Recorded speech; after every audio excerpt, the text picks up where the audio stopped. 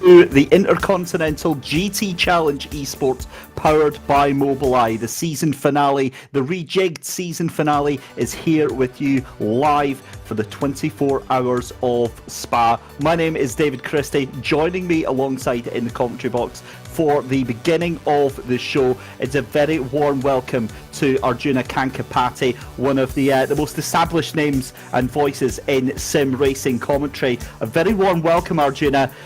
Great to have you on board here, and really one of the most incredible season finales I think we've had in memory here for the esports events. Two different championships, the Pro and the Silver, both of them on the line today, and really we have got 24 hours to decide this. It's a fitting way to bring the championship to a close, even if it wasn't intended to be like this. And of course, we're coming off just a couple of weeks ago, SRO Esports landing up in America with the ROG Invitational, so there's lots of excitement, and I cannot wait to get underway, David, because this is bound to be an electric race with weather, strategy, and so much to play a factor.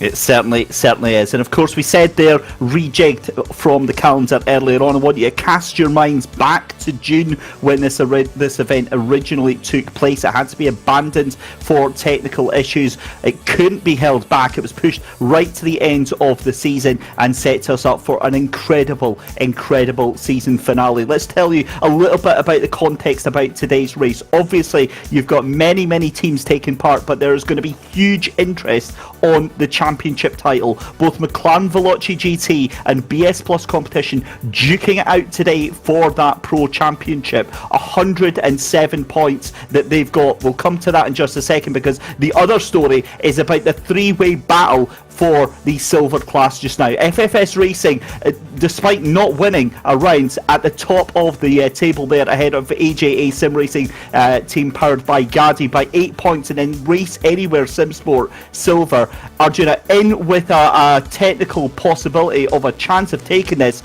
but really it's all about FFS Racing and AJA Sim Racing team. Stranger things have happened, looking all the way down the list there, and you can see again from pretty much P15 that's a case of what could have been for a lot of these teams. But moving on to the pro standings, McLaren Veloce GT against BS Plus Competition. This is going to be the huge effort that we're going to be seeing today. That number 66 outfit of Eamon Murphy, James Baldwin, George Boothby taking two of the four wins that we've seen here at the championship so far, against Niles Noyox, Arthur Kammerer and Gregor Schill for BMW BS Plus Competition. They are really going to be going at it head to head for the entirety of the 24 hours. And again, outside of that top 15, it's just a lot of teams, Arjuna, that really just didn't get going in this championship whatsoever. Consistency wins championships, and it's no more exemplified than in a endurance championship like this. Let's remember, as we head into a 24-hour championship showdown, there are no double points, there are no points to be paid out midway through. It is only about who is where when we get to the checkered flag, and we split pros and silvers up not just into separate classes, but into point classifications as well when we pay out the points at the end of the day. So pros and silvers are not fighting when we get to the track. That's exactly right, but you know, you get these racing drivers and you know yourself what it's like out there. But this is the entry list then. You can see BMW Team BS Plus Competition going to be starting there in the number 1 as well. You've got Mercedes AMG Esports Team HRT in the number 4, Williams Esports in the Bentley number 5, Munster Rugby Gaming in the Bentley number 6, Triton Racing in the Bentley number 10, Mercedes AMG Esports Team Unicorns of Love in the 14, and the list goes on and on and on. And Arjuna, again, you know, you're no stranger to a lot of these names here. These people that are taking part, and again, from your experience over in Indianapolis as well, it's just like a who's who of Assetto Corsa Competizione right now. Yeah, I got to meet the likes of Gregor Schill and some of then your SRO America esports drivers, including Chris Sievert and so many more. And it's a real sense of camaraderie around the environment and the atmosphere there, with so many of these drivers coming together, having raced virtually but never met in the real world. And I think it helped them heading into this one to kind of realize what they've achieved, because let's not forget, this is one of the top esports series in all of sim racing, and we've got manufacturer representation and the top level drivers from around the sim racing universe. So there's plenty of excitement for drivers to be on the grid here today. And even though there's only, 2 teams realistically in the championship fight for both of your classes, there very much is an expectation to end the year and end the SRO Esports year off with a bang. Yeah, certainly is. We're just a couple of minutes away from going green flag onto here. But in the meantime, let's go and see where we are going to be spending the next 24 hours. Let's go on board with the Mobileye GT track cam with Luca Lozio. Welcome to your Mobileye track overview here at the Circuit de Spa-Francorchamps. Let's jump on board with Matteo Blotto in the BMW M4 GT3. As we come across the start-finish line and down towards turn 1, you want to brake just after the 100-meter board and get the car turned in nice and sharply for the source. Don't hit the wall on the inside of the corner and don't go too wide onto the yellow anti-cut curb either. Then you'll make your way down towards Eau Rouge and Raidillon, some of the most intimidating corners in racing. You want to go completely flat through Eau Rouge, hug the inside line as you go up and then crest over the top of Raidillon. You'll now go on to the Kemmel straight through the kink and you want to stay to the left-hand side of the circuit as you prepare to eye up the braking zone at the end of the straight. We approach Les Combes and you're going to be looking for the striped curb just down there as you hit the brakes and then get the car turned in. Cut as much of the Astro on the inside of both of these corners as you can and then hug the inside line here again. Go nice and wide on the exit but don't invalidate your lap. Then as we head down towards Bruxelles, you'll brake at the striped curb again, carry second gear through this corner and try and hug on the inside line as much as you can. Then we come to No Name, hug the inside line again, braking around the curb and then not going too wide on the exit either. Then we head down towards Pouon, now named Doble Gauche. You want to brake at the first orange marker and then get the car turned in early. Double apex corner, so go nice and wide in the middle section and then hug back in to crest the second apex. Don't go too wide on your exit. And then we head down towards Campus, brake on the striped curb again as you get the car turned in nice and early. Try and ride as much of the curb as you can here. Go wide on the exit onto the curb and then braking for Stavelot on the striped curb as well. Go nice and wide here but don't invalidate track limits and then flat through the exit of Stavelot as you will eye up the back straight. You want to take the kinks on the back straight completely flat here as you eye up Blanchimont, one of the fastest corners on the circuit. Move the car over to the right hand side and then just cut completely over the curb as you can. Go wide on the exit but not too wide to invalidate track limits. Bring the car back in towards the left and brake just before the 100-meter board as you come to the bus stop chicane. Ride the curbs on the inside but don't touch the red anti-cuts and then nice and wide on the exit as you prepare for another lap around Spa-Francorchamps.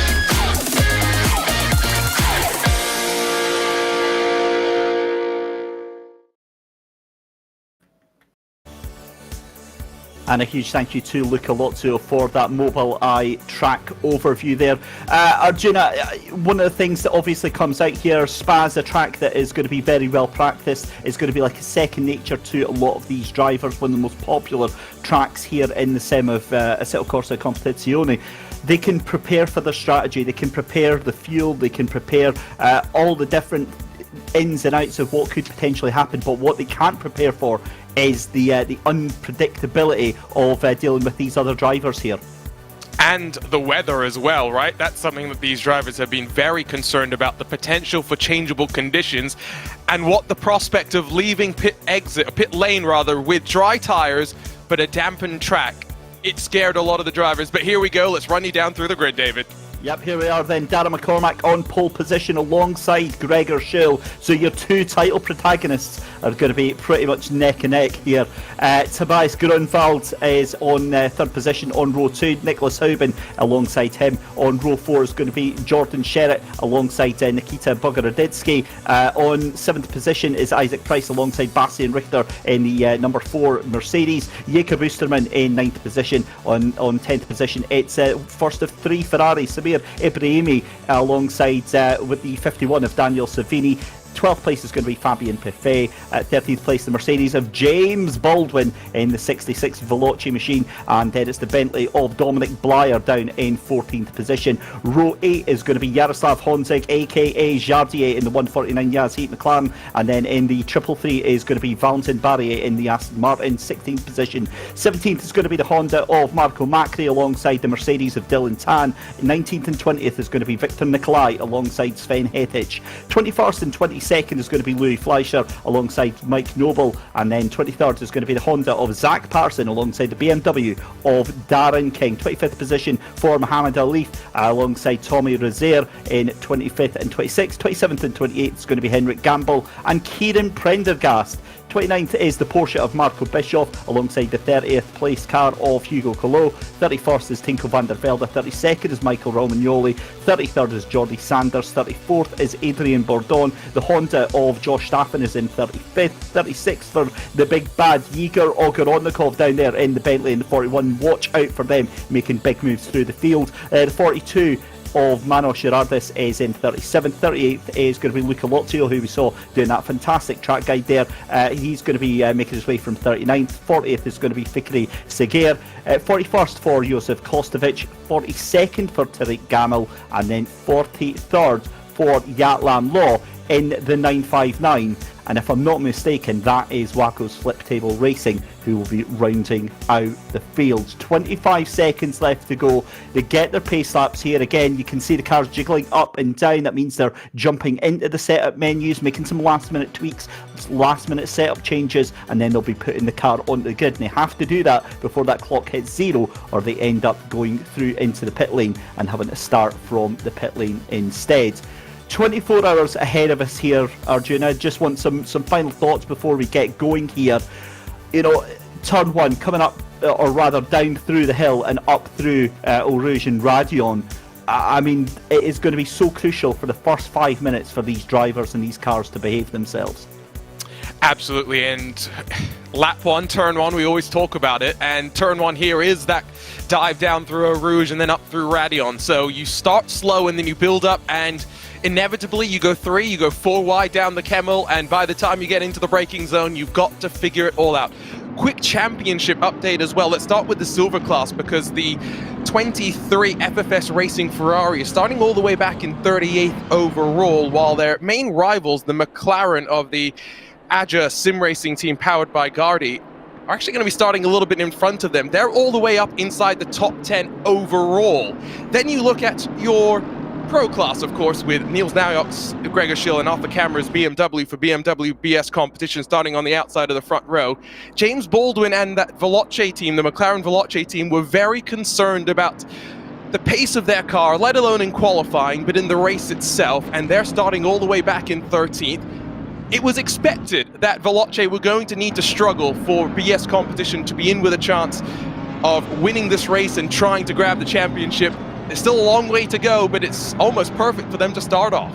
It certainly is, and of course that McLaren is going to be really able to tuck in and get the advantage of the slipstream through the rest of the fields up in front. But the thing is strategy is going to play such a crucial part on that, and they've absolutely nailed with the consistency earlier on in the season has that McLaren Veloce GT team, certainly in Indianapolis and Suzuka, where they came away with those very, very convincing displays as well. But let's not forget about, as we said, BS Plus competition currently on that front row. Second place is going to be Gregor Schill, that is showing up behind the wheel, although we've got Niels Naujoks showing up on the TV screens just now. So again, that team, they're exactly where they need to be, but given the championship wise, I mean, you know, it's not a lot to ask. At 15 points, it's not a lot to kind of swing, but given how consistent McLaren Veloce GT have been through this season, it makes it a very, very difficult premise for that BS Plus competition team. And we talk about, you know, strategy, a 24-hour race. You have to have ideas in mind now, but then react when the weather starts to play its part, and as you try and get track position, which can be oh so important as you work through the constant flow of traffic that will develop after the opening hour or so of the race. Going back to the McLaren just for a second, I was seeing some of the comments from James Baldwin after the BOP was announced for this race, and one thing he was a little concerned about wasn't necessarily the pace of the McLaren. He was more concerned, David, just about the potential and the likely reality of extra pit stops in that McLaren. It's got one of the smallest tanks, it will go the shortest, and there's not much you can do, even with the draft in that car, to save laps here at a very long Spa-Francorchamps. Yeah, this is where fuel management and being very aware of incidents happening throughout the field is going to be absolutely crucial. Some very clever strategy play is going to be order of the day for that McLaren, and certainly I think they've got the right ability to do it. However, let's not forget that there are a lot of other very, very fast teams out there, very capable of stealing the win here today. So while we're focused on the championship as well, we have to treat it as it is, a completely separate race that's completely up for grabs, both in the pro team and the silver championship as well. And the fact that that 55 is out there in front, it's going to be a fantastic chance there for the Mercedes AMG Esports Team Williams Esports. They have been coming on in leaps and bounds through all of the different championships. We've seen them in the likes of iRacing, we've seen them in Race Room and all that sort of stuff as well. And you know, they are definitely going to be ones to watch out for just now. So definitely keep an eye on that 55 that's out there just now. Darren McCormack, Tommaso Mosca and Moreno Sirica going to be behind the wheel of that one. And also, Arjuna, I'm not going to do that thing that I do every single time as they come out that final chicane and get myself overly excited, because I've learned by now, just stay patient, because it's the old start. It's the other start line on the opposite side of the next side. For the 55, I'll just point this out as we get ready to go racing for 24 hours. They've got Tommaso Mosca in the car from the Akodis ASP team, who won 2 of the Fanatec Esports GT Pro Series races in the silver class. In the real world, going to be exciting to see what he does with his car in contention for the win. Here we go then, the cars making their way side by side then on the way down the hill, and we get ready to go racing, and we get ready to go green for 24 hours of Spa. As we are ready, the cars are ready, the green flag flies and we are away, and it's a predictable side-by-side start, but Darren McCormack straight in. You see a tiny little drive-through penalty there showing for John Sherritt. We'll see if that disappears later on, but as it stands, all of the cars up through Eau Rouge, up through Radion, and it's looking very, very safe so far for the majority of the field. I've got no doubt that'll be eating my words very shortly, but Darren McCormack still in the lead. You can see all hell kicking off behind, says Tobias Pfeffer. Fancies a move up the inside there, he's boxed in, and you've got one of the McLarens trying to fire up on the inside there, but I do believe as we've got 5 corners already navigated, we're coming down, and Tobias Pfeffer under huge pressure from Robbie Stapleford. That is the number 62 BMW G2 Esports machine just behind him, putting all the pressure on that Team Unicorns of Love Mercedes AMG. But as it stands right now, Arjuna, a cracking start from everyone, and this is exactly what you want to see, because you want everyone to be in with a chance after lap 1. Yeah, I'm a bit more surprised we didn't get more chaos. We saw a couple of cars having to shortcut the run up to the crest at Radion, but other than that, no major drama at the end of the Kemmel Straight either. Good start from a handful of cars who have gained a couple of spots. It's all about that craziness and navigating your way through. We watched just inside of the top 20. It's Noah's Ark and some separation already starting to build to those in front. Yeah, there we are then. So as you can see, that's one car off. That's going to be one of the Rocket Sim Sports cars that you can see off into the background there. Jordi Sanders for Orcs GP Motorsports goes off in the background. You can see off in the distance as well. That is the 22. Indeed, that is the Rocket Sim Sport machine in the silver class that's off. That's Kieran Predgas, Regan Mitchell, Luca Burke and Harry Phillips that was facing the wrong way there. So hopefully they'll get regained. The other thing that is important to note as well is that despite how dramatic some of these incidents can seem in the opening 5 minutes of the race, we've seen it many, many times in this championship and across all of the SRO Esports championships, where determination is enough to really bring you back into the mix with things. But this is one of your title contenders then. Your title leader right now, James Baldwin, as part of that McLaren Veloce GT team in the 66 McLaren, onto the back of Savini on the Ferrari, that 51. And again, that is a 3-car sandwich, because you've got Jakob Oosterman just ahead in the silver class 110 McLaren. In fact, that's the leading silver class car just now, and doing a fantastic job up there in 8th position just now. But as it stands, still Darren McCormack for the Mercedes AMG Team Williams Esports in first position right now, just ahead of Niles Noyox, and that is Alexa Gates for Brabham Esports into the wall at the top of Radion, and that is going to be some painful damage there, Arjuna. Yeah, and that's a high-speed place to have an off as well. Ooh, more craziness, almost 3 wide outside of the top 30, though. as the Bentley Williams Esports car gets a little bit shoved wide as Van der Velde now gets very compromised. Plenty of craziness, and they've still got 23 hours and 56 minutes to go. The field is starting to get stretched out as well. These drivers more than 15 seconds back from your race leader. Yeah, it's going to make it very, very difficult because that gap just tends to stretch out even more over the course of the next 5-10 minutes, and you're caught in no man's land here as you see Gigerogger on the call for Kerber's Engineering Simware.pro, and at 30th position, so that's a heck of a jump up from where they started right now. So fantastic start. Even Gatland Law up at the P32 in that 959 Wacko's flip table racing machine. Great start for them up into P32 as well. So really, really happy to see that. But we see Jordan Sherritt here in P4 for Automobile Lamborghini Esports, just behind Nick Hubin, and he has got Tobias Pfeffer. Tobias Pfeffer was under all that pressure from Robbie Stapleford on that first lap there. He's been cleared a little bit, so Unicorns of Love against the Lamborghini. Is this going to be a move into the first chicane? And this is what always impresses me, is the fact that you think this is a 24-hour race, but every single lap this is treated like it's a one-lap GT sprint here, Arjuna, and really the stakes couldn't be any higher right now.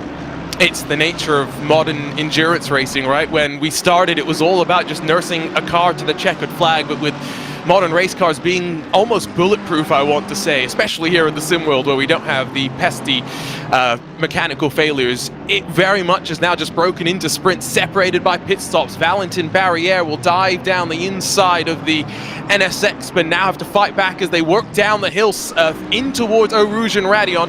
To go back to the point on endurance racing, 24 individual sprints, think about it that way. And after getting the move done, Valentin Barriere has to slot back into line and now tow his way all the way up through the Camel. And of course, Arjuna, from your experiences, we see Valentin Barriere going side by side with Marco Macri then, and that is going to be a decent move up onto the inside of that chicane. They're surely going to be outbreaking him, gets the job done before they even get to the corner, and that makes it look very, very simple indeed. But I've got no doubt that Marco Macri is basically just holding his patience, just waiting his time, biding his time, as we would say, and waiting to see where he is going to actually end up here. But I was waiting to say, Arjuna, from your experience last time out at Indianapolis as well, what you'll have seen from these drivers as well is, you know, just the mental exhaustion that they experience after they've taken part in these races, as well as the real life pro drivers as well. And quite often you speak to the real life drivers and they're like, they find this more stressful than actually being in the real life car. When you strip out the physical G-forces, I've always maintained that it adds to the mental load of just trying to stay in your rhythm and focus at the task at hand. We had just a 1-hour race for the sim racing professionals at the ROG Invitational or just a handful of weeks ago, and I interviewed Gregor Schill after winning that one, and not only did he swear, but he claims that was the hardest race he has ever competed in, which I find a little bit surprising given the caliber of field that Gregor Schill usually competes in. Here we see his teammates having to defend because the Mercedes are coming on strong. It's not just the 88 that's looking. Here comes the 14 as well.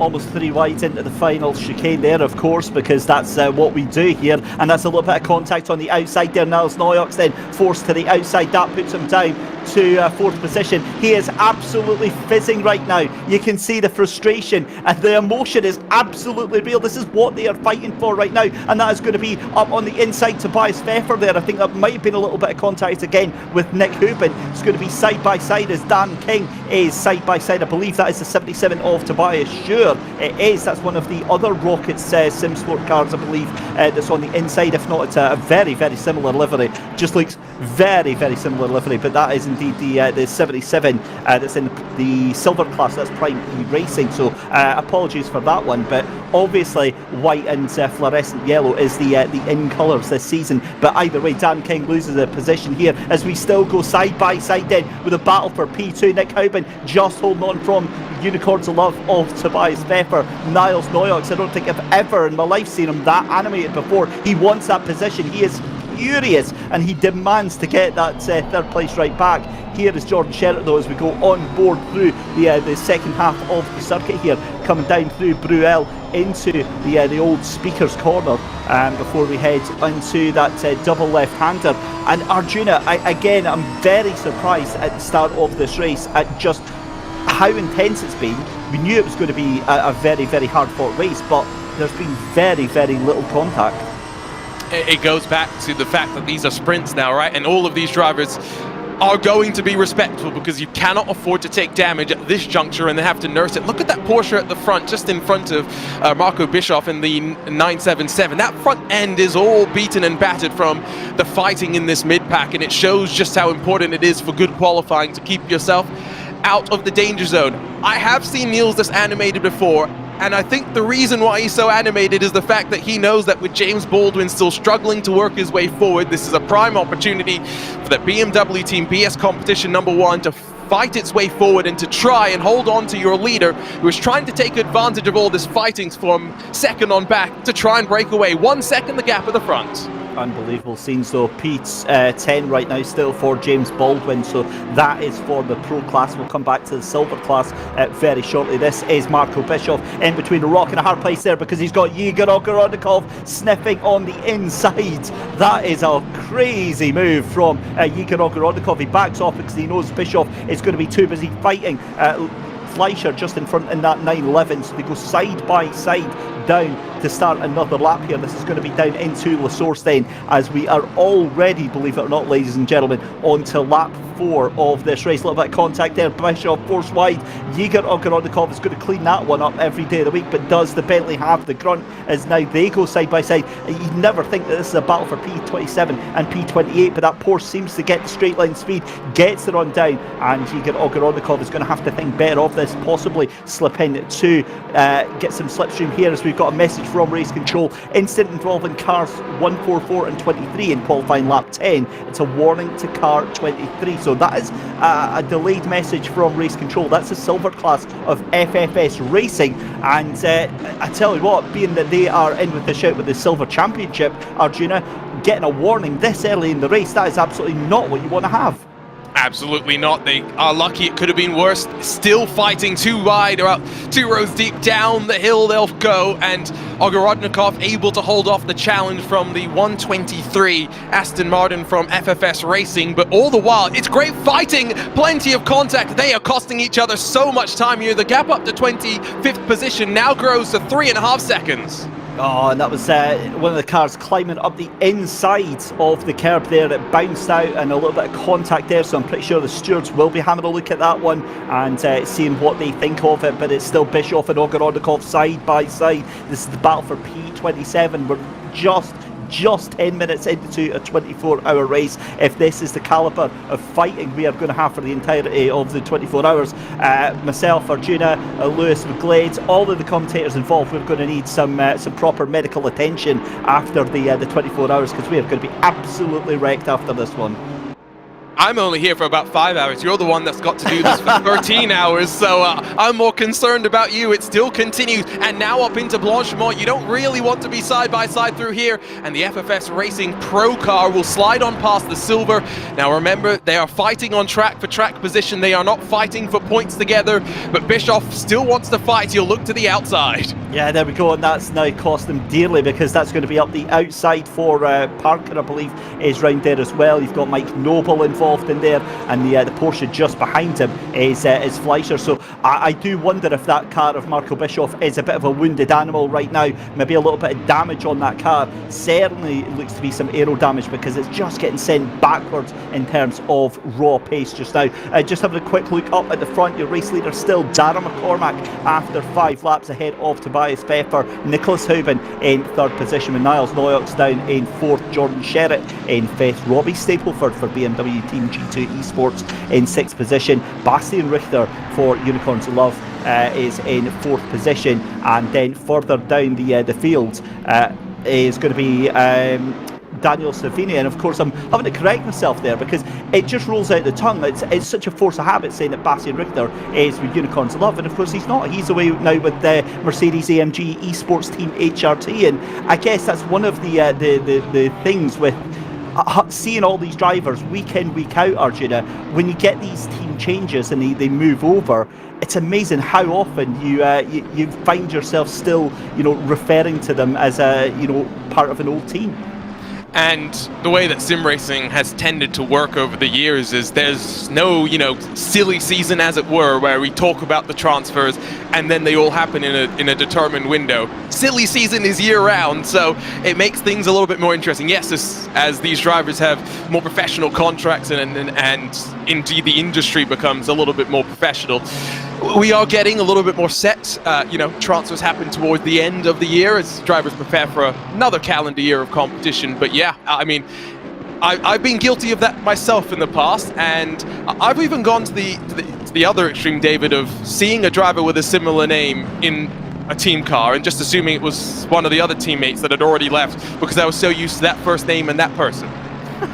Honestly, it's a wild world that we live in, Arjuna, and these are just one of the many pitfalls that we have. But one thing I do have to say is a very good afternoon to chat. We see you. That's one of the great things about this esports malarkey, is the fact that we get to see you out there on stream, on chat. So say hello. Let us know who you're out there supporting today. Let us know who you're cheering on. If this is your first time watching, we'll happily answer any questions that you may have about sim racing, all that sort of good stuff. That's what we're here to do, is to keep you guys entertained and to try and bring you some of the context about what on earth is happening here through this entire 24 hours. So we're currently seeing Dylan Tan in the 889 Legion of Racers Mercedes AMG. He's currently chasing Mikhail Statsenko in the 149, currently in 14th position as well. And Arjuna, just picking up on a comment you made earlier on, you can see these trains now start to open up the gap now. For instance, if you're outside of the top 20, then you are going to be at least 14 seconds already behind the leader. So if you're in the pro class, that already puts a massive dent into your hope for getting a podium in this. See, as one of the NSX slightly jumps the curbing at the end of the Camel Straight at the chicane, seem to have all figured it out. Yeah, no, and we're at that point now, right? Without draft, we're seeing the true potential from each of the cars. We did see quite big deltas through the field, but let's not forget Spa is the longest lap in this endurance season, so maybe it's not a complete shock to see cars split by upwards of a second, but once we start dealing with traffic from there, David, you know this as well as I do, it's just constant as, well, Cardin Lou has to go defensive there to defend from the Ferrari of Kostovic. Yeah, that was a wild camera angle there. I thought there was almost certainly going to be contact there, but I think that Cardin Lou certainly has the measure of that one there, and you can see him looking very, very comfortable in front of his sim rig just now. Again, that's another thing that is very different from the real life counterpart, is the fact that these drivers can properly set themselves up, whereas a lot of real life drivers have to take. I'll come back to that train of thought as well, because that looks like that is going to be a lapped car already, and that is one of the Brabhams Esports team that gets put a lap down just now. The worst possible time, because coming through Eau Rouge and Radion, I think they're going to get eaten up very, very quickly here, Arjuna. Yeah, and the gap between first and second is already 1.9, so that draft well and truly broken, and you don't need to give Dyer McCormack a second invitation to try and break away at the front. Of course, coming off the Mobileye GT World Challenge Europe Esports Championship, where he came second behind James Baldwin. Of course, after not scoring points in round number 4, it could have been a lot closer, but he is, I think, up for this one and up for the challenge as he starts to build at the front of the field. Certainly is. Just noticed as well, Arjuna, on chat, quite a few comments as well asking about how people can get involved with the SRO Esports. Well, keep your eyes peeled on the website, sro-esports.com. They will be posting details for next year's events, but how it normally happens is you get yourself a PC, you get yourself a copy of Assetto Corsa Competizione, and you start practicing like mad. You practice and practice and practice, and then they announce details of the qualifiers. Usually it's like a timed lap shootout to enter some of the events, and then you basically set the fastest lap that you can, and the top XYZ amount of drivers get invited in. But that's the fantastic opportunity of this for those of you out there that are watching, that see this and think, yeah, I quite fancy a little bit, is you can go and buy yourself the equipment, get yourself involved, and next year we could all be talking about you and your teammates that are taking part in this 24 hours of Spa here. So a wonderful, wonderful little ecosystem that we've got here across many different platforms. Assetto Corsa Competizione, you've got all the others like iRacing and Race Room and all that sort of stuff as well. I'm a bit of an ACC fanboy myself. I love the way it looks, I love the way it handles, and it's just a brilliant, brilliant idea. The fact that if you want to take part, you can get involved. But back to the action here. Mikhail Stasienko having to go a little bit defensive here, as that is the 889 just behind him of Dylan Tan, who mounts the curbing on the right hand side. Now that is going to cost him a little bit of time, and Valentin Barrier will fancy getting a bit of that as well. 20 minutes into this race here, and I've got to be honest, this is not how I thought the start of this race was going to go. I thought it was going to be a little bit more chaotic than this, but I think that's also, as you were saying, a sign of just how prepared these teams are, but also, Arjuna, of how dedicated and how seriously that these teams are taking it, in terms of maybe just backing off a little bit rather than pushing to that nth degree. Let's not forget, this is try number 2 for these teams. After our first attempt at this 24 Hours of Spa, the teams had done their hard preparation. They had to do it again. They would have started from a very solid baseline, of course, but things change. Teams are always finding time, and therefore you cannot sit still. And so teams and drivers would have put their hours into finding speed and setup and developing a strategy call, as still lap traffic, I think, starts to play a factor, as Dominic Blyer in the Triton Racing Bentley Continental GT3 car had a bit of a moment there with the Brabham McLaren that continues to see the field streak on past. Yeah, it certainly is. And again, this is just one of the many minefields that these drivers are going to have to go across over the next 23 hours and 40 minutes here at Spa. It's a very wide track, it's a very accommodating track here, but it always seems to be sod's law that you will come across that lap traffic at exactly the worst point, at a braking point, or at the bit where you need to get an excellent exit from a corner just to try and beat the car behind you. But let's bring you up to speed then with the top runners and riders just now.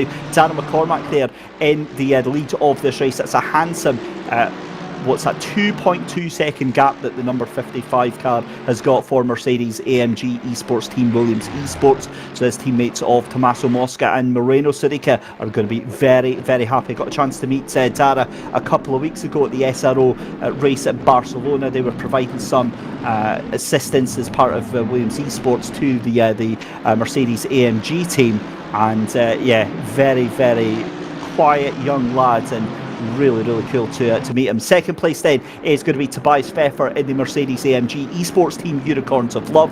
Third place for Nick Hubin here, who you can see in the lead of an unenviable position of cars there in that 88 machine. He's going to be teamed up with Andrea Capoccia, Wojtek Falaya and Luke Whitehead in that Mercedes AMG Esports Team Acodus ASP by RAG. That's quite a mouthful there. And also in fourth place is Niall Noyox in the BMW Team BS Plus competition. Noyox is really frustrated. You saw that earlier on, wants to take that position back. Little look on the inside from Nick Hubin there. Get that is nothing more than trying to put Tobias Pfeffer off in front. Fifth place though, and round out the top 5 is the 63 of Jordan Sherritt, sharing the car with Gianfranco Ciglioli, Giorgio Simonini and Felipe Bacchida in the Automobile Lamborghini Esports team just now. So much at stake today, and again it looks like we're going to have plenty of time to kind of mull things over. James Baldwin, your championship leader as it stands, down in 9th position, and your other championship contender in 4th position. So we're going to have to get a calculator and a slide rule and an abacus, Arjuna, to keep on top of this.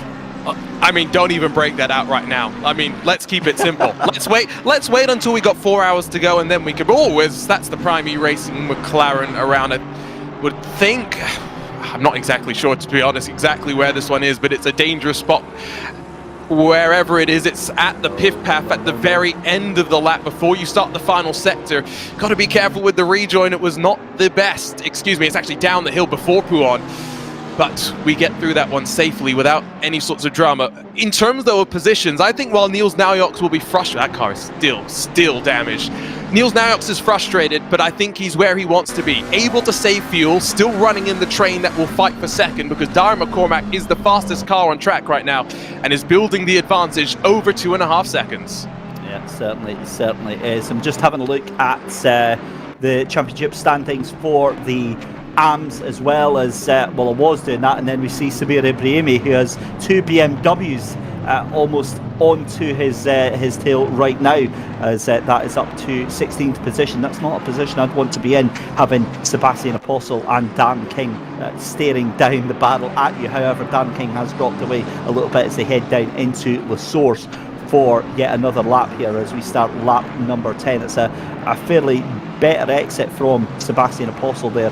Again, just trying to get onto that car in front. But again, going back to the silver class battle then, FFS Racing on the 23 leading the championship by just 8 points ahead of the 110 AJA Sim Racing team powered by Gadi. And then the third place team is the 67 Race Anywhere Sim Sport Silver. Now they are 27 points behind, and given you're looking at what, 34, 35 points for a race win here, that mathematically they are in with a shout here. But out of the three of them, it's actually the 110 that is at the front. So AJA Sim Racing team, they've kind of got the upper hand right now over that number 23, because that number 23 is actually away down in 26th position. So James Parker really has a lot to do here to undo this damage for the Silver Championship. Yes, however, he is already up almost double digits from the start, because I remember calling them out as being the shock, the silver class leader in the championship being all the way down in 37th position or wherever they were. Nice tidy start, they worked their way forward. Still plenty of time to go, and all it takes is one mistake from the car leading in silver to again throw the championship on its head. And it helps as well that the 23 has its pro sister car behind that has already helped it assert this track position, and I have no doubt it will play its part through the course of this race. As we near the halfway mark of this first stint, I'm starting to now wonder how different cars have set their cars up in terms of the tires, because we are starting to see more and more of a delta at the front. It's not just McCormack running away, second and fourth, now 1.3 separated from the Lamborghini, who's feeling the pressure from behind. The other thing that I was noticing as well, Arjuna, is that with these trains, there's not a lot of fighting. There's a lot of, almost teamwork, I would say, to a certain extent. It certainly won't be that, but there's an unwritten understanding between these cars here. They know that if they want to catch up to McCormack, they need to work together. So I've got no doubt that Noyox and Hauben will just be tucked under the wing there of Tobias Pfeffer. And there you go. That's going to be a 5-second penalty for Nick Hauben. So again, we'll have to double check on that one there, Arjuna. But at this early stage, I mean, to be 25 minutes into the race and getting extra time penalties, there you go. That's a 5-second penalty for overtaking car 88, for overtaking 14 off track there. So to be getting penalties like that at this early stage, that is a 5-second penalty, so that'll be added on to their pit stop. But I mean, that is, you're kind of hampering your own race there. These teams are also equalized that you can only do so much on track. Where are you going to find 5 seconds in a 23-hour stint? I'm not exactly sure, but they'll be pushing harder than anyone to try and make it up. And I'll be honest, I don't recall looking at the pass and thinking there was anything untowards there, but Race Control have all the views, and it's one of the benefits that we have in sim racing, both as broadcasters and as Race Control as well, David. We can place cameras wherever we want. We can place as many cameras wherever we want as we want, and we can have onboard cameras with every single one of our cars. It is fantastic. It certainly is. And just looking at Robbie Stapleford there, you briefly saw him in the webcam in the bottom right. Again, Arjuna, from your experience on other broadcasts and other championships and other platforms, you see the drivers consistently, and it's almost like they're in this zen state of focus, this relaxed state of, being able to just churn these laps out. And you ask them afterwards, as Dominic Blair gives us a very nervous look to the webcam there, right on cue, but they just look so relaxed. And for such a big championship, and this, I guess the point I'm trying to make is that this isn't uncommon. This is, this is kind of part and parcel of all of the preparation work that these drivers have put in. This is now just a case of executing all of that practice. The bigger the team, the more resources you have. It's not just spotters and engineers behind the scenes that can help in these longer races to develop setups and ensure that drivers can get rest and don't have to be sitting around watching their teammates behind the wheel. But it also goes to the mental performance. Boot camps are increasingly a thing. You talked about Williams bringing their drivers out to SRO in Europe to support the Fanatec GT Esports Pro Series.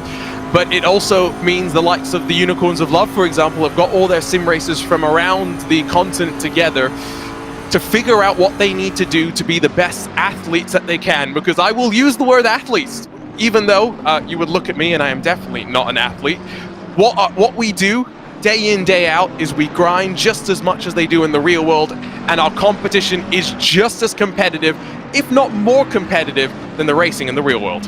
Yeah, it is to so many degrees, because you know, these drivers, while you think of most real life drivers in terms of their physical fitness, in terms of them having to do runs and, you know, go to the gym and all that sort of stuff, I hate to break it to you in terms of the viewers at home, but that's pretty similar to what these real life esports drivers have to do as well. They have to go through a fitness regime, and quite often with these large teams, they'll have, you know, special nutritionists, they'll have dietary plans that they've got to go to, they've got, you know, fitness plans that they've got to go to, because these long endurance races, what you don't want is your own body starting to cost you time, starting to cost you performance, and start to cost the team time and money as well. So again, a lot of investment goes into these drivers here, and it blows my mind to know that there's, you know, some of the larger teams, or some of the mid-sized teams will even have, you know, upwards of 50 people involved behind the scenes in terms of admin, in terms of marketing, branding, all that sort of stuff. And again, as somebody involved in the sim racing scene, it makes me kind of proud to know this is exactly where the scene is. Yeah, I've really enjoyed as well how sim racing over the last couple of years has transformed. It's not just, you know, the influx of the, you know, SRO firmly buying into this virtual revolution and bringing real world drivers into this space to fight for the real world points, but even as a competition, we've had drivers come in and in the last 6 months, for example, be able to turn things around. And we are starting to see a flurry of messages from race control, because 30 minutes in, as we get halfway through this first into the race, I think they're just about catching their breaths after reviewing what was fortunately a relatively clean start to the race. Here comes Naox back on the charge. Here we go then, almost side by side. It's going to be a move up into the chicane. A little bit of contact there. That car is forced wide. That's going to be Nick Hubin there.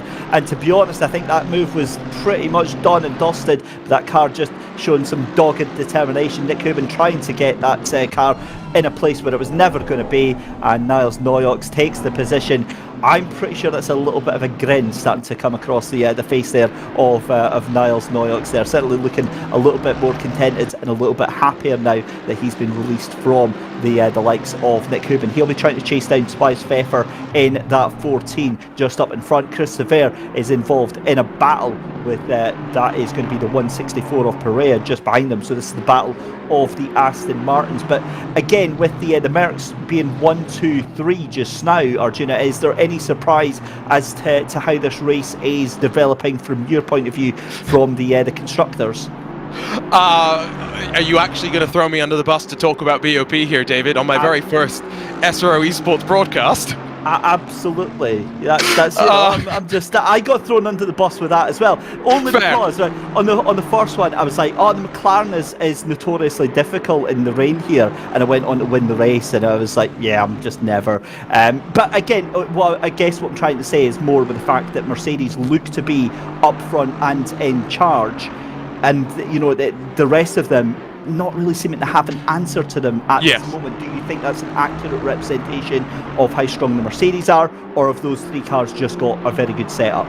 I'll point out one thing. We are 30 minutes into the race. We have variable conditions, not just in terms of temperature. Rain is expected within the next 30 minutes. It will change things around. In terms of BOP, though, when I was talking to Gregor Schill on stage after the ROG Invitational, the BOP complaints had already begun. He started saying that, oh, I'm not sure how we're going to do. The BMW's not looking that great. The Mercedes will look quite good.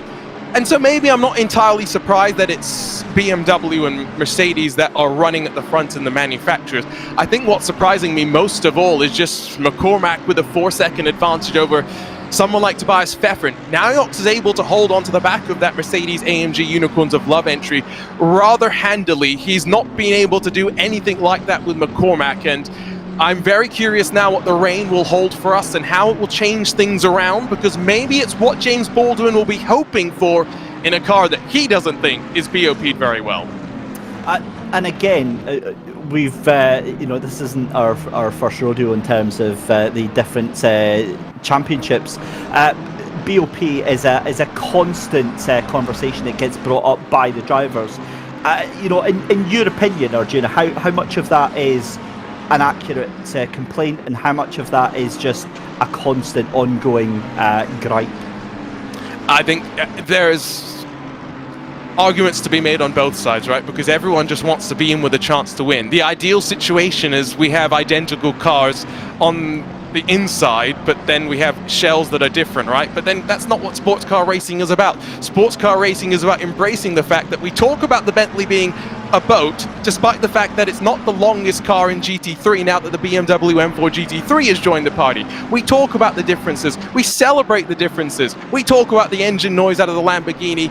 We then talk and compare it to the turbo noises of the more modern day GT3 cars. I just love what GT3 represents, and I'm excited that next year we get 3 new GT3 cars, a new Porsche, a new Ferrari, and an updated Lamborghini to really mix things up.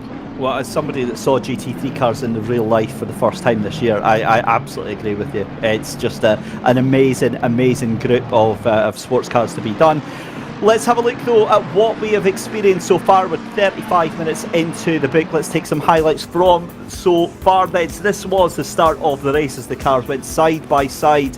A very slow start. It was possibly a little bit of fuel saving from a lot of the cars there, but they all went side by side. It was a great start for Darren McCormack there. Niles Noyox there had a decent start in second place there, but he was going to get eaten and swallowed up in that gaggle of cars so far behind. Not the typical esports start that we are used to seeing. Certainly elbows were out all the way through. You could see 3 wide and a little bit of contact going into that chicane. But again, no cars facing the wrong way, and certainly no massive issues earlier on. As I said that, we didn't see Jordi Sanders getting absolutely smashed into the wall there. But to be fair, that does explain why we saw Jordi Sanders facing backwards at the end of lap 1 there. Right, so as we saw further on, most of the contact that was there was very slight little nudges, a little bit of side by side and hip checks and things like that. But certainly through the rest of the season, where we've seen multi-car pile-ups here, it just didn't happen. However, Alexa Gates, I get the feeling, is not going to be the only one to make that mistake. That exact mistake is going to be carbon copied throughout the rest of these 23 hours. That corner, very difficult coming up through Eau Rouge and Radio. Niles Noyox, this is the incident coming out of that final chicane there, shown onto the gravel. And if only we had the replay of the webcam, because he was absolutely furious at that point. Louis Fleischer jumped over the curb, clattered into by that red and black Porsche and sent into the barrier in quite a fair bit of damage. And again, in the whole season of things, I think that's probably one of the quietest starts in terms of drama I think we've had so far. Yeah, I mean, overall, given what we saw on the first attempt earlier this year, relatively clean start. However, now we have to see what lap traffic is going to play with, because we've already seen a couple of instances where that Brabham Esports car, as it was going further laps down, caused a little bit of chaos, not by its fault, just by the nature of where it was getting past. Very curious to see if that will happen again as the Ferrari challenges to the outside through the final chicane, and there's not much that Lozio can do as he dives to pit lane. Well, that is a very early pit stop for Luca Lozio there in that Mobileye team car then. Possibly this is some strategy change or something like that, but he is in very early on indeed. And of course the other thing they've got to deal with, massively long pit stop here at Spa-Francorchamps, will cost them the best part of likely 2 minutes just making their way down through pit lane just now. But Darren McCormack still in the lead of the race here, ahead of Tobias Pfeffer right now. 4.5 seconds as that sky is starting to get very, very dark indeed. I believe our intel is suggesting that rain that was forecast has turned from drizzle into proper heavier rain. So we'll keep an eye on the clouds very, very shortly, because that would be, I believe, within the next 10-15 minutes or so that is going to hit. Certainly is going to be a factor when pit stops come in, and that leaves a huge question for a lot of these teams here, Arjuna, is do you want to jump into pits and get yourself onto wet weather tyres? Is it going to be wet enough for those tyres, or do you risk it for the biscuit and stay out on slicks? I think there's an interesting complexion to come here, right? Because we say the rain has been forecast to get heavier, but a lot of the teams, when I talked to them in the build-up to today, had kind of indicated that they think if there is going to be rain, it's going to be short and maybe not that long-lasting. So if the rain has now gotten heavier, does that change their thinking? Do they have to switch over to a set of rain tyres as Dylan Tan, the 2022 Mobileye GT World Challenge Asia Esports champion, tries to work his way past now Alif and that Ferrari? This is for 21st position. And you mentioned earlier, David, we are starting to see the field get very much split up right now, not just at the front, but all the way through. First through 40th position, now split by almost a full minute, aka basically half a lap. Yeah, and the other thing with that is that time is almost impossible to catch back up. Different, if there's going to be different strategies, different pit stops, different fuel saving issues for a lot of the cars here, but that is going to be very, very difficult. And again, that shows the raw pace right up at the front of this field, with the fact that in fact, just looking through the entire field here, Arjuna, 17 cars that we had within that 218 bracket that last lap round there. That gives you an idea of just the intensity that we have got here. Championship wise though, this is who we have to keep an eye on for the pros. James Baldwin is on to the back of Savini up there in the 51 car, Daniel Savini. And we've seen this going on now for a number of laps here. I do wonder if there's a bit of fuel saving here from James Baldwin. He's keeping to possibly an optimal delta pace here. He's hiding behind that car, that Ferrari in front, who's doing a decent enough job of tearing through right now, and he doesn't need to push that hard just yet. But the problem is that he has to be aware of his championship protagonist, Niles Noyox, in that BAS Plus Team competition car up there in third position. So I mean, I can understand why James is in this position, but then also, to be fair, you know, it's not a case of James Baldwin is like miles faster than everybody else on the rest of the field. It's just been a very, very good season for that McLaren Veloce GT team, and they've had to work very, very hard for it. And it might be that James has just got to dig in deep and try and get past these four cars here. You say they haven't been the quickest. They've benefited from the misfortune and at some points poor decision making of others. And go back to two things I said earlier. One, consistency wins championships, but this McLaren, it's not got the largest of the fuel tanks in this GT3 class. It's only, well, I say it's not got the largest of the fuel tanks. It's not able to run the longest of the GT3 cars, and James was concerned about potentially having to do an extra stop in hour one. Not that far away from second as they build, at least for the time being. I think James Baldwin is doing the right thing, staying in line, saving the fuel, and minding his time. I would be very interested when he jumps out of the car to maybe get him in for a quick chat here, David, because of course this is a driver that competed in the real world at the 24 Hours of Spa earlier. I'm curious how the esports version measures up in hour one from his perspective. It'll be a very interesting ask. Certainly we'll see if we can get him into the booth after his stint is done and dusted here. But yeah, I mean, that's exactly what it looks like here. It looks like that McLaren just tucked in behind the Ferrari there of Daniel Savini. And look, Savini's doing 2:18.9. That's not all that much slower than the rest of the field up in front. So still staying within contention. And the gap between Niles Noyox and James Baldwin, I've just realised, is actually only 4.7 seconds. So it's still very, very early days in this race. Still 23 hours, just over 23 hours left to go in this race. That gap from your first place and second place, though, up to now 5 seconds between Darren McCormack for Williams Esports and Tobias Pfeffer for Unicorns of Love. Looking back to the silver class as well now, it looks like Fabien Peffet in the 67 Race Anywhere Sim Sports silver machine has actually gotten ahead of that 110 car,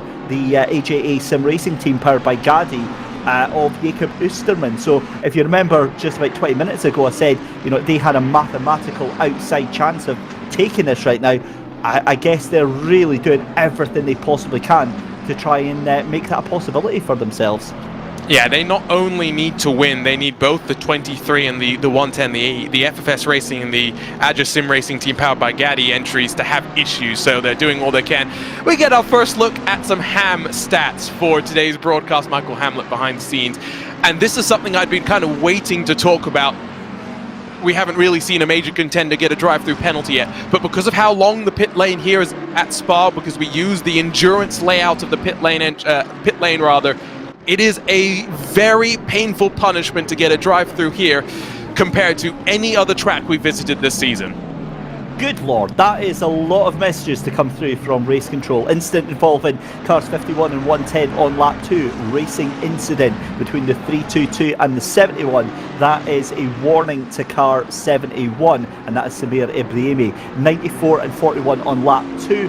That is a racing incident. So Race Control certainly earning their cup of tea and some biscuits today. They're certainly been made to work for their supper this afternoon. I get the feeling it's going to be a very, very busy day for them with how close you've got these groups of cars. But again, outside of Darren McCormack, it's just...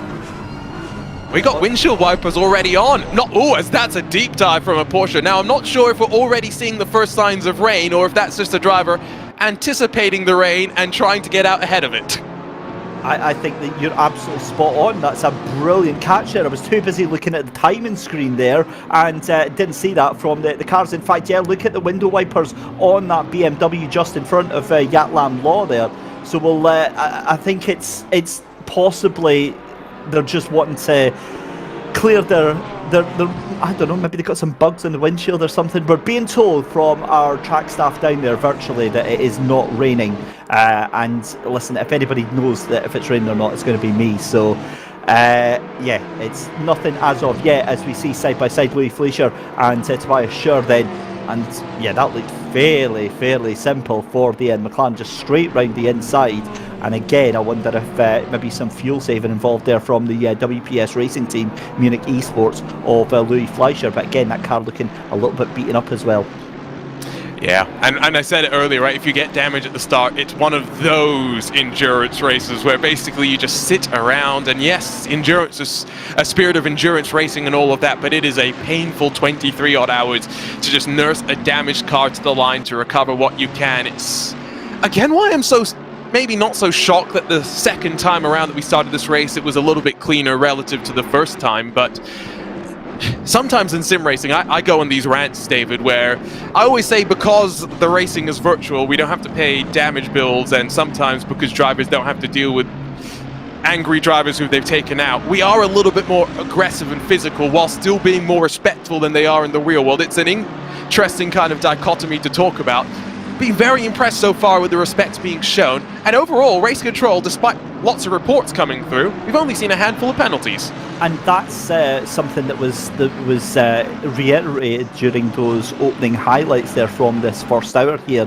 Anything that we did see, you know, in other championships, maybe earlier on in the season, we've certainly seen where you've had like a 15-car melee caused by some really silly moment, late braking or just trying to fire it in from 200 yards back. But we've not seen any of that so far in this race here. And again, I think the message is getting through about that respectful driving, about that fact that you can go side to side, you can go toe-to-toe with another driver, and you don't have to lean on each other. You don't have to cause that contact. You don't have to have that contact caused to you. More Race Control messages possibly proving us otherwise. Cars 14 and 88 on lap 1 is no further action. cars 1, 2, 3 and 27 on lap 2 to drive through to car 27 for causing a collision. That is an absolute oof moment right there for that 27 of Steve Fulver in that McLaren. That is not what you want to have in SDL Esports BenQ Mobius. They are going to be kicking themselves after that one. P27 almost certainly going to be last.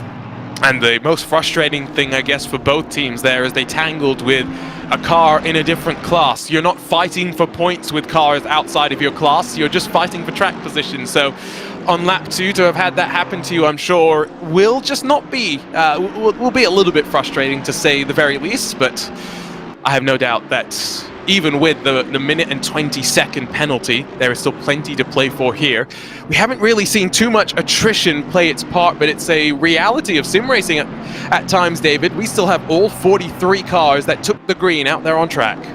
We certainly do, and they're doing a grand job out there just now, as we're currently watching Muhammad Ali for Sem9 Flash Axel in that number 21 Ferrari, just making his way around. He's got Dylan Tan just behind in the Mercedes, and I believe that's just Igor Ogorodnikov trying to stretch his legs. Ogorodnikov making his way up to P21. Now that car was, I believe, down in around about P34, P35, so that is a rapid opening hour for that number 41 Bentley, doing a grand job up there as well.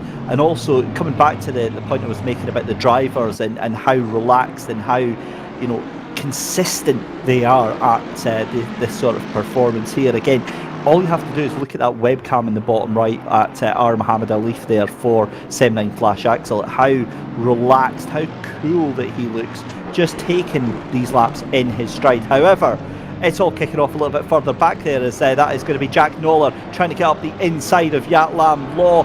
Great move done there, and I've got to be honest, I was a little bit distracted there by that slightly alternative webcam positioning there from Jack Noller for Munster Rugby Gaming. I'm pretty sure that that webcam is pretty much just dumped in the laundry basket or at the side. It's okay, I've seen worse. I've seen literal spy cams, like between monitors on triple screen setups, where basically you can tell the driver was just thinking, okay, I have to be on Zoom, how little of myself can I show, so that the broadcast director will not want to use it. But I have news for those people. We like to use it so that we can get the commentators to talk about it. So it will backfire on you. Just be a little bit careful. The BMW still with the windshield wipers going, with the toe in the draft as well, pops to the outside. Yeah, here we go then. Yatlam Law around the outsides. Great move. Almost got it stuck there too deep into the chicane, and that means that Jack Noller is still going to be keeping that position, but they're going to have to watch out, because here comes Carden Lou having a look up the inside here.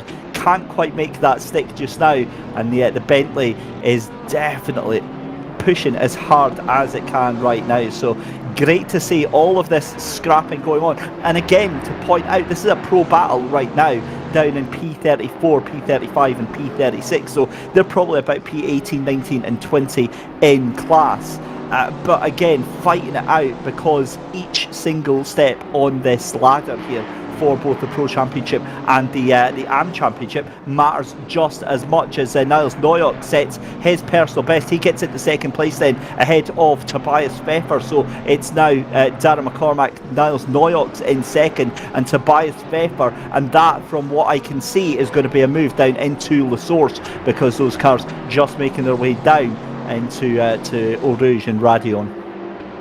So switch around at the front now, and it's not a Mercedes 1 and 2, it is now a BMW that will try and close the 6-second advantage that McCormack has built up in the Mercedes AMG Team Williams Esports number 55. And while we take a look at the replay and this pass getting done up the climb into Le Com, and nice and tidy, not even fought back there by Tobias Pfeffer. But as we talk about the quality of the field, let's be real here, David, for a second, and just point out that within a 3 or 4 driver lineup, you are going to have faster drivers and you are going to have slower drivers. It is just a reality, and I always become very curious how it plays out through the night and how the pace is going to vary. McCormack we know is fast, but how is Moreno Sorica going to do? Not that experienced here in Assetto Corsa Competizione, despite running in some of the SRO Esports races in the past couple of years. And then we get Tommaso Mosca into the car, a real-world racer trying to now fight for the overall win in the sim world. crazier things have happened, have they? Right, this is going to be how we got second place into La Source then, and again, that doesn't look like into La Source, so surely not out of La Source then. What on earth has happened here with Tobias?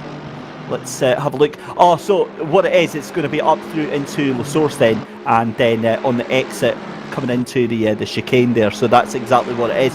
And again, it's so amazing just how often this happens. It's that run through the Eau Rouge and Radion section, then coming along the Kennel Straight here. That's where all the time comes from. It comes from a way back, 200, 300 metres before, and that was a very smooth overtake. And again, I get that impression that Niels Noyox, the frustration on his face, is going to relieve itself into a nice happy smile now that he's back up into second place.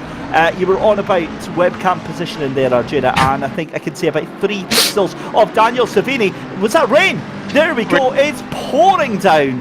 My goodness me, that is an absolute thunderstorm that is just happening here. So in a blink of an eye, the drama has fallen here at Spa.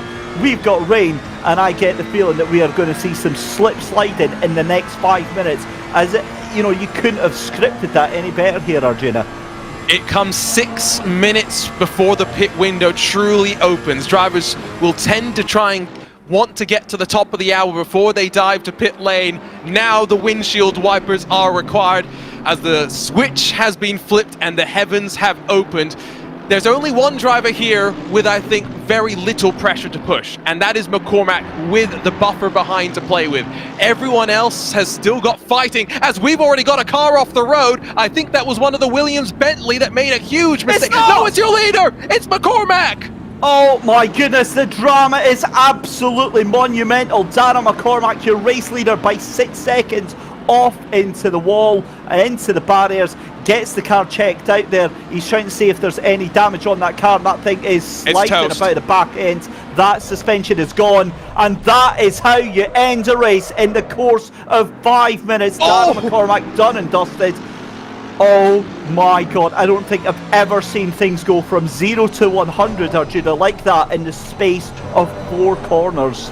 And then almost took out the Yas Heat McLaren as they tried to come on through from hero to 0 in one moment. And I want to see the replay here, because commentators' curses do not get much more perfect than that, David. I was literally saying McCormack did not have any pressure. He could afford to be more tentative and explore the conditions. And I just wonder if he was continuing to push like it was dry, and if he overcooked, overcommitted, and now we'll have to nurse that car all the way back to pit lane, and you can see just how much he's struggling.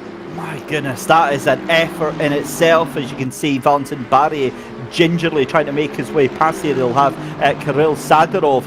And again, he's trying to make that as competitive as he possibly can. Here's a replay then of what happened. Is he going to take a bit of grass? Oh! That's a hardware failure. He's just gone straight on. That wheel is just basically disconnected halfway through, because that car, both the pedals and the wheel, completely lost input there. So thankfully it's not actually hit the wall.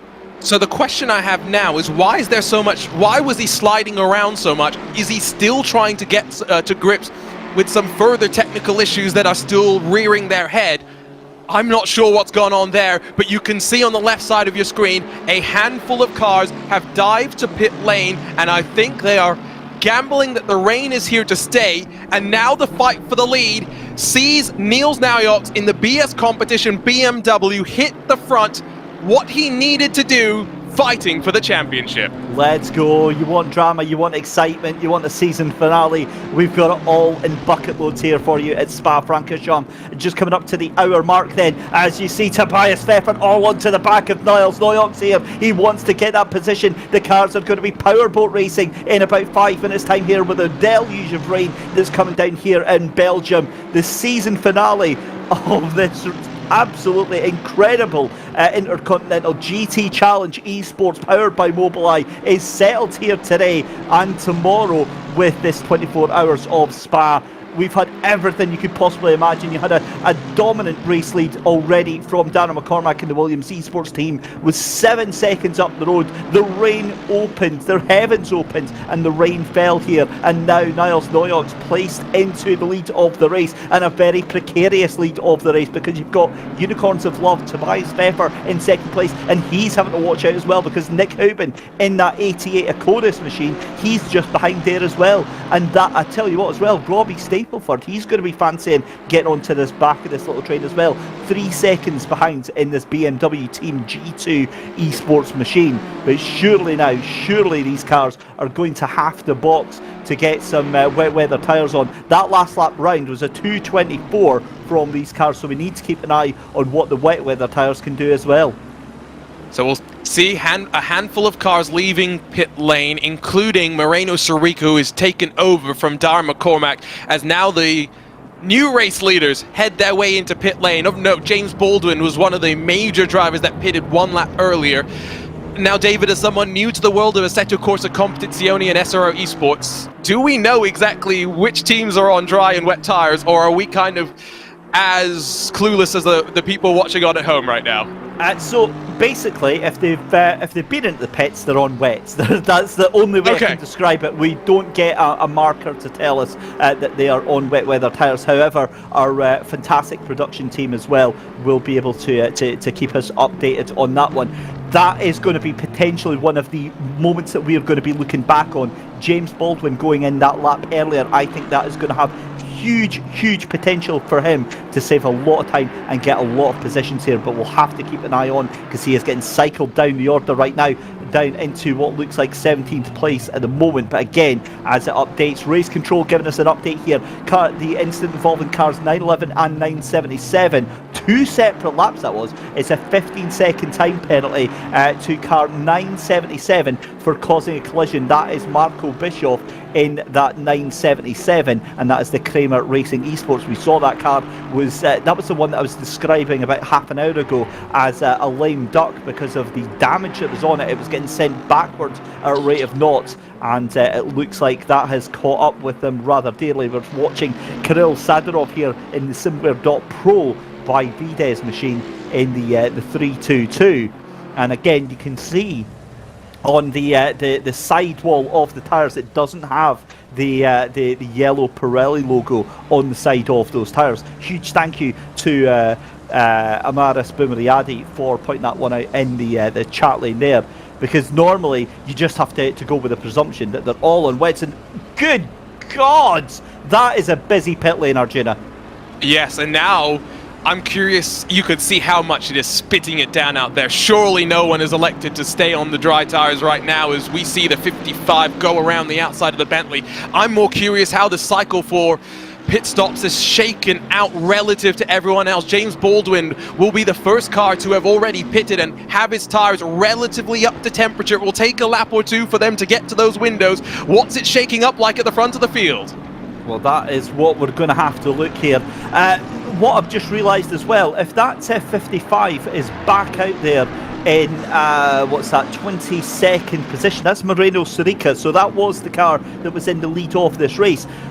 They have not lost all that much time at all, because they're, maybe 4 or 5 cars behind James Baldwin. So they are still potentially going to be in for the hunt of this if they can knuckle down and get some decent laps in, because we're going to have to watch out where all of these cars come out in terms of after the pit stops as well. But again, we give it a lap to resurface itself here, Arjuna, about an hour down in this 24 hours of Spa, and that last 5 minutes, I swear, I think it's just aged me by about 10 years. It started right with the 55, and instantly I felt my heart rate go up as well. I can't imagine what it must have been like for those watching on, for Sorica, for Mosca, and then the entirety of the Williams Esports staff behind the scenes. Those are the moments you can do nothing about. And of note at the front, Arthur Kammerer has jumped behind the wheel of the BMW BS competition car, and Isaac Price is now behind the wheel of the number 62 BMW G2 Esports car that has sneaked its way up to second.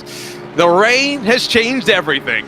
Yeah, I did say that 62 was looking very, very menacing. Of course, that was young Robbie Stapleford that was behind the wheel of that BMW M4 GT3 earlier on for BMW G2 Esports. He was in 4th place. That is a hell of a jump. And if that is the case, if James Baldwin has jumped up to 4th, that is definitely something that we are going to be talking about for the remainder of this race. To get him out of that P9, P10 battle all the way up to almost fighting for a podium position, that's got to be one of the moves of this first hour of this race here. Incredible scenes here. But again, I'm more stunned by the fact that that 55 is down in 16th position, given that how much time they lost.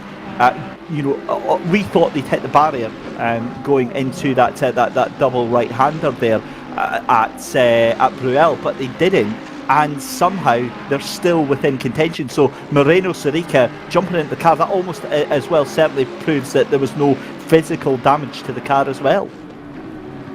And I think then speaks to Dyer McCormack now having to try and figure out exactly what's gone wrong and whether he can fix it for the rest of this race, David. I mean, let's be real here. This is our version of the gearbox going boom or the engine letting go. It is our version of the mechanical failure. Max Verstappen learnt that the hard way in 2019 when he was doing a 24-hour race at this very track with Lando Norris, and his brake pedal fell apart, disintegrated as he was leading the race by 2 laps. I hope McCormack's able to get that one figured out, because that 55 car, he was by far the fastest car and the fastest driver in the field. Yep, but all bets are off now with this weather coming down in the way that it has. Drive-through penalty for Kieran Prendergast as well. Cody Pride's got a drive-through penalty, so again we're seeing them coming through thick and fast, and this is an endurance race with big emphasis right now on the endure part of it, because these drivers have to endure some really treacherous conditions here. Curbs are pretty much lava on this track right now, because if you touch them, you're going to be on a one-way ticket into the Armco, especially at the top of Eau Rouge and Radio. And here is Nicholas Anka for WPS Racing Team. Munich Esports going into the chicane there, side by side. That's going to be Carden Liu in the Honda, I believe. Liu late onto the brakes there, and almost into the back of Wong in that 959 for Waco's Flip Table Racing here. So again, this battle further down the field here for P34, 35 and 36 still absolutely raging on. And again though, we do have to say, despite all of that craziness, the level of respect and the level of performance from these teams and these drivers right now is on another level right now. They are really looking after themselves. They're looking after their fellow drivers here, Arjuna, and more importantly, they're looking after the cars for their teammates. And I think this is that crucial juncture of, okay, just survive the rain, let's get back to dry conditions and see where things have shaken out. I said at the start, you don't want to take damage, but you've gotten through that phase of the race. You've survived the craziness. Settle into the rhythm.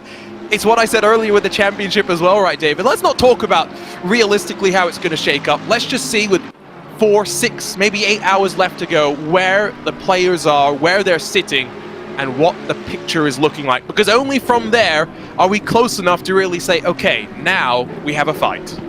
Well, that's exactly it. And I think obviously it's a very difficult thing as well, as huge amounts of spray getting kicked up here at the Virtual Recreation of Spa.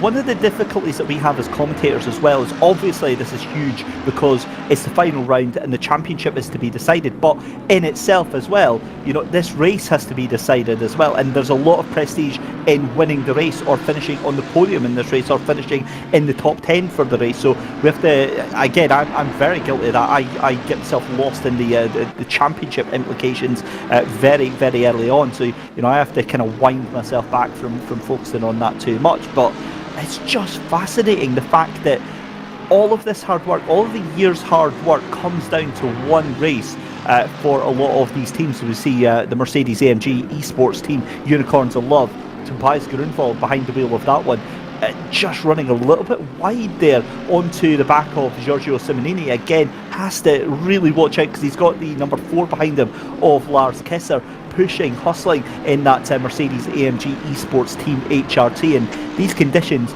really now they're steadily deteriorating. And Assetto Corsa Competizione, again for those who are brand new to the sim, incredible at replicating weather and what that does to the real life track. And what you'll find is that in conditions like this, no 2 laps are the same. And what I mean by that is that you'll notice that these little puddles start to form at various parts of the track, and they impact your car in the way that they would impact a real life car. They can either, you'll suddenly get an unpredictable bout when you're on the brakes and the car could snap away from you, or the car could aquaplane, or it just might not respond at all to what you're doing on the exit of a corner. You could suddenly fire up the wheels and end up spinning yourself around a place that you'd never ever do that in dry conditions. So every single lap now is an absolute voyage of discovery for these drivers, because this rain very, very heavy right now. And again, all these drivers, it's so important at this early stage of the race. They have to get themselves, Arjuna, into that rhythm. They have to get themselves into that state of flow. And there's only so much you can do with setup at this point now, right? You've made your compromise at the start of the race. You've said, okay, I'm expecting X amount of rain. We will dial about this much compromise in and make sure we're still fast enough in the dry.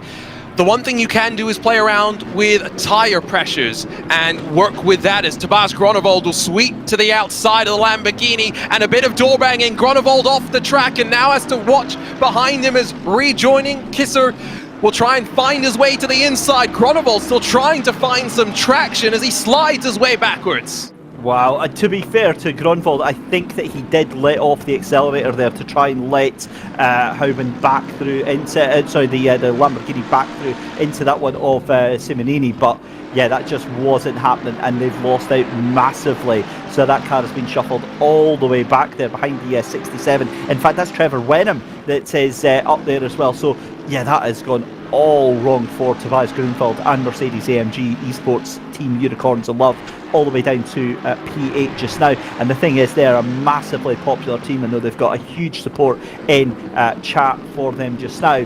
But it's part 2 of Hamstad's quickest stop of the race so far goes to the number 62 BMW G2 Esports, and that is a pit lane time of 1:55.042.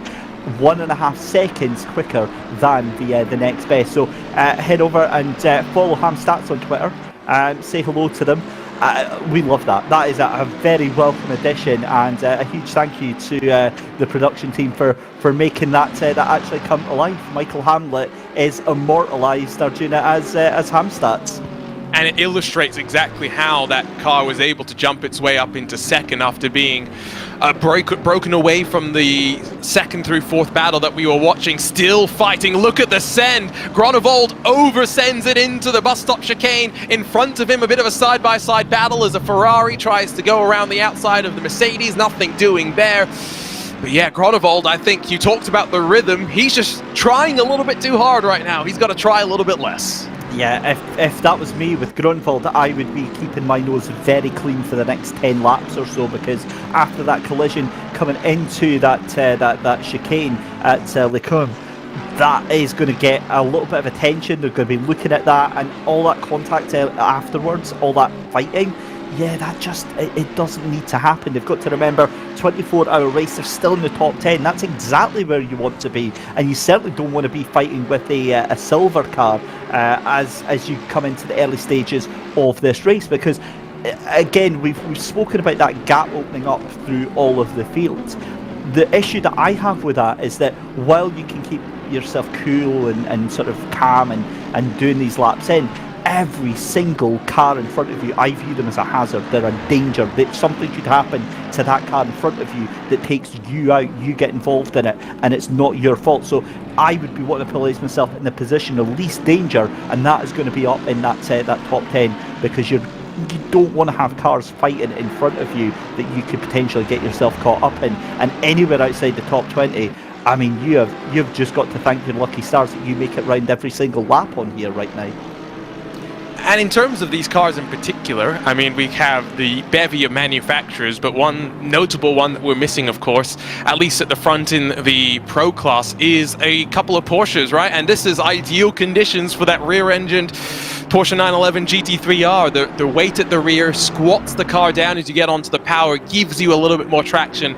And this is where, if we had any Porsches in that Pro class, they would be licking their lips. And I mentioned it earlier, David, I'm really excited about next year. This 991.2 generation GT3 car We'll wave goodbye to it, and what a successful car it's been. We'll say hello to the 992 generation GT3R with that big light bar at the back that you cannot miss. Of course, we get a brand new Ferrari joining us, and then the Huracan 2 Evo as well. And hopefully, for our competitors here, they'll be looking forward to driving those cars next year, because Assetto Corsa Competizione has been very good about keeping up to date with all SRO competitions over the last handful of years, as a battle with the 23 car that leads in silver working its way into the top 20. Yep, making its way through. So James Parker for FFS Racing, and that is very important for the championship, as we mentioned earlier on. The 67 of Trevor Venom actually is up into 7th position. So I'm just having a look at the points for silver right now, and again, that's that car that had to kind of win their class and kind of bank on everybody else. The two cars, the FFS Racing and the Asia Sim Racing Team machine, having an absolute nightmare. Well, they've got part of their wish, because that number 110 machine is all the way down in 11th place, and then James Parker doing a great recovery drive, has to be said, is up into P20. I think last time we checked on them, they were down in about P26 or P27, so these conditions obviously working into their favour. You mentioned about the brand new cars coming for next year as well, and I think that, you know, that ties in with the fact that SRO have had a wildly successful partnership here with the team at Kunos for Assetto Corsa Competizione. Very, very well received game. A lot of praise going into it. A very, very popular game, and I think part of that is, as you said, they've been brilliant at keeping the updates coming. They've been pretty spot on in terms of timings, getting the new cars out and the new liveries out as well. Race Control giving us an updated message there. Incident between cars 6 and 93 on lap 6. It's a 5-second penalty for the 93 for aggressive driving. So it's a 5-second penalty for the 93 of Josh Staffen for aggressive driving. It's a racing incident declared between the incident between cars 77 and 99. That is Manuel Pop and Cody Pride. Cody Pride obviously already has that drive-through penalty, but we're watching on the back end of Yuri Petrochenko here, as we're already well into our second hour of racing here at a very wet Spa. And you can see just behind Yuri Petrochenko, that is Maciej Malinowski in the 149 machine there, the McLaren. Again, holding on to this fight here. The McLaren's, you know, nose to tail here, the 110. And again, this isn't for class here, because it's the silver class 110 right now of AJ Sim Racing powered by Gaddy, and that's a Yaz Heat McLaren that's just behind right now. So for me, I would be my goodness, that is a send and a half from Maciej Malinowski. It didn't quite go in as deep as I thought he was there, but actually, to be fair, that was quite a well calculated move there, Arjuna. Yeah, and I think in general now these drivers have figured out where the rain line tends to be. Of course, more and more cars venturing offline to cool their tires a little bit more. Malinowski will, well, barge his way back through on Petrochenko. I wonder if that's going to be investigated by Race Control. I did want to point out Josh Staffen getting a penalty. I wonder what that looks like underneath the disco ball of his that I hopefully think he's driving with, because the one thing we were disappointed with the ROG Invitational is Josh Staffen wanted a disco ball, and a disco ball he did not get. Yeah, we quite enjoyed the little rave that Josh has. I love the sunglasses as well. If that just completes the outfit. If we get Josh Staffen with the Terminator sunglasses, that is absolutely spot on. To be fair, the last time, I think you're right, I think the last time I saw Josh Staffen, there we go. Oh, there we go. We saw a little bit of the disco ball. It's do you know what though? As a somewhat old and rather slow sim racer myself, I can't get that. I can't understand how that would not, for the life of me, distract from the racing. But do you know what? Maybe that actually helps him focus. Maybe that just helps him chill out a bit and not take it overly seriously and actually enjoy what he's doing. Or maybe that is just for us there, Arjuna.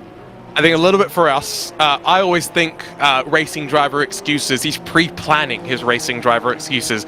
He can always claim, "Oh, I was blinded by the light," if anything goes wrong.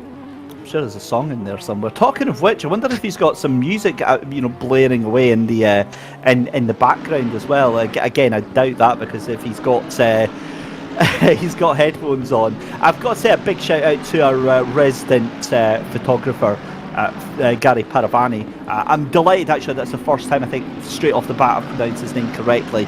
It usually takes me about 6 attempts during a race to get his name right there, but our veteran photographer here making some snarky comments about that disco ball setup, and I do thoroughly agree. I'm just not going to repeat them out on air, but again, Arjuna, just going back to that, and it's a little bit of a light-hearted take on what sim racers have to do, because a lot of it is presented as very serious. It's very, these drivers taking it properly and professionally, and Josh always shows that he just has a wicked fun time while racing, and he's blooming fast as well. Yeah, I think it's important to enjoy what we do as well, right? Because we spend so much time and invest so much time, not just racing. I mean, drivers are basically sacrificing their weekends for this event, because 24 hours you will basically be thinking about this for the entirety of the race, even if you're not around. As now it's Matej Tichkovic in the Triton Racing Bentley that will see the very bright Yassi Pirelli entry slide down the inside as Malinowski continues to charge his way forward. That McLaren has come alive in these wet conditions, and you can say the same for James Baldwin in 4th as well. I'm not sure if these McLarens were hoping for rain, but whatever they've done, it's shaping up nicely. Oof, that was a wild moment for Matej Tichkovic, and hang on a minute, what's happened at the front? Nick Hubin has taken 2nd place from Isaac Price. Now, I didn't catch that until I caught a glimpse of it on the timing tower there. So Nick Hubin in the Merc up into P2. So Isaac Price for BMW Team G2 Esports now down into 3rd position there. And that now releases Nick Hubin, who time-wise taken 0.2 of a second off of Arthur Cameron on that last lap. So I wonder if there's a lot more pace in this Merc, and if we're actually going to see that unfolding as we cut to a replay here. So this is going to be up through Eurasian Radeon. This is it. This is what we saw last time from the BMW. It's coming up the hill. You get a better exit out the corner. You're right up to the back of the car in front. And as you come along the Kemmel Straight here, I guarantee he's almost got the move done before he even goes onto the brakes into Lake Coombe. There you go, job done. And that is how you take P2. So great move there from Nicholas Hubin, and the team in that number 88 are going to be very, very happy at Mercedes-AMG Esports Team Akoda's ASP by R8G. That 88 car said the McLaren is coming alive. That Mercedes is now only 1.4 away from your race leader. Now, I wonder if Isaac Price is having to save a bit of fuel. Remember Hamstats just a little bit earlier on. We saw the very short pit stop. I say very short. Shorter pit stop for the BMW G2 sim racing team compared to those around them. I wonder if this is just the punishment. He's got track position, but now he's trying to extend as long as possible. And let's not forget, David, Hubin had a 5-second time penalty to serve during that cycle of pit stops that we had when the rain erupted from the heavens. That 88 car seems to have just come alive.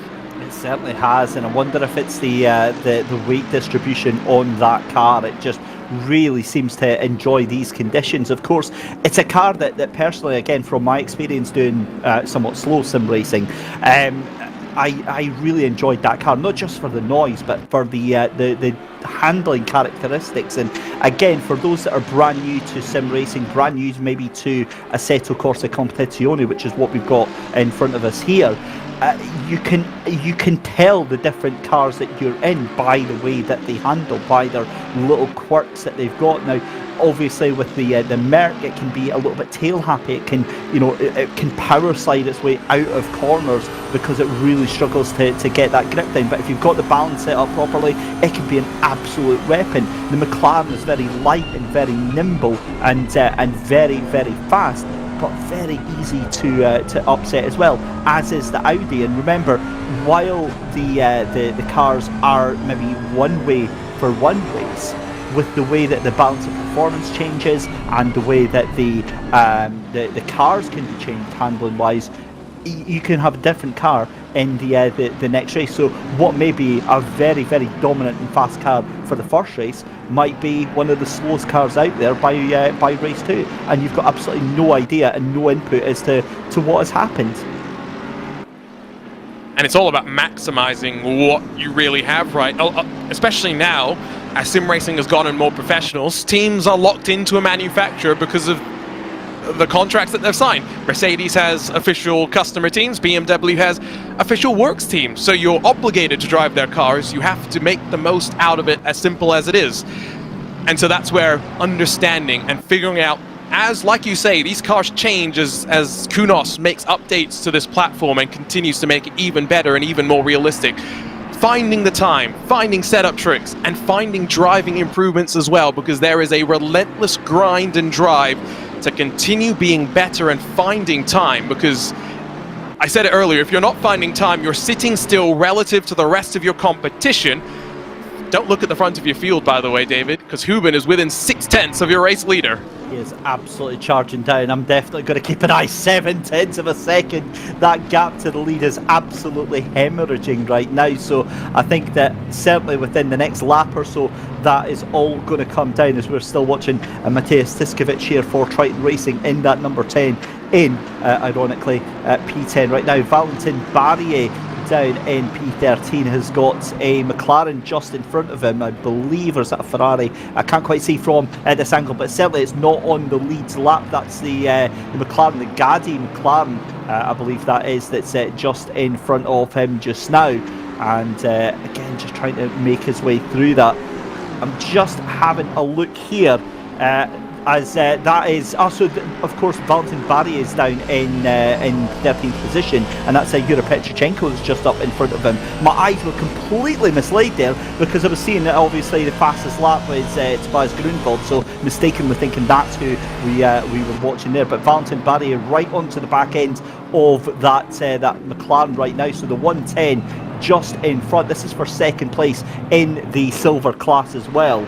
And as we said, leading the silver class right now is Trevor Wenham, currently up in P8 overall. That gap between Kammerer and Hubin now, it still says 7/10 of a second. I'm guaranteed that's way down now. That looks more like 2, 3, 4/10 of a second, and Hubin right on to the tail end of our race leader as they come through the final couple of corners. That also is going to bring up that BMW G2 Esports, BMW I think back into the mix as well. But also have a look at James Baldwin, because he is going to fancy getting past that third car very, very shortly indeed. And quick silver update as well. We mentioned that the championship leader coming into this one was the FFS Racing Aston Martin V8 Vantage. They started just in the middle of the top 40 or so, or rather inside of the top 40, and that 23 car is now inside of the top 20, although crucially with just 8 points splitting them from the 110 Gaudy McLaren entering this one. I think as it runs right now, it is advantage McLaren in the championship equation. However, I'll go back to the point that I've already made a couple of times today. It's still a long way to go, and I think at the very least what this FFS number 23 will be thinking, David, is they've done what they needed to do. They got through the chaos of the first hour, the first downpour of rain. They've left themselves in a pretty good situation, and now they'll just let the race come to them about 25 or so seconds away from the 110. Fascinating stuff here, and I'm just having a look through some of the fantastic stats given up to us by Michael Hamlet. We've got an incident that's just happened with those two cars that are up there, the Ferrari I believe and the Merc that's there. We'll get a replay as soon as we can on that, but the last stint, the last hour, and it really looks like before that rain came, the Mercs were the fastest cars there without a shadow of a doubt. The 55 Mercedes, did an average lap time of 2:18.1. And let's have a little look here. So this is between the Merc then and Lamborghini. Is it going to be onto the brakes into the final chicane? Well, it is, and the Lamborghini's very slow. Compromised that entry there in exit out the final corner there. A little nudge from the Mercedes lets him take that position back there, and well, it's a little bit no harm no foul really there. A little bit clumsy as well, I'd say. The Ferrari saying thank you very much. Did not need a second invitation to slide its way on past. So we've had about 30 minutes of this rain. It's not let up at all. If anything, it's somewhat stagnated, and the track is very much getting soaked. So even if we do start to see the rain let up from here, it is going to take a while for this track to dry on out. And then let's not forget, it will start to have to rubber in once more. And we're not completely out of the woods. The expectation was for pockets of rain. Maybe we'll see more of it, as now a battle Ferrari versus Honda. More contact, this for 35th position. And that's a shame. The Ferrari of Bison gets sent round there. That compromised into that exit there from Cody Pride there. A little bit of collision as Cody climbed over the curbing, and well, I guess you could say the inevitable has happened. Nicholas Hubin has taken the lead from Arthur Kammerer and is absolutely rocketing away with that lead. Looks to be about 0.6 of a second, 0.8 of a second over Arthur Kammerer. So that early pace that the BMWs had in this weather here has absolutely fizzled away, because Tobias Grunwald fancies making a move on this as well. He's down in P5 right now, but he is lapping almost, and I say almost here, about half a second to a full second faster than the BMWs out in front. That was a really poor lap from Kammerer last time there, 2:33.3, and Isaac Price, doing a 2:32.2. Nick Houben doing a 2:31.7. So the Mercs still, despite this weather, still seemingly having the upper hand with the pace here, Arjuna. And again, with half an hour to go before the next spate of pit stops and no end to this rain in sight, I do wonder how they're going to be able to hold on to this. Yes, however, Houben was not particularly rapid in the dry conditions. The 55 that led the first stint of the race until its technical issue was averaging around a 2:18.178. The 88, as a comparison, 2:18.718. So we're talking almost half a second in terms of lap time delta between the 55 and the 88. And while that was true of basically the entirety of the field, because Dyer McCormack was 0.4 quicker on average per lap than everyone else, I just wonder again if this is about setup compromises, and if they've maybe dialed in tire pressures for this specific cloud and burst of rain to the point where, as it sits right now with the tires well and truly up to temperature, if they've just settled in the optimum window, because you look at that car, it is settled, it is planted, it doesn't look like it's driving in a torrential downpour. Yeah, and you mentioned there about optimum conditions and optimum range. Again, just to elaborate on that further for those that aren't familiar with the intricacies of Assetto Corsa Competizione, there is a very precise window that these cars operate to their best in, their peak performance. Tyre pressures are one of the most important factors on the setup of these cars.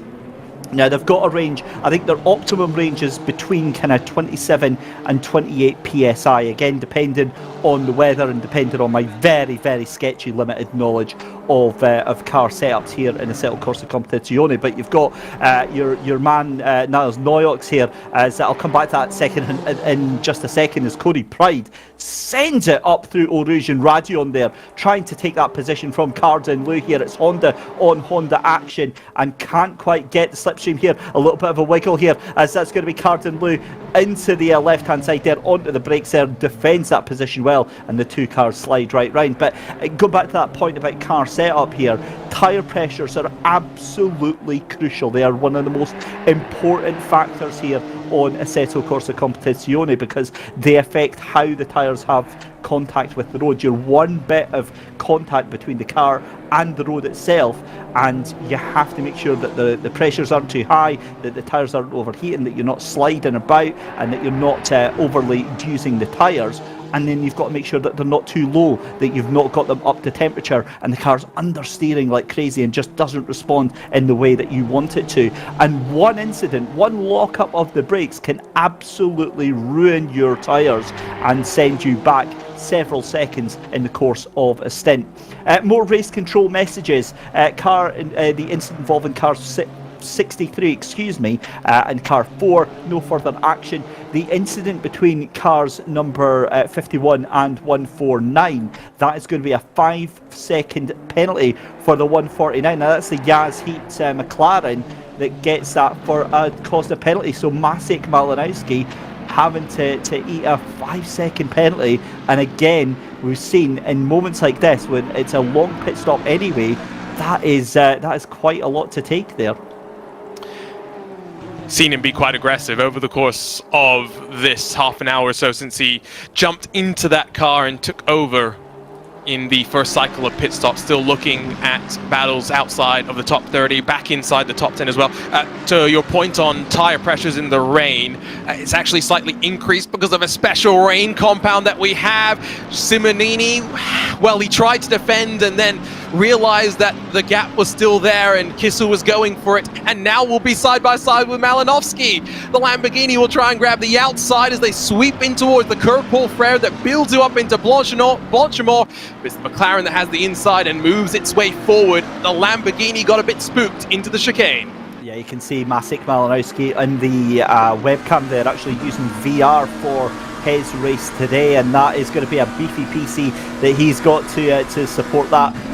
It gives you absolutely unparalleled immersion into the race. It just makes you feel like you're driving the car. As somebody who does do racing in VR and does do it on the screen as well, as that's late into the brakes from Giorgio Simonini and compromises line. That leaves him open to getting eaten up there by Mateusz Tiskovic there in the number 10 Triton Bentley there. But again, you know, racing in VR is so draining because you've got these roasting hot LCD screens about 5-10 centimeters in front of your face. You've got complete darkness inside the VR headset as well. It usually weighs quite a significant amount when you're wearing it over a long period of time, and I would imagine Maciej will feel quite tired, quite drained after the end of his stint here, and I know that I certainly did. Hamstad Volume 3 saying that 1.5 hours into a 24-hour race and already 9 penalties given out by the stewards. Keep it clean, drivers. Now, knowing Michael Hamlet as I do, I can imagine that is said in his trademark grumpy, disappointed dad tone. But side by side, Maciej Malinowski fighting it out here with Lars Kisser. You've got to say Kisser has come out of absolutely nowhere here behind, as that Merc is just falling off backwards here. We see the two Mercs in front getting very, very fast indeed, but Maciej Malinowski here in the Mercedes, he's going to have to watch out. He's already got a 5-second penalty for contact here. He doesn't want to add to that right now. Absolutely not, and that would just of course get compounded and added to the time. We saw that previously with a car that got two penalties, one of 5 and a 15 seconds. They got added together to just be 20 seconds longer in the pit lane. It's going to be a long old stop for the Yas Heat machine. Back out of the top 20. I'll circle back to the point that I was trying to make about tires. The rain compound is a little bit higher pressured for those that are mechanically inclined. We're talking about 30 psi. Also, of course, operates at slightly cooler conditions. But when we talk about things mechanically around the car, I don't think we've talked about the reality of the fact that, David, it's a 24-hour race, and we will be talking about the potential for brake pad changes at least once, if not twice, in this race, depending on the option that drivers and teams have selected, because they get 4 different options of brake pads. For being real, there's only 2 options that you'd use in a 24-hour race, but it's a choice that you've got to make, and then you've got to drive to the choice that you made. Exactly, and that leaves you with very, very limited changes that you can do for the remainder of the race. And it also means that you have to drive a certain way as well. You can't be absolutely hammering late onto the brakes as a lot of the drivers would be, potentially, you know, braking that little bit later to try and get that extra little bit of performance. The mechanical sympathy now that these drivers have to have for their car really brings in a new dynamic to sim racing that we've not really seen too much. I mean, some other platforms have different forms of car failure, mechanical failure, and that sort of stuff. But certainly, in terms of the you know, massive mainstream popular sims, it's not really been there, and ACC has brought that into the forefront here. So you're having to really be sympathetic to the way that you drive these cars here, and that massively has an input on the strategy and your ability to perform during that 24-hour race here. Josh Staffen, we're just being told, has went off here now. Thankfully, it doesn't look like there's any damage to that car that I can see here, but these Hondas really starting to struggle in these conditions. I mean, again, just going to these cars here, the Hondas haven't been the fastest of performances all through the season, but again, this HPD Jazz Pro team is a manufacturer-based outfit, and again, it's like you said earlier, Arjuna, is the fact that with these manufacturer-based outfits, you just have to you just have to take the dice that you're given. They can't exactly go and choose a Merc or an Audi because it's more stable. They're back tied into this one, and they have to do the best with what they've got. As Carden Lou fancies a little look on the outside there. It's the same thing in real racing as well, right? You drive the car that you're given. You can only do so much about it. We have a bit more flexibility if you're a privateer team or if you're competing. If you and me are driving, for example, David, we'll go find the car that we enjoy the most, and we'll set that one up and we'll race that. Not so easy when you're at this level of competition. And let's not forget that some of these drivers, we talked about, you know, Bastian Richter's moving from the Unicorns of Love to Mercedes HRT. He's fortunate that he's going from Mercedes to Mercedes. But a lot of times when you see drivers swap around, you know, teams, they'll be swapping manufacturers as well. And so there's often a learning curve that comes with them then trying to figure out, okay, how do I get up to speed with my teammates with this car? And how do I start to contribute to setups, to driving, whatever it may be? How do I become a valuable person with this team, with this new car? Just on that note, actually, that brings a perfect time to bring up the subject of the likes of Darren McCormack. He very recently, in the past year or so, moved over to Williams Esports racing team. And I've got to be honest, having followed his progress from previously to now, it seems like he's really just come to life with the support of that team, and a lot of that will be the support from the massive network of staff involved behind these professional team outfits there, but also as these drivers develop. And again, from your experience on other platforms, I would imagine, Arjuna, that there's other drivers that you've followed for a number of years, and being able to watch them come on and progress as they go through. I think one thing that I did not value until recently was the idea of mentoring the younger drivers, or get another look on board at this, I believe, swap around for the lead. It's hard to tell because so much mist is kicked up off the back of that BMW M4, and Hubin just pulls out of the draft, and it looks easy. It looks as though it's almost a GT3 versus a GT4s in some ways, and Naoyok tucks, the camera-driven BS competition machine tucks back into line and doesn't fight that one too hard, and the gap at the front of the field is now up to 3.2 seconds. I said the car came alive in the rain, but Nicholas Hubin is proving just how on rails it is right now. But we got word, David, the rain is coming to an end in about 20 minutes' time. As if by magic, right on cue for the second pit stop as well. That is going to be absolutely huge for the next drivers in, or the current drivers, because what do you do? Just because the rain stops doesn't mean that the track is going to be immediately dry. It will dry up.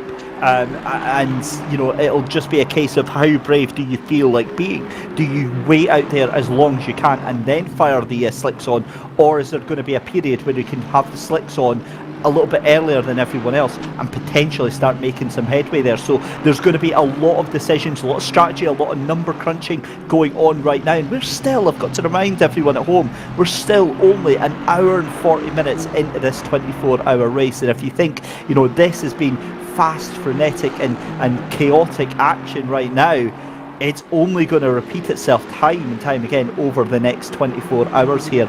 Also, just looking at James Baldwin currently in P4 right now after that amazing pit stop, that amazing strategy call right now.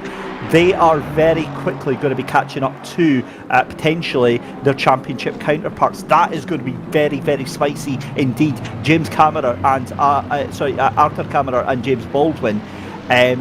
The pace that is swapped between them just now, I can see them two coming together in the next couple of laps, because Kammerer just seems to be losing quite a bit of pace, but the times are starting to fall as well now. We're down to where we were doing 2:32s, we're now down, I think, 2:30s. So once that drops under the 2:29s as well, as these tyres start to warm themselves right through, I think that's potentially going to be up into to slick weather tyre run. We are seeing an increasingly dry line being developed on the track itself. Interesting how much the drivers are moving around to cool the tyres off as they continue to work closer and closer to their cycle of pit stops. Back checking in with Josh Staffen and the disco ball, as he still is yet to serve the 5-second penalty that will drop him behind at least another car. Trying to see how many cars are still running, because I think attrition was something that we weren't sure exactly how much it was going to be. I think we do officially have our first retirement of the day in the form of the 404 that has pulled its Ferrari, I think, off the track.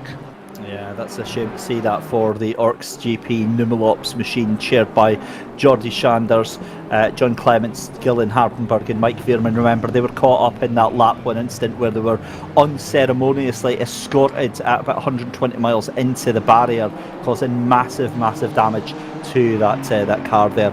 More race control messages. Lap 29 31, lap 31 the cars 4 and 67 no further action, and 14 and 63 no further action as well. And again, I like seeing this, race control letting the drivers race. They're letting them, find their own limits. A lot of, again, where there is incidents happening and there is a little bit of aggression, a little bit of elbows out, a lot of the drivers are policing themselves and making sure that they don't do anything untoward and they don't make any unnecessary gains at the expense of others if there is contact. I've seen that at least on 2 or 3 occasions where the other car, or 2 cars that have been involved in it, the car that's caused the contact has actually slowed down to make sure the other car in front gets that position back.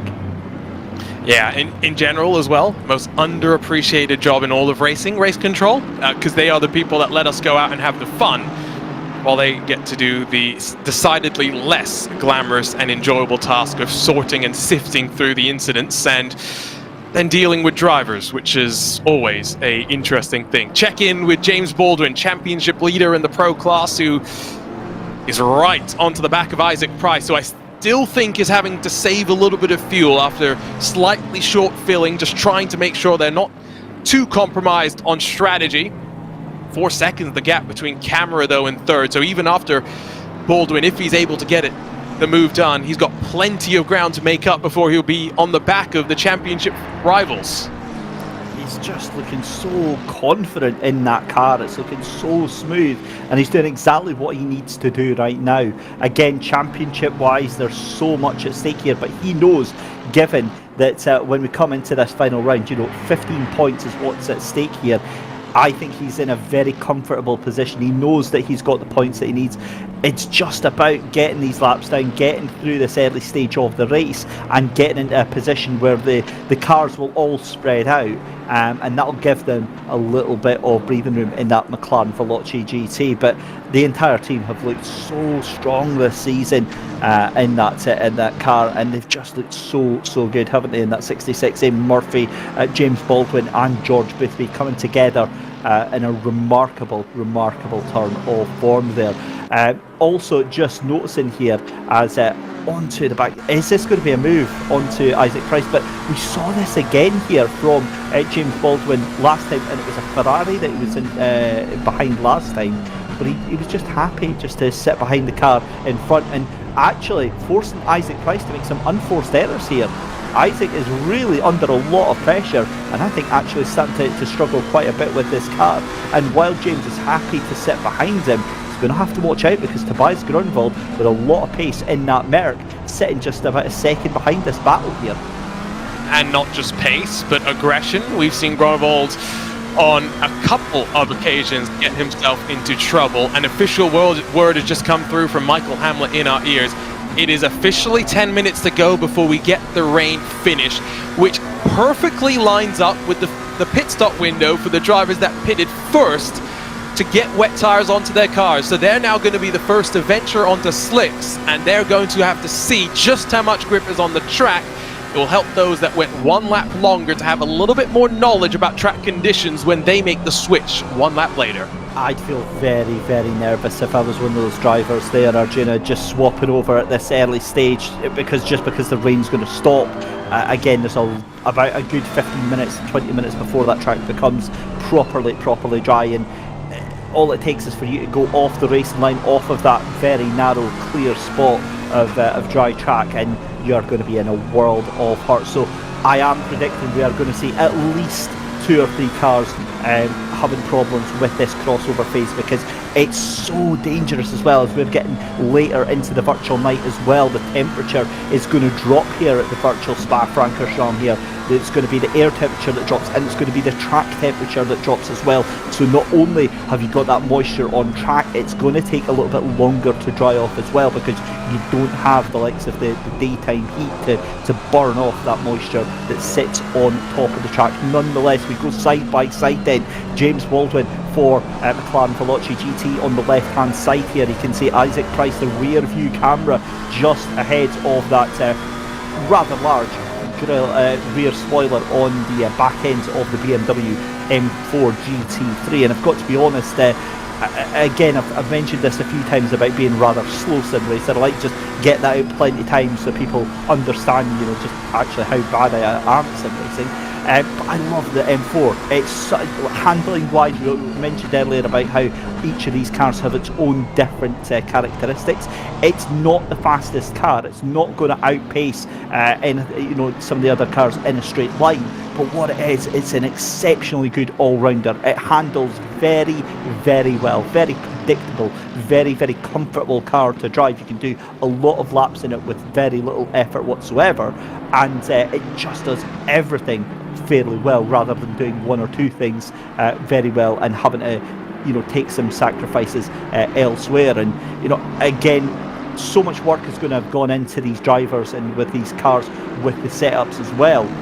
But one of the great things about Assetto Corsa Competizione as well is the fact that for those that are new to the game or just getting started, as default, the aggressive setup that is built with the car. So if you just go into the pit menu, go into settings and then go to aggressive setup, a lot of the drivers say that that's a very, very good place to start off with, to be in a competitive place to see, as Michael Romagnoli made that look so easy around the outside of that 41 of McAvin there. That was a fairly straightforward, and those Bentleys starting to go backwards at a rate of knots here, Arjuna. And just grip for the GTW RAG Academy car. To go back to your point on the BMW M4, it was really interesting to see Gregor Schill at Indianapolis a handful of weeks ago get a tour around the real car by his BS Competition / Turner Motorsports teammate Robbie Foley. Gregor got to sit behind the wheel of the car and experience what it's like, walk through all the systems.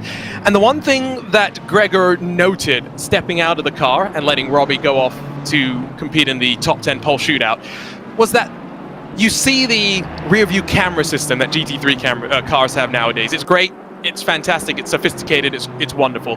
The one thing that Gregor was shocked by, you get the sense from here though, is the size of the rear view mirror that is still in that car, because they still wanted to make sure there was an old school backup just in case, and it actually blocked quite a considerable amount of the view out of the car, according to Gregor Schill.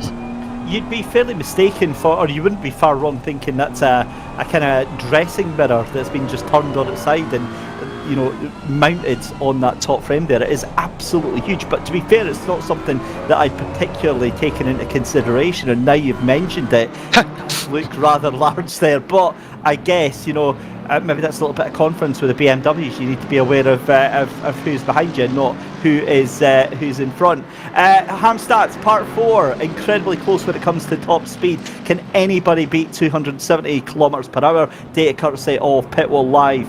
And you can see there just in the inside. I'm going to take a hazarded guess here and say that is a... In fact, no, that's not a Merc that's anywhere near the top. That was a Lamborghini that was right at the top there. And has Dan King just had a bit of an issue there going into that final chicane there, Arjuna? Yeah, not the first time we've seen that bus stop cause issues with this rain, as now we get set to head into 5 minutes before the rain will end. And remember how suddenly the rain started? We crossed the line, you could... click your fingers and instantly the switch was flipped. I wonder if it's going to be that drastic in terms of the rain falling onto the track surface itself. Of course, don't forget, the surface will take its time to dry from there. It will be James Baldwin and the rest of those that pit 1 lap early that show us just how difficult, just how scary and treacherous it is going to be for them. And I think we've got an interesting complexion kind of shaping up for this next cycle of pit stops, David, because of course a handful of teams have already made a driver change, right? Hubin has been in there for 2 hours, but behind Tim in second. Camera has done an hour so far. Price has done an hour. Baldwin's been in for 2. Are we going to see either of Eamon Murphy or George Boothby jump behind the wheel of the McLaren Veloce GT car, and are we going to see the speed out of the second drivers? Well, potentially, but what I would be more inclined to do if that was me that was in charge of the team and making that decision, and possibly the driver as well, I'd be tempted to keep the driver that's already in there in for yet another stage during that transition.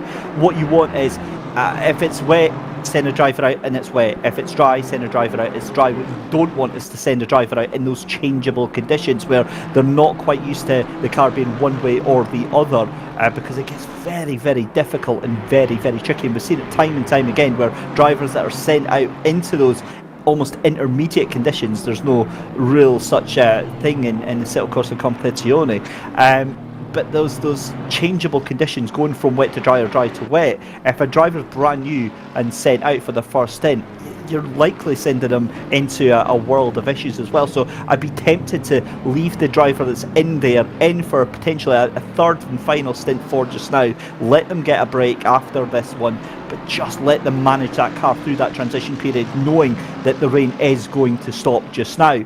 Once it's done, then absolutely you can send them back out. Of course, that's just ideally, but that doesn't mean that that's actually what's going to happen here. Exactly, and we have a little bit more flexibility in the sim world, right? Because you can have drivers split across the world, and so you can have them drive during times which are natural to their body clocks, rather than in a real 24-hour race where no one gets any sleep and you're basically just trying to stay awake. I've done an endurance race where I'm on the west coast of the US, but a teammate in Europe, in the UK, will start. We get him and someone in Germany, for example, to rotate at the start.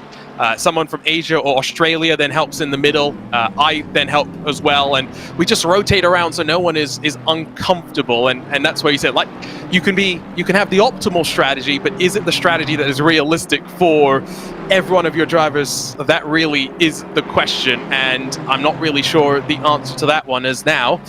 Bit of a side-by-side fight all the way up the camel. Yeah, let's go. Valentin Barry and Darren King side by side, as you said, up the Kemmel straight here. It's going to be Valentin Barry to the outside of the corner. The BMW thinks about holding it in, but that move is done and dusted before they can even blink, and that is how you do it. Just looking up further up the field as well, that battle for third place right now is so fiery right now. For you've got Isaac Price, you've got James Baldwin, and you've got Tobias Grunwald, all within just about 9/10 of a second right now. But the more they fight, the more they're dropping back from the likes of Arthur Kammerer, who is 5.3 seconds behind Nicholas Hubin right now. You can see Valentin Barry booting it out the corner there, trying to still catch back onto the back end of Darren King here. The thing with this is that this is such a game of essentially swings and roundabouts. We've got about 5 minutes before that rain is going to stop. In fact, I would imagine, Arjuna, that rain is going to stop. In fact, has it already stopped right now? Yes. Because the spray, it's literally just stopped. So there we go, the transition period begins. Yeah, and now this is that lap. Baldwin, will he come in, or does he have enough fuel to go one lap longer? We're about to get the answer. The track will dry. Drivers will continue to migrate to the wet side of the track until they are onto the slick tires, and then it's just going to be about trying to get that line as quickly as possible dry. And let's not forget one thing that is quite important here in ACC, David, is the line does not change. The line is the racing line in the dry. So we'll see if anyone comes in this time around. Circle back on Hamstats Edition 4. We saw 6 cars with 270 km/h top speeds. I would assume at the very end of the Kemmel Straight, there's a Lamborghini, a BMW, a McLaren, 2 Aston Martins, and a Ferrari. So all of those cars seem to be relatively trimmed out in the hands of the relative teams. But as we wind out of turn 1 and barrier all over the back of the car in front, no one yet down to pit lane, David. I'm just honestly, I can't get over how different this race has been today, Arjun. It's been a fantastic little exhibition of what this should all be about here for the esports events. And obviously, as I mentioned on the build-up and during the start, you were part of the team in real life at Indianapolis doing the esports stuff through there. And obviously now you're taking part in your first full-length esports race online as well. Does it compare? Is the action about the same as what happened over at Indianapolis? Very different sort of a race, right? Because we had the real world pro drivers come in for 35 minutes, and that was entertaining. We weren't allowed to breathe for a moment, and I think we ended Friday with no voices. And the next day we had the sim racing professionals jump into the ROG arena, and then Gregor Schill just absolutely waltzed away at the very front of the field to win by a comfortable margin. So it's very different, right? Having 15 cars versus 44. And I'm an endurance racer at heart, David. It started for me listening to just the team at RSL and without watching, because that's how I started endurance racing, was just listening. So I enjoy the swings and roundabouts, like you put it, of strategy, as that's a move to the inside as Simonini continued to slide backwards. A car that was up inside of the top 3 in the first 20 minutes of the race has now dropped out of the top 10. Yeah, that's Kirill Sadorov that's waiting with open jaws right now, just behind that car right there, the 322 Bentley, waiting to try and make a position here. It's a great run out of the final couple of corners here, and is Sadorov going to be making a move here? That Lamborghini again making use of that raw straight line power, but that is possibly going to be a send up the inside. It's a very late send up the inside, and it's not surely going to be a move then from the Bentley. Gets the cutback though.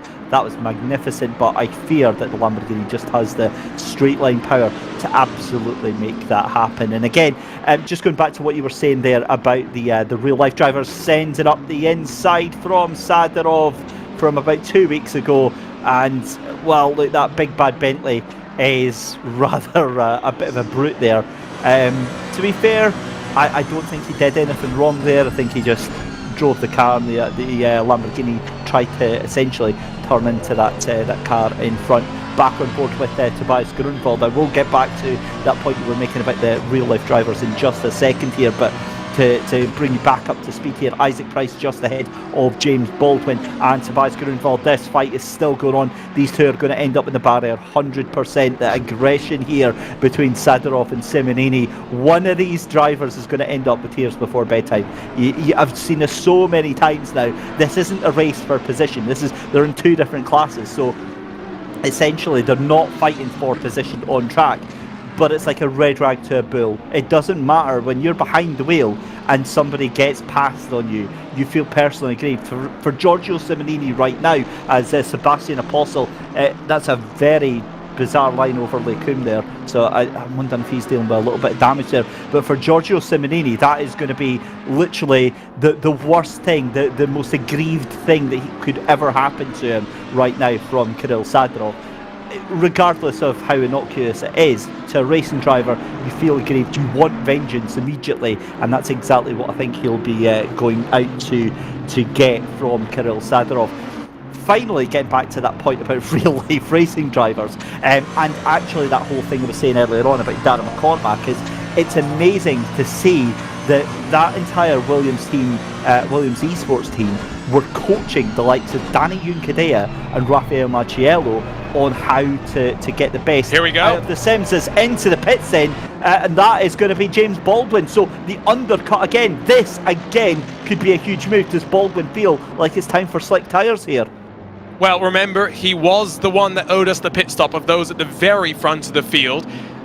And we hadn't really talked about it, but the fact that we've had rain conditions means that you're on the throttle for less time than you are in dry conditions, which means while we only went for about 56 minutes in the first stint, we've got an hour and 5 minutes on fuel in the second stint of the race. Now we see, will James Baldwin stay in for a third hour of the race, or will it be George Boothby or Eamon Murphy to power the McLaren Veloce team back out onto track? Well, here we go. This is what we're going to find out. And the thing is, you can see as well just how much they're having to try and cool these tyres down, because that's an ever-expanding dry line that's appearing on that track in front of us right before our very eyes. And the times are tumbling, Arjuna. Remember, that was a 2:31 was the fastest lap that we were doing in wet conditions. We're now down to 2:26s from Nick Hubin right now out in the front, and that gap up to 8.3 seconds. The problem for Isaac Price right now is that he has got Tobias Grunwald behind him. Grunwald is putting him under pressure. That's going to force Price to overdrive that car and be a little bit slidey on those tyres. That's going to heat them up, and that's going to make that thing turn to bubblegum very, very shortly indeed. Honestly, I think all of these cars are going to be in within the next 2 laps to get their next stage of tyres. But I think that Baldwin, despite him having to come in for that fuel and everything, I think if he can get out and absolutely smash these lap times in, this could be an absolute game changer for the race. Well, this is actually the most dangerous time for him, because one, he will come out on slicks on a still damp and drying track with low tire temperatures. It's going to take longer for them to get into the window, and the McLaren has this tendency of firing up the tires slow, whether it's in the dry or the wet. So this is going to be the most painful of outlaps that the McLaren Veloce GT team could imagine. It does look as though James Baldwin stays behind the wheel. Excuse me, no, it is George Boothby that takes over. So after 2 hours in the car, it is James Baldwin, the world's fastest gamer, that hands over to Boothby, who now look to try and survive this outlap. Well, let's see how he does, because he's looking a little bit nervous there. And to be honest with you, I wouldn't be unlike him myself. I'd probably have stacked it already to radio, and that probably would have happened earlier on. But Nick Hubin and Arthur Kammerer then look like they are going to be coming in next time by. You see Isaac Price is into pit lane. That moves Trevor Wenham up into P4 right now.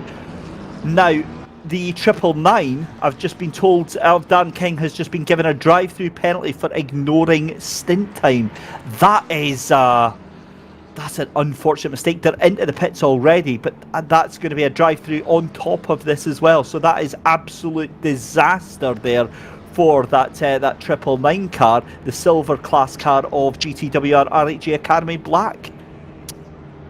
It's one of those penalties that you've just got to make sure you don't get it wrong. The margin of error, 6 seconds. He overextended the stint time by 6 seconds. Just let that seep in. I was just letting there be a pause there for dramatic effect on that one.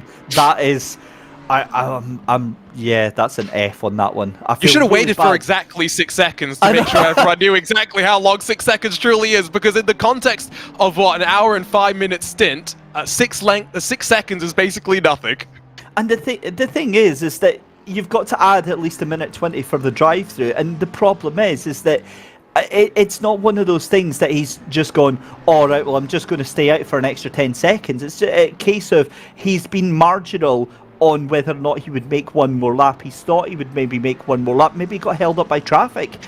It's just one of those things. It's such a cruel twist of fate that not necessarily the driver or the team's fault, but either way, rules is rules, and it's an automatically mandated penalty from the game. So it's not like race control have just been, incredibly strict. It's the game. It just immediately done. And there we go. Veloce have done it. Veloce straight ahead. They've got the pace then, and that is Tobias Grunwald, and that is going to be Robbie Stapleford back behind the wheel. So am I right in thinking then that potentially puts them up, Arjuna, into P3? It may do, but we're still yet to see Arthur Kammerer down. And I just wonder, the track condition went from, I think, damp to greasy just as Boothby had got his tires up to temperature. So as we see, not just Hubin in the 88, but Kammerer in the number 1 come down to the lane. Yes, the margins were big at the front. We're not expecting the 88 to be jumped for the race lead, but is that BMW BS competition car going to emerge from pit exit and have the unwelcome sight of George Boothby with warm tires charging in the rear view mirrors? Well, that's exactly what we're waiting to see, because here is George Boothby then in the 66 right now, and he is absolutely on it. That is the only way that you can describe it. The lap times last time through was 2:33 and a 2:35 as they came into pit lane for Nick Hubin and for Arthur Kammerer as well. And when you consider that this track is getting very fast indeed, we have to keep an eye on the 66. Now, the thing is we don't have a representative lap time yet for George Boothby. He's yet to go across the line to do his fast lap there. I've got no doubt that that is going to be under 2:20, and if that is the case, that's going to be what, 10-15 seconds that he has taken out of those cars up in front. You can still see tiny little puffs of moisture on the track here. You've got two cars side by side fighting out, and he's going to get caught up by that triple line there, and that is that not Carden Lou in the 94 that he's going to have to make his way past. Yeah, so Carden has yet to come in again, and that means that Boothby is just going to send it up the inside into La Source, and that last lap round for George Boothby, 2:25.7, so not quite that fast. But here we go, this is it. He's going to be coming down the hill, and where are they going to be? In fact, he's not done the jump then, so Hubin gets out in front of Kammerer, but Kammerer could be in real trouble right now as the two cars almost going to be nose to tail. I think that gap's going to be about 2 seconds between them. From Guitar Hero to sim racing, I mean, what a journey it is for George Boothby in that 66 McLaren Veloce GT car. And with the gap down to 2 seconds and it visibly being a gap that Boothby can see, this is where you get the impetus to push on. BS Competition switched to their third driver in the third hour of the race as Gregor Schill takes over the controls of the BMW BS Competition car. Mitchie Tauscher took over from Tobias Gronewold in the Mercedes Unicorns of Love number 14. So a couple of driver changes at the front as Hubin as well hands over responsibility for the race lead. I'm going to make a very bold prediction here. I think young Robbie Stapleford here is actually going to get past George Boothby. I know this young lad very well, and he is stupidly fast. Definitely one of the talents to watch out over the next couple of years. He's already getting to that point where he's kind of coming of age now, but I mean the pace that he's got is frightening. I remember one of the first races that I commentated him on was a community league race where it was the final race of the season. He'd already won it. He started last on the grid out of about 26 cars, and after an hour had won the race by about 6 seconds. It is just frightening the pace that this BMW driver has got, and he's onto the back end of Robbie Stapleford, onto the back end of George Boothby right now, excuse me. But the thing he's going to have to be very cautious and he'll be very aware of is that that's a championship contending car that is right in front, so he won't be making any silly moves here. But here we go, this could already be a move for Robbie Stapleford, and as predicted, that pace on that BMW, now it's come back to the dry. Yep, that is sensational stuff. I wonder if the McLaren Veloce team, knowing that they weren't too confident in the overall pace of the McLaren 720S, and maybe just dialed in a car that with strategy calls and good wet weather pace will enable them to leapfrog their way forward. Remember, they started down in, 13th spot, so already almost double-digit gains from James Baldwin in his double stint to open up this one. And while Boothby has already visually lost ground to Stapleford, who, like you said, is on the charge, all that the 66 is trying to do is minimize the time and the points that they lose in this championship relative to the number one. Here comes Tauscher, here comes the Unicorns of Love. That's a little look up the inside there, but that's not going to happen from Mitchie Tauscher. Fires it up there though, and that is as cool as you like. I absolutely agree with you. I think there's a lot of strategy going on here, a lot of race control and poise here, because remember the gap being 15 points at the top of that championship. 16 points then is what would need to be the gap for BMW BS Plus competition to make that happen, as Jakob Oosterman, who is involved in the silver class battle. That's going to be a fight with another McLaren. That's the Yaz Heat Machine of Mikhail Statsenko, and that is, I believe that's what in our business we call a hip check, just gently nudging Mikhail Statsenko, or maybe not so gently nudging Mikhail Statsenko there.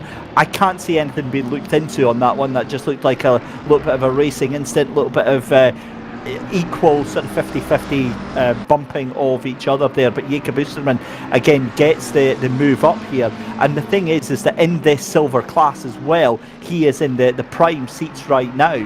he's chasing down the next person up the road for the silver class is going to be Grantas Caracas in the 67 Ferrari. But the problem is that there's what, 3 cars in front of them and about 11 seconds to catch up to that leading silver car. In the grand scheme of things, they don't actually need to worry about the 67 car right now, because while they are in the lead of the silver class, they're also third in the championship. So as it stands, the battle is between the 110 and the 23. But that is a car, you've got to say, Arjun, that has been very much sneaking its way up. You were pointing that out earlier on, FFS Racing. Now up into P16, but crucially, and again I say this crucially, in the championship standings, 6th place in that silver class right now. That gap at the top of the championship for silver, just 8 points, and again we're going to be on the fingers and toes and all that sort of thing just to try and work out what is going on here, but it's still way too early to, as you mentioned earlier on, to even start thinking about that. So we're into the third hour of racing here at Spa 24, and it's safe to say that first one it was fairly easy. The second one, it was drama from start to finish. Yeah, no, I'm just trying to figure out exactly what, in the last 2 hours and 10 minutes, who has impressed me the most, David? Because, of course, Dyer McCormack is the obvious name, but you factor in the technical issue he had and the fact that we only saw him for an hour. Unfortunately, that car is down in, 17th position. We check in with Moreno Sarica now. That 23 car is actually the one that maybe quietly has impressed me the most, staying out of trouble, working their way forward. And I think if they're able to get up in front of the 333 and the 71, 2 cars in class directly in front, never trust the commentators' math, but they're increasingly putting themselves in the best position possible for the championship. Again, I'm repeating myself at this point because I'm the one that I feel like has become the broken record. There is still a long way in this championship to go, but after starting down 35th, 36th position, it's been a great opening 2 hours so far. They've got to survive the night, and the night is where it becomes the most treacherous because people get tired. And that's just it, as well, to explain to the viewers who are watching this thinking, okay, well, it's going to calm down now. It doesn't calm down. This is what happens for the entirety of the 24 hours. The weather throws in spanners into the works. The drivers having issues getting past lap traffic throws in spanners to the works. Strategy failures, you name it, it will happen over the next 21 hours and 45 minutes in this race here, the 24 hours of Spa. Very warm welcome if you have just joined us. Welcome to live coverage of the Intercontinental GT Challenge Esports powered by Mobileye. This is the grand finale here at Spa for the 24 hours of Spa. It is just all been manic through this opening 2 hours so far. At the lead of the race then is the number 88 Mercedes of Wojtek Fiala for that 88 team of Mercedes AMG Esports Team Acorus ASP by R8G, which is always a heck of a mouthful. Then in second place is your championship protagonist for the pro title, Gregor Schill in that BS Plus competition machine in second place. Robbie Stapleford for BMW Team G2 Esports in third place with the 62. Michi Tauscher for the 14 Unicorns Love is in fourth position, and then in fifth position is George Boothby in that McLaren Veloce GT, the other title protagonist for the Pro Championship. Then we move on to the silver class because it's Grantas Caracas in sixth position in the Ferrari for that 67 team. Now again, they were third place in the championship coming into this final round for that Race Anywhere SimSport silver team, and again they still have a mathematical chance, but that mathematical chance depends on the other two silver championship hopefuls having an absolute mare. Very much within the realms of possibility. We'll wait and see, but as it stands right now, they're doing a great job, but not enough, because Jakob Oosterman in the 110 is just behind in second place in that silver class. You can see him down in P9 overall. That 110 AJA Sim Racing team powered by Gaddy, and again they are fighting it out as well. They are currently second in the championship, just 8 points behind FFS Racing Silver in that number 23. So they're on 108 points, and that number 23 car currently down in P6 in class, Jan Willem van Ommen behind the wheel of that one. It's David Christie and Arjuna Kankapati bringing you all of the coverage for just now. I'm going to be taking a break at the end of this hour because, my goodness me, I'm an old man now. I need to rest after what's been an insane start to this race. It has not been maybe as crazy in the opening hour, but it has definitely been rather intense with that rain that brought itself out in the second hour of the race. And I just noted Michael Hamlet's given us average stint times for that second hour. And is it a shock that the 88 car driven by Nicholas Hauben, on average, half a second per lap faster than everyone else on track? Absolutely wild. And again, we'll be bringing you all of those stats whenever we get them from our very own Michael Hamlet. But in the meantime, let's bring you up to date with what has happened so far with the race highlights then. And as we saw earlier on, it was a fairly clean start. There was a few issues early on that Jack Noller involved in it, trying to get himself recovered out of that final chicane. We saw Dylan Tan and Marco Macri having a little bit of a coming together into Lecombe, into Bruel there, and that was sent off there for the 889 of Marco Macri there.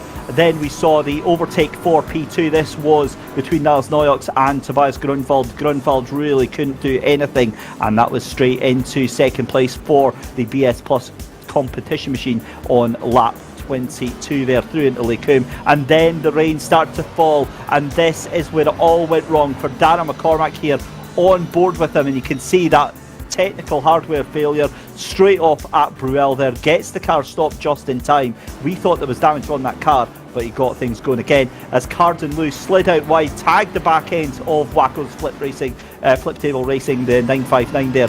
And this was another overtake in the rain coming out of Eau Rouge and Radio, that great overtake from Nicholas Tubin on Isaac Price, and Price had absolutely no answer to it in these wet, tricky, treacherous conditions here at Spa-Francorchamps.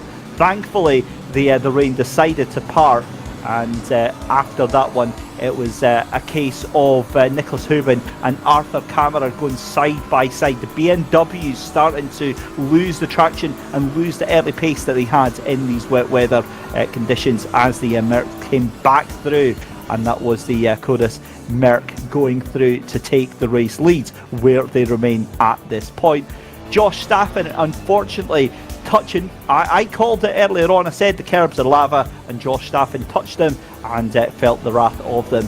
Very simple mistake to do, and won't be the last. That is, in a nutshell, what has happened here. And given some of the previous SRO battles that we've had through the past couple of months and past year or so, again, a very well disciplined, very respectful race here at Spa-Francorchamps here, Arjuna.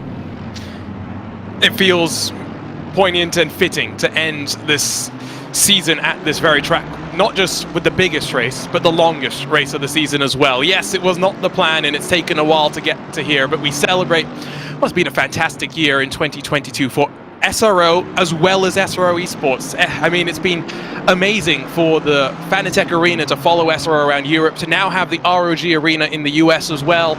Let's hope that's a fixture for 2023. There's a look at the ham stats, though, as we talk to you about those lap times and the average lap times through the course of the stints. It was that 88 car that took full advantage of the rain, averaging 10 seconds slower than what we were doing in the dry conditions in hour one. It certainly is, and again, those stats really just give you that vital context of everything, of how nuanced this race is. And you know, again, I sound like a bit of a broken record when I talk on the state of play where sim racing is today, Arjuna, but the fact that we can make these, you know, bits of detailed analysis on races like this is just absolutely fascinating. That the level of consistency, the level of performance that these drivers are able to bring to the table week in, week out, month in, month out, race in, round out, you know, whatever, they just turn up and they're able to deliver these performances. And then we can sit in the background and think, well, you know, they could have done X, Y, Z, or if they do X, Y, Z, then, you know, this could happen. It's just an amazing crossover to the point where the consistency, and you mentioned this right at the beginning of the broadcast, at the beginning of the race, consistency is going to be one of the major factors in not only this race, but essentially this whole championship.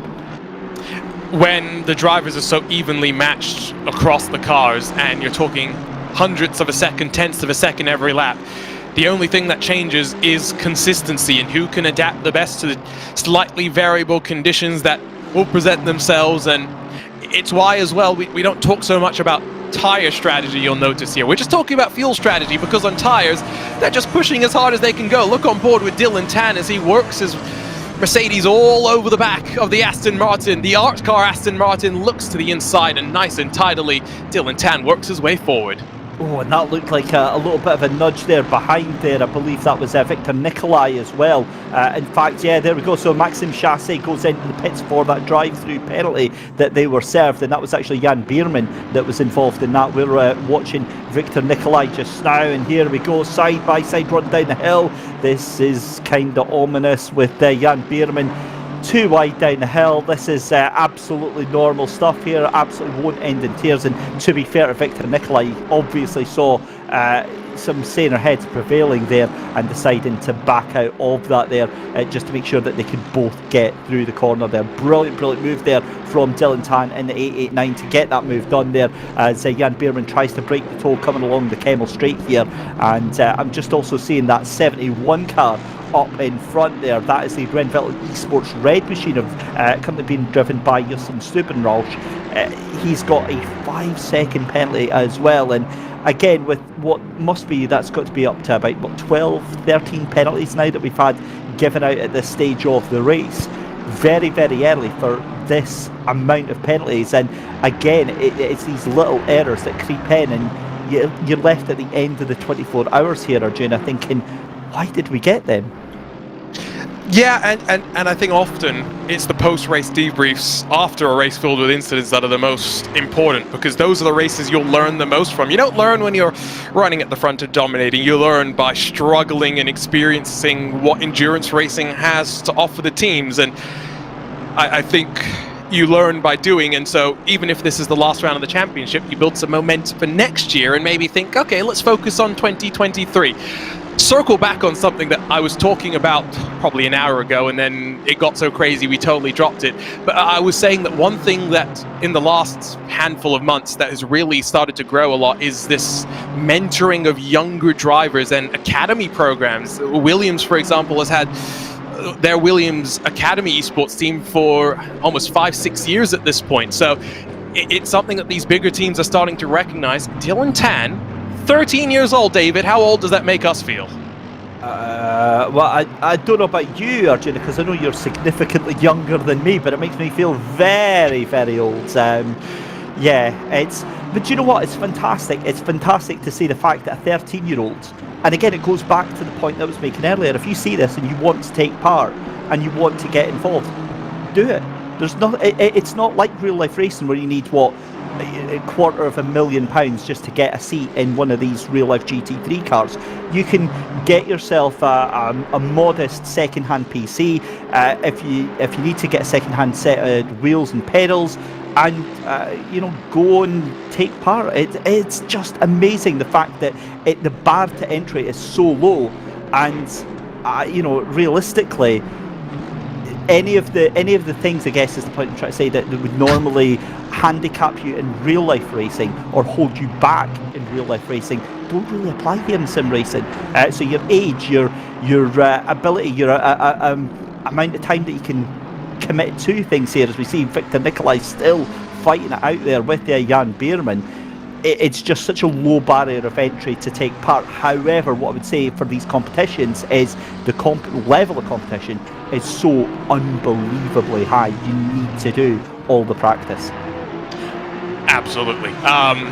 And going back to the younger drivers, it's where having slightly older, more, I say experienced drivers, but we're really still talking about teenagers, right? 19 years old, or at best maybe 22 years old, the drivers who are just finishing up their college before entering a full-time career, for example. Just having those extra years to calm down, to mentor the younger talent is so important, because you can be as fast as you want out there on the real track as well, but unless you develop temperament, unless you develop your racecraft, you will never be the best driver in the world. Those are the skills that you very much require to have if you are going to be at the top. Check in with the front of the field, by the way, as Fiala continues to maintain the gap that Hubin built during the rain. It's 9 seconds that the Mercedes leads from Gregor Schill, and you were waiting for Robbie Stapleford to really go on the charge. He has brought the gap down to second to just about 1.5 seconds, David. As David seems to have had some technical issues. It's not just drivers that sometimes have them. Don't worry. Happen here in the commentary booth as well. It's fine. Don't worry about it. I'm fine. You didn't see anything. It's. Remember I was saying about my old age. That's probably one of the symptoms of that there, Arjuna. It's absolutely fine. Don't worry about it, mate. Well, I got so excited about your technical issues, I completely forgot the point that I was going to make. So clearly, it can't be that important of a point. It's fine. It's all good, buddy. I'm sure it was very, very relevant. And as a magical distraction from all of that, Hamstats pops up with Volume 5. BS Competition smashed G2's record with a pit stop time of 1:54.077. An incredibly quick pit stop. Can anybody beat it? I've got to be honest, this is one of the best advances we've had throughout this entire season, getting Hamstats on here. I'm absolutely loving this. If you haven't already, get onto Twitter and go and follow Hamstats. We want to see that hashtag trending. Race control though, incident involving cars 23 and 71 on lap 51. That's a 5-second penalty at car 71. Now we saw that earlier on. That is Stubenrausch in the Ferrari, and it's a drive through at car 333. And again, we saw that car serving the penalty earlier on for a collision with car 33 as well, and that has unfortunately dropped Maxime Chassé in that Aston Martin all the way down to P30. So again, just showing how much these pit stops or drive-through penalties rather, can absolutely ruin your race. But talking about the pace that these Merc AMGs have got, Wojtek Fiala 8.8 seconds ahead of the BMW of Gregor Schill, that BS Plus competition car. Now, Gregor, I don't think is going to worry too much right now, because again, he either wants second place or he wants first. That's all they're looking for just now. What they're concerned about is getting the best performance that they possibly can, because as I said, they need to get 16 points to take that championship, or get a 16 points advantage over the 66 car of Veloce GT to get that championship win. It's a tall order, but again, we're still only 2.5 hours into this race, and I can't believe we're already 2.5 hours in. But once again, as the track, has well and truly dried, we're just getting the indication the McLaren is not that fast. I'm trying to find a way to sugarcoat it, to say it nicely, but there's no good way to put it. Boothby, let's be clear, George Boothby is quick. And George Boothby has lost about 4 seconds to Robbie Stapleford since the start of the stint when that BMW got past. That's not normal for that McLaren Veloce GT team, to say the very least. So I think, again, if we get more rain, that is where Veloce has got to be on their toes to take full advantage, because that is when they will make up time. As it runs right now, they are dropping backwards closer to the leader in the silver class than they're getting to the podium in the pro class.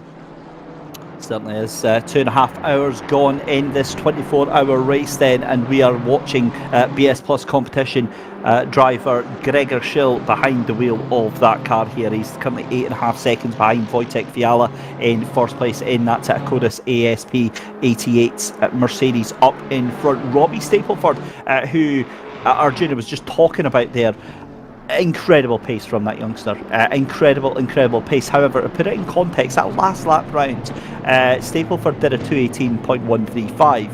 Both Gregor Schill and Michi Tauscher did exactly the same lap time, 2:18.145. So as Stapleford now does a personal best, 2:18.030. So again, the lap time's coming down, possibly as the track's starting to cool down even more. We're starting to go later into the night here. It's 7:15 in game time here at Spa, and as you said, we've got to go through the night. The track is going to evolve massively over the next couple of hours as well. We're watching Leon Atoki here as I'm blethering away there onto the back of the Triton Racing's Dominic Blyer right now in that Bentley. And again, just showing how much pace that Mercedes has got here. Now let's keep an eye on this actually, because as I've said time and time again, as we cut away to Gregor Schill going side by side with one of the lapped cars. That wasn't Luca Lotio, because I believe Luca's already out the car. But again, there's the point I was making. Coming up through Old Rouge and Gradion, that's where all the time is made on this Kemmel Straight here. Now, what is Leon Otaki going to do? He looks to the inside at Lake Coombe. It's late in the brakes, and that is very, very unsure from the pair of them there.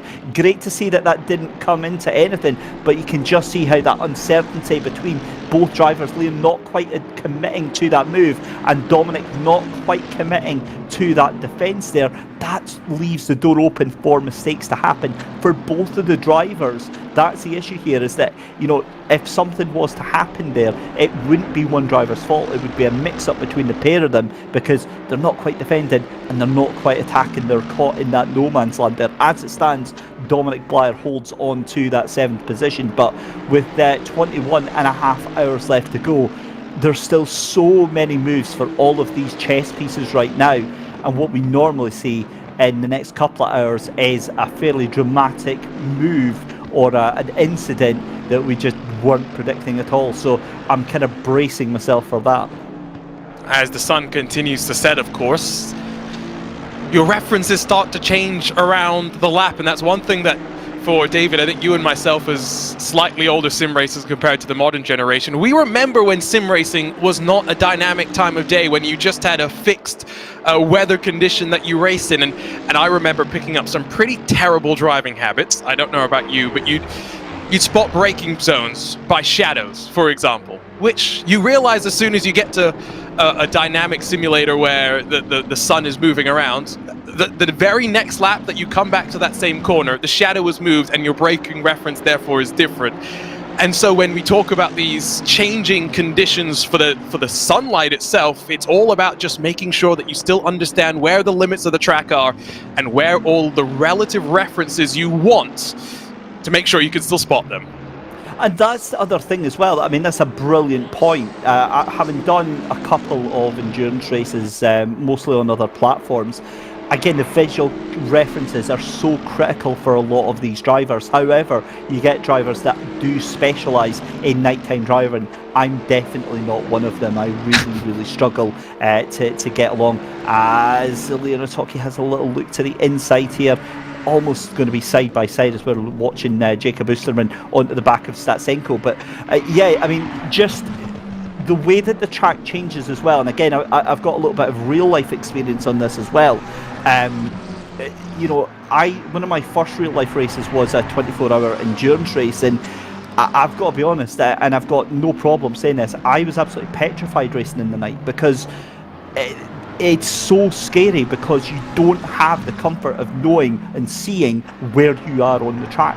You're kind of just going from the mental reference points of thinking, oh, well, I must be here. And I made the mistake of doing it at Silverstone as well. So, you know, you keep getting the different parts of the circuit mixed up with one another. And the reference points goes, the handling of the car changes massively because it's cold. It's the tyres are a little bit less eager to turn in, and it makes it much more difficult to do so. However, you know, sunrise and sunset, I will say, as a driver, the most incredible experiences in the car, even in the sim. It does do a fantastic job of replicating that, as Leon Otaki now decides to go side by side with one of the lapped cars there. I think that's Carden Lou in the HPD Pro Jazz machine. Gets the run on Dominic Blyer here. This is going to be a move into the final corner. Blyer gets defensive and moves over to the right hand side, keeps that right hand side there. It's going to be side by side round the final chicane there, and Leon Otaki tries to keep the car in there, just has a monstrous power slide there, holds on to it, and that's exactly one of the things I was saying earlier about the characteristics of that Merc. It does get a little bit tail happy if you throw the brake balance a little bit too far to the front there. But yeah, as you were saying about the going into night, very, very difficult for the drivers, and it's much more demanding and tiring for the drivers. Their eyes are on stocks, especially those poor sods that are on VR for the nighttime races, because that's a scary, scary experience, Arjuna. One thing that you do kind of get here in Assetto Corsa Competizione is the environment, the sense of scale that you have at the racetrack. You've got the campfires off to the side. No, you won't get the smell of the barbecues, unfortunately, in the middle of the night. That, unfortunately, is one step too far for the time being, as drive-through penalty has just come down for the number 63 Lamborghini that we've seen sliding backwards pretty fast. Of course, that being the Works Factory Lamborghini team. So we'll see if we can figure out exactly what that was from. You were talking about the characteristics of the Mercedes. I was just looking at that Bentley and thinking, Triton Racing are running quite well, but they're heading into the phase of the race where they would have been the most concerned, because that Bentley, as the temperature drops off as we head into the night, has a tendency to grain its tires quite badly. And so it's going to be a long night here. The question will be, how do they get through that? And the drive-through for the 63 was because of a contact with car number 93. So that would have been with the HPD Jazz Pro car. Now, I can't remember exactly which bit of contact that was, because I think it's fair to say the Honda NSXs have been involved in plenty of contact today. Yeah, they've certainly got themselves about quite a bit, haven't they? Goodness me, but getting themselves into more drama there. And yeah, it's a bad day going from bad to worse for that Lamborghini team, the 63, currently with Jordan Sherritt behind the wheel of that one just now. Sven Hettich is getting his arms out and elbows out and everything else just to fend off Tinko van der Velde in the Williams Esports number 5 machine. Surprisingly down in 24th place right now, as van der Velde has a look to the inside at Pouon, but it's not going to be. The thing is, though, as well, is, you know, we were talking about you were talking about the Bentley there as well. That's a car that I don't have very recent experience of, but when I started playing Assetto Corsa Competizione, that was the first car that I chose, because I'd read, watched a few YouTube videos and read some stuff online, and a lot of people saying that was a good beginner's car. It was a fairly well-rounded at the time car to jump into, and it may have changed an awful lot since then, but certainly what I find when I was driving it is it loves the start of a stint. When it's heavy on fuel, it does really, really well, handles very well, but when it gets to that final 10 laps and it's got to the end of its fuel, it's very, very light indeed. It really just doesn't do well with that at all. Leon Atoki, though, back talking of the Bentleys here, he's got Dominic Blyer up in front, and Leon just cannot find a way past that Bentley at all. And one of the other things that surprised me as well was learning that there's a bit of a meme about the Bentley being the Boltley and how big it is, but actually it's one of the lighter cars out there on track, as Noah Eder is in the pits. That's very early for Kramer Racing Esports. Well, you say the Bentley is one of the lighter cars. It's just because by the nature of the class, most GT3 cars, when you strip them out, that's steering damage. That's a bit dodgy, isn't it? Yeah, I look down at my weights of all the cars. I look up and I see 90 degrees left-hand down. Not exactly ideal for the 977. Getting word, a little bit of a crash through the bus stop with the 42 McLaren. So we'll see if our director, Mike Yao, can quickly spool up a replay there. That would have been the Brabham Esports McLaren that, of course, already after lap 2 had been nursing the damage around. So, yeah, not the easiest of days for them, to say the very least. Going back to the weights for a second, though. All GT3 cars are basically around 1,250 kilos once you strip out driver and whatnot, and you just leave them as their bare dry weight. I'll go back to the point that I said slightly earlier, though. The Bentley has had a reputation, right, David, for being the biggest, the Boltley, the longest car. But with the introduction of the BMW M4 GT3, the Bentley is now comfortably not the longest car in class, because the BMW is 20 centimeters longer than this Bentley. It is a big car. You don't get the sense for it here in the sim. I know, but we say that it's a big car, but I mean, I can't say big BMW without thinking of the M8 GT. M8. Yeah, that's the big boy. Right, let's have a look what happens here then, side by side with one of the lap cars. Telling that's not Cardin. Look, oh my good lords. Glaring yourself. I think that actually that is a wonderful thing that we just did there from our broadcast producer Mike Yao there, because I think we just saved our audience a very traumatic experience there, watching what. Oh no! Just straight into. To be fair, he's probably no idea that that those brakes weren't working, but I've got to say, I feel so gutted for that Brabham Esports team. They have just had like no luck whatsoever today. Did you notice it was another Honda NSX that was involved in that incident at Blanchimont? first judgment from the first angle that we got, and the only angle that we got, he tried to clear himself into Blanchimont, which is a dangerous proposition to do. Well, that's it. And to be fair, I think I've got a feeling that might be not the car of Carden Lou that was around the outside. If it was Staffing again, apparently. Right, okay. But the thing is yeah, you're spot on. That's you're running the risk. Why would you put yourself in that position, going round the outside or going through the inside of that corner here? Let's have a look. So it gets a little bit wide. How can there be any blame on that Honda whatsoever? That is, for me, that's all on that Porsche there. And it's just one of those racing incidents. I don't think there's any malice anywhere there, but it seems a pretty sketchy thing to do. And again, that just comes down to a poor decision.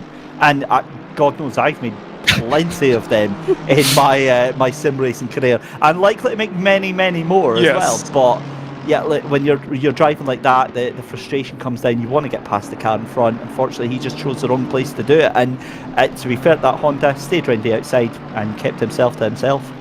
I think Staffen is going to have to turn off the disco lights, because clearly he is just asking for attention. Because I think that's, other than the penalty that he's already gotten, the third incident that he's been involved in. And yeah, nothing he could really do. He had two tires already basically off the main racing surface to the right side of the white line. He was doing everything he could, but a big one. And it shows just how treacherous lap traffic can be here, given the speed. And it shows, like you say, we've made these mistakes a lot, but it shows that even the best, when the pressure is on and a lot is on the line, David, will make those mistakes. And we're just getting word that Staffen's bad luck continues. Turn the disco lights off, please, Josh. He just got hit once again.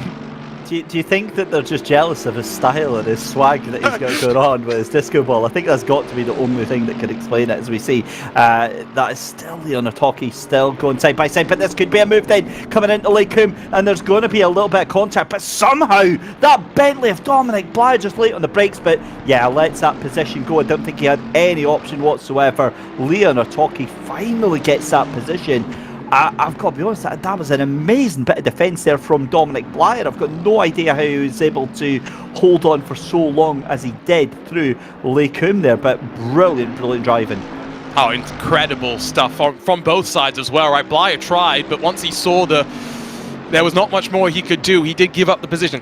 I hate to do this to you, David, but I will correct you on one thing, because I've just been reliably informed in Discord that Bastian Richter is still with the Unicorns of Love. The reason he's representing Mercedes Haupt racing team in that number 4 is because of the partnership with Unicorns of Love and the Mercedes AMG team HRT. So they've got a full complement of the Unicorns of Love drivers, hence the reason why Otaki's behind the wheel right now. So what you're saying is I was originally right then when I said he was Unicorns of Love then. Yes! And then you got me confused when we went down the road. Well, that's it. And I'm like, but he's UL. And then I saw that team name. Anyway, let's see what happened here. Poor Josh Staffen. This is another Audi. Oh, that's a bit naughty. To be fair, that's not actually all that bad. He's been nudged into the grass, but turn the disco lights off, I'm telling you. To be fair, it's that was though the 67 of Caracas. Now here's the issue: is Caracas going to get a slap drift from race control on that? Because that is potentially going to be absolutely huge for the championship as well. Because let's face it, it was always going to be an outside chance that 67 was going to be able to do anything with the silver championship anyway. I mean, they were like 22 points behind, and it was only mathematics that kept them in. But if they get any sort of penalty, that is essentially going to be them looking very difficult indeed. As Jacob Oosterman, this is the other title protagonist, Jan-Willem van Ommen sneaking up as well. Actually now P5 I've just realised here, so here comes Jacob Oosterman. This is on Mikhail Statsenko then, as we cut back to Tinko van der Velde here coming into the final chicane. But 21 hours and 15 minutes left to go in this race. Arjuna, for your first SRO 24 hours esports event, what's your initial thoughts? I'm loving it. I love a bit of rain. I love a strategy race as well, which I think we are going to get from this point forward. And I always enjoy a race where, yes, it's one class, but you split them up into subclasses because you get this interesting complexion of pros versus silvers intermingling with one another. And we just got word from Michael Hamlet that the fastest car on track in hour 3 of this race is Caracas in that 67. It's a silver driver who is flying out in Spa, and I mean, with 21 hours still left to go, it's well and truly wide open, and the presumptive favorite in Darren McCormack in that 55 Mercedes AMG Team Williams car is trying to recover, but their technical issue has very much left the front wide open. Oh, okay, here's an interesting fact. Grantas Caracas is right on the tail end of George Boothby. He's about 1.4 seconds off the tail end of that car.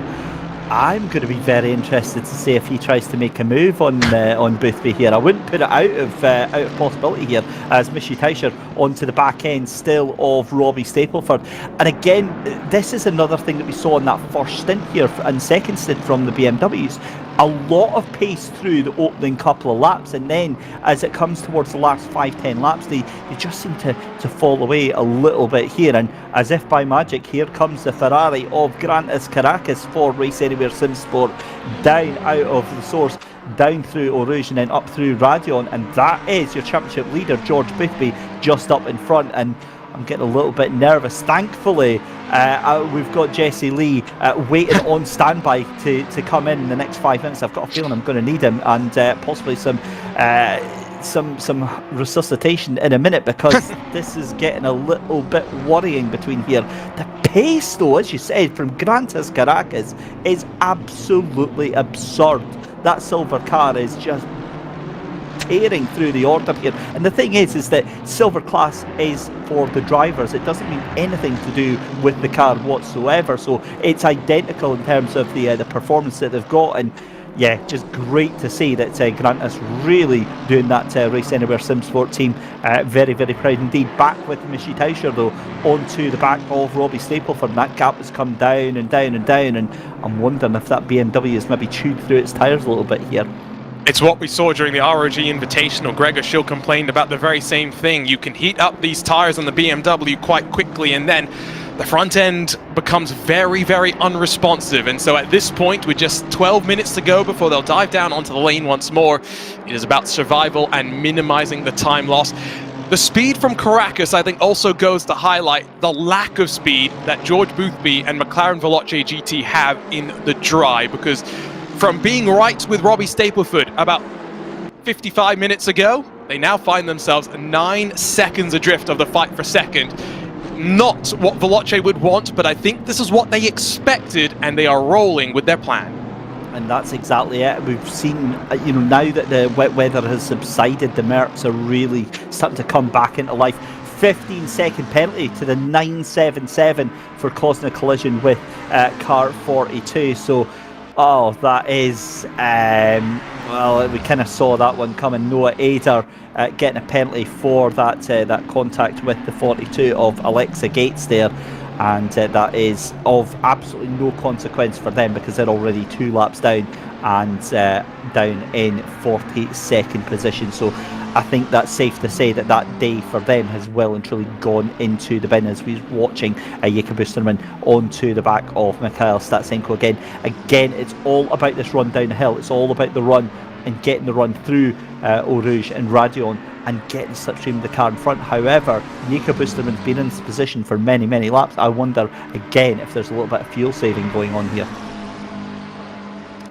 Remember, the McLaren's expected to be a little bit thirstier on fuel compared to the rest of the cars, so it's why we saw James Baldwin so content to ride in hour 1 of the race. Went from 13th to 9th on the opening lap and then waited until the rain came before jumping up to 4th. Great move from Oosterman in the Agile Racing Gatti 110, and really not too much of a fight put up there by Statsenko. And you mentioned earlier about egos, right? And racing drivers, when they get past, always want to get one back.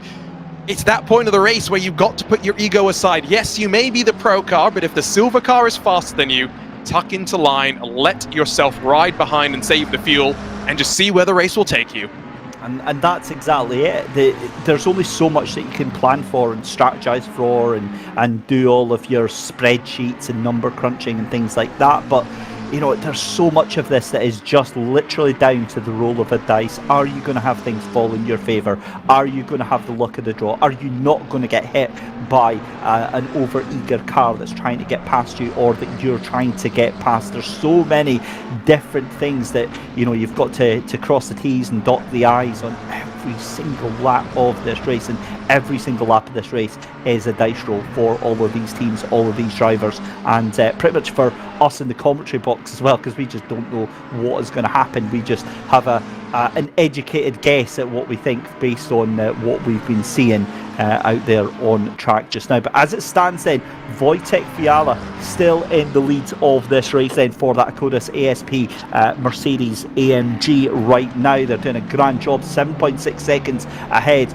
of the rest of the field, although that gap is coming down. That gap came down by about 1.2 seconds there, and Fiala is in clear air. So what happened on that last lap there?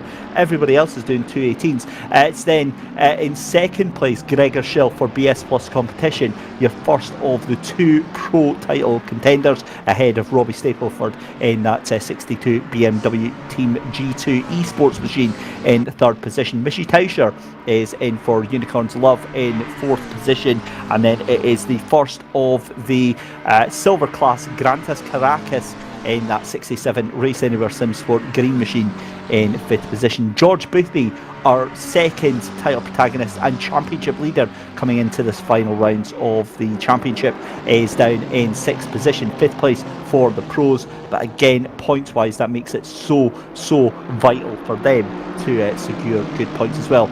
Going back to the silver class, Jakob Oosterman is down in second place in that class again, fighting with Jan Willem van Omen in the 23 for the FFS Racing team for that title in the silver class as well.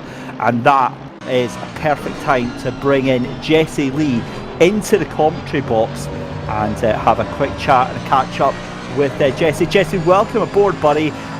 Firstly, do you think you're ready for what on earth we've just witnessed here in the first 3 hours? Yeah, David, I'll just tell you this much straight off. If this race ended right about here, it would be a completely fantastic affair. Alas, we have 21 hours and some change left to go here. So much has happened in the opening stanza of this race. It's hard to really compartmentalize everything that has happened. We've had rain, we've had dramas for the leaders of the race, we've had championship contenders thundering through the field. It's been pretty awesome thus far.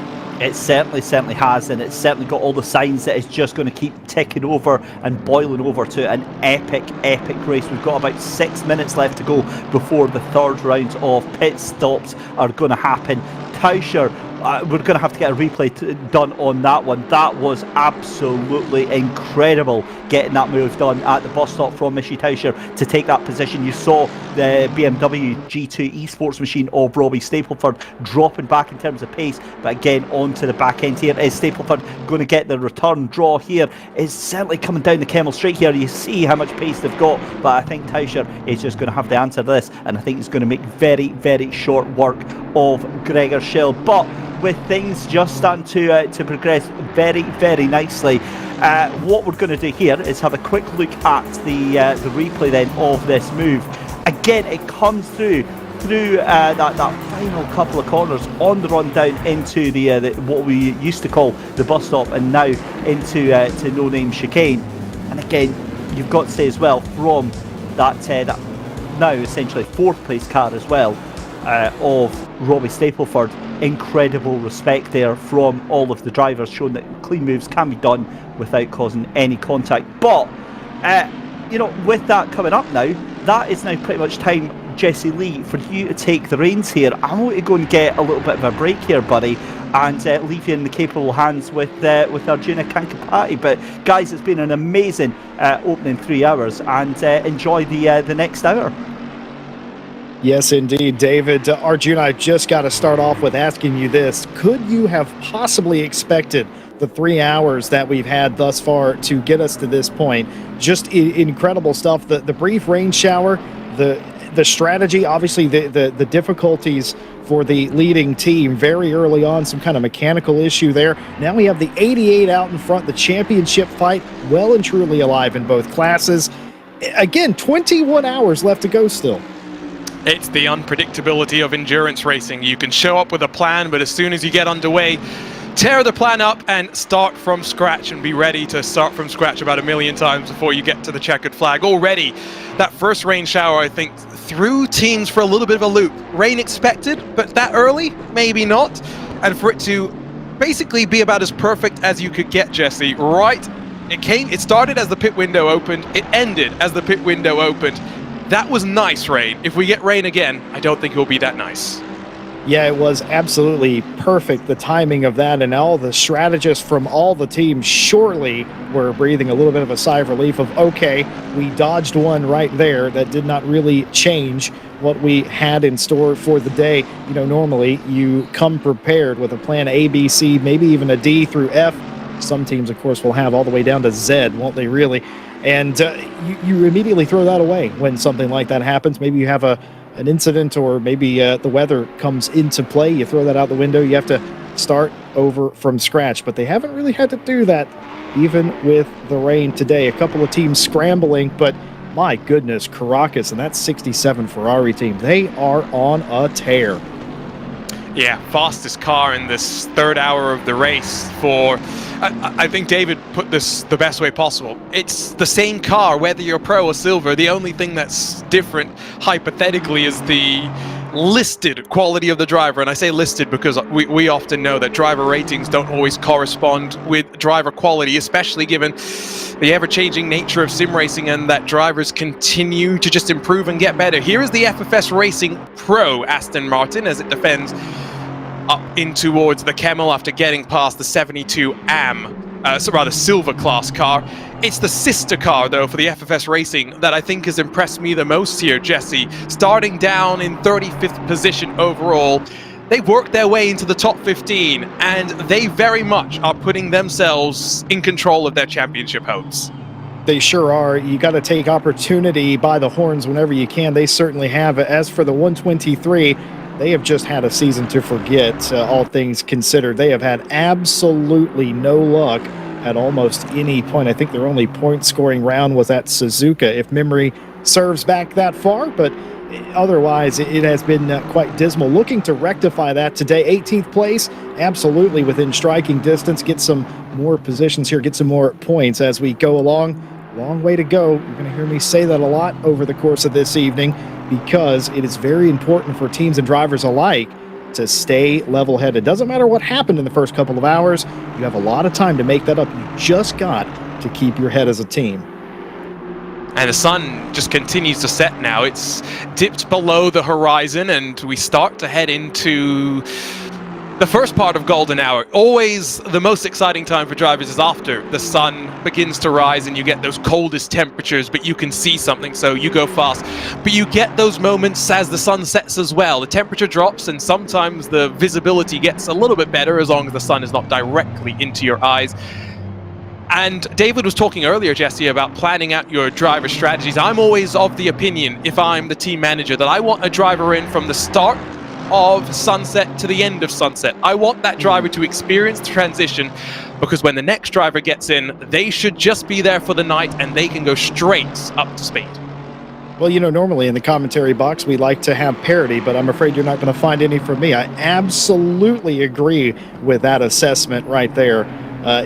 You would like to, in a perfect world, start from when the sun starts to set. You wouldn't want to put somebody in there near the end, change the sight lines. It just is not the best way to go about it. And obviously put your night driver in, nice quiet stints. Well, beyond that, as we race on into twilight, let's flash you back for the last couple of hours, show you how we've gotten to this point. And my goodness, are there more than a few highlights to show you.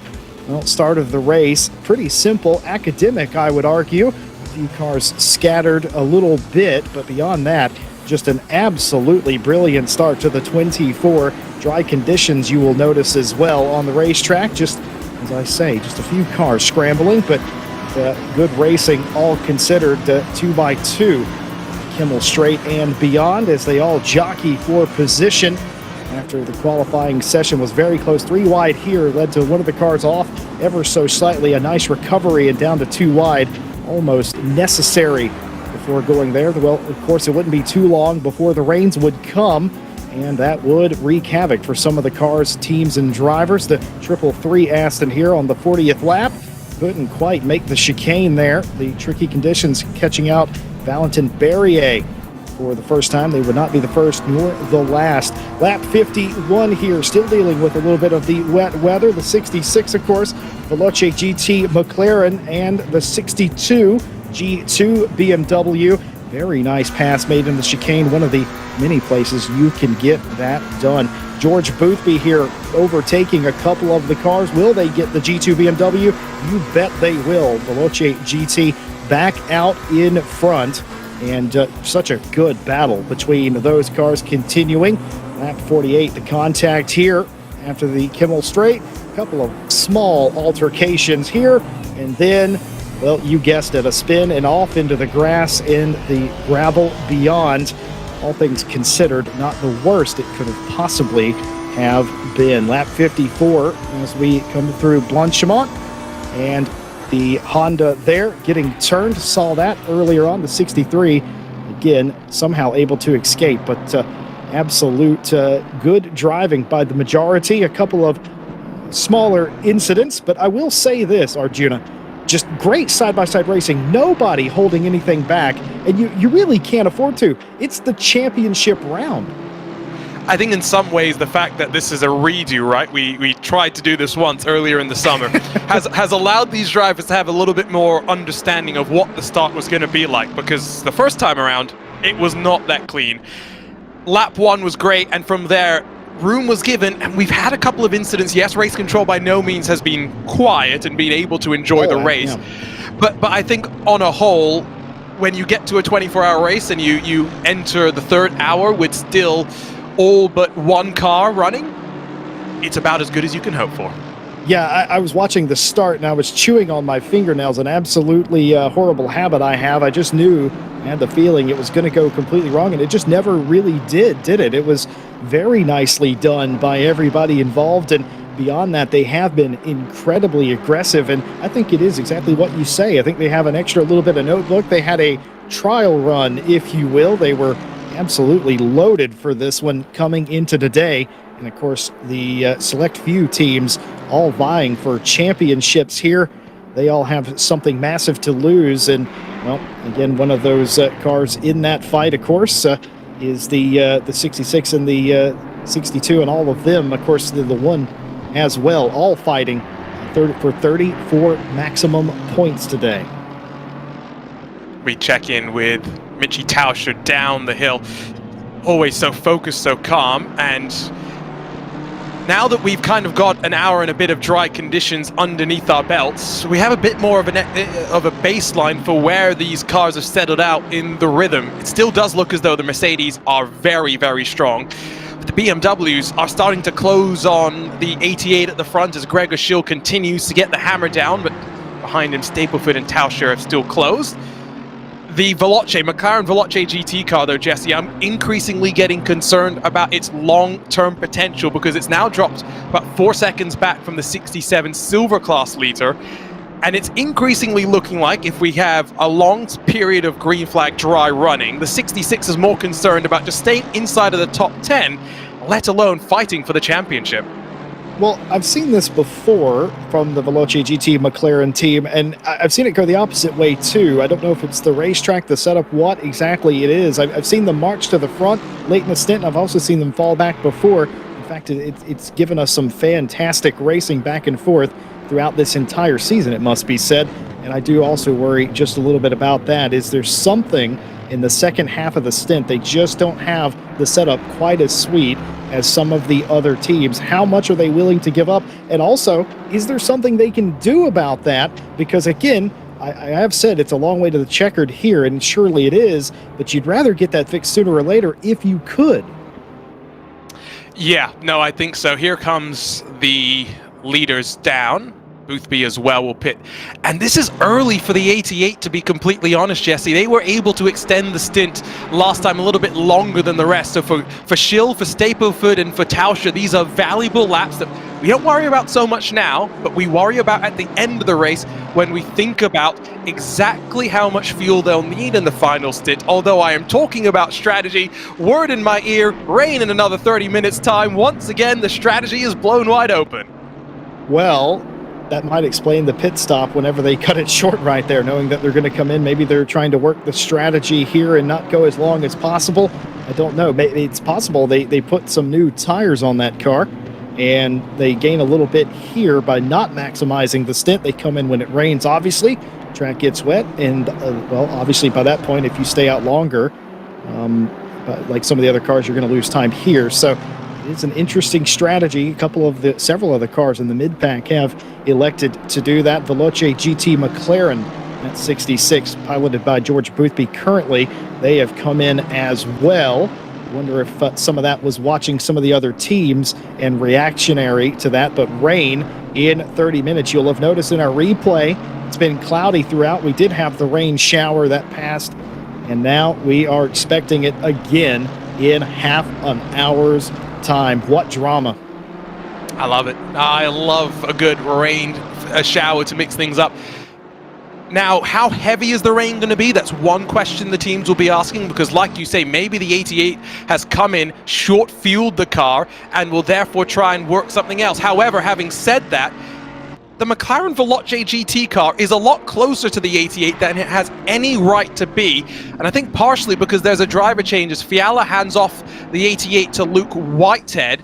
Now, has George Boothby stayed behind the wheel? Yes, he has. So I think a bit of a compromise there from the 88 car. It's the 66 that's gambling to try something different. Yeah, that's interesting. Whitehead in the 88 now, and now George Boothby in the McLaren Veloce GT car, staying in that car. That would probably be your difference. And what can George Boothby do? Maybe new tires on that car, maybe not. Maybe just trying something with the fuel. It's hard to say at this point, but they're all setting up now, racing to the rain. They'll make another stop whenever it gets here, or thereabouts. And that has, of course, dropped all of these drivers to the mid-pack. Pawlowski, by the way, in the 51 has come in as well. And, wow, more drama inside the top 10 as well. The 322 Bentley has got themselves a drive-through penalty now, Arjuna. The second one that we've had for going beyond the stint length time. Previously, it was a 6-second infringement that saw the drive-through penalty. We'll see if we can get word from Michael Hamlet how big the violation is this time. Dominic Blyer on the back of Leon Otaki as they rise up into Lecombe at the end of the Kemmel Straight. Still waiting for Schill, Stapleford and Tauscher to come in. You mentioned, by the way, for George Boothby, maybe not taking tires. And that actually is something that we would think about. Because usually when we're doing, full hour stints, drivers will always take tire. The amount that we're pushing, there is no benefit to not taking tires. However, if you're only planning for 25-30 minutes, you very well may not spend 25-30 seconds putting fresh rubber onto your car. You may just roll with what you've had, survive, and then throw some rain compound tires onto the car when the rain inevitably arrives. I think that's exactly what they're doing, Arjun. I think you've absolutely nailed what's going on there with the 66 camp. They have probably realized exactly what you have realized as well. Maybe they don't quite have the long run speed or grip in their car as some of the other teams. Try something different at this stage. It's early enough on. You can try things like that and see a huge impact at the end of the race. And who knows, this rain, they might have just called this absolutely perfectly. Triton Racing's Dominic Blyer is trying to get around Otaki in the number 4 AMG. And this is, of course, a fight for top 5 right now. But there's other dramas going on around the race circuit right now. I think the 322, the Bentley that we just literally talked about, extent of violating the stint length, then got a speeding in pit lane penalty, so it will have to return to pit lane. That is a pretty brutal couple of laps, but here comes Blyer, here comes Otaki. They follow in Stapleford and Tauscher, who roll to pit lane, but crucially, your leader in both Pro and Silver have extended for one lap further. Sure has. My heart goes out to the 322. Talk about making a bad situation worse. The drive-through bad enough around Spa-Francorchamps. I don't have to explain to anybody how devastating a drive-through is around here. Essentially a double pit lane, isn't it? And on top of that, speeding. and that will not only be another trip down pit lane, but also a stop and hold for 30 seconds. That has completely undid their fantastic work in the opening stanza of this one. Yeah, and that's just sometimes the way that the cookie crumbles, and you have to make sure you avoid the mistakes like that. The stint length time, something we mentioned when David was still around, it's an easy thing to mess up, and mess up by such a small margin. But the price is big, so you really do not want to put yourself into that situation. Now, where will the likes of Stapleford emerge relative to the 88 and the 66? Have they been able to take advantage of a slight undercut by getting into some great track position? Jesse, I'm really looking forward to this strategy cycle. Yeah, I'm just sitting here with my notebook, and I'm trying to figure out who is right and wrong. And the great thing about it, folks at home watching, nobody's right or wrong yet. We won't know until the rain gets here. We won't know until how hard the rain comes down, how long it lasts. There's differing strategy on pit road, obviously, difference between the two cars that we saw come in, and quite curious what everyone else is going to do in relation to that as well. So the short answer is it's Schrodinger's race at this point. Nobody's right or wrong. I always enjoy as well, right, with 24-hour races, it feels like a Marvel multiverse, right? You start the race, strategies go off in all different directions, but only by the time you get to the final hour do they all converge back to one point, and you're like, okay, now we have a 1 hour sprint to the end of it.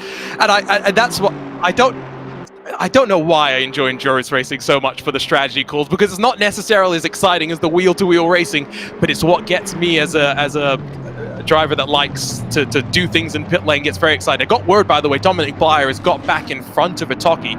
Those two are really dragging this fight out in the early hours of the race.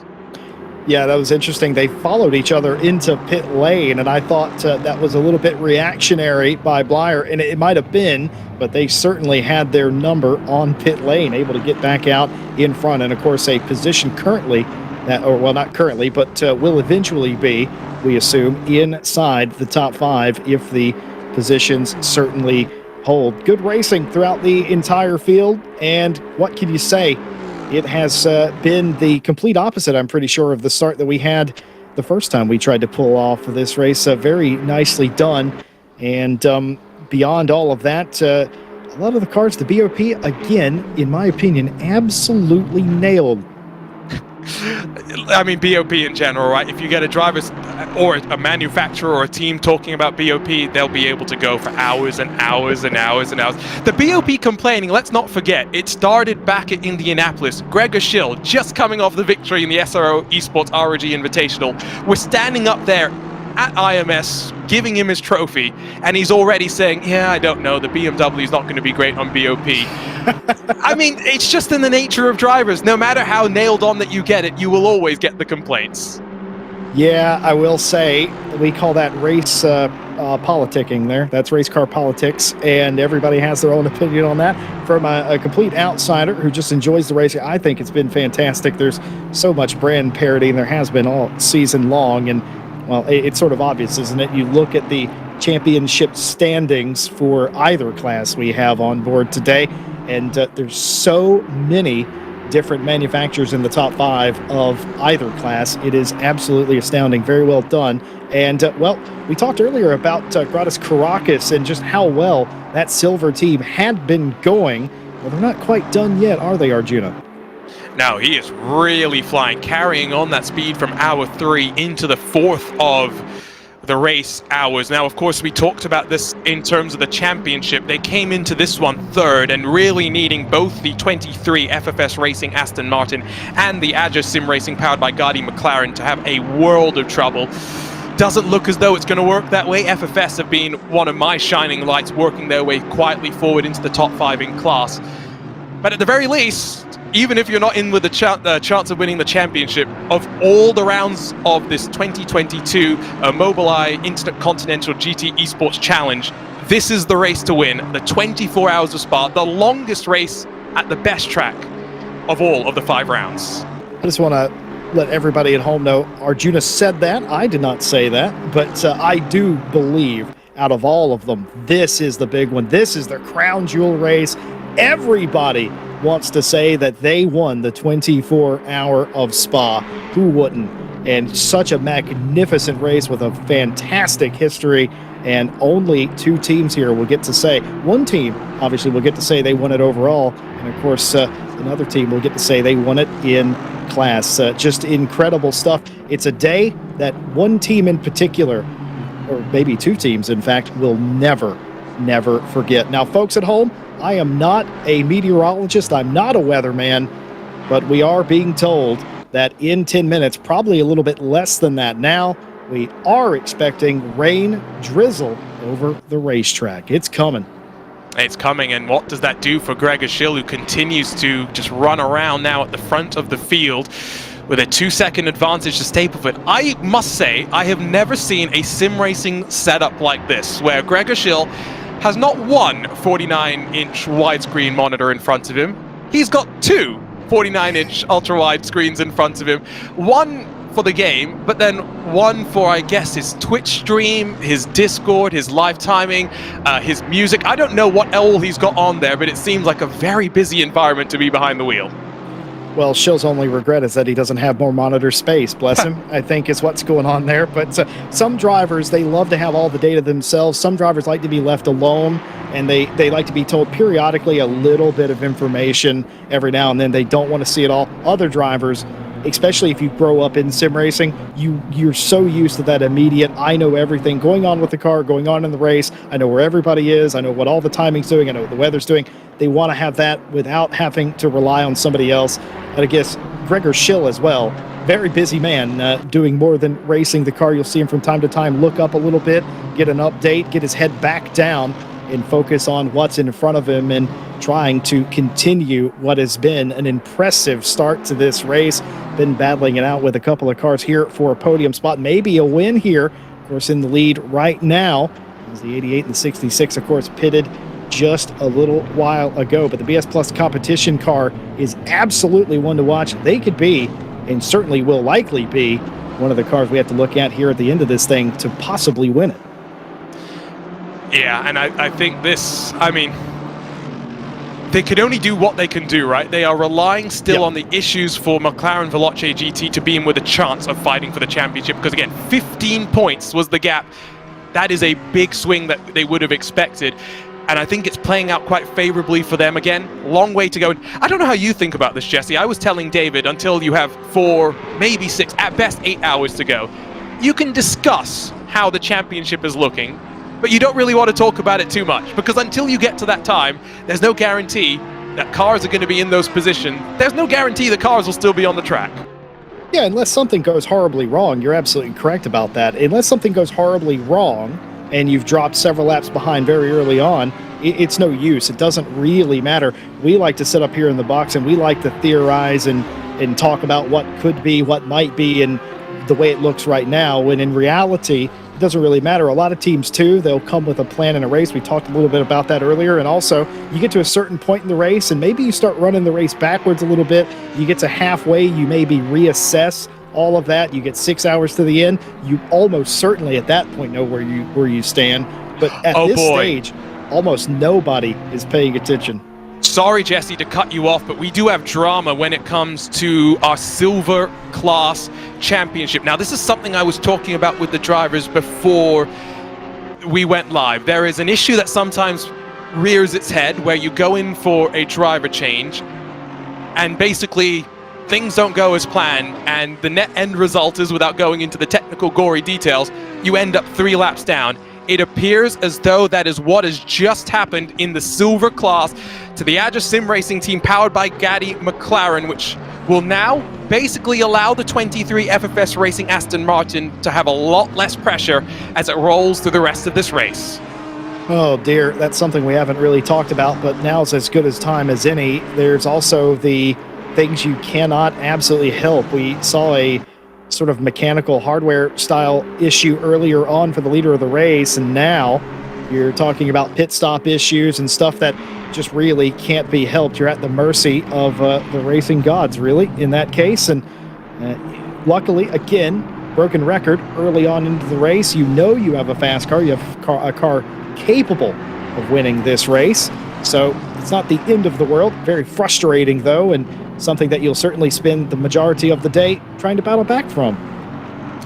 Yeah, and they don't have the benefit of safety cars like you might in the real world to bring them back onto the lead lap. So from here, it is just pedal to the metal and salvage what you can. I guess at this point, they're more now thinking about how they can hold on to second in this championship. The gap back to the 67, 19 points heading into this round.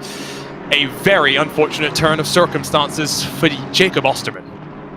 Yeah, certainly my heart goes out to 110 McLaren. They've done such a great job, and they certainly didn't deserve that, but it is how it goes sometimes. But if you're a part of that team at this point, you got to become a cheerleader, get your head down, get back in there. Who knows, maybe get your lap back. You don't know what the weather's going to do. Speaking of that, as if on cue, the weather has arrived. Light rain around the racing circuit falling now. It will only build with time. Yeah, and so now the call will be, how early do you want to come into pit lane? Will you come in this lap? Will you think about the next lap? And we are getting the indication that the forecast is not for this rain to get any heavier than it is right now, which I think may just influence the decision from the teams to potentially think about riding this one out and then wait for the next 30-minute forecast to figure out exactly how the rain will develop. I'll tell you something else, too. If it does not rain harder than this, if it stays light rain, some of these teams that have elected to try to run out their stint here or not pit or short fuel the car, whatever they may have done, we do know the 88 did take tires early on. We're almost certain the Veloce McLaren car did not take tires. So that's a difference in strategy for two cars that pitted together. Then you got other cars that haven't pitted. If this rain doesn't pick up, there might be enough cars, there might be enough heat in the racetrack that rain tires, grooved Pirellis might not be required here. This could turn this race on its head if that's true. Yeah, I'm waiting for the first pass of lap times under these damp conditions to really see how much we've fallen off. Remember, we went from about 216s, 218s, depending on fuel loads and how much you were pushing the car, to about 232s, 233. So it was a big swing when we had the first blast of rain down on track, as we've already had a car blink and say, you know what, I can't take this much longer. Mitchie Tauscher brings the Mercedes Unicorn of Laps car, Unicorns of Love car down to pit lane after just 5 laps on track. I cannot believe that has just happened. That was only a few laps they were out there. They're back in. They are not going to gamble with the pit strategy, the tires here, and the water on the racetrack. They have come down. Just 5 laps they did on that stint. They're already back in. And might I say, for my taste, that was a little early. That means they're putting all of their eggs in one basket, and that's that it's going to rain and rain harder as time goes on. I hope they're right in their case. Looks like 225s are the lap times right now that I'm seeing being punched in. So we're getting to that delta, the crossover point where we did see the rain tires be a major factor. About 230 is where we stagnated to before the rain ended. So keep that in mind. David Christie, who's still watching on, he's of the opinion that it's already too wet to stay on slicks. He thinks that Tauscher is making the right call. Interesting. I don't see any spray from the car. Actually, no. Actually, I just saw for the very first time a little bit of spray from the car. That's what I use as a general indication, is that if we see spray coming off the tires, it might be time to start thinking about it. The track in a greasy state, not quite wet yet, but you do see a little bit of that water vapor coming off the back of some of these cars during some of the corners. It's getting to that time. It might actually get wet enough. You can see right there the back of the Legion of Racers 889, that Dylan Tan car. Not on all the corners, but on some of them, it is starting to leave a little bit of a rooster tail. This is where your bigger teams have the engineers, the spotters working frantically to make the decision. Gregor Schill on pit lane, he's decided he cannot go any longer. Is this about to start a flurry of pit stops? Because Stapleford's in as well. Now we wait to see if Whitehead will follow. Certainly the case. The racetrack is starting to degrade in grip. The water is starting to accumulate just a little bit. No longer a greasy racetrack. I'm going to call this a wet or damp racetrack. Not full wet yet, but it is a time you will have to make a decision. If you come in this time, do you risk another lap? The entire top 5 say no. Yeah, I don't think it's worth it. We got the word in the ear from Michael Hamlet that the track is officially declared wet by the automatic race control that Assetto Corsa Competizione has. Don't expect anyone to take the gamble. The question really is, for Mitchie Tauscher, how much will he gain by the call to come in one lap earlier to the rest of the field? You can see them on the brakes into Blanchimont. That is an unnervy sight. Certainly is. It's a very scary part of the race too. When the track is into this transition period, you're out there on slicks that are hot and potentially quite worn as well, which doesn't help things. And look at this. Look at this. The Legion of Racers car going to go through here. A lot of his contemporaries coming into the pit lane. Now that's a call. Yeah. Now, is this the bashfulness of youth? Is this the 13-year-old Dylan Tan saying, you know what, I'm going to stay out there on track and see where it sticks me? Or have Legions of Racers figured out something that we have not figured out? Remember, we mentioned it earlier, Jesse, there is a 30-minute window for which you get the forecast. So has Dylan Tan and Legions of Racers gambled on the fact that they think it's going to dry up after 30 minutes? And are they just going to run this race out as they now take over the lead of the race? Well, they certainly have, and credit to them. They've used some strategy here, but I wonder how long it's going to last, and I wonder what they're banking on. I'm trying to figure out what the strategy is. Is there strategy that, yes, it is damp racetrack right now, but it's not going to get worse? Are they in the wait-and-see camp? Because that certainly looks like what they're doing now. And I just don't know. If this doesn't work out, nervous moments right there. If this doesn't work out, Arjuna, they are going to be well and truly behind those that they were racing earlier on. So just getting confirmation. Oh, big wiggle there. And yep, if you needed confirmation, they were on slicks. Just look how difficult this is right now. It is torrential once again here in the Ardennes Mountain, and poor Dylan Tan. This 7 kilometers will be the longest 7 kilometers of his entire life. And yes, that's just 13 years. But my word, he is struggling. And I think we'll see that borne out in the lap time. And we have seen some driver changes, by the way, in this cycle of pit stops. James Baldwin back into the McLaren Veloce GT machine. Tobias Pfeffer takes over in the number 14 for the Mercedes Unicorns of Love. Niels Naujoks, after starting for BMW BS competition, is back behind the wheel of the number 1. Very interesting. Everyone taking the opportunity, putting a different driver, fresh eyes and feel into the car at this stage of the race with the track wet. Now, I'm going to play devil's advocate, everybody, so watch out. Does Dylan Tan come in this time? If they do, I think they've left it a lap too late at the very least. If they stay out, I think that they're sticking to their guns on this strategy, trying to stay out and hope that the racetrack doesn't continue to deteriorate. But I worry that it might just, and we'll see. Are they making the hard right turn? Yes, they are, coming into the pit lane. Now, was that worth it? I will say all of our experts here seem to agree that that was a bit late. Yeah, they had lost about 2.5 seconds before the second timing sector line to Niels Naujoks. I think that tells you all that you really need to know. It will be the BMW BS competition that retakes the race lead as Naujoks comes across the line. Stapleford hands over to Isaac Price, so the BMW G2 Esports car puts Isaac Price back behind the wheel, specifically when there is rain. Now, is this a calculated move? Have they decided one driver is going to be our rain specialist over the course of these 24 hours? I've certainly seen George Boothby's team do that before as well, where George did not want to drive that car in the rain, said specifically, I would like to avoid it at all costs. We have better rain drivers than me, or wet weather racing drivers than me.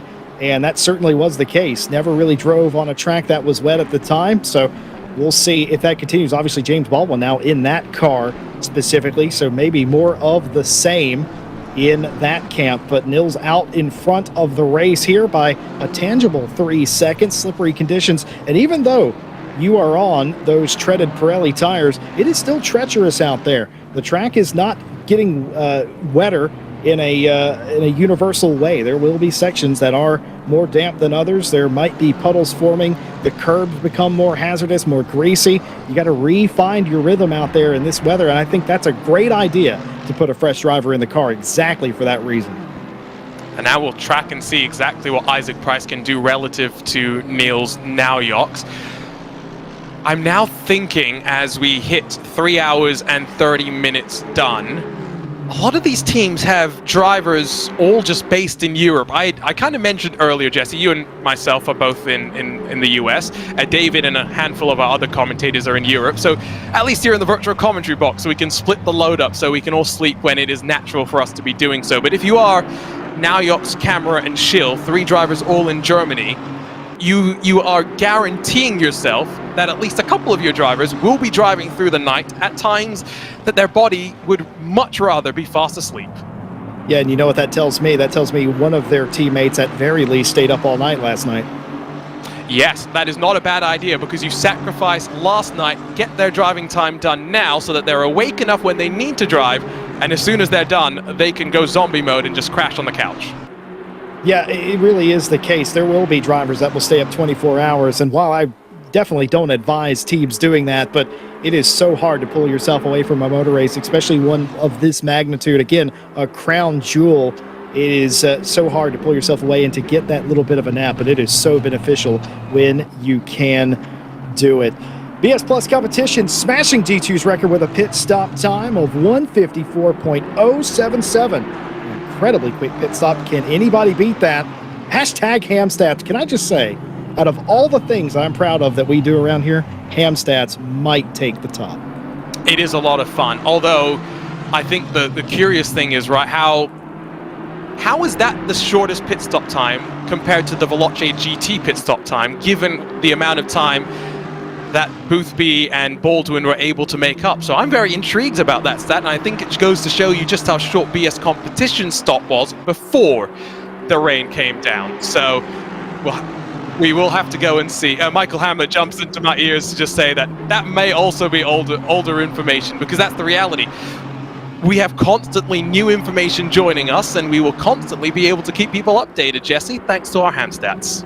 Dude, I love Hamstats. We always love to have our fantastic statisticians and folks crunching the numbers behind the scenes. Makes us look incredibly smart, smarter than we have any right to be, if we're completely honest with ourselves. And just heard that our producer Mike is taking all the credit for Hamstats, and I'm going to let them fight it out. I'm not getting involved. I'm not getting between them. I have a feeling we're going to have a bit of a fight here because Steve Proudly is also taking credit. I'm just saying, three-way triple threat. Let's set it up for WrestleMania next year. I think that should be the new main event. You know, we could just throw them out on the track right now and have them settle it that way as well. Yeah, but that would be less entertaining. Oh my goodness, what a race this is. It's turned into a race in the box here as well. We're looking in the middle of the field. Well, McNulty in the 164, the GTWR car, going well and finds themselves in tricky conditions in between a bunch of other cars in the mid-pack. This is where it gets really fun, everybody. That's the Bierman car, the 72, leading this group, mostly made up of Astons at this particular stage. Lamborghini, and so that is Simonini in the 63, trying to make their way back up through, and might do around the outside. A nice run through Radion.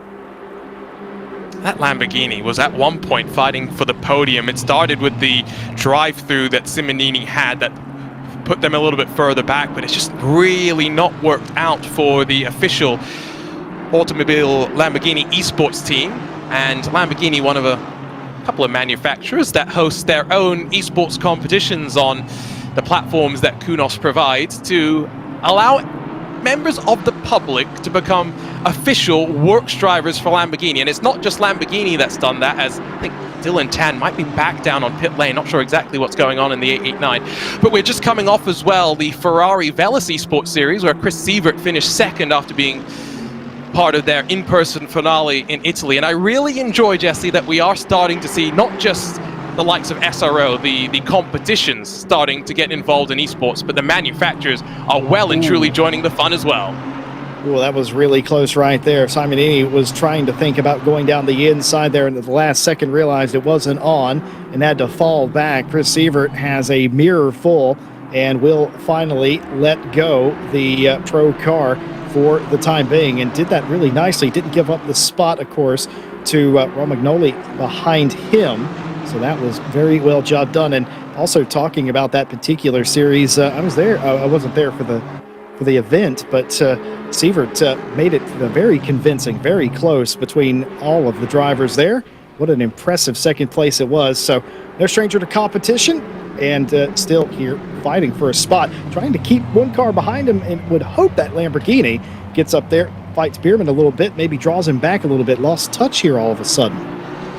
Yeah, nice little 4-car train, but they have been very much separated. Grab a look at our SRO replay and jump on board, I believe, with the Unicorns of Love, as Tobias Pfeffer is hunting down Isaac Price, feints a move to the inside into Lecombe, and Isaac Price left him plenty of space, to be fair, and I think that was the number 14 rising its way up to second. Yeah, it was very nice too. And what does that tell you about the G2 team is that they're not willing to dispute that too hard. You know, if you're faster, if you get the run, then take it, but I'm not going to compromise my car. It is a long old race after all. That is a veteran race team. They definitely know what is called or what they need to do in a race of this magnitude. You cannot have little silly incidents. Wasn't there. It gave more than enough room. I would say that was incredibly accommodating.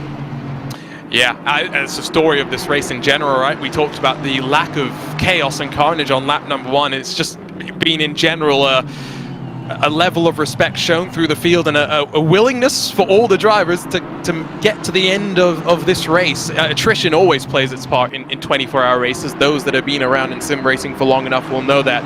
But again, we started with 43 cars. Still 42 are out there on track and pounding around the 7 kilometers of Spa.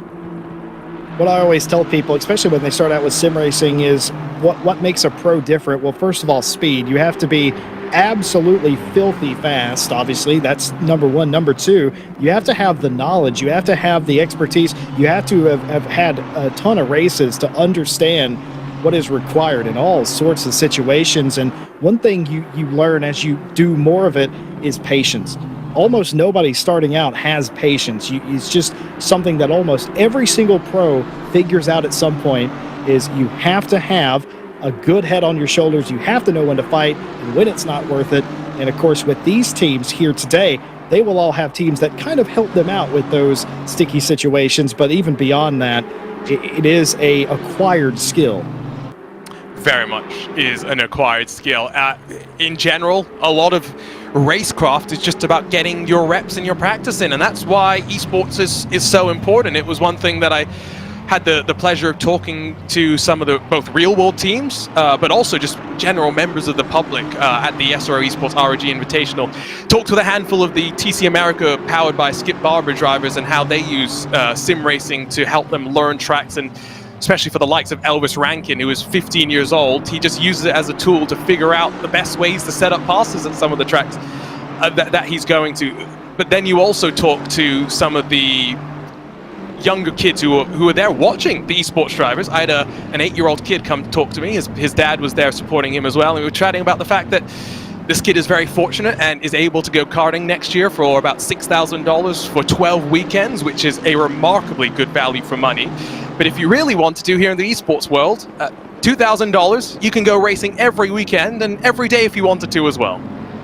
Yeah, it's really fantastic too, just all the different avenues you can have. And I think sim racing has proved over the years you can go from virtual to the real thing, and there are things you learn in sim racing that are certainly applied to the real thing. And obviously there are differences, obviously, but out of all of the esports that exist in the world, I've always said sim racing comes the closest. You can actually go from virtual to real, and we see it every single year. Many fortunate and also very talented people make that jump, and it does my heart good. Sim racing absolutely at the forefront of esports.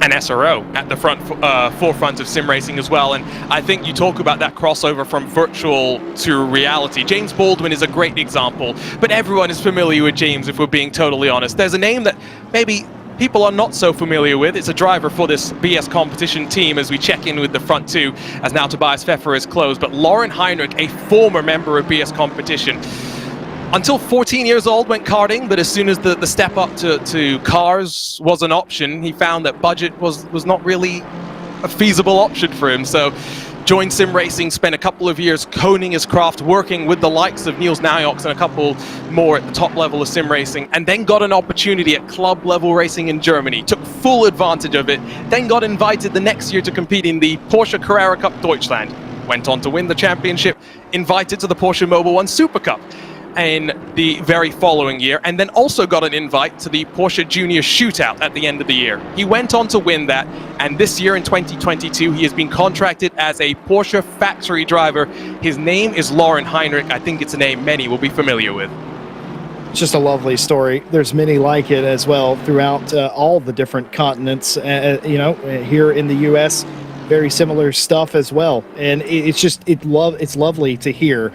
And you'll have those veteran drivers at times. I've overheard conversations. They'll be talking to the youngsters and they'll be impressed with their prowess and their technique. And where did you learn that? Oh, well, I do sim racing in my spare time. Isn't that incredible, the crossover you can have? Niels Nijhox is wishing there's a little less crossover right about now, as the Mercedes Team Unicorns of Love 14 has erased that 3.1 second gap and is right on the back for the lead of the race. The rain has completely changed everything. The balances of the car completely shift in the weather. Romagnoli here is continuing to hassle the Sievert car, and in fact has got around Chris Sievert in the 100.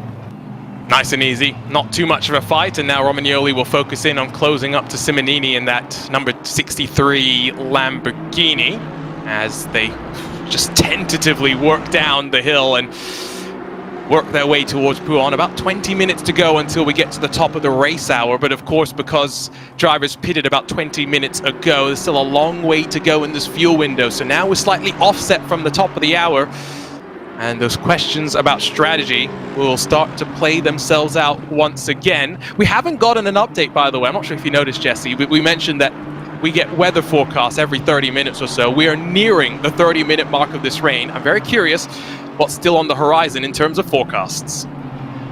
Yeah, that is interesting, isn't it? It certainly looks like it might continue to rain a little bit, and anybody that came in early, I'm quite curious what they're going to do, because remember, there were several cars that came in quite early in comparison to whenever it actually started raining properly. And well, we have been told by our resident meteorologist that they are expecting heavier rain to fall here now, Arjuna. Yeah, so 30 minutes from now or so is when that heavier rain is expected. And so now we are in a phase of the race where it's settled down, at least for the time being, because we know we're guaranteed another pit stop, I would assume, with these rain conditions. And I think we are going to see a battle at the front, a bit of a rain dance between Niels Nijhox and Tobias Pfeffer, who are starting to drop Isaac Price. Don't discount the 88. He was flying, was Nicholas Hauben, in the first stint that we had with rain. On average, was half a second per lap faster than the rest of the field. But here's the fight for the lead. Absolutely down the inside. The Mercedes Team Unicorns of Love car had a lane there, took it, didn't cross over, did the one. The BS Plus competition car, Niels Nijhox, able to somehow use the outside to get back in front through the chicane. That was excellent driving. Those two side by side, wheel to wheel, but somehow Niels Nijhox back out in front.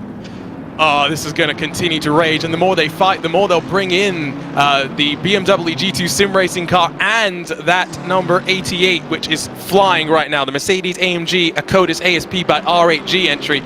Niels Nijhox is at least calmer than he was in the first hour of the race, where I think a lot of the viewers did note just how worked up and aggravated he was about how he got past. Yeah, and this is going to continue, like you said. Tobias Pfeffer reloading here at this point. Obviously not close enough to do it down the Kimmel Straight this time. But this is, of course, not the section of track where he gained on him the last lap. And I thought Tobias Pfeffer was just going to drive to the outside. You can make a pass around the outside of the final turn here quite easily most of the time. Maybe he didn't want to risk it, the wet track and all of that. And also maybe just a really good run by Nijhox there that kept that move from coming. Now, Tobias has an issue. Isaac Price has all but caught back up to this fight. And as you said just a moment ago, Hauben in the 88 is coming into this train now. It's going to be a four-car breakaway at the front, all fighting for the lead here. Oh, this is going to be a lot of fun. Of course, don't forget Tobias Pfeffer joined forces with the Unicorns of Love this year after leaving R8G, who he was competing for with GTWR in 2021. So it's a new team, but it's the same strong Tobias Pfeffer. And just look at the different lines that are being taken here in the wet as well. Tobias Pfeffer is trying different things. He's finding some grip. And Niels Naujoks, despite the fact that he's talking quite casually, surely must be feeling this pressure. Certainly is, but Niels has been here before, a veteran in his own right, knows exactly what's expected of him, and to his credit, he's done exactly that thus far. He's allowed the Unicorns of Love car to get beside him, but not past him. That's the most important part. Now on that toe up towards, they are starting to drop Isaac Price once again, albeit slightly. It's going to be a bit of a give and take between these front two as they dice their way through what is now the constant flow of traffic, and see exactly if Pfeffer will be able to set up a look maybe into Lecom. I think a lot of people don't realize just how tricky it is to actually set a move up out of Radeon. It starts out of turn 1 at La Source, making sure you're not too close to the car in front to get so much dirty air, but you're not too far behind so you don't lose that much draft, and you can just time it perfectly as you crest to the hill at Radeon. You begin to toe up, you close, you pull alongside, and by the time you're in the braking zone, hopefully you're already in front. Yeah, it's certainly the case, and I always talk about how you set somebody up, but you set somebody up 4 or 5 corners before you actually expect to make the move. That move, I think, from 2 laps ago from Pfeffer, I think that was set up in Stavolo when maybe Knox didn't get quite as good as exit as the 14 did, and then was able to draft them the entire way through Blanchimont and down into the chicane, able to get just close enough, break the car very nicely down the inside. That time, a little bit better from Niels Knox, and that did not happen in Stavolo, I would argue. And of course, they're just about dead even through Eau Rouge, Radeon, and down to Kimmel. And into Lake Combe, there's just nothing in it between them. But also, nobody's gaining or losing in this particular instance right now. Absolutely locked in a battle, toe to toe. You got to be careful about this, Arjuna, because you get so focused, you put the proverbial blinders on here, you forget the racetrack's wet, and you can't use some of the curbs properly, maybe you run off a little bit, and then you're not in second place anymore. Yeah, I think that was the thing that I was most concerned with watching the lines for Tobias Pfeffer, just the willingness to try new things out. Maybe just better to ride in line for the time being and save a little bit of fuel potentially. Again, it's a long endurance race. We'll talk potentially about strategy a lot more at the end and how much fuel you'll throw into the car in the final cycle. That's all set up by the decisions and the choices made right now. You have lap traffic between them and Isaac Price.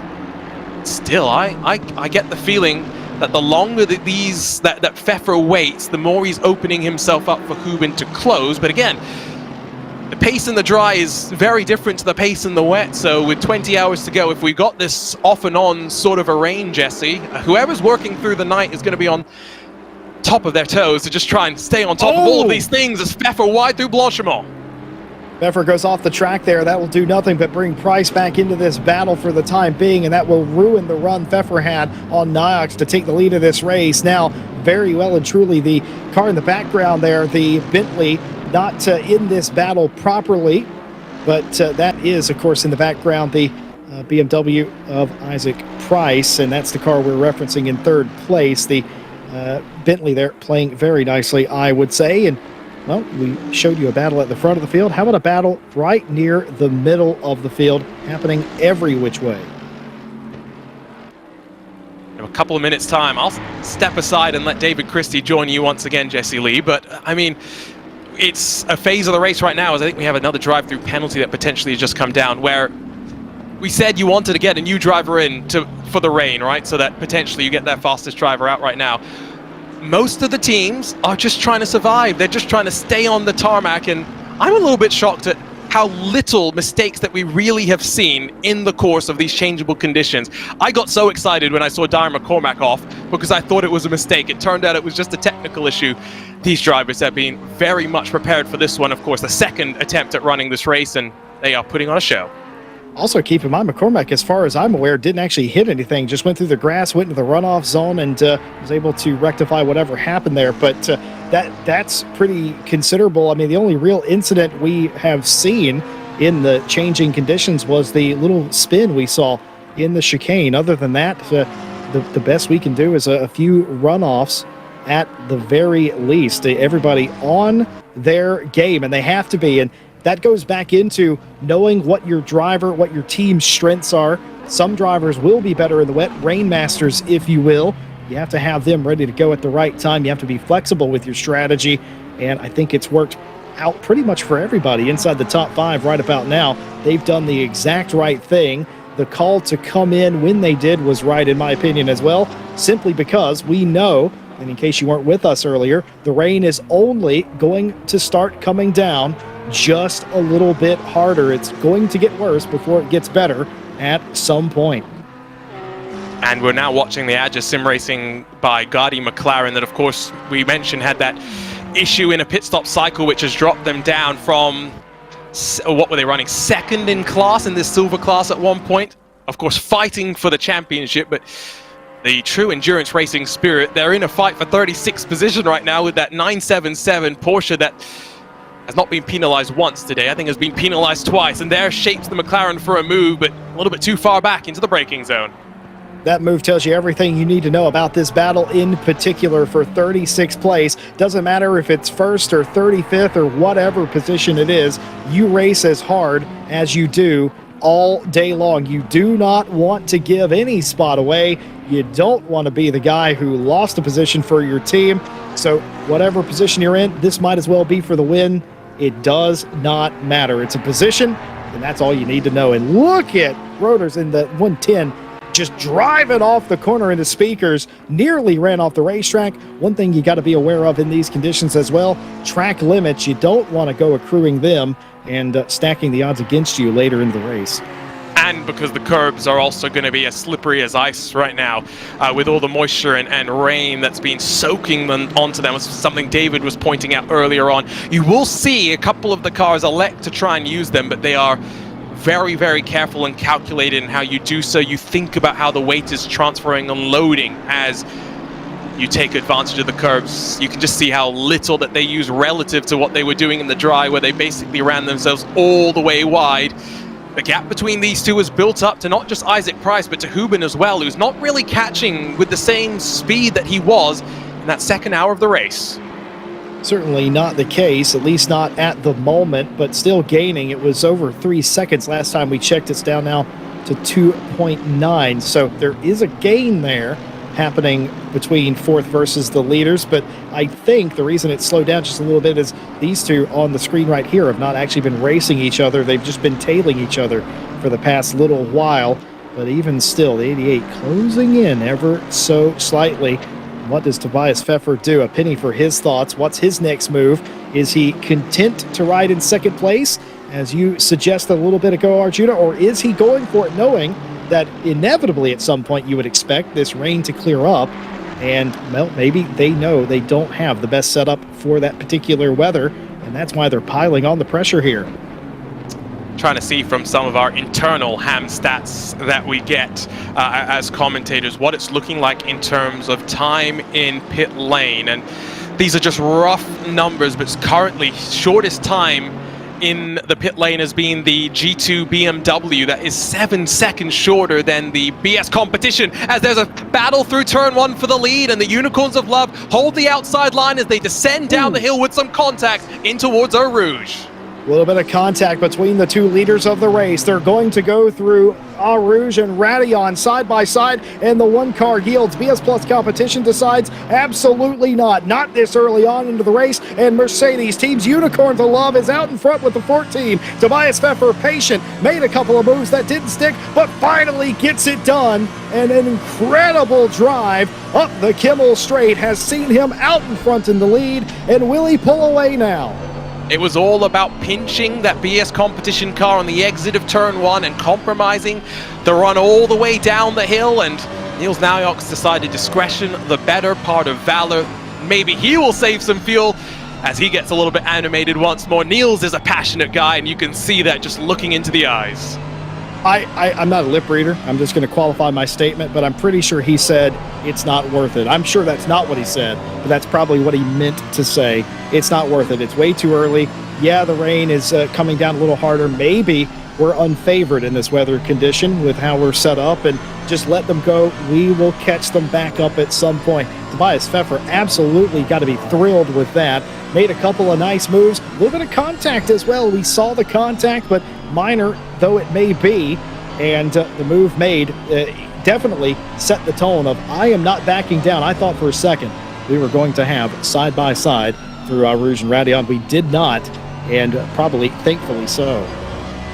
Yeah, you can also see behind Niels, by the way, something we haven't mentioned in this opening 4 or so hours of the race. He's got his oversized check from the SRO Esports night that they had at the Total Energies 24 Hours of Spa earlier this year. He finished in 3rd, and there is a friendly rivalry between the BS competition and the Unicorns of Love. They call their combined fan base the Hooves Army, and I'm a little bit disappointed I'm stepping aside for this next portion of the race, because I think Pfeffer and Naujoks will continue to push each other all the way. Well, they certainly will. Arjuna, thank you so much for the first bit of the race. We'll see you in just a little while. David Christie, you have missed a lot. Clearly, the rain has come back into favor, and it's come back in a vengeance. It wasn't as nice as the first time, where it came in sort of right on the border of when they would have pitted regardless of the rain coming in. They had to make some strategies. We saw a mix of it. Some cars came in, took tires. Others did not. And then, of course, when the rain came, everybody had to come in for those grooved, wet Pirelli tires. And now you've just seen a change for the lead. Guys, what have you done? I left, it was all dry, it was all happy, and everybody was fine, and I come back and everything's on fire and it's raining and all that sort of stuff. Jesse, thank you for the warm welcome back. It's great to be back in the commentary box. A huge thank you to Arjuna Kankapati stepping in and doing an awesome first 3 hours. He's taking a break and going to be back for his final hour in just an hour's time. But Jesse, what a race we've had so far. I'm absolutely devastated for that silver battle, as we saw earlier on, that 110 of Louis Rotors just now with that pit stop bug for AJA Sim Racing Team powered by Gaddy. And obviously they're away down the order now, so that really leaves them hamstrung for that silver fight. But you can see there from Hamstats, the number 14 Unicorn of Love's Mercedes-AMG Esports takes the lead to become the 4th different team to take the lead of this race so far. I get the feeling, Jesse, by the end of this race, we're going to have many more. As we come up to the end of the hour here, we're going to have pit stops underway. Well, actually, no, that's going to be completely irrelevant now, because I've just remembered they obviously had to stop halfway through their stint to get these wet weather tyres on. So here's the question now. Would they have topped up with fuel, do you think, or did they just take the wet tyres? See, we were debating that, Arjuna and me. We were talking about what the strategy was. Clearly, the pit road deficits were different. Some teams took tires. We know that the 66 didn't before they went on wets, and we're quite convinced they took fuel only. But the question is, how much fuel did they take? Because they had such a quick pit stop before the rains came, and then how much did they have to take when the rain came as well, considering they had already made a pit stop halfway into the stint to begin with. The real answer is we're not entirely quite sure, but we would have expected everyone, as soon as the rain came, to have absolutely packed it full as possible, not knowing exactly what the weather was going to do after 30 minutes time. Of course, now we know that it is going to continue to rain, so certainly at this stage you would hope everybody had a full tank of fuel. You would basically just hit the reset button on the race at that point, considering when the rain came.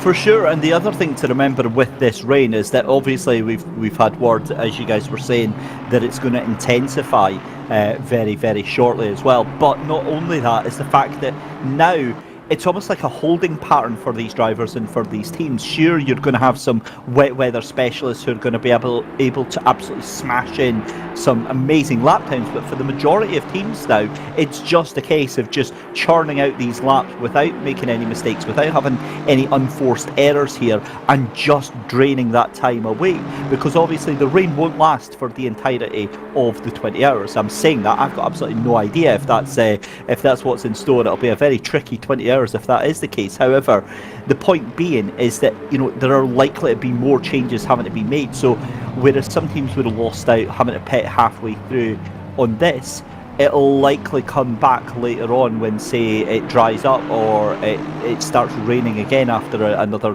wet spell. So a lot of these teams here, Jesse, having to be very fluid with the strategy that they've got. They'll have made plans, they'll have made understandings and allowances for all of the different variables in here. But as I was saying to Arjuna earlier on through the broadcast, the one thing that they cannot prepare for or make allowances for is the other drivers getting themselves into issues, getting themselves into fights or contact with other drivers, and that really has to be done on the fly.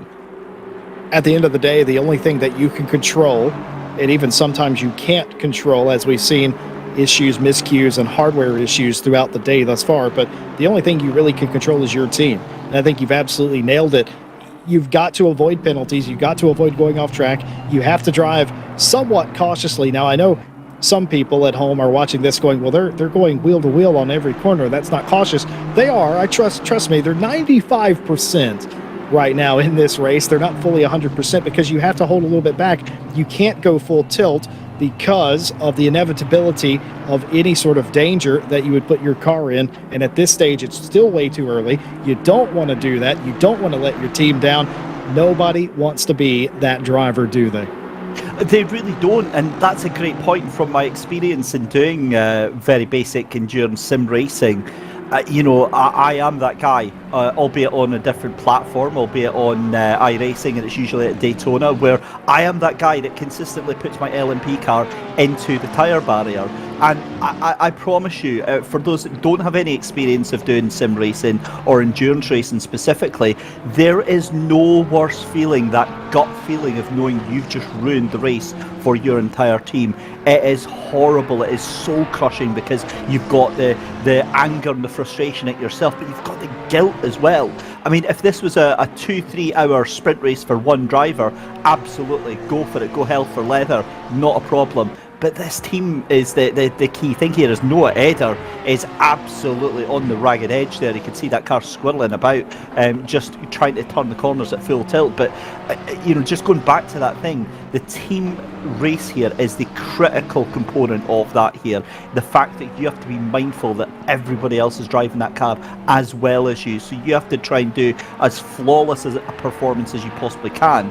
And, for a lot of drivers, that can be quite difficult. Well, I've beaten drivers that I have absolutely no business beating simply because I kept the car on the black stuff. And that is, of course, job number one. Doesn't matter what your lap times are when you're sitting in the tire barrier, does it? And that's, again, was talking to Arjuna about that. One of the things that separates a pro from the rest of us is knowing when to push, knowing when to rein it in, and also the dedication, focus, and, of course, the big thing, ludicrous speed on top of that. Watching Noah here in the 977, the Kramer Racing Esports car. Talked about these two a little bit earlier ago. They're still fighting for the 36th place position. The 110, who I thought at some point might breeze on by, has done anything but here. Yeah, that 110 is just really struggling to get any pace whatsoever in that car as Louis Rotors. However, I do wonder, we've seen this quite a few times where cars are tucked in behind other cars that you think, right, this is going to be an easy move here. The likes of James Baldwin. But again, it's that whole patience. We've got 20 hours left to go in this final rounds here of the Intercontinental GT Challenge Esports powered by Mobileye here at Spa. And the thing is that 19 hours 56 minutes of that is going to be navigating this track yourself and also avoiding other drivers. So, you're not really wanting to add any risk to that. Yes, it's tempting to try and just overtake every car in sight. And Jesse, that urge is so strong. I mean, regardless of all the team talks you can have and all the strategy about how you're just going to play it safe. Every single driver, without a shadow of a doubt, you put another car in front of him and he's going to put that accelerator down just a little bit more than normal because he wants. It's that urge that you get to try and get past that car in front, and that's where it becomes very, very dangerous in conditions like this because you start going a little bit wide. We see Igor Ogoronikov struggling to get the car around the corner here, and that is allowing Manuel Pop there in that 77 just to going around. So the rain's starting to intensify here. You can see it getting thicker here, but we're just hearing that they're now going to hear that the rain is due to ease off / stop completely around about 30 minutes time after 30 minutes. So that's going to be after the next round of pit stops again. So that is a huge little roll of the dice here, Jesse, in terms of what is going to happen here. But side by side, it's going to be, and that's a big defensive move from Igor Gorodnikov. He can't get the car stopped in time. That was just as he was trying to hit the brakes here, and he wants to take that position. I've seen this version of Igor Gorodnikov before, and he is not happy. Do not be surprised if there is more afters after that little contact there. It looked like Igor Gorodnikov tried to block that line there, but Manuel Pop was already there. There was a little bit of contact that lifted that Bentley up on the braking zone, and Igor Gorodnikov just went straight on. And Jesse, this is a bit ominous. I've seen this Igor Gorodnikov before, if he feels a little bit aggrieved, and usually there's lots of bits of virtual car lying about.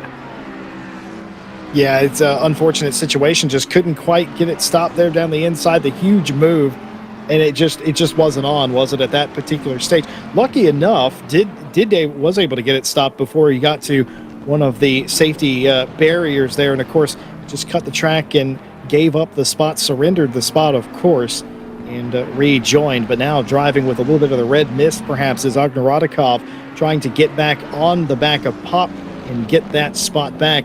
You never, as a pro team, you never want to really lose to a silver car.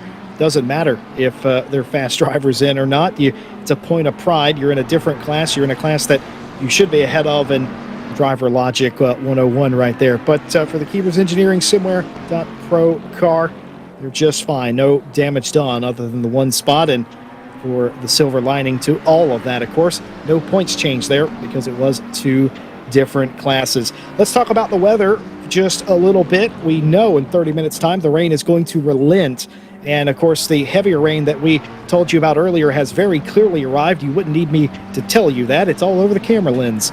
But when the rain does lessen, they will have already done their pit stop, as you said. So I've been doing a little bit of strategery here, been writing it down. What do they do? Do they go as absolutely long as possible? Because you're not going to be that brave, are you, David, really, to go out there on dry tires on an incredibly wet racetrack that's just not on. It's not going to happen today. So the question will be, when do you come in? How much fuel do you put in the car on your normal stop here, knowing you're going to have to come in? Do you go out on lighter fuel, maybe a little bit quicker? I think you're going to see a mix of strategy here again. Oh, you're asking the wrong person there, because if that's me, I've already binned the car about 45 laps ago. But, I'm normally just watching as a spectator at this point here. As you see Hendrickson into contact there. You saw that one coming a mile off again.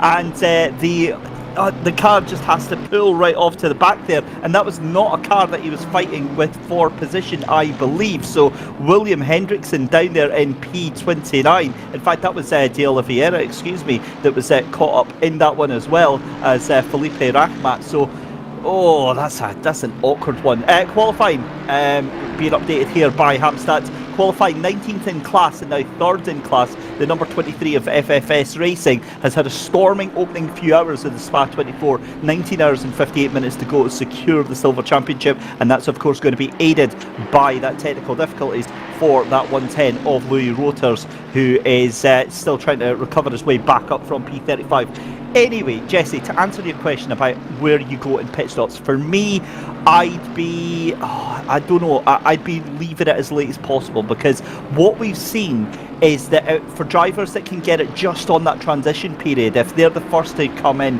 and get those slick tyres, then absolutely you're in a very, very good position. As that was a little bit wild there from De Oliveira just up in front there, and I think this is going to be a pretty interesting entry to the final chicane here.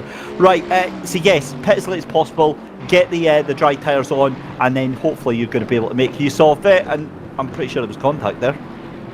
Well, it's very close. These two absolutely going at it. They both ran incredibly wide a few turns ago, and now they find themselves still nose to tail. No sign. A little bit of contact there again, I'm pretty sure, to the back of the Bentley. The Legion of Racers 889 getting incredibly physical with the Bentley, trying to go around the outside. Certainly is, and obviously these drivers, their location in the world means that they're a little bit further away than most of the other drivers. You can see that on the connection bar on the left-hand side there.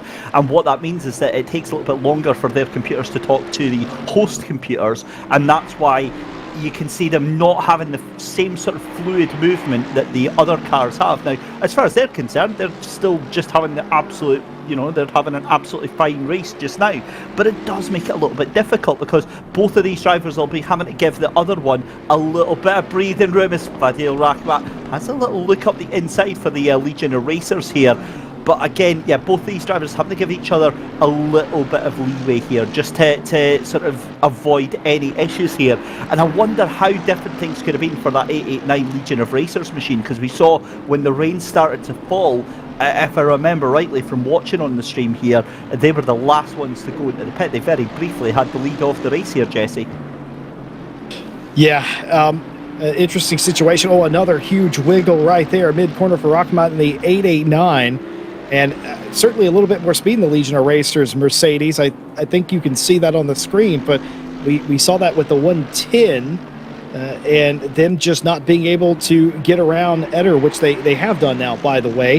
And they're 1.5 seconds up the road of the 977. So they have finally got that pass done in the rears of the race. James Baldwin, the McLaren Veloce GT 66.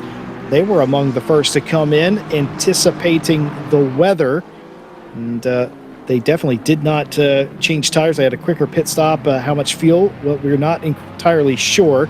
I would reckon less than anyone else, which meant that they maybe took more when they came in the second time to put on the wet racing tires. Now, what will they do this time? Will they be among the first to come in again when the rain subsides? I don't think I would.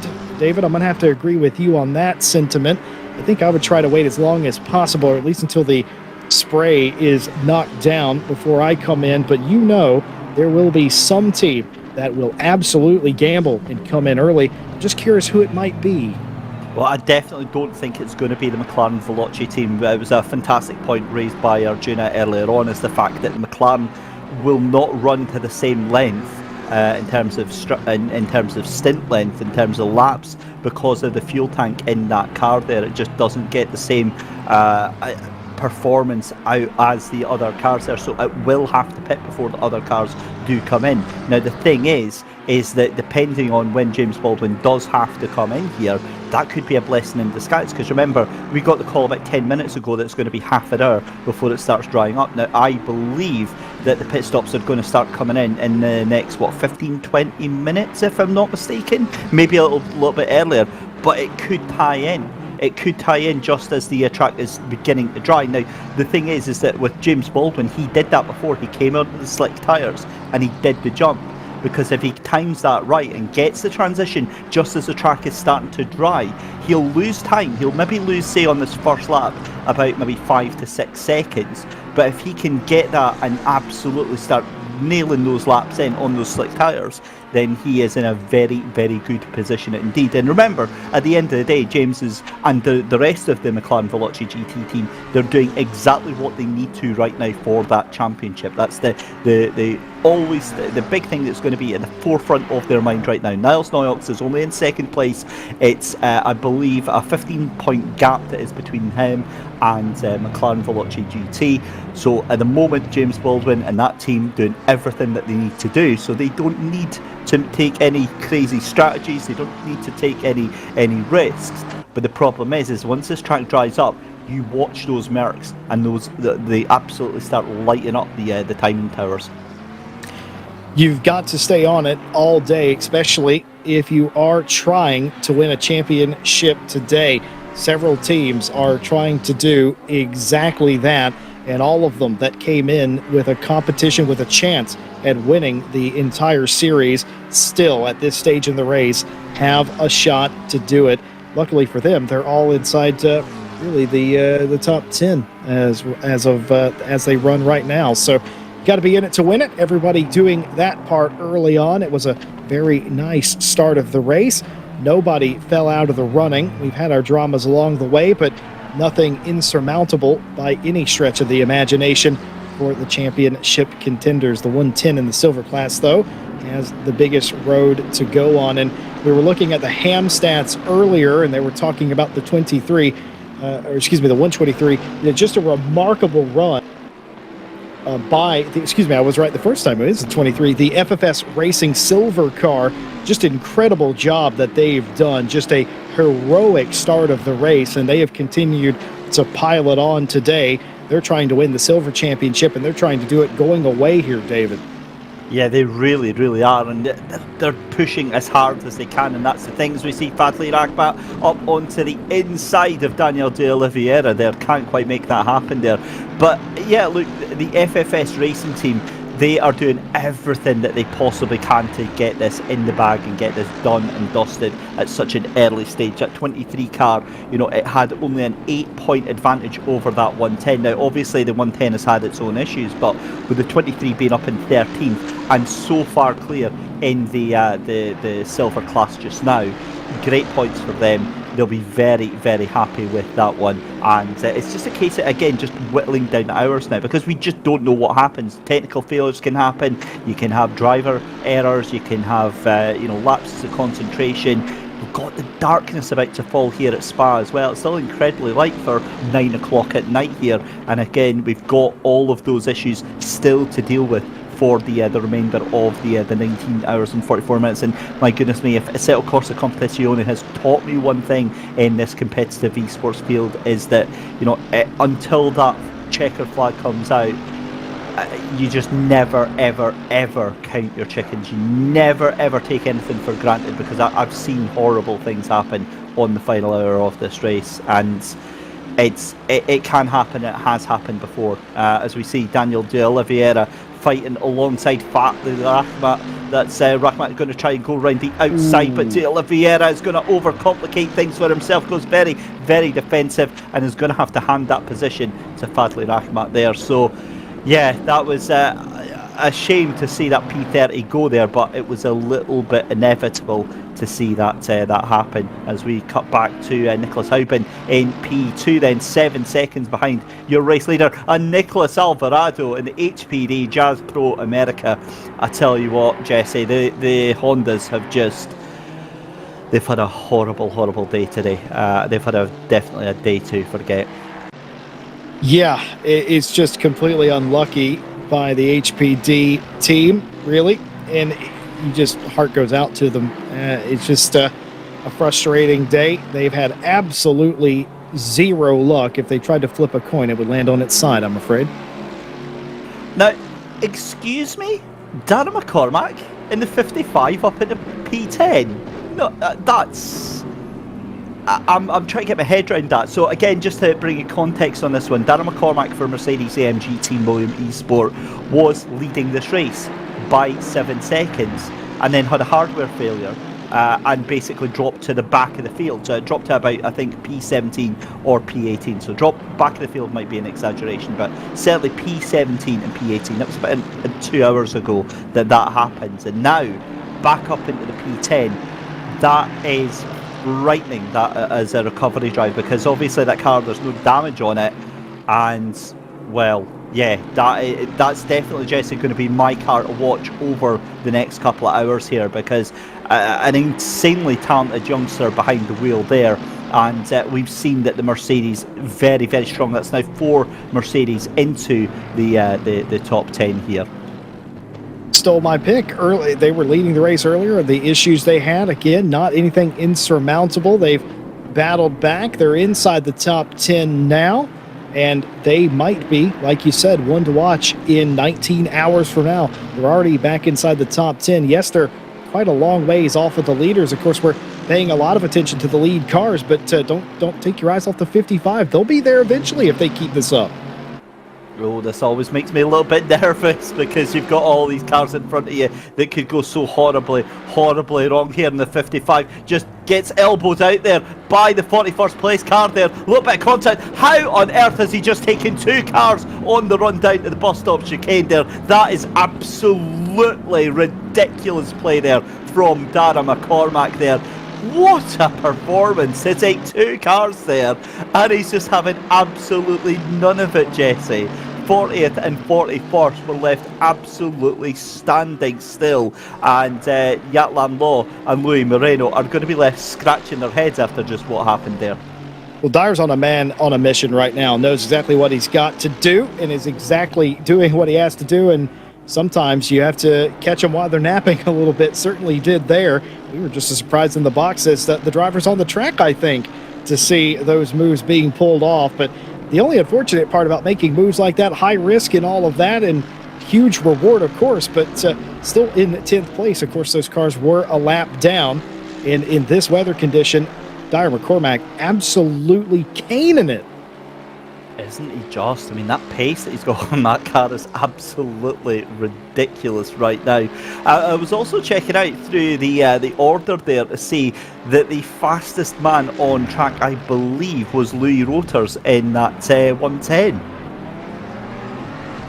So if so, that is sensational pace that he's got in that AJA Sim Racing. In fact, there you can see it there with the purple beside his name for Gary Racing. And again, disaster recovery for that car. And from your experience, this isn't your first day at the party here, Jesse. What's your opinion of what we can see in the next sort of 19? In fact, never mind the next 19 and a half hours.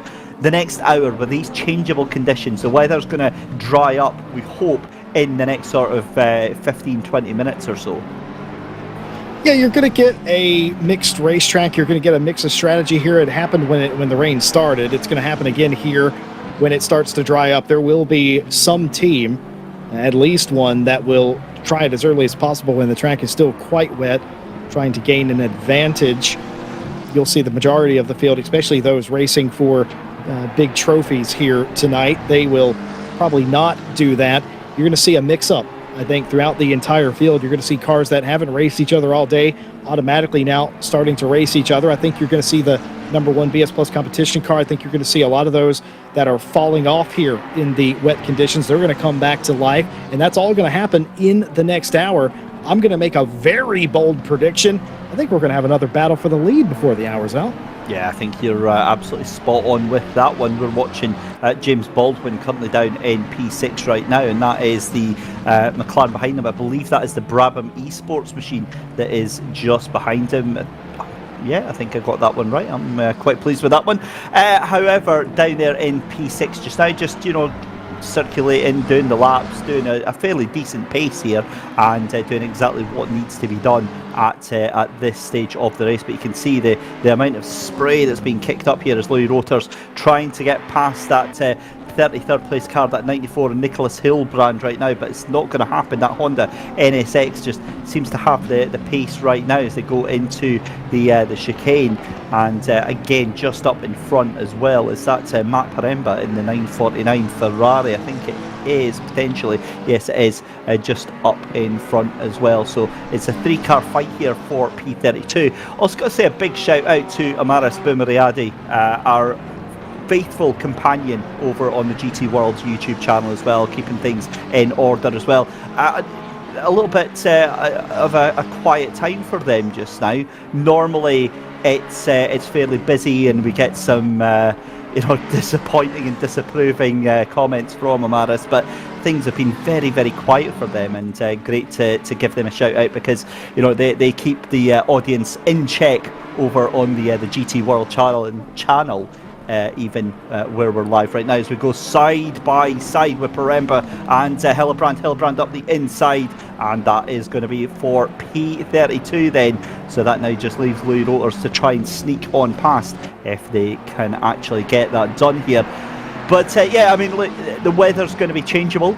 We're going to see potentially a fight for the lead. I think the problem is those Mercs go in and then the BMWs come back into their own again. The issue with that is that as soon as the changeable conditions, the BMW pace just seems to fall off a knife edge here, Jesse. Yeah, you know what I was just thinking about too? We were talking about the HPT Yas team. We saw the sister team have their issues, the 93 with Alvarado behind the wheel. It hasn't been all doom and gloom. Hillebrand going in the right direction here, 32nd place. Car looks very raceable, and you hope that will continue when we transition into the dry. You hope the same for Lewis Rodders as well, as they are on a major recovery drive, a championship salvaging drive, I would argue as well. And they're going about it the right way, in my opinion, David. They're not too aggressive, but they're not leaving anything on the table. If a position is afforded them, or the chance of getting a position is afforded them, they're taking it, but they're not taking any unnecessary risks, and that's the most important thing. Speaking of risk right here, Maciej Malinowski having a little bit of contact as they make their way through, and that was very close quarters with the Bentley unapproving of that move that led to that contact. Absolutely. What I'm trying to get is the context of that. Did I just make that up, or did Maciej Malinowski just drive around the outside at Lake Coombe there, around Dominic Blyer there? If so, absolutely incredible. And we were talking to, or rather I was talking to Arjuna earlier on about this, Jesse, and we can see Maciej Malinowski down there in the bottom right there on VR just now, and how incredibly demanding that VR is in terms of an endurance race. My God, it's immersive, and it really just brings a level of enjoyment to the driving like nothing else can. But having those screens next to your face, it's incredibly hot, it's quite heavy, and usually, I don't know if you've got any experience of this, Jesse, but you leave after doing a stint in VR absolutely exhausted. Yeah, I'll tell you something else too, David. I'm a lot faster in VR than I am looking at a 2D screen as well. I think it has something to do with the 3D space. You're able to point the car exactly where you want it to be. The depth perception's a lot better. And as it would turn out, I have had a conversation with Maciej Malinowski about VR. He talks about it, absolutely loves it. It's transformed his racing. But on top of that, strapping to what is essentially two HD televisions to your face, as you might expect, quite warm. And you definitely need to take a little bit of a break every now and again. Certainly he'll get that with his teammates, but there is nothing better, in my opinion, for the immersion of sim racing than VR. Can you imagine being in VR right now, racing in this race with the spray, with the wet? Just incredible scenes it must be. It really is, and having had experience, obviously not of this race, but of ACC in VR, it is wild. I used to exclusively race on VR for quite a few years. It's just such a fantastic experience, as Trevor Wenham goes a little bit wide in that Race Anywhere SimSport Green machine just ahead. So again, really struggling to get any sort of traction. Now, interesting, we get exclusive VIP ham stats in our ears from Michael Hamlet. Michael Hamlet, even, not Michael Hamlet. Pointing out that the race leader cannot do any more laps. He has to pit this lap, and Nicholas Hilbrand just decided to go the very long way around that penultimate corner. So Tobias Pfeffer from our intel in our ears is going to have to pit this lap in, and that means that Nicholas Hubin is going to take the lead of this race with half an hour to go. And the thing is, that rain it does look like it's easing off a little bit, not massively, but a little bit, and there's definitely a drier line starting to appear here on the track. So folks, let's set the stage. The rain could stop at any point on from now, and the leader, Unicorns of Love Mercedes, Tobias Pfeffer, has to come in this time through, otherwise they will violate the driver stint limit. So what do? Do they risk it with dry tires on a completely wet racetrack, or do they grin and bear it and put some wet weather tires on the car for a few laps at least, I would say, David, and then come back in? I almost feel, and I hate to say this, I feel like they might be handcuffed here. They might have to grin and bear it. We're about to find out. Tobias Pfeffer, Unicorns of Love, is in. What will they do? Hubin takes the lead in the 88 Mercedes. That's the second time that car has led the race today, but all eyes on the Mercedes AMG Esports Team Unicorns of Love. I'm going to say they have to go on wet. It's still tanking it down. It's not easing off that much. It would take at least, I think, about 5-10 minutes for the track to transition completely. You just have to put it down to it's been an unfortunate time for them to come into the pits. However, everyone else behind, they are in much better position. They are in a really, really key point to be able to watch what happens. Now, for me, what I do is I watch down the back of the grid. The first sign that we get a lap under 125, that is when you go for pit stop onto the slick tyres here. So again, I think it's very, very unfortunate for Tobias Pfeffer having to come in when he does, but it's still too wet for dry weather tyres. I think it was, at least for them, I think it was worth a conversation to, do we try it? Are we daring enough? The rain is definitely coming down lighter now. It's definitely easing off, as it has been doing for the last few minutes. This is why we consider this fairly light rain. It's no longer driven rain that we were racing in. We'll try to get a look at the Unicorns of Love tires. Keep in mind, for those of you keeping track at home, if they have a yellow sidewall, those can only be Pirelli Slick Racing tires. If they are, oh my goodness, those have a yellow band on them.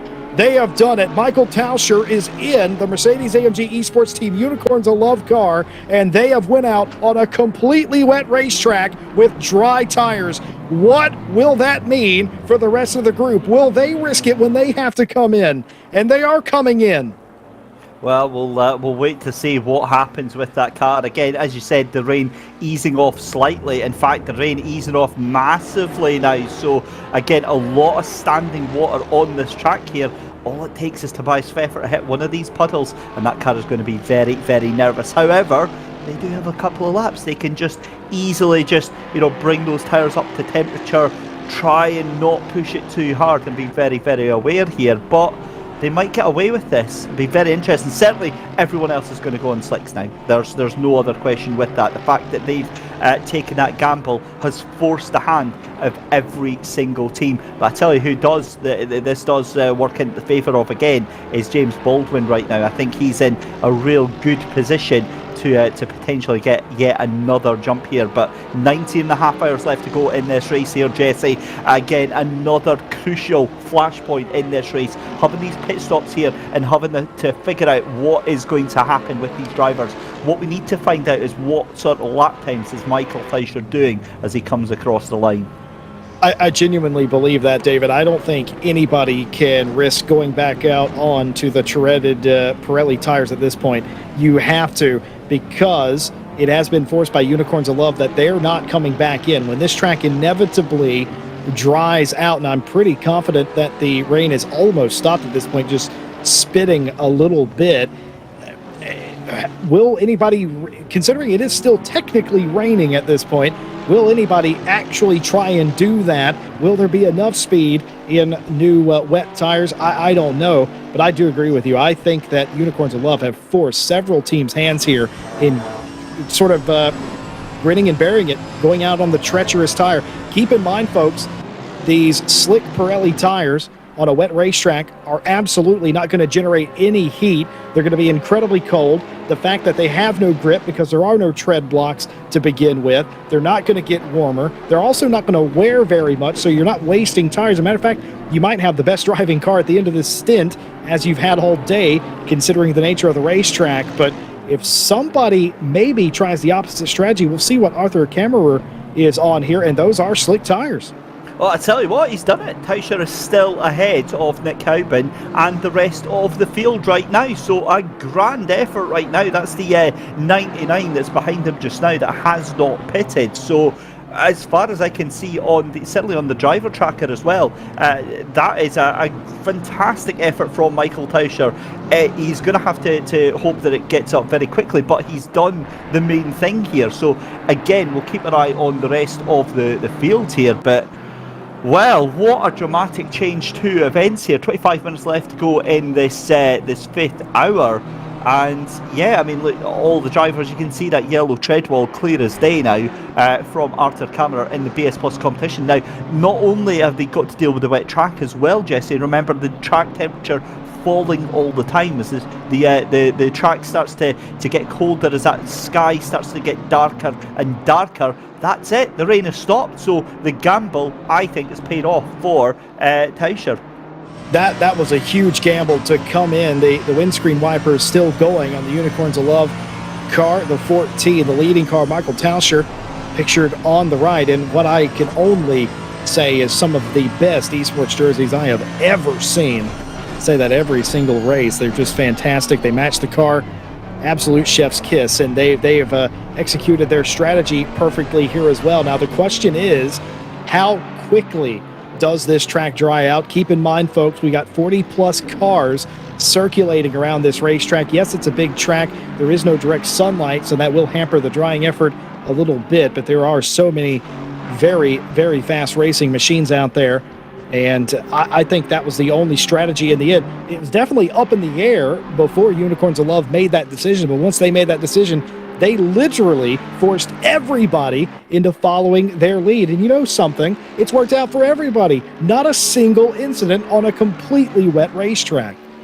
Well, here's the thing. If you're still out on the wet tyres and you've still got a couple of laps before you can come in, I think you're going to make a huge gain potentially here, because the guys on slick tyres, right, they're still only doing the likes of 2 minute 30. That's the fastest lap time. 2:29, I think I saw there from Basti and Richter there.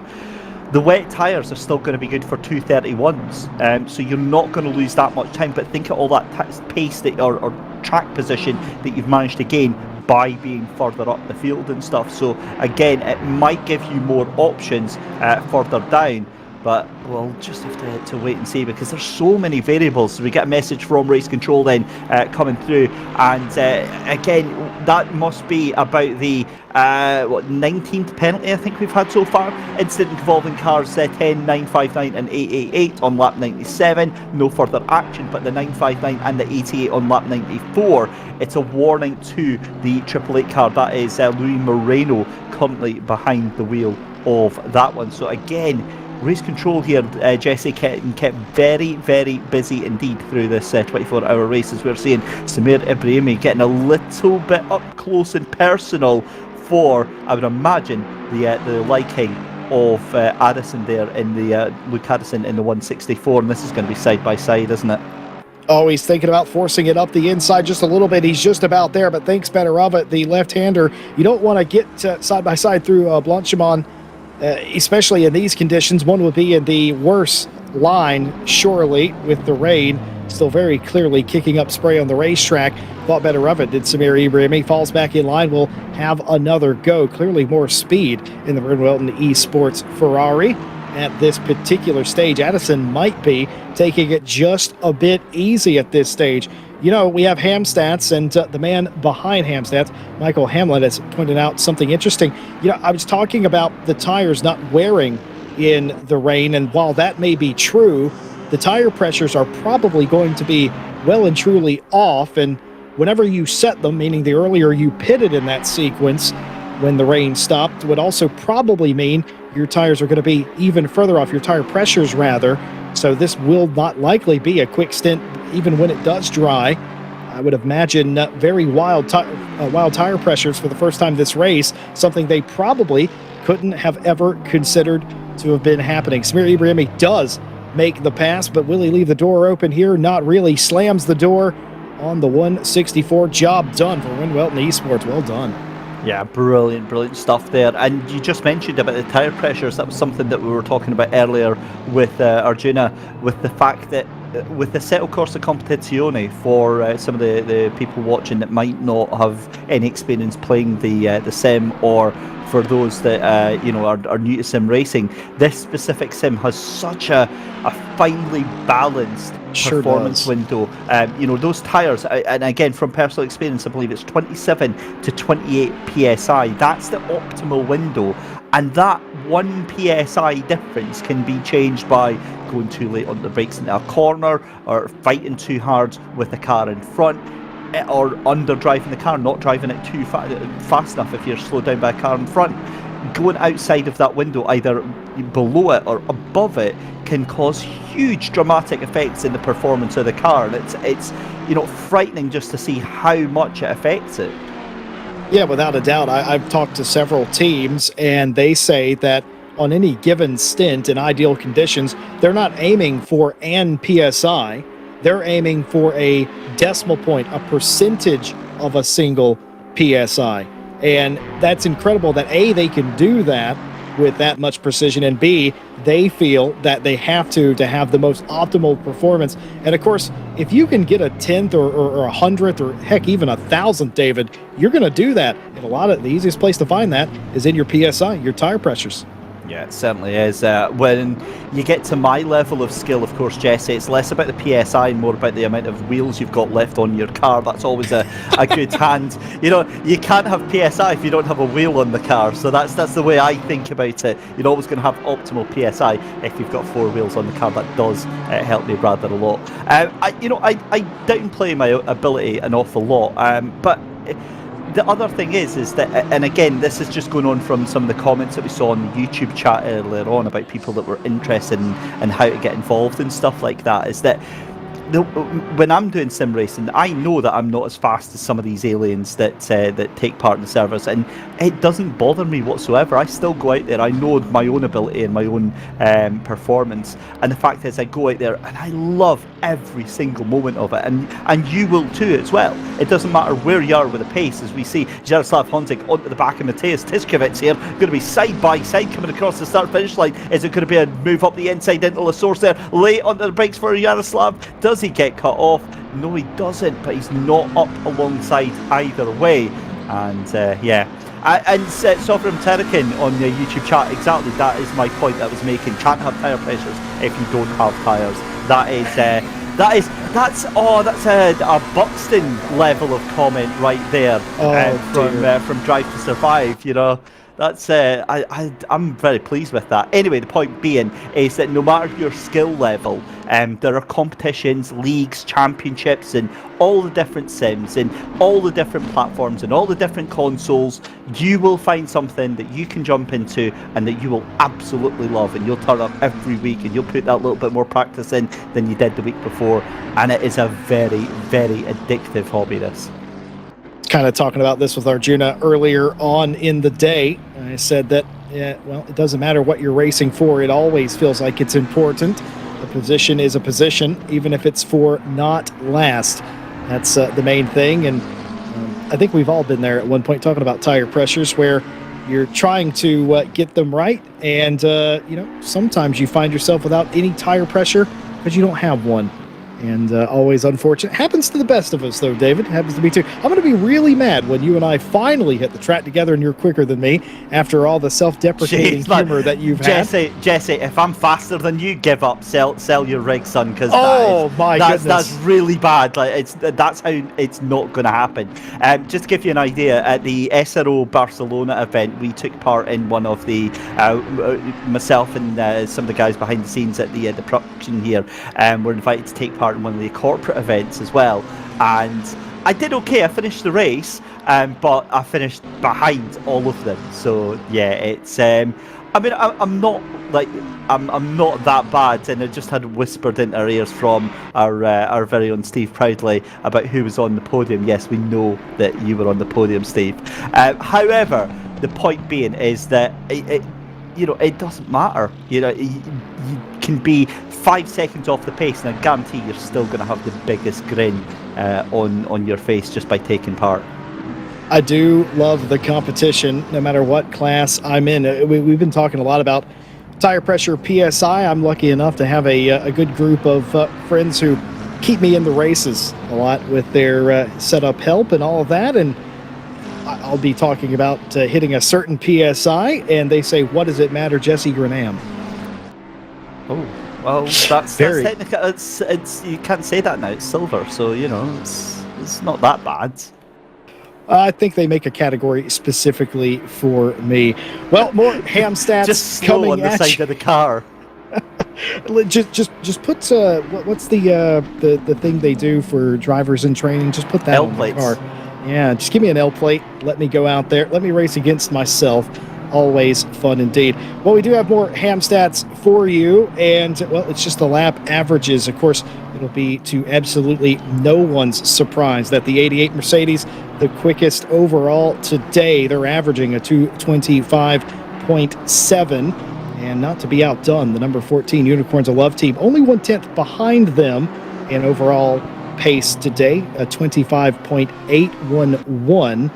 and it doesn't really get too far beyond that. The 67 Ferrari has been absolutely flying, 3.5 tenths off of the overall pace. Of course, that is the silver 67 Ferrari, and then you have Veloce McLaren GT, who is just a few 100ths off of that, a 26.087 for them. The list goes on, and well, my list runs out before we get to a second. The entire top 10 or so fastest cars all within a second of each other, and that's taking into account the entire race distance, both of the rain showers. Incredible stuff. Yeah, it's been a very, very enthralling race and very tight race as well. I'm kind of watching this battle with bated breath here, watching young Robbie Stapleford for BMW GT Esports here in the number 62 BMW up there in third position ahead of fellow BMW in the BS Plus competition car of Arthur Camera here. Arthur's got the run here, and the thing is Robbie is so fast, so this is going to be a proper dogfight right now. Robbie is going to make that car work for it. They may both be BMWs, but they are not related in any sense whatsoever. Stapleford, as hard as he could try, just ends up having to relinquish that position. And I said this to Arjuna all the way through the first couple of hours here, Jesse. I have been absolutely delighted with the amount of respect and sportsmanship shown by these drivers today. Although coming through Blanchimont, I might be about to eat my words here. Well, you know, we had that race control infographic a few moments ago, and I just had thought to myself at that particular time, it had been an hour and a half or more since we had last seen that, as Lang has decided to go around the outside. Now that's pretty brilliant. Now, was that car going into the pit lane, or were they forced wide? They definitely were going into the pit lane. So a release there for the WPS racing team, Munich Esports 911, as they get that release. But just for the moment, as Dykes in the 99 Honda will slip on through La Source, easy peasy, as they say. Oof, that was rather straightforward and simple for the 99. They made that look very, very easy indeed there. So great stuff to see here, and yeah, good position there for Dykes to get up into P29 there. Victor Nikolai is falling down the order as well. It was in P15 just now. I wonder, is he actually in the pits? No, he's just recovering down there, so he's had a bit of a moment recovering on that track. As side by side goes Benjamin Lang and Dykes as well into Lecombe. The Porsche has to succumb to that Honda of Dykes, and Dykes gets that position then, and Lewis Dykes very, very happy to make that one happen. And that means that Benjamin Lang for WPS Racing Team in Munich Esports has to succumb to that position. But again, we're now, what, about 25 minutes, half an hour into this current stint here. The track, you know, it's pretty much dry now. The sun has, you know, it's the majority of the sun has set. It's getting very, very dark here, but yet still an awful lot of light here. That means that the track temperature isn't going to be as cold as it will be in, say, a couple of hours time. But 19 hours and 13 minutes left to go here, Jesse, and again, this has been a very, very controlled performance from a lot of these drivers.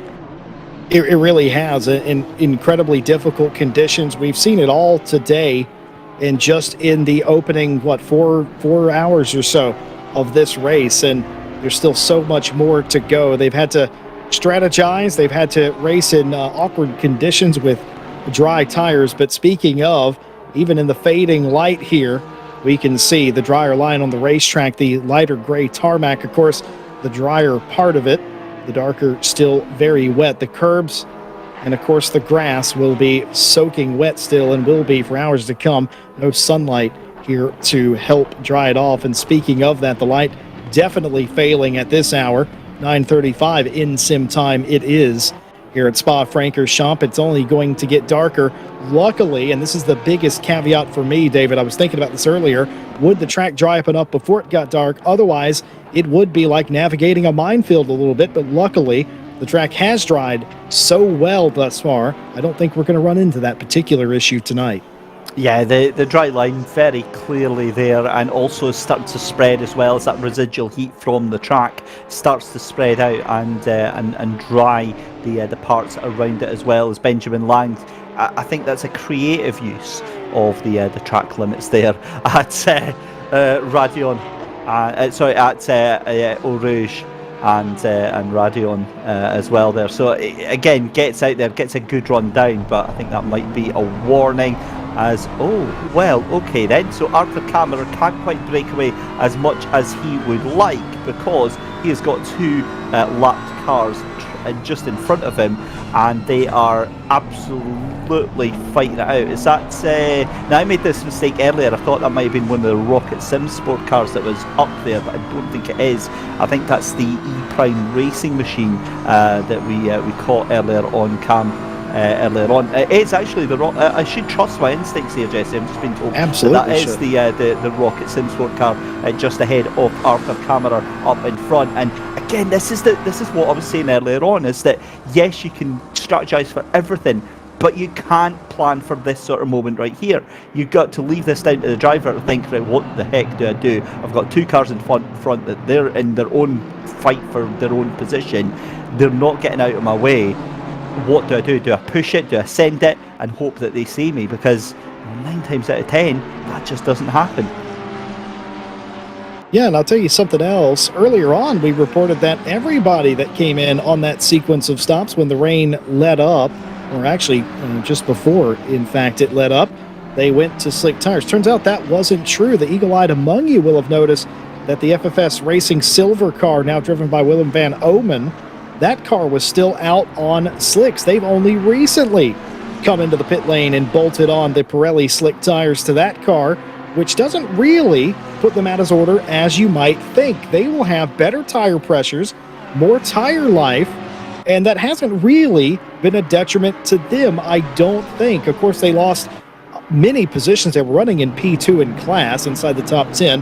They're very obviously in 21st place right now, but in the long run, I don't think that hurt them at all, especially if we go dry into the evening hours. But yes, the FFS silver car did not take dry tires and has only just switched over to the dry tire a little bit ago. A little bit of a counter strategy here. Oh my good lord, I'm trying to watch what on earth is going on here, as it's quite honestly a melee right now. You've got the 949 Ferrari just trying to avoid everyone and run away into the pits and hide. That's thankfully managed to do so. But again, Arthur Kammerer not able to run away as quickly as he can, although that was a poor exit from the corner there from Robbie Stapleford here. And that McLaren is just, in fact, no, sorry, excuse me, the Rocket Sim Sport car just up in front. Just not able to yield, and you've got to understand again these blue flags. It's such a misunderstanding, because the blue flags are essentially an advisory. That's what you get told when you're real life racing, is that the blue flags are just a notice that you've got a faster car. Please do not actively block them. You're still racing your own race, you're still doing your own pace here, but it's just to advise you, you've got a car that's on a different lap than you coming up behind you, because obviously a lot of spectators seem to think that blue flag means that they have to pull over to the side, and for many of the drivers, that's the worst thing you can possibly do. The drivers that are going to be going the lap down or whatever, the common consensus is stay on your line. I will work around you. I will do the work to get past you. You just be predictable and don't make me have to kind of second guess what you're going to do there, because that's what the car in front or the lap up definitely doesn't have to do. I'm pretty sure the SRO rulebook says something almost exactly like that. Stick to your line and let the faster car pass you. Do not obviously actively block said car, but at the end of the day, it's the fastest car job to get around you. You be predictable, as well as another phraseology of that rule that I've heard in the past as a car that is being lapped. Just be predictable, and when you're slowing down at random points of the track and you're trying to get out of the way on a track that has left and right turns, it makes you very unpredictable. Run your race. The faster car will get around you. It is nice that as a slower car, you get that moment of, oh, well, they're trying to let me go. But a lot of times, I'm telling you, David, I'm sure you've done it too. You've seen that not come off. Arjuna is back with us again. And my goodness, Arjuna, you're not allowed to leave the box again. You left and it all kicked off. And here we are again, racing into the night. racing into the darkness with a mildly wet track on the edges, but everybody now back on the slick Pirelli tires. Yes, it is darkness, my old friend, and it's a fun fight at the front. I've seen and I've heard there's plenty of strategy gambles going on right now, and Michi Tauscher, first onto the slick tires, has been able to still hold on as best as possible, but very much looking forward to seeing what the next hour holds as we race into the night lights. Yeah, it certainly is. And Jesse, I've got to say, just as we say goodbye to you, I just wanted to get your final thoughts on that hour that we've just seen here. Some incredible action as we see Robbie Stapleford still side by side and gets that position back from Arthur Kammerer. And well, there you go. As a parting gift, Jesse, how about that for some drama? Yeah, it was fantastic, and my summary is actually quite simple, as these two are not done yet, still going at it. No punches pulled here between the G2 car and the BS Plus competition. BMW, they're still fighting. And finally, G2, the 62, able to just about get it done. Robbie Stapleford looking in the mirror a little bit as they power down off of the hill. Final ham stat here. Car 62 of BMW G2 Sim Racing Team continue to be the best in the pit stops. They've spent 9 minutes, 14 seconds, 0.3930, in the pit lane. That's a huge 10.7 second less than the next best car, which is the BS Plus competition #1 hashtag ham stats. But my summary is quite simple, David. Everybody had an opportunity to make a horrible decision on that pit strategy whenever the track started drying up. Every single team, in my opinion, made the right decision, and they all kept themselves in the running. One can only wonder what the night will bring. Awesome stuff. Thank you so much, Jesse Lee, there for that previous hour and a bit of coverage. We'll see you again in an hour's time. We're very jealously getting to work with the awesome DJ Clark for a massive overnight stint here at Spa. But we're back. It's David Christie and Arjuna Kankapati here for yet another hour, and it's both our final hour tonight here, Arjuna. Again, the track is dry. We had those greasy, wet conditions earlier on just before you went off for a little break here. It's dry again now, and yet again the Mercs just streaking off into the sunset. Yeah, it does seem as though as soon as it's dry conditions, those Mercs find another gear. And I left with BS competition at the front of the field, and not comfortably at the front, but enjoying the lead of the race. But this is going to be a very different night, and survival is all that you got to do. We've had 2 showers of rain already. Who knows how many more that we'll have. When the sun rises, keep yourself on the lead lap in contention, because who knows what happens after that. That is exactly the point as we come up to the top end of the hour. 19 hours just remaining in this 24-hour race. You can see Jordan Sherritt here for Automobile Lamborghini Esports there. Not had the best of days in that Lamborghini. They've not had the rub of the green. They've not had the run of the luck. However, back up into P13. That car was outside the top 20 at one point earlier on. So great work from Jordan to get that car back up into the top 20 and into the top 15 as well. But if you have just joined us, ladies and gentlemen, where have you been? A very warm welcome and good evening. This is, of course, the final round, the grand finale of the Intercontinental GT Challenge Esports powered by Mobileye. This is the acclaimed 24 hours of Spa, rearranged from its earlier outing when we tried to hold it over in June, and making sure that we actually get it done and dusted, because this is one of the jewels in the crown of ACC competitive esports racing. And certainly the past 5 hours that we've had here, Arjuna, certainly doing nothing to discredit that claim whatsoever. We've had an amazing couple of hours here, but really builds itself up to an amazing overnight period. Yes, and now we will get to see a few more of the drivers that we maybe haven't seen in the car for an extended period of time. In that first 3 hours, I was surprised at how many teams had already used 3 drivers by the time we finished our third and final pit stop of those 3 hours. It was a little bit of shock, but I guess now once the night sets, it's about rhythm, right? It's momentum, and I think now we will see those long stints. A lot of these teams, I was just looking through the entry list before I got back into the booth. A lot of these teams are purely based in Europe, which will make the night very difficult. And hopefully you're not fighting too much, because fighting in the night, I don't know about you, David, I find it a lot more taxing than racing in the day, just because you're so focused on finding your marks and spotting them, let alone trying to fight side by side. Oh yeah, I really struggle in the dark. As I was saying to Jesse just there, I used to exclusively race in VR, so you know, racing in VR at night is just, it's so difficult, because you have to go on what you were just talking about there, that rhythm, that ability to just focus, and you just keep yourself right with the you know, the braking points. You're mentally counting, you know, or looking out for new points that you would not normally use through the day, just to go through it. And in fact, I'll be honest with you, I love running behind another car at night, because you just focus on that car in front. And of course, the danger is you could either be faster than that car, or that car has a mistake and you're going to do exactly the same mistake as that car in front. But I always find it very, very reassuring as we see Jordan Sherritt going side by side with one of those cars a lap down. But you've also got a Porsche there that is down in P15 as well. I believe it's a little bit further down there, and again just showing exactly what's at stake here. That's the 977 car, and they're trying to make amends. They're down in P35, that's P32, sorry, that's Marco Bischoff for Kramer Racing Esports. And I remember when they were in the top 15 in the first hour of the race. Do you remember when they then got involved in an incident that gave them, I think it was a 20-second time penalty, the amalgamation of a 5 and a 15-second penalty?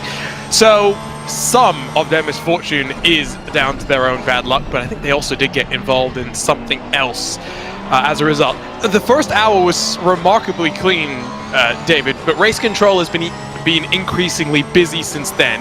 We have started to see the fatigue start to play a factor, with an increasing, I don't want to say mistakes, but just small lapses here and there. And this is what is crucial over the 24 hours, isn't it? From experience with other races as well, having these mistakes creeping in. This is the things that decide the race. They all add up over the course of the race. And you know, we were saying earlier on, you don't want to be that driver that has ended up getting a drive-through penalty, or having a crash and you have to get repairs, or you know, having to get a stop-go penalty, even worse, on this track here, because it just loses you so much time here. But again, the sky turning pink here at Spa-Francorchamps as the sun finally starting to go over the hill here, and now you're going to watch the temperature drop quite rapidly, and these cars get a little bit loose, a little bit skittish here as the track temperature falls quite quickly. But we cut back to your race leader, Michael Tauscher here for Mercedes AMG Esports team. Unicorns of Love doing a grand job there in the Mercedes, out in front, 8.5 seconds ahead of Luke Whitehead in that 88 Accorus ASP Mercedes team. And they are in second place with Robbie Stapleford in third for BMW G2 Esports, who is now 0.7 of a second ahead of Arthur Kammerer in the BS Plus competition machine. But more interestingly here, Arjuna, is now that George Boothby and Grantas Caracas, now they're up a little bit as well. And I'm just trying to see, in fact, sorry, that's what I was trying to say, sorry. Arthur Kammerer and George Boothby, P4 and P5, as it stands, that 66 team need do absolutely nothing more, because that is not going to be anywhere near enough points for BS Plus competition. Yes, but let's remember that McLaren Veloce GT car just seems to come alive during the rain, and they played the strategy very, very well to take advantage of when the rain comes and when the rain goes. They struggle more in the dry. I'm not sure what it will be like here in the night once the conditions have settled and continue to drop. Maybe they find a little bit more speed, but I'd expect for the next hour or so we will be able to track that gap. It's what, 8.5 seconds to Arthur Kammerer in the BMW BS competition machine. It's then in total about 23 seconds to your race leader. Let's see what the McLaren does in this next juncture of dry running. Yeah, and that is exactly what we are waiting to see here, as you see Michael Tauscher going up the hill at Eau Rouge and Radion. Such a beautiful sight now, because as the light fades here, and I tell you what as well, this is where our resident photographer is going to absolutely come into his own, because with those sparks coming off of the cars as they run over the curbs here. I think Gary Paravani is going to have an absolute field day here, so I cannot wait to see some of the incredible shots that he is going to have for us very, very shortly. As always, keep an eye on social media for them, and you will very, very likely see them very, very soon.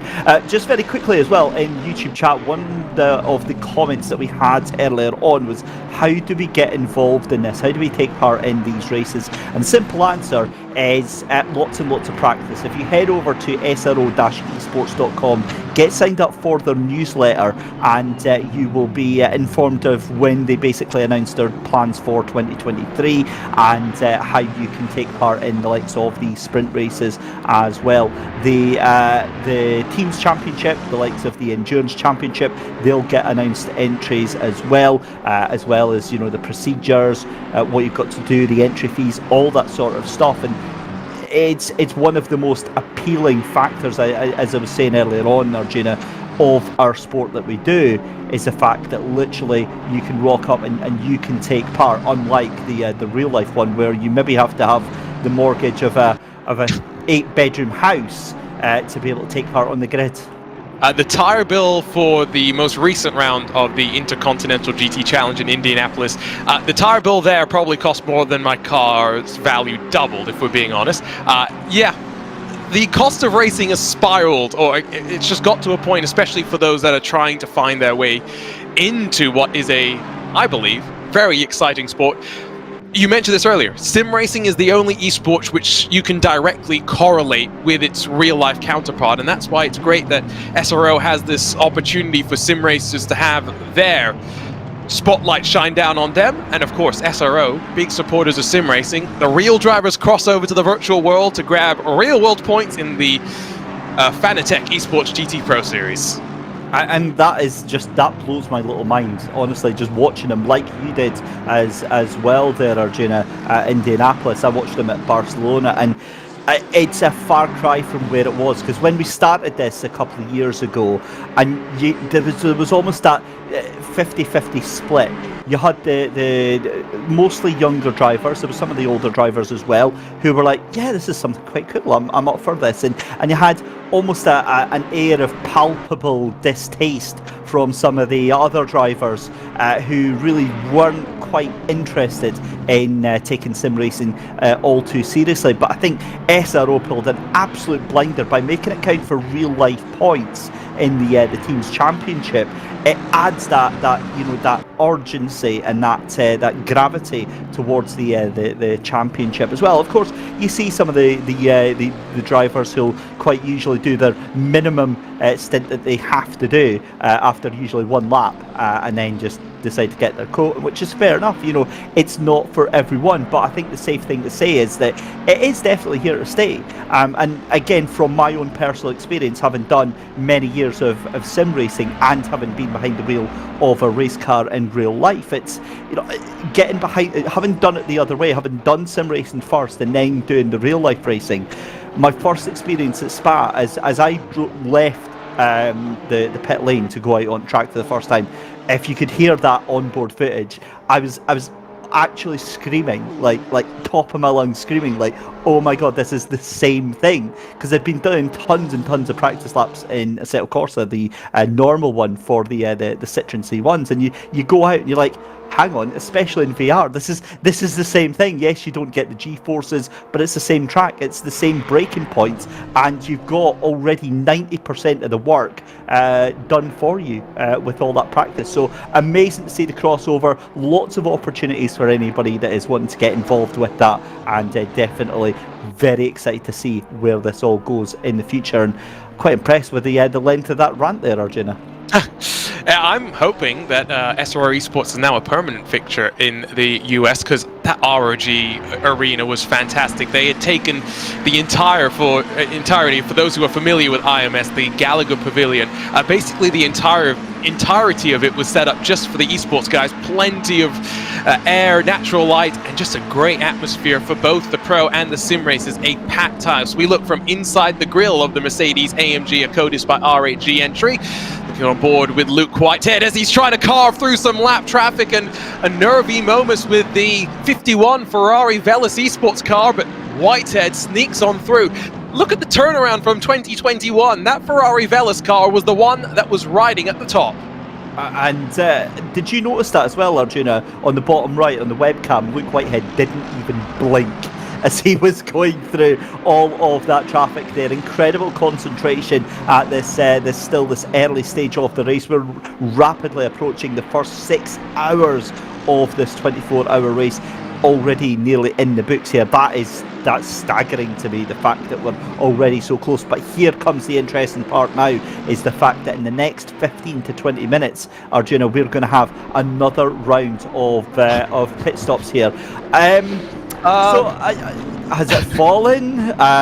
Is he invisible? What's happened to Vyacheslav Abeladze there? Yeah, we've talked about weird webcam angles. That might be the weirdest. I have to assume you're right that it was likely the camera falling over, but it seemed like we ended up focusing on the pedals, but we were only seeing the clutch or something.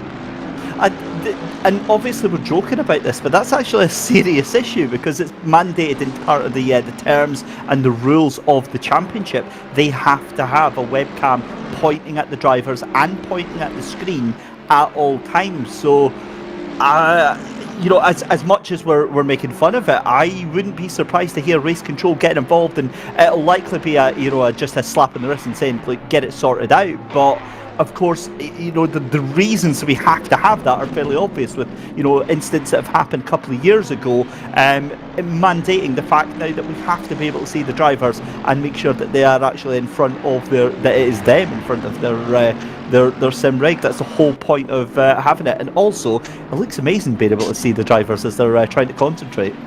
Oh, it's very cool. Mike Yao, who is behind the scenes, is the producer for a series that Lewis and myself commentate, the VCO Esports Racing League, where basically we put 2 teams out on the track at the very end of the day, 3-on-3, and we have all their webcams up, and it's so cool just being able to see when they're fighting side by side, when there's contact, the micro expressions, the micro reactions, because you pointed out that Luke Whitehead didn't flinch, but there are these little tells that you can see often with drivers who are focused and in the zone, whether they're excited, upset, or still looking to go even more aggressive, as that's an Audi that's going to cut Lecon. Not sure exactly what went on there.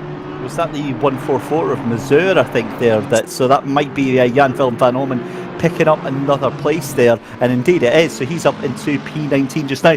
But talking about surprises, Dara McCormack, P9. That is absolutely sensational. Now, about 40 minutes ago, we saw that car up in the P10. I was bewildered, but I've got no doubt that thing is going to be up in the top 5 in the next 2-3 hours. The pace that 55 has got right now, already onto the back of Jaroslav Honzig. It's quite scary, that Merc, in fact, the straight line speed that it's got here. Yeah, now we'll get a look at this SRO replay of what happened. Overcommits and actually makes a little bit of contact with the GTWR machine into the corner. Will have gotten away with that one. You mentioned top end speed. There was that remarkable statistics from Hamstats earlier on today, where 6 cars, I think it was 4 different manufacturers, all tied at 270 kilometers an hour. A lot of these teams have stripped the cars for top end speed, so little downforce, but they are still rapid in the corners, showing just how on the limit they are. Yeah, and it's going to be the story of the entire race as well, is that straight line speed getting put to use here at Spa. Unlike other circuits where, you know, the corners are quite heavy and there's a lot of braking zones, here at Spa it's very fast track and a lot of opportunity for these cars to stretch their legs. And again, what you found is that a lot of these cars are making moves 4, 5, 6 corners in advance, planning, plotting, seeking to make things happen here. As we've got, that looks like the Bentley just up in front. That is the 42 or the 41, I believe. No, it's the 322. So that is the sister car of the 42. That was a dive and a half from Dara McCormack. Almost got that done. Going to be side by side with the McLaren then. Jaroslav Honzig is going to take the outside line into turn 1 into La Source. But what an absolutely ballsy move from Dara McCormack there. That was absolutely breathtaking. Might not be totally done. Is Honzig too close out of La Source to time this run at the top of Eau Rouge and Radion? There was a smile on McCormack's face, I'm sure for probably the first time since that technical issue. but I hate to be the one to bring it up. Is there any concern in the Williams camp that maybe Darrell McCormack's hardware will have the same issue that he had in that first hour? Surely you are thinking about it. Surely it will concern you. Jaroslav Honzik, at the very least, not able to pull alongside. It is McCormack up to 8th position. Yeah, beautiful thing. And again, we could really do with speaking to Dara and find out exactly what happened there if he's able to reveal it. Because if it's a simple thing like the cord fell out or something like that, it could just be one of those things that happens once in a blue moon. And certainly, he doesn't look to be phased. He doesn't look to have any concerns whatsoever. But we both know that these hardware issues can and do happen without any sort of warning whatsoever. But watching from Jardier as well, and on that right hand side you can see his setup there. I'm very jealous of the studio that Jaroslav Honzik has got there. It's very well lit, and I love the fact that his second webcam is probably still better than my first one there. It looks absolutely fantastic over there. I do like as well sometimes. We don't always need to see the face. Sometimes it's better to see the environment and what's going on in the room. For example, when it comes to Josh Staffen, I'd much rather see the disco lights than anything else. Sorry, Josh, I just mean that honestly. The disco lights are what get me excited. It hypes me up. I love seeing as well, you see the audio foam on one side to deaden everything. He's got his stream and whatnot in one monitor. I find it quite interesting for someone who competes as much as Jaroslav does, that he's not on a triple monitor setup or even the 49 ultra wide screen. He's on one of the 34, a much more reasonable setup, and something that anyone who has visited the Fanatec or ROG Arena will be very familiar with.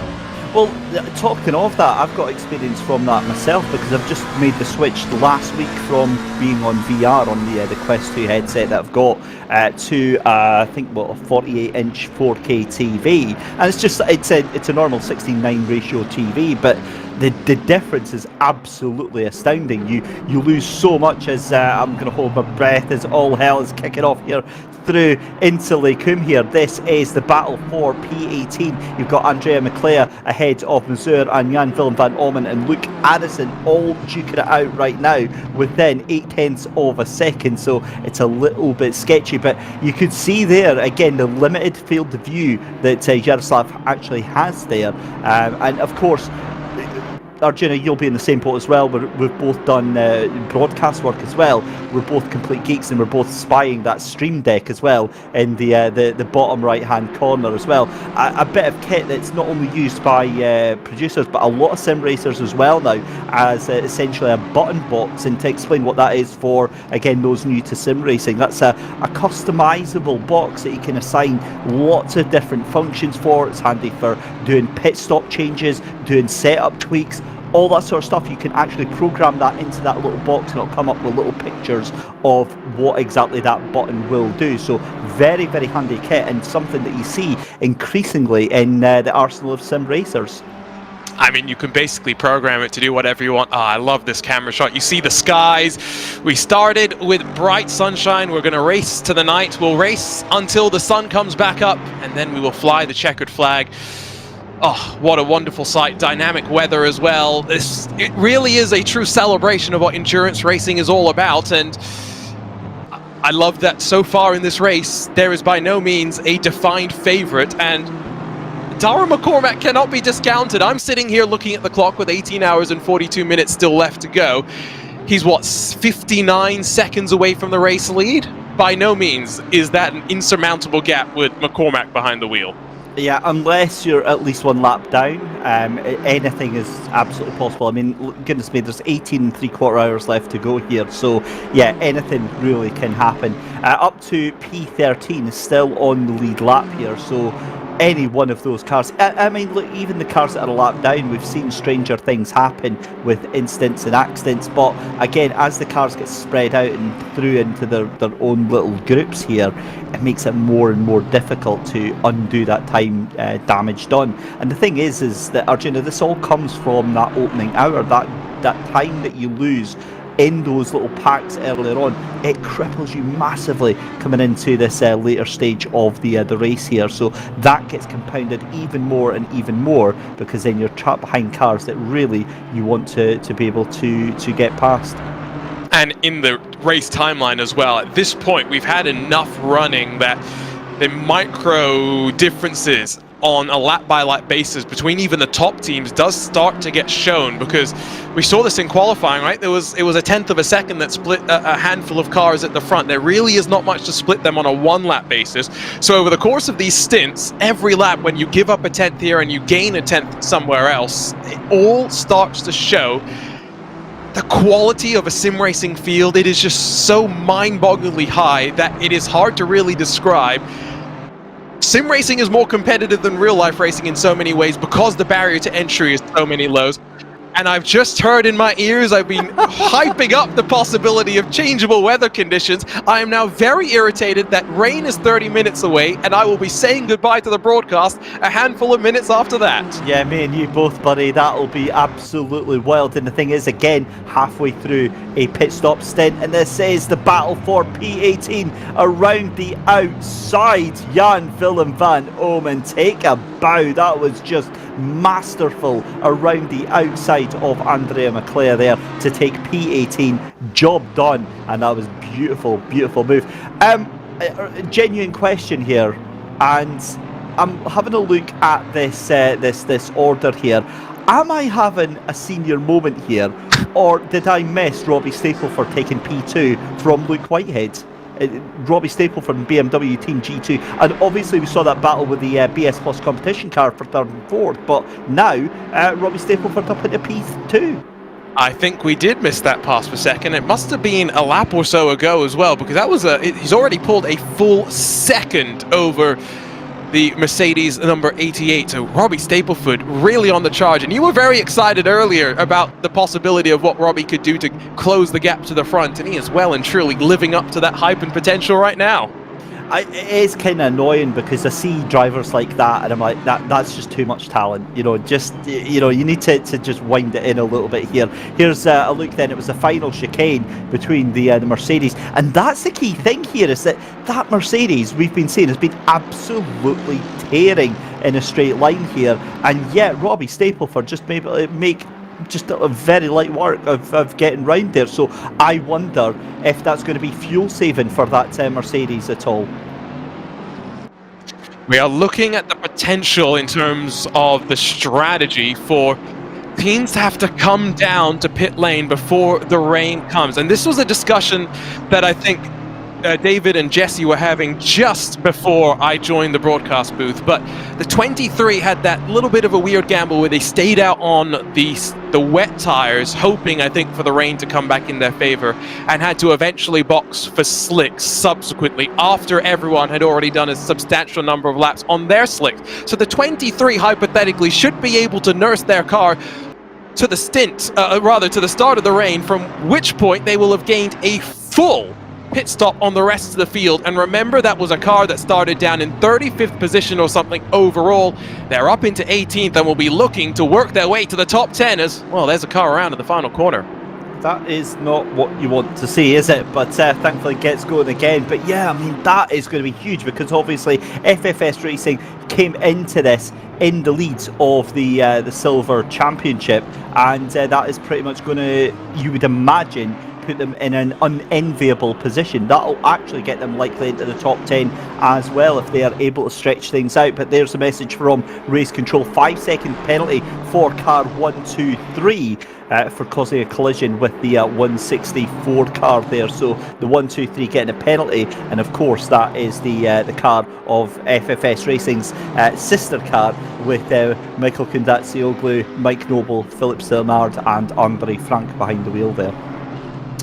Yeah, not the last penalty I'm sure we'll see once we get into this nighttime running with the rain. And this is going to be the most difficult conditions they would have faced at any point. Already visibility has come down, spotting your references is tough. Now you add the rain. Who knows how heavy the rain will be as well. We'll find out when we get to it in about 25 or so minutes time. I would not want to be the man behind the driver behind the wheel right now, because you're putting yourself in the position where a single mistake ruins the race for the rest of your team. It really does, and Arjuna, I've got to say, you're sounding quite happy about all this rain coming on. I've got to be honest, I'm I'm loving rubbing it. my hands with glee as well. This is going to be absolutely amazing. However, like say, talk about spoiling us, the fact that we're going to be off in about half an hour, and that rain is just going to fall a couple of minutes before, so we might be treated to some chaos. But I've got the feeling that what we're actually going to see is some very measured performance here, and some driving as well. A lot of these drivers, though, let's face it, are going to have to pit in the next 10-15 minutes, and it's again going to be halfway through a stint that they're going to have to then come back in for those wet tyres. Now that'll put them back onto hour wise in terms of the stints and the strategy and stuff like that, but still, we were saying earlier on about how, you know, rain halfway through can give to some drivers and take away from others, and this is exactly what we're finding out again. It's another randomised roll of the dice. We just don't know what is going to happen here.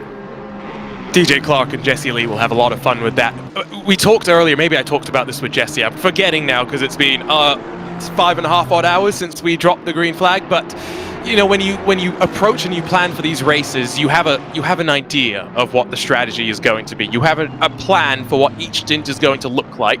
But as soon as you get the race underway, you immediately tear the plan up and start going by instinct. Different teams have different ways of doing so. Some will stick simple. They'll have a Google Sheet, an Excel, whatever you have. A simple thing which they can just plot stint by stint how the race is going. The bigger the teams, the bigger the budgets, the more resources you have, the more interesting the tools that you will have. Now, I'm not exactly sure what some of the top teams have here, but at least in my world on some of the other platforms, teams have developed pit walls of their own to give them real timing software and whatnot. There are even teams that plug timing data directly into real pit walls taken directly from real teams. So there is a level of sophistication at this point when it comes to strategizing with the rain that, unfortunately, David, you and me in the commentary booth, we cannot match the might of the teams. Oh, I don't know about that, Arjun. I'm quite partial to a Google Sheet and a VLOOKUP table myself. It's yeah, I do get lost in all that sort of data as well, and there is a lot of data. That's the thing. A lot of statistics and a lot of information comes from this race, and you know, that's what I'm saying. How fantastic is this, the world that we're in now, where all that data comes through to us, we plot it in, and it gets treated in the same way with the same importance that the real life motorsport. In fact, maybe sometimes even more important than the real life motorsport, because of course with real life motorsport you've got so many other expenses. You know, taking data tracking and stuff like that, that might just not be a priority for you. Whereas with this, you can fire it in with the loads of Motec data and software that's available off the shelf and stuff like that now, and you can actually do real time race engineering on the go. It's just mind-melting the stuff that you can do nowadays in sim racing. It really is a completely different world from about 15 years ago when I was mucking about on Live for Speed. It's a changed ecosphere as well, and yeah, that gives you an idea of exactly how old I am. Yes. It certainly isn't Blackwood GP, I tell you that one for sure. I was going to say, by bringing up Live for Speed, you kind of date yourself, unfortunately. But I've also, you know, as much as esports in general, whether it's sim racing or some of the other esports and the creative esports that you can have, we call it a young man's game, but there's no substitute for experience. And I think Niels Naujoks is a great example of that. Someone that, you know, was on the cusp of finishing a graduate degree and going to work in, you know, very impressive fields, but instead decided, you know, I'm going to plunge myself into sim racing, use my ability to think through engineering problems to develop different ways to go fast in the car. And I think, you know, if you ask people how old Niels is without looking at a picture of him, based on his level of competitiveness, they just assume he's a teenager. Exactly. And then you see him and then you're like, ah, right, okay. Yes, then immediately the illusion gets broken, unfortunately. I'm sorry, Niels. But again, I can relate to that, and the thing is that, like many others, Neil's doing a fantastic job for the community with the popometer effort, and you know, a lot of drivers like that offering setup services and services to understand, you know, race setups. We see Chris Severe getting a little bit close there to the car of Zach Patterson there. That Honda is just, yeah, that's a little bit scary for my liking here up the inside, and can't quite do anything with that there.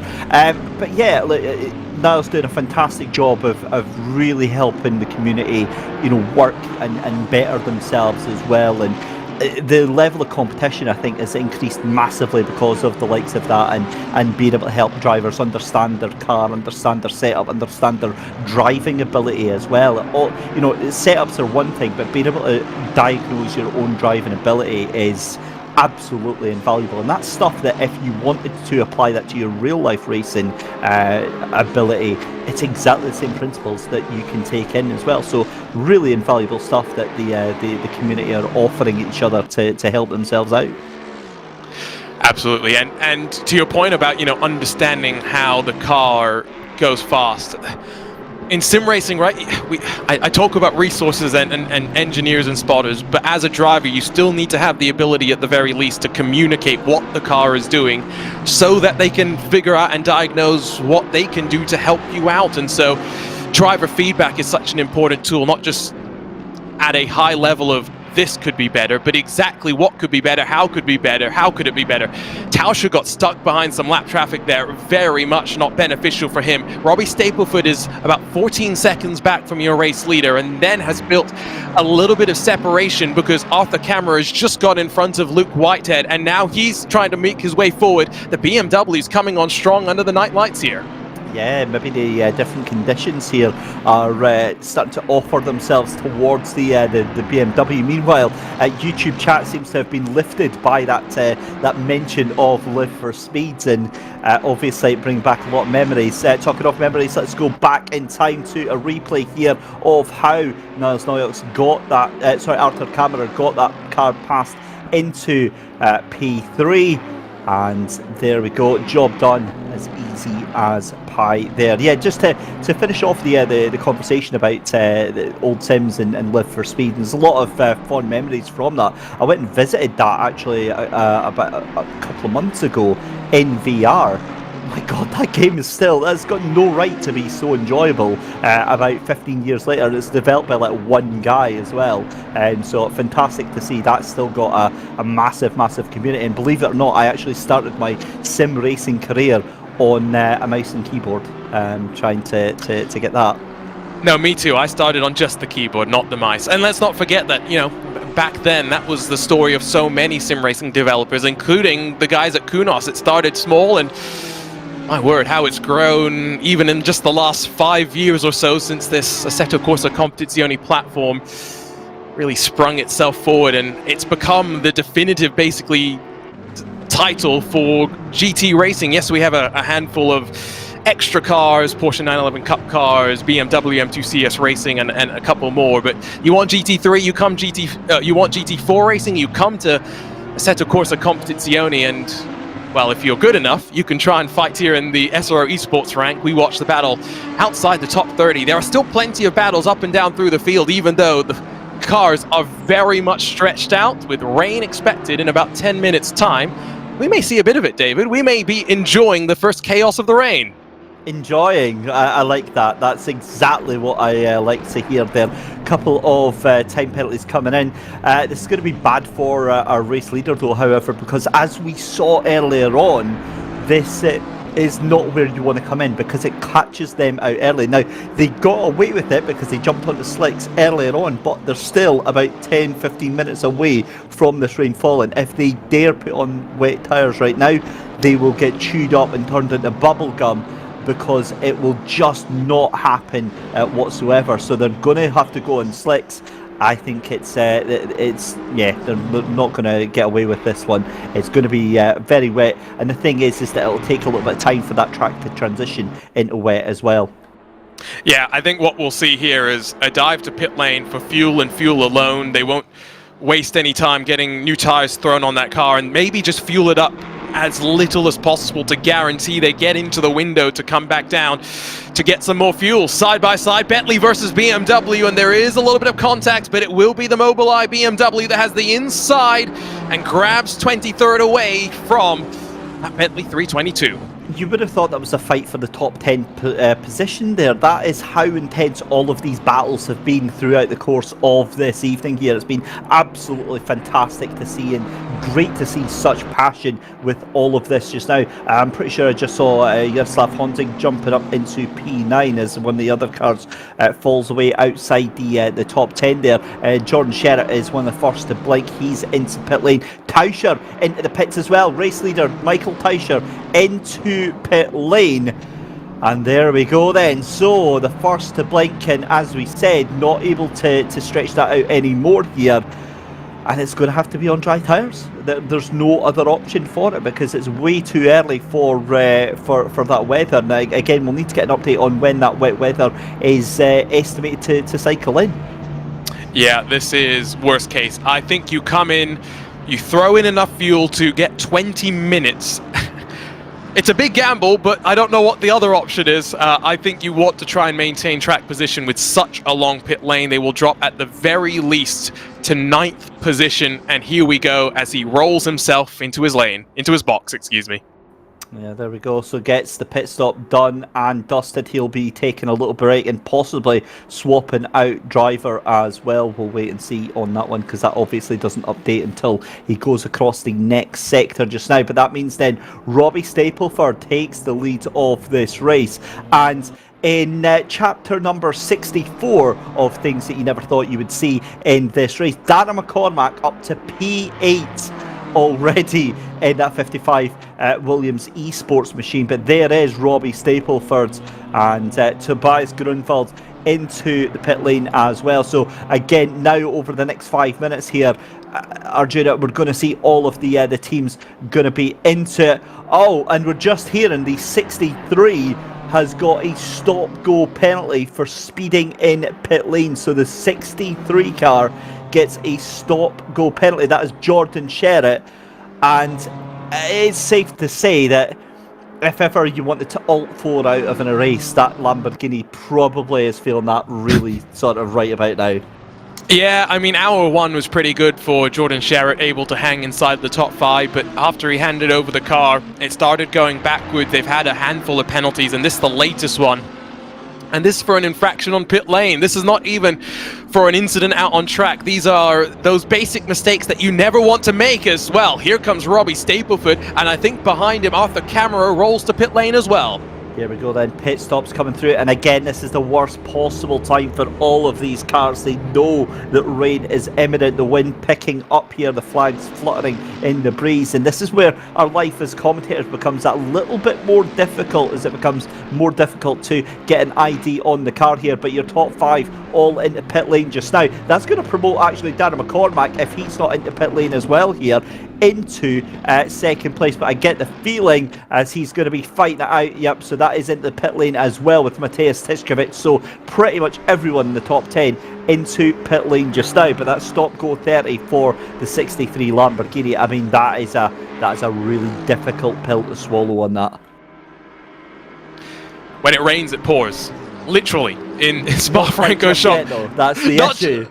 Not just yet, but yes, it's just one of those races. Like you said, these are the ones where you want to alt F4, but Darren McCormack is proof that even when you have issues, you continue to work your way forward and push forward. You can recover. It is the endurance racing spirits that Lamborghini will still be trying to fight to maybe grab, at best, a top 15, likely a top 20 finish. The top 7 all down on pit lane though, and it was Michi Tauscher that handed the car over to Tobias Grunwald, and we'll see how it cycles on the pit exit. Yeah,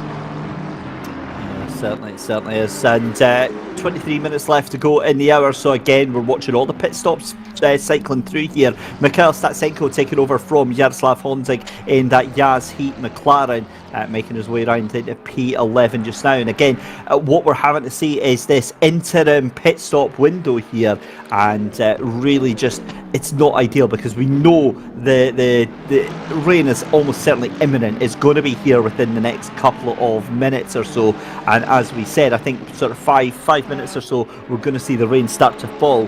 At which point, how long do these drivers want, do you think, Arjuna, to stay out and to try staying out on these slick tyres?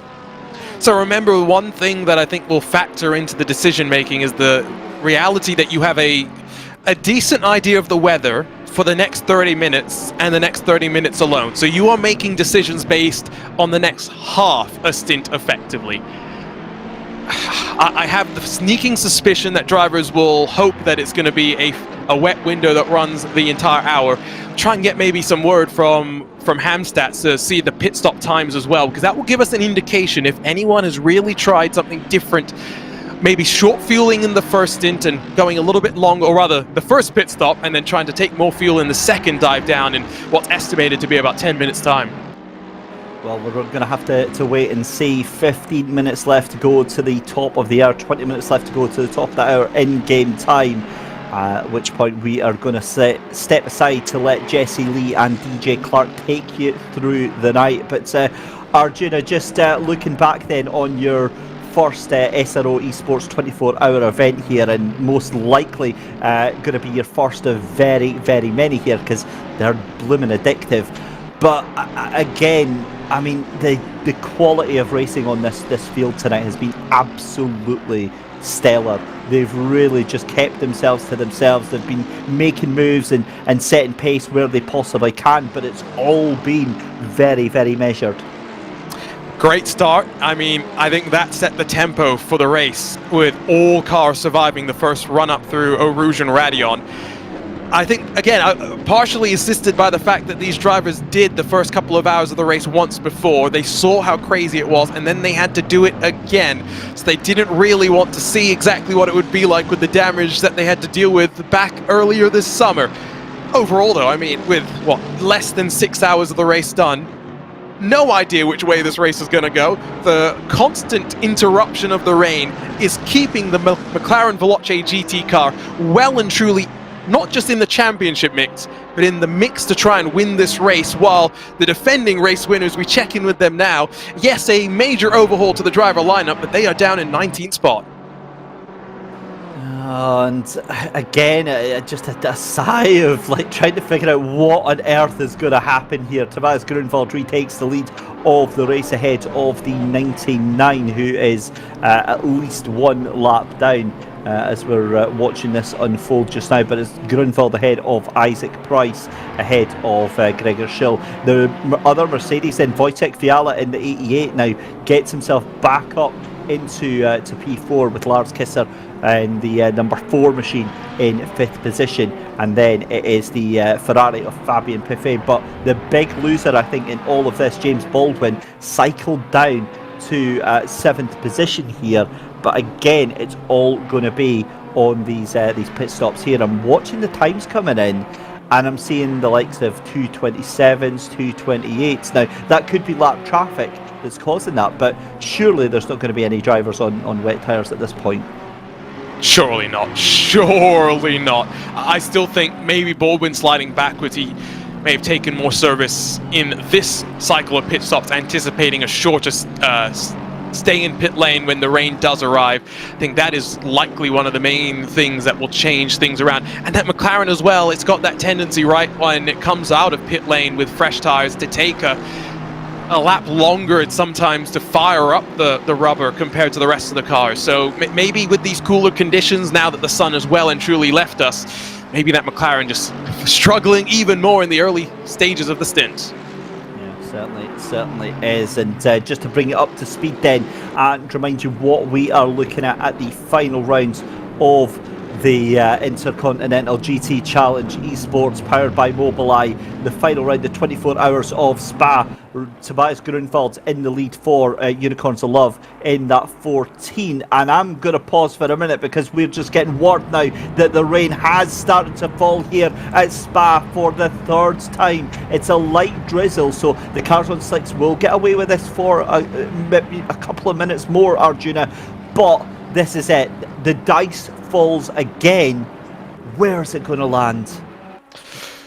My word. Nervy moments once again. Well and truly into the night, and now see a bit of a wiggle into Blanchimont there for the flash axle number 21 Ferrari 488 Evo. Will they peel to the pit lane? And this gives you the indication of just how much rain there is. It's a light drizzle, but enough, I think, for the 21 to call for wet tyres to go onto their car. Oh, let's go then. So now the dice is rolled in as we've got 17 minutes left to go in the remainder of this hour. Then some of the cars that will maybe be able to roll the dice and make this work, then we'll certainly see. I think that Jan Willem van Ommen might be one of those cars here. We'll certainly keep an eye on that and see if they've been into the pits, but quite a few deciding. I think that's Lars Kisser back into the pit lane again for another stop there to get some possibly wet weather tyres. Certainly if you've got a pit stop now, you go on wet weather tyres. You know that the rain is going to come here and that it's already started. You have to get in, but we now watch for the rest of the field. When are they going to come in here now? Because that track being very, very dark indeed, that track temperature is going to be absolutely freezing.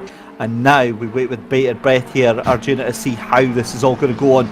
This is now where it could be a huge boost for James Baldwin on 6th position. So I'm just hearing that the leaders are on wet tyres. So I was asking about that because I was noticing their lap times here, 2:29, 2:27, 2:27, 2:28, and Lars Kisser as well. So I think P6 and P7 are on wet as well. Yeah, I think that was a good call, because I was going to try and talk about the way that you might think about it if you were going to make 2 stops. What you do is you'd come in and just take fuel, because you can take fuel and tires at the same time in ACC. So if you were going to gamble and take dry tires, or rather not take tires and see when the rain would come, that's what you would do. You'd come back in, top off the fuel, and change the tires once and for all. But the drivers that recognized that the rain was close enough, remember the initial forecast that we got, David, was for the rain to arrive about 5 minutes from now. It really did move up. So these drivers figured, and the teams figured it out. They played it right. The question will be how much damage they did to the tires running them on the slick track, but now it's what they needed, and they are right up to speed. Yeah, here we go then as we see Tobias Grunwald for Mercedes-AMG Esports team Unicorns of Love in the lead of the race, ahead of Isaac Price for BMW team G2 Esports, 2.2 seconds behind that lead. And the thing is that what we've seen every single time, the BMWs at this early stage, this greasy stage of the race, they absolutely decimate the field with the Mercedes-AMG. So I have got no doubt that Isaac Price will take the lead in the next 2 to 3 laps here. Gregor Schill also catching up as well in 3rd position for BS Plus competition. Remember, that's the first of our 2 title contenders for Pro right now, as James Baldwin currently down in P5, and they're making their way around as well. Jan Willem van Ommen now has had to make his pit stop. That might not work out for him now as well as he thought, because the rest of them have made those laps on these wet tyres here. I don't think though that Sven Hettich, no, he's definitely not, because you can see those yellow tyres. In fact, that might just be his rims that are yellow, but it does look like that car's sliding about an awful lot there. You asked why I love the rain so much, because it just puts the teams on their toes to make the right decisions at the right time. And you're never going to make 100% of the right decisions, but you can try your best. And I think we talked about the possibility of some drivers and teams focusing on a specific driver as their rain driver. Isaac Price seems to like being in that BMW G2 sim racing car in the rain. I'm curious to see that the number 88 does not have Nicholas Halben behind the wheel. So this is one of those compromises where they would have liked to get their fastest driver maybe in the rain into the car. However, he's taking a much needed and well-earned break, and he's watching on, as instead Fiala is pushing that car as hard as he can. Yeah, talking about pushing cars there, that's Sven Hettich onto the back there of one of the lapped cars there. That's in fact just gets past there. And well, that was a bit of a sketchy moment there coming through Blanchimont, as Jan Willem van Ommen still in pit lane there, so he'll be coming out very, very shortly. But that looks like a very long pit stop indeed. And again, I'm not sure what's happened there with that car there, because that went in about a minute and a half ago there, so that will come out hopefully very soon and get back on the track. Otherwise, that's going to be a heck of a lot of time that they have lost gambling on that later pit stop here. But with 12 minutes left to go in the first 6 hours of this race here, it has had everything we possibly could have wanted. Just to remind you about how the silver class is lining up at the moment. The 67 of Fabien Pefet is right up there just now for Race Anywhere SimSport Silver. He is up into P5 just now. And you can see there, that is exactly what they wanted to happen, because coming into this final round here, they basically had to roll the dice and hope that everything would come up here, because that 23 of James Parker now up into P14. But again, they need to get a much better performance to have any hope of that whatsoever. However, the 110, as we reported on earlier, that has had a miserable day out, only able to get themselves up into P29 just now. But again, it's all about the different classes, and I believe that puts them outside the top 10 in the silver class just now.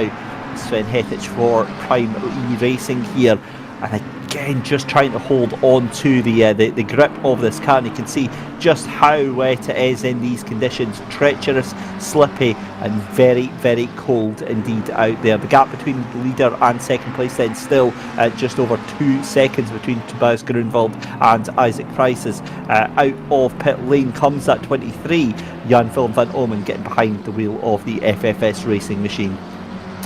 To go back to the 110 as well, it wasn't their own issue which saw them drop backwards. It was a technical issue that saw them lose a handful of laps. So they were taken out of the championship fight due to no fault of their own, and the 67 needs similar misfortune to befall the FFS Racing number 23 Aston Martin for them to be in with a chance of fighting for the championship. Of course, came into this one 27 points back from your championship leading car that has actually managed to hold on to third in class in that silver class, even after stopping a little bit later than everyone else. So I think overall the FFS Aston Martin in silver will be very delighted with how this race is playing out, as they're embroiled in that fight for 13th overall and second in class. And what a fight it is. It really, really couldn't leave any more to the imagination. Sven Hettich here having to think about a move down into La Source here, and what I would say is this is now the moment where we have these dramatic moments, because this is when the lapse in concentration start to pop up. This is when the accidents and the incidents and maybe the switching off of the brain start to occur as well through the dark of night here at Spa-Francorchamps. But a fantastic race that we've been treated to so far, as we see Fabien Pefet. What a great angle this is here, just demonstrating exactly how dark it is here at Spa-Francorchamps for Race Anywhere SimSport in that 67 in the lead of silver class just now, and doing a damn fine job of it just now ahead of Andrea McClare and James Parker in that 33 and 23 respectively. You've got, I believe you've got James Baldwin just behind by about 2 seconds as well there. So again, not a lot of pressure happening at the moment, but with the time rapidly approaching the top of the real life hour, it's time to make this a bit of a party, because very shortly we're going to jump out of the commentary box here, Arjuna. But let's bring in Jesse Lee and DJ Clark to join us for the last couple of minutes of our hour here. And guys, welcome aboard. Jesse, obviously you've been able to enjoy some of the racing so far, but DJ, coming to yourself here, what on earth have you made of this start to the race? Well, it's a little bit crazy, it's a little bit chaotic, and it's exactly what you expect to see here from the 24 hours of Spa. The rain, I think, really and truly is the story for a lot of these drivers here today, really throwing them off, and I'm frankly quite interested to see what these leaders are going to do running on those wet tires for 2 or 3 laps in dry conditions. I've got to think by the end of this stint, they're going to be in a world of trouble. Yeah, for sure, for sure. And Jesse, obviously, we broke it again. It was dry, then it was wet, then it was dry again, and now it's wet again. It just cannot seem to make its mind up whatsoever here at Spa. And to be fair, that's fairly realistic. Well, I mean, what's old is new again, David, I think is what's going on here. And you had to have prepared for this, knowing that there was the possibility of rain and that it could be torrential at times and it could come and go. I think it's been a classic Spa thus far. And also, everybody has kept up with it incredibly well by my notes. Fantastic stuff. Well, as we said then, that draws things to a close for our part of the commentary. For myself and Arjuna Kankapati, a huge thank you to Arjuna, who is off to go and do many other things with esports broadcasting over the next 24 hours. But Arjuna, again, just to wind things down on your first experience of the SRO Esports 24 Hour series here, is it safe to say that we're going to be getting you back in the commentary box? I don't think that's a decision up to me, unfortunately, but I would love to. I think in terms of quick recaps for those who have only caught part of these first 6 hours of the race into the night, let's highlight just a couple of standouts quickly. Of course, Dyer McCormack in that first stint, incredible job out of him. But team of the race so far for me is the 23 FFS racing car, knowing what was on the line for them, knowing where they started in this race, in the heart of the danger zone, to have stayed out of trouble, to continue making strategy calls that gain them positions where they now are on second in class with the championship in their destiny. My word, what a day it's been for them so far. Yeah, and for my team of the day so far, I'm going to go with another silver team, but that 67 Race Anywhere Sim Sport machine. They came in with a wing and a prayer of the championship. My goodness, are they keeping that dream alive? We'll certainly have to wait and see whether that dream can survive into the wee hours of the morning. But ladies and gentlemen, thank you so much for bearing with myself and Arjuna. We hope we kept you company through the past couple of hours. We're going to hand things over to DJ Clark and Jesse Lee for the overnight as Riley Murdoch decides to make a very creative exit through the chicane. Guys, take away and enjoy the overnight session. Oh, well, we will indeed. Thank you again to David Christie and Arjuna Kankapati for getting us through that first round of the running here at the 24 Hours of Spa, brought to you by Mobileye and SRO Motorsports Group. We are, of course, running here on Assetto Corsa Competizione. And Jesse, we saw there Riley Murdoch having a little bit of problems. I think we are going to see more and more of that as this rain continues to fall here over the next, at least predicted, 30 minutes or so. Hopefully it's going to keep it relatively consistent pace so these drivers aren't going to be too worried. But, ooh, another little jink there for the SOP Esports car. Yeah, DJ, they've been so immaculate thus far. This is their third rain shower that they've had to endure. Mixed conditions, certainly, throughout the entirety of the first stanza of this race. The only difference between now and what they were dealing with earlier is the sun's gone down. It is dark right about now, and also it's hard to spot, even in the best conditions, where your entry points are, and now there's rain, and if you're following a car like SOP was, now you're in the spray of that car, and you're being distracted, dazzled by the lights, perhaps. I think that will finally start to force some errors on what has just about been an immaculate race thus far. I think it's all going to be coming to a head here. This is exactly what I'm talking about. The conditions are subpar. Yeah, as we watch there, Danilo Santoro behind the number 63 Lamborghini here. This is a battle for position and for class right now for 25th overall. That's going to be the Mobileye Lamborghini Esports team up ahead of them. And this is one of the big problems that you're going to run into, whether or not you are one of the drivers that is fighting for position or whether you're just moving your way through some lap traffic. It is very, very difficult to try to get good viewpoints. You've got all that spray coming off the back, and I think for some drivers, particularly Santoro here, as we see him being a little bit aggressive down through the bus stop, I think he's going to want to try to get a little bit of a move on, try to push himself forward as much as possible, if nothing else, to get out of that spray. Certainly needs to get a move on, or wants to get a move on, rather, does Danilo Santoro. The 51 Scuderia Ferrari Veloce Esports Ferrari nowhere near where they're used to running. They are trending in the correct direction. So is that 63 in front of them, unfortunately. That's what's made this pass quite so difficult. Racing in class for position, and two cars absolutely on the rebound, looking very nice, calm and composed. That's the biggest thing I could say about these two cars at this stage.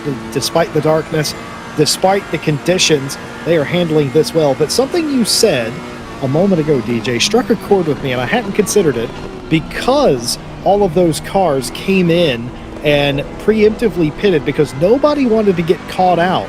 All right, what are their tires going to look like at the end of the stint? I would imagine it is going to be very sketchy. Yeah, I think it's going to be very, very sketchy for those drivers, particularly up at the top. And we're seeing a little bit of that out of this battle that we saw there. I think that was a little bit of a move from Simonini there up ahead in that Automobile Lamborghini. Really trying to diamond off Ravage there as much as possible, trying to minimize the wear on the tire. I think this stint in particular, tire wear is going to be a big issue for these drivers, more so than normal if it continues to rain. Because for those unfamiliar with the way that these wet weather tire works is, well, they kind of look like your standard road tires. They have those big grooves in them to channel the rain out of the way to get good contact onto the road. And as you run them, and if you overrun them, they get slicker and slicker and slicker, just like your average road tire would. And the last thing you want to be able to do is to be running on a slick tire in the rain, because that is no grip city. It sure is. And while we're talking about that, of course, we also can highlight the ham stats that we just saw. The 23 AMR, that's the FFS Silver team. Remember, they came in more than an hour ago. They were late coming into the pit lane to get on the new tire. And we theorized, and Michael Hamlin as well theorized, that might be a good call for them in the end, having better tires at the end of the stint. Turns out it was absolutely true. You saw the ham stats on the screen. They were nearly 4/10 quicker than the next fastest team, which was the 55 Mercedes AMG, DJ. Yes, indeed it was, and I think here in a few minutes we're going to be able to go back and recap what has been happening over the course of the race, and indeed we'll bring that to you right now. There is the view of the start, Jesse Lee. There are a few better pictures in the world than seeing cars come up Rouge and Radion for the first time. We ride on board here a little bit of the battle farther back in the field, diving down into Lake Combe here. You can see everybody fanning themselves out. A little bit of argy-bargy, as our colleague Calvin Fish would say, coming down into Lacombe for the first time, but everybody able to keep it relatively on the same page. We had a good overtake here. Gronwald getting by Najokas, going there into the right-hander at the end of the long Keppel Strokas. Niox able to get that move done over Gronwald and be able to have that all play out. BMW versus Mercedes up at the front of the field. Then you had Dyer McCormick here, the number 55 up in P1, had an issue, had a mechanical issue with his steering wheel, and that was going to be bringing him on back in, and that's what's obviously seen that team fall down through the field. Then we had an overtake for P1 as the number 88 Mercedes able to get that move done, just as simple as you please, but in the rain, Jesse, and that certainly made things a little bit more difficult, but a pretty picture-perfect move. Yeah, just fantastic scenes here. A lot of the overtakes, you can tell the different stages of the race. You can tell the track pretty much dry here. Lap 35 completely wet. This was a heck of a pass here, and a really good fight between Tauscher and Stapleford, the 62 and the 14, respectively, Unicorns of Love and G2. This fight continued. This is not the same lap. This is many laps later, lap 82 for second place. Look at the Unicorns of Love team going through here, able to get it going. That was lap 87 and a pass for P2. These two would go on to fight for even higher places as the rain continues. And as if on cue, lap 95, the pass for the lead. Finally, Tobias Pfeffer in the number 14 Unicorns of Love car, able to get by, but with a little bit of contact here, thought for a second as they got up in Rouge and Radion that there might be a side-by-side. Nils Knox decided at the last possible second, you take it now. We're not as good in this phase of the race. That was an excellent move and then well calculated. And that is where you have been, and that brings us up to right now, which leaves us about 18 hours left to go in the 24 hours of Spa. 6 hours down, we follow here Mathis Liato driving for the team Full Motorsport in that number 144 Audi. This is right in the meat of that silver field. Obviously, two different classes running out here. The pros, designated by the white banners on the left of your screen, as well as the silver category there, designated by those aptly colored silver banners there on the left of your screen. And so for those drivers in this silver class, it's pretty bunched together up at the mid-pack here, with Parker and Mikla leading the way there in the 22 and 23 of this little grouping. And then Heidik, Mikkel, Lieto, and Stubenrauch there all coming in behind. But a very, very close battle, particularly here between that 72 144 that we watch right now and the 71. There's not a whole lot of time separating them, especially 6 hours into the race. That's a real testament to these drivers' abilities. That was what I noticed when I came back here with you, is when I left, the gaps were actually bigger than they are now, pretty much throughout the entire field. Very close racing all up and down the field. Of course, these cars all fighting for a position that could inevitably be potentially for a podium position in about 18 hours from now. So they're all very close. They'll probably not get a better opportunity than this, as they're all trying to come back through the field. Speaking of coming through the field, Rockmott back in the 889 Legion of Racers, Mercedes AMG in 23rd position. They have to get through some of the silver traffic. I believe that is the 322 Bentley right up in front of him. And of course, he has to get by him to go and give Hendrickson a fight, who is further up the road. Folks, if it's dark on the camera, just imagine what it's like for the drivers of the cars dealing with these darkened conditions. All the confines of the racetrack just seem a bit smaller in the night, and especially now that you really shouldn't be hitting off the curbs. Yeah, you want to be very careful around the curbing here, because you get a little bit of that pooling that happens with some of the wet rain that does fall down. Of course, all rain being wet. But you do get... Can I get that in writing, please, DJ? I will try to get you that in writing to confirm that all water and all rain is indeed wet. But nevertheless... the reason you don't want to be riding over those curbs, as you said, is you get the pooling of that rain that builds up on those curbs, and when you try to come up onto them, you get a lack of grip. Also, ahead of the running there of those curbs become extra slippery with the rain on them. So a little bit of a double-edged sword there that you do not want to be up onto the cars, so up onto the curbs. That'll definitely throw you off. Watching here, Fadli Rakhmat for Legion of Racers, the 889, back down in 23rd position. Not exactly where I'd expect to find this Mercedes, especially considering we've seen the Mercedes have a very, very good run for them here. The Mercedes looking particularly strong, and now looking like he is under a little bit of an attack there from the number 99 behind. That is going to be the Race Anywhere SimSport Pro machine. We've got a little bit of a battle on our hands. We sure do, and the 889 Legion of Racers car, actually everybody in this train has been offered a little bit of respite. The Hendrickson car was given a drive-through penalty. Now, we haven't seen race control pop up on the screen, so I'm forced to believe either that happened before we got in the booth, or that was for track limits. Again, the stage of the race, very important to keep it in between the lines. The racing bounds of the track do not necessarily change in the night. Of course, the ACC assigned penalties do change when the race is wet, so you got to take that into consideration as well. A lot of moving parts with all of that, but a unforced error potentially for the 127. That has helped the 889's case. One extra spot in the pro class. One extra spot. And speaking of race control, we do have a couple of warnings being issued there. Warning to the car number 33 and warning to car number 42 as well. Those are both going to be down in that silver class category. The 33 being the West Competition Racing, and then the 42 being the Brabham Esports car. Some contact there that has happened over the past 30 minutes or so. Warnings being issued, and that is not what you want to see. That definitely puts you on a little bit of a warning, gets your blood up a little bit, that you don't want to be stepping over that line anymore. You've got to be very, very careful about what it is. It's very true, but on the other side of that coin, I'm a glass half full kind of guy, DJ, so I'll just say it's only a warning, meaning that race control deemed it to be very minor and just decided to go with a warning. Could have been a lot worse. Hamstad's busy working overtime today. Make it 16 seconds now. The G2 Sim Racing dominating the pit stops today, and yes, they are. Hashtag Hamstats.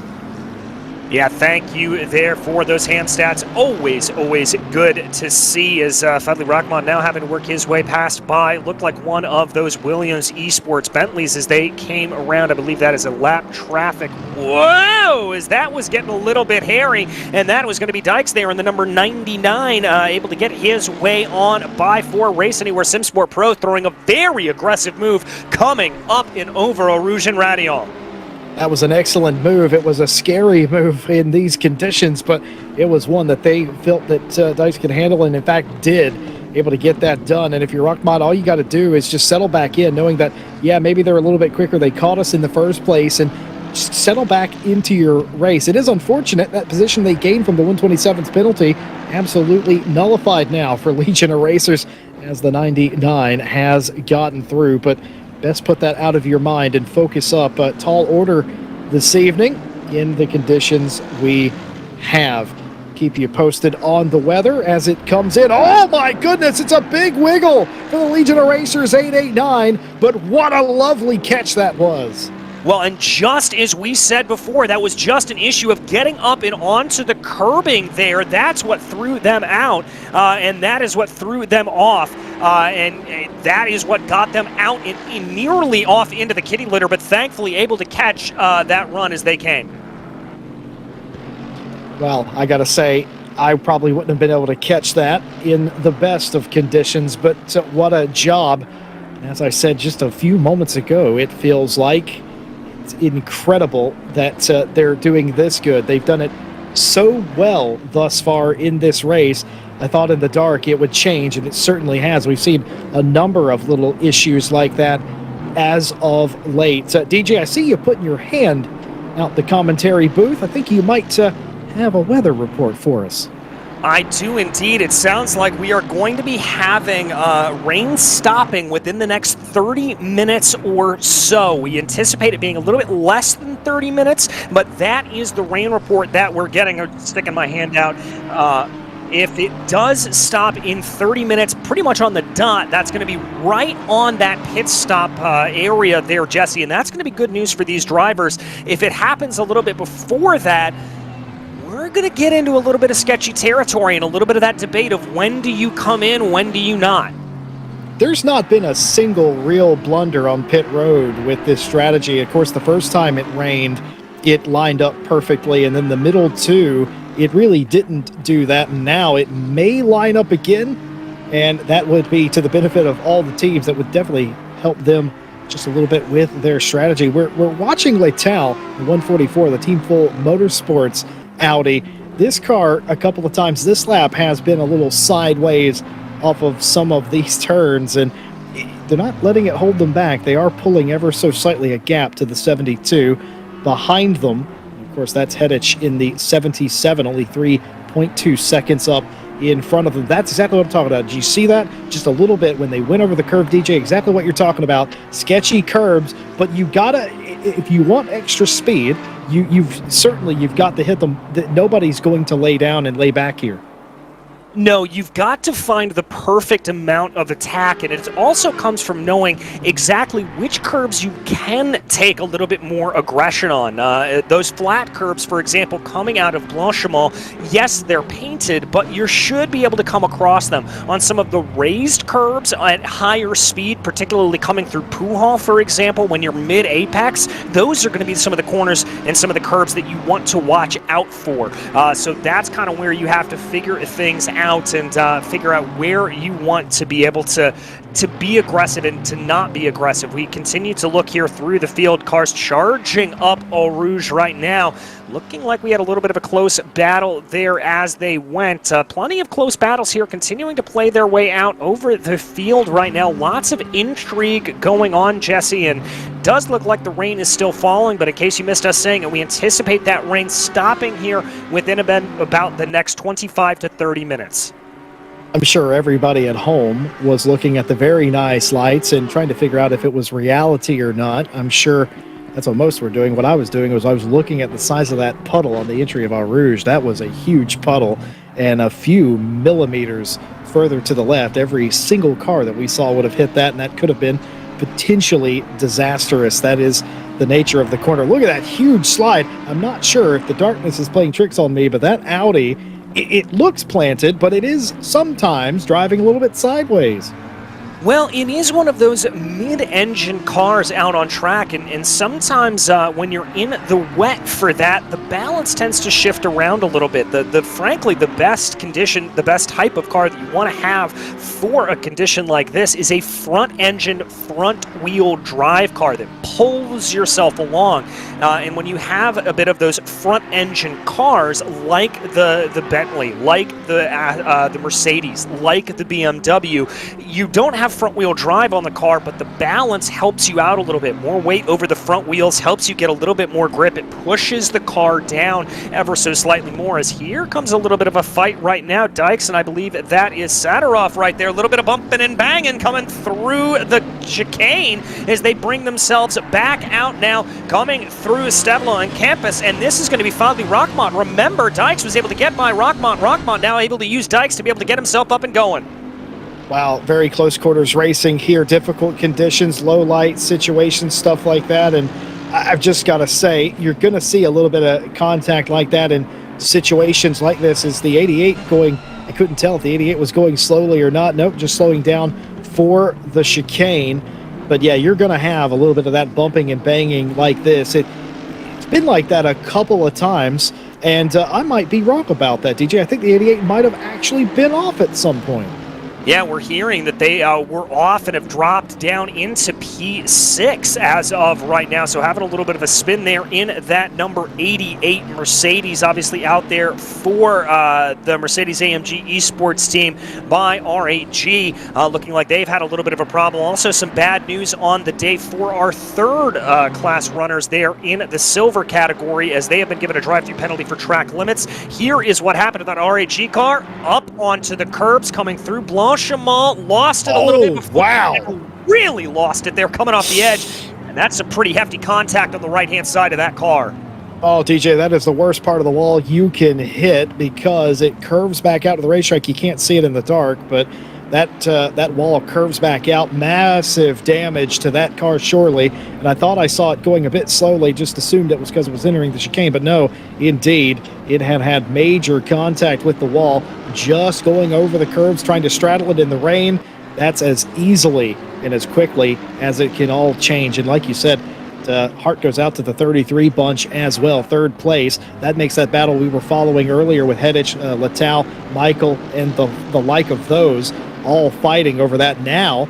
Due to that drive-through penalty, I'm pretty sure I'm correct in saying they will all be fighting for the final podium spot now.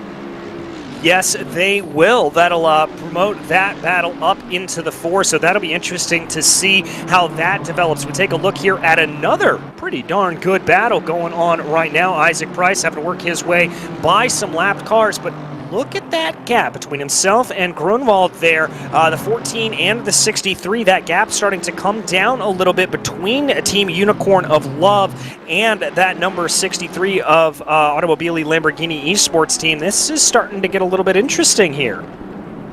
Sure is. It's been interesting the entire way, and these two absolutely not giving up at all.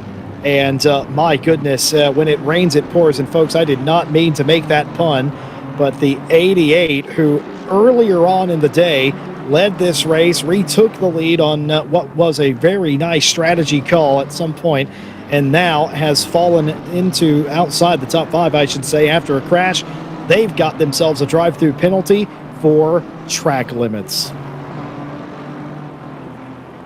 Oh, and we're hearing that drive-through is going to be about 1 minute and 30 seconds, and that is 1 minute 20 seconds, excuse me, but 1 minute 20 seconds, that's going to amount about to a half a lap that these drivers are going to lose. And as you said, Jesse, Hart's really kind of going out there to the 33 and the 88, is that it's going to put them well down through the field, and those drivers are going to have to start pushing a little bit, I think, if they want to get themselves back into position. And this is not the time to be pushing right now, especially with these changing conditions. I think this is a time that you've really got to rely on your sense of calm to be able to get yourself pointed forward. You don't want to be in a position where you feel like you've got to make up stuff here at this point in the race.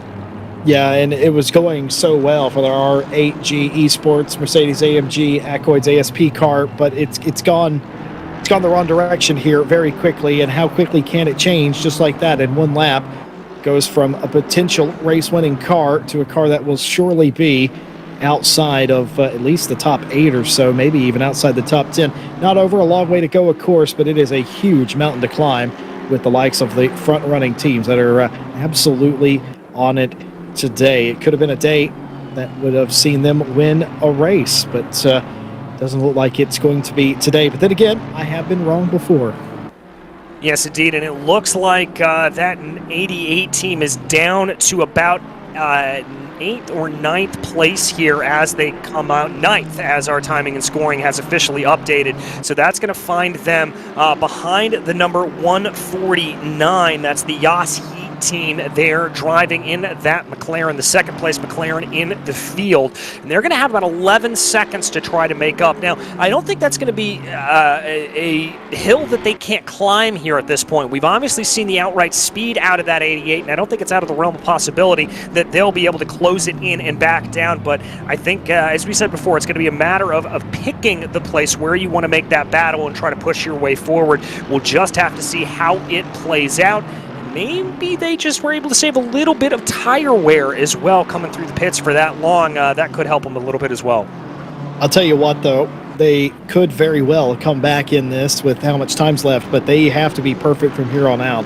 They cannot afford even a minute little foible in their strategy from this point on. It's going to have to be immaculate to get them back in it, and that has nothing to do with them so much as it does everybody else around them. Has just driven such a beautifully ran race thus far. Is going to take that from them. They have to lock it down from this time out if they want to get back in it today.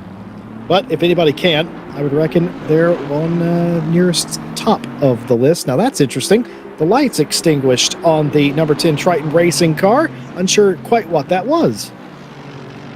Yeah, I'm not sure either about that, but that is not only a little bit strange, but a little bit dangerous, I would have to think, for Pretty sure those you drivers. Can't actually leave them off, can you? Surely that's got to be some kind of. Can. Yeah. And the fastest car this stint we are officially hearing right now is the 5th place car, the 66 McLaren with James Baldwin currently behind the wheel. That's the McLaren Veloce GT. As they go. And now we've got an official update on that weather, Jesse. The rain going to be stopping in about 10 minutes time. So 10 minutes until the rain stops. That's going to be before the pit stops come out. And so that means that these drivers are going to have to make another call here to go for 2 pit stops, try to set down some very, very quick times, or be very, very careful on some worn, wet tires. I don't think they're going to do either of those, DJ, because 2 hours ago, they very clearly, and to the shock of everybody in this booth, decided to all come in, bolt on the Pirelli slick tires, and go back out on a completely wet racetrack and grin and bear it, as it turned out, for about 2 or 3 laps at least, when the rain stopped after that and the track started to dry out just a little bit. I think, based on the timing of this, they might and likely will, at least the front runners will try and do that again in hopes of not having to come down pit lane. What is it, a minute 20 down pit lane, a huge pit lane? I just think it's more worth it to just take it and go with it than have to come down pit road again. I think you're going to see a lot of our front runners just put on a slick tire. This is going to be incredibly sketchy.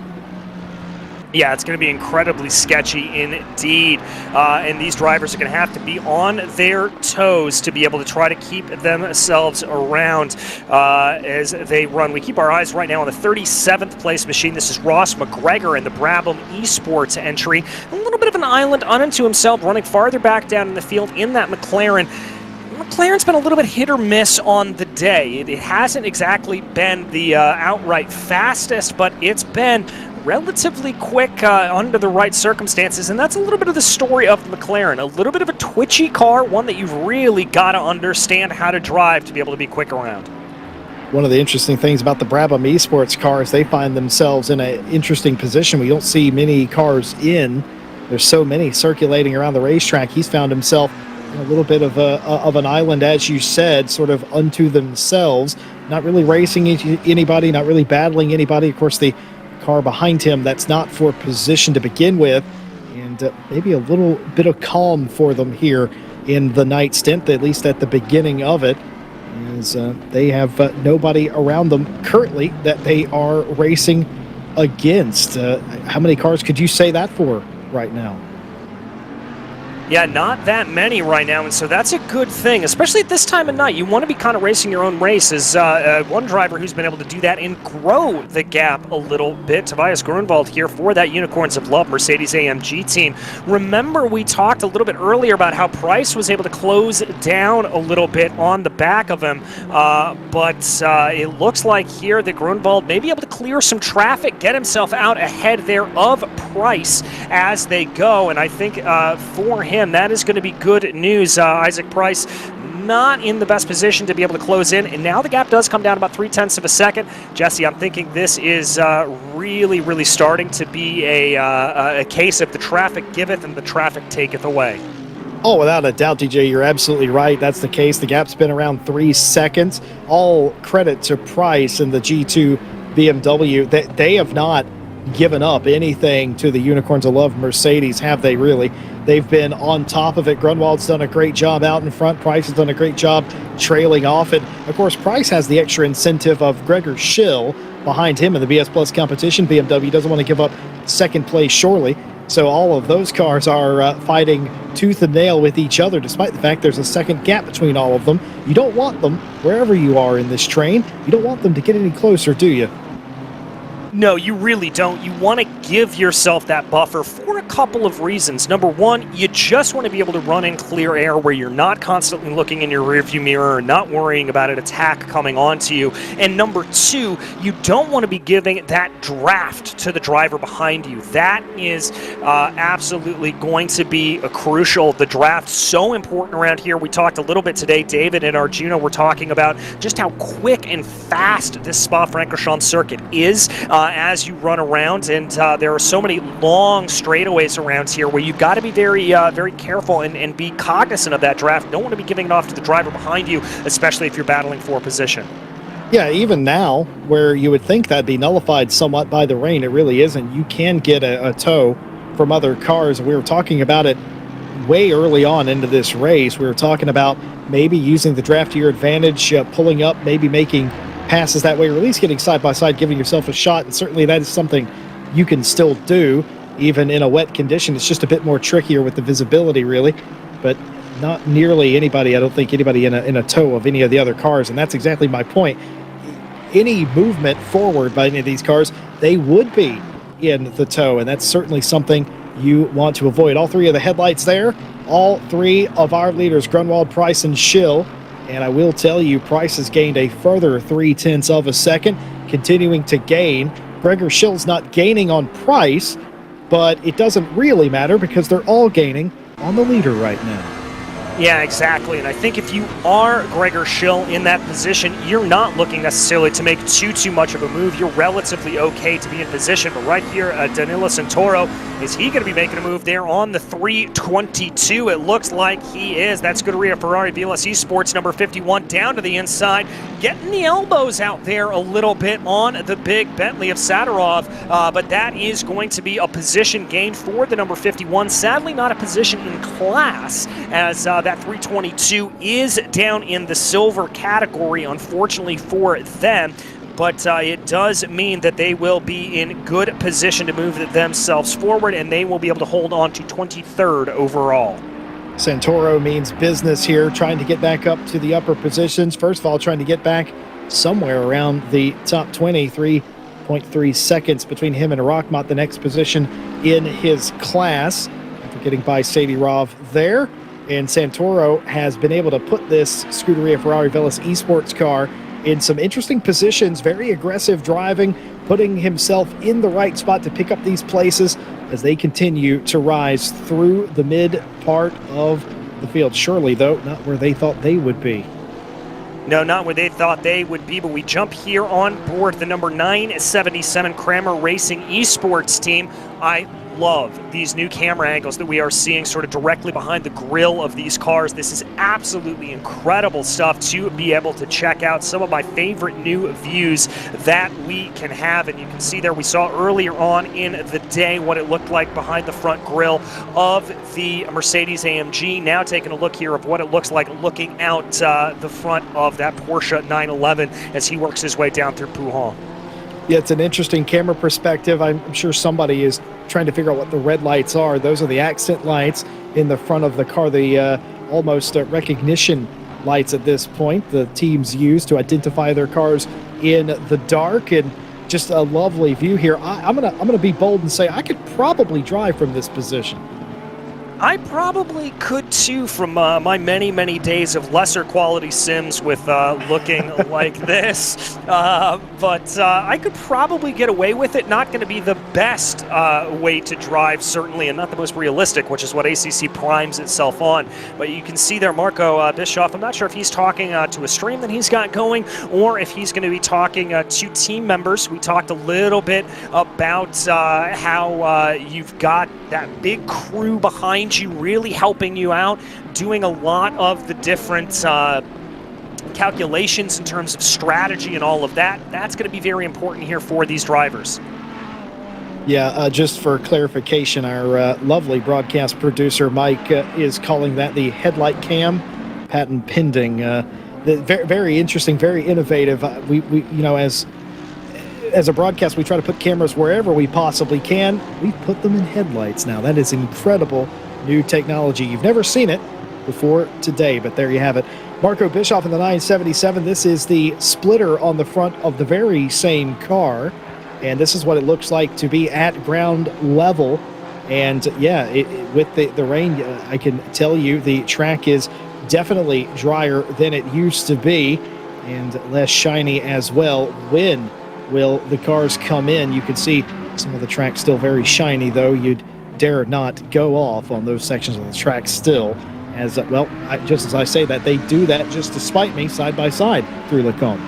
Yeah, and that there is the number 77 Prime E racing machine duking it out with the Audi, the 144 of Full Motorsports by Race Esports team. Really having a good battle here. This is Lateo trying to see what he is able to do. Matthias trying to see if he's going to be able to use a little bit of the draft coming up behind the McLaren. McLaren doing a good job just keeping that car in the middle of the road. Now remember, this is for podium positions here in the silver category. This is important stuff here for these drivers. And Jesse, we are getting an official confirmation here. The track is still wet, but the rain has stopped. Yeah, it's interesting. I thought for a second, I didn't know if rain would hit the camera lens that we were working with, but I definitely did not see the reflection of the rain in the headlights, and also the track, even though it's still very wet, has changed complexion just a little bit. That's indicating that the track is in a drying phase, and now that the rain has completely stopped, of course we don't have the benefit of the sun to help us out in drying the track. Drying will be quite a bit slower than it was earlier on in the day, but with so many cars, as I said earlier, it will still dry quite efficiently, at least where the cars are running. Yeah, it certainly should be. What's going to be a little bit more difficult, though, is when you try to get offline a little bit, when you try to push those cars out of the boundaries, try to make a pass a little bit, especially when we get onto the slick tires here, and what we anticipate being just a few minutes' time, probably for a lot of these drivers, that's getting onto the slick and running out onto those damper sections of the track, that's going to put you into a real danger zone, and you've got to be very careful about doing that. You don't want to put yourself into a position where, yeah, you can gain a position, but at the same time you get it a little bit wrong, and that's going to throw you all kinds of for a loop. Well, we definitely thought, though, there was an opportunity that we'd have to pit before the rain stopped, but fortunately not the problem. So I think the strategy is really simple here. Every single car should go onto the slick tire when they pit. There's no reason to not to. Obviously, the first couple of laps will be a bit wayward, and those that the 23, the FFS Racing Silver car, proved earlier, if you can sort of stay out later, if you can, based on your pit strategy, you can gain a lot on the back end of your stint by having the fresher, slick tires that do not have the compromised PSIs in them. But we'll see if that ends up being the case. Yeah, we'll have to see what it is, and that's some of those strategy calls that you've got to make a little bit on the fly. You've got to be relying on your team and having faith in them to be able to do that. So it's going to be interesting to see what they choose to do. Quite curious of a couple of things here. We have seen some leapfrogging done in the pit lane. Could we see some more of that here today? They're all very tightly packed at the front of this field, and certainly wouldn't want to bet against it. Looking through the rear diffuser of Sven Hedich's Prime E-Racing 77 McLaren back at Littau's 144 Audi. This is the same 144 Audi that we saw sideways several times earlier, making up ground in the process, mind you. Doesn't look nearly as wayward as it was earlier. I think they have to thank in large part the track conditions, but still just as fast as they were as well, now catching some of the higher up cars. Yeah, Littau doing a really, really good job at trying to put that Audi into position to be in a prime position to be able to claim a podium spot in the silver class category, remember. And I like a little bit of the caution that we're seeing displayed here, although one driver who's throwing a little bit of caution to the wind, that is Danilo Santoro for Scuderia Ferrari Veloce Esports. He has closed in on the back of Fadli Rahmat. Remember, this was a little bit of a battle that we saw fire off as there he's now able to get by Rahmat, and so that is going to move that Ferrari up into P21 overall. And unlike the last pass that he just made, that was for class, so that is going to help to bring him up through the field. That Ferrari is absolutely flying. Santoro is on a torrid pace right now. They were 3+ seconds behind the 889 just a few laps ago, and not only were able to gain that time back in so very few laps, but also to get by them so easily. The pace there is incredible. Yeah, very, very good pace being displayed out of that Ferrari, and you've got to certainly be a little bit impressed with it. We jump a little bit farther back in the field to another Ferrari. This is Ed Kurtzetter working around here, the American for 9for9 Racing. He's got a little bit of a gap in front of him to the tune of about 37 seconds as they run closer battle farther back for the SDL Esports BenQ Mobius machine, the number 27, as they try to hold on. This is one of the McLarens here back down in the silver category. Tommy Razori behind the wheel of the car doing his best job to keep on plugging along here. As we said, 36th overall, leading a little bit of a battle as we continue to just jump you through the field right now. This is the car that we were following a little bit earlier, the number 63 Automobili Lamborghini Esports entry, one of the few Lambos in the field. The car known to have very, very good rotation, probably very, very quick through the middle sectors of the lap, but not necessarily the quickest in a straight line here on ACC. Man, and I go back to the Indianapolis round and the Suzuka round in this very championship, and I just wonder every single day what might have been for the Automobili Lamborghini Esports team. Keep in mind, they were in prime position after race number 1, and of course, Kyle Lamy had a fantastic race there as well, and if it weren't for the 2 middle rounds that just did not go their way, I think they had a spin in Suzuka, and we all know what happened in Indianapolis, don't we, DJ? So all of that stuff considered, if those 2 rounds would have been different, this car would have been in the championship conversation. But unfortunately today, having a little bit of issues, languishing just outside the top 20. Yeah, and it's a little bit of a surprise to see that. Obviously, the custom BOP getting put on in real life here as they continue to work their way around. Oh, we've got a car spinning. That is a replay there of one of the McLarens, I believe, getting it a little bit wrong. Is that Tommy Razier? Yeah, it is Tommy Razier, I think. That is what set that up earlier. That is the number 27. Indeed, you are right there, Jesse. With Razier behind the wheel, that is the SDL Esports BenQ Mobius car that we were following a little bit earlier. That's why we jumped over to it. My goodness, a huge cloud of the wall right there. That's serious damage, and backed it into the passenger side of the car. You could even see in the darkness here the front body line of that is rather spoiled. It's disconnected from the headlight bumper area. Will they pit this time? What are they going to do? They're going to shortcut the chicane here and go back through. Very interesting there, but not what they were looking to do. And now they have some work to do in the pit lane shortly after that big of contact. Yeah, I've got to think they will. And back to the point I was making there a little bit about the Lamborghini. We saw that car have a lot of success in real life, particularly in the North American, in the SRO Esports, or the SRO Motorsports Group American Series, the Fanatec GT World Challenge America, powered by AWS. A very, very quick car with K-Pax Racing pretty much taking the top prizes there. But it is known as a bit of a tricky car to drive, so not altogether surprising that we'd see a little bit of give and take here for it. But we focus back on the esports world now. James Baldwin trying to close in a little bit on that top 5, trying to close in onto the back of that silver class car right ahead of him of Buffet there. That is, he tries to go in and get. That is the number 67 Ferrari, your highest placed Ferrari for Race Anywhere SimSports Silver. This is so remarkable, and I keep harping on this. I do apologize if I sound like a broken record, but it is so amazing. We are many, many hours into this race. We're into the darkness. There's been several different changes that have happened in this race. Different strategies abound, and you have what? Grunwald leading this race over Price to the tune of 1.6 seconds. 1.7 seconds behind him is Gregor Schill. You got Fabian Piffet behind him, leading the silver class. And just behind him, you have James Baldwin, who's less than 3 seconds behind. The entire top 5 covered by such a short span. They can see each other on every straight around this racetrack, even in the dark.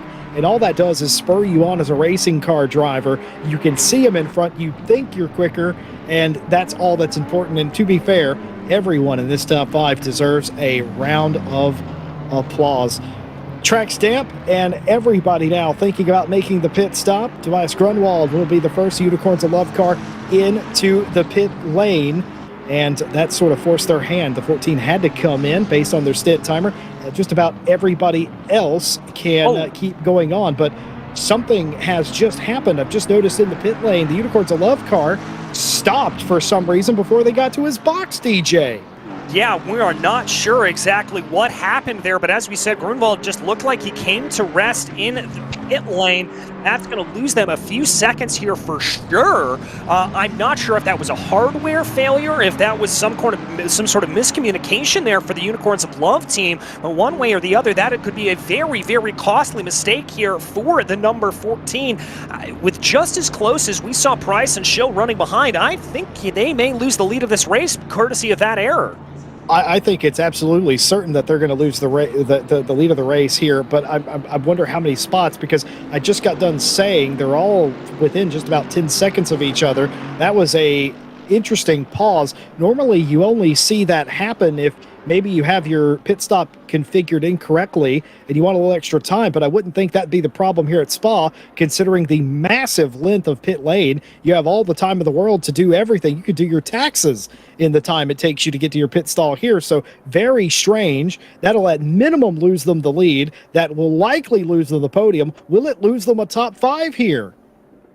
It could, with just as close as they were running. Let's watch this here from Grunwald coming down into pit lane.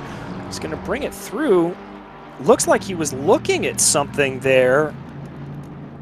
You know, I maybe wonder if that was just a ploy to buy a half second of time if they weren't sure. Well, but there's no driver change. That's what I thought. Or no, there is a driver change as Dennis Schroninger is going to get in behind the wheel of the car. So I wonder if that was a situation where Dennis needed another 2 seconds to get ready. But even then, very, very strange incident there for Unicorns of Love.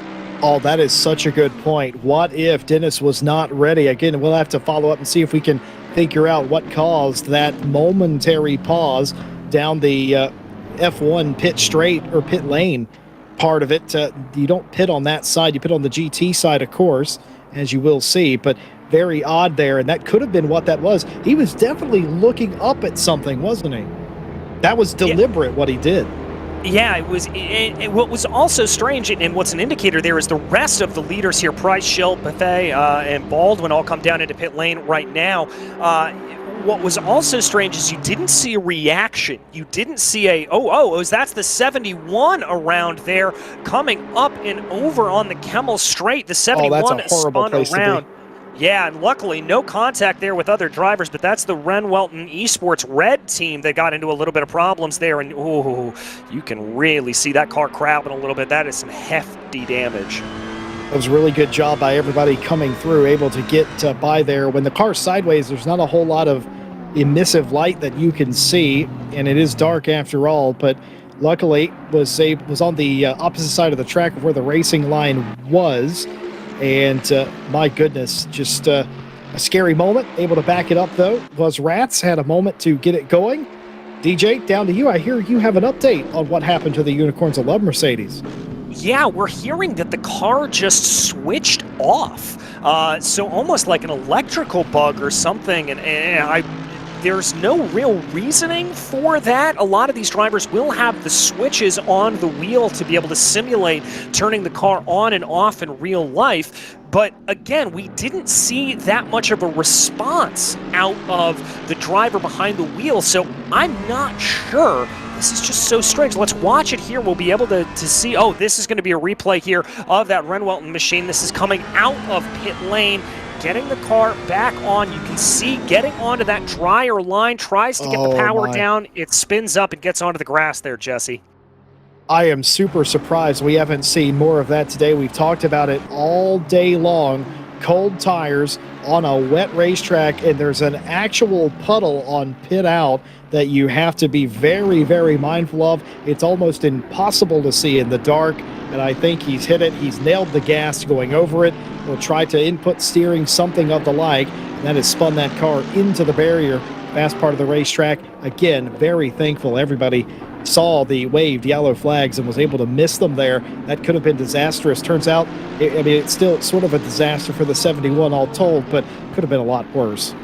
Yeah, it could have been much, much worse there for them, but still able to avoid. We focus here on Fadli Rahmat in the 889 Legion of Racers machine as he works his way around. Looks like he's been able to sort of do what he needs to do here at this point. That is Tinko Vandervelde up ahead of him that he is trying to close down on. Remember, he was in that sort of three-way battle there with the Ferrari Veloce Esports team, as well as a couple other drivers in front of him, and now he finds himself running directly behind that Williams Esports Bentley with Vandervelde behind the wheel of the car, and they are in a two-way battle. I believe that is a lapped car in between them right now that Vandervelde has been able to get around, and now Rahmat just trying to be able to close in on the back here. That other Mercedes looking like they're trying to get out of the way. I'm not sure if that is a faster or a slower car out on track. Definitely trying to work the traffic, race each other. You're racing the traffic, you're racing each other, racing the track. There's a lot to take into consideration, and also do bear in mind we're in the middle of a pit stop sequence, routine pit stops here.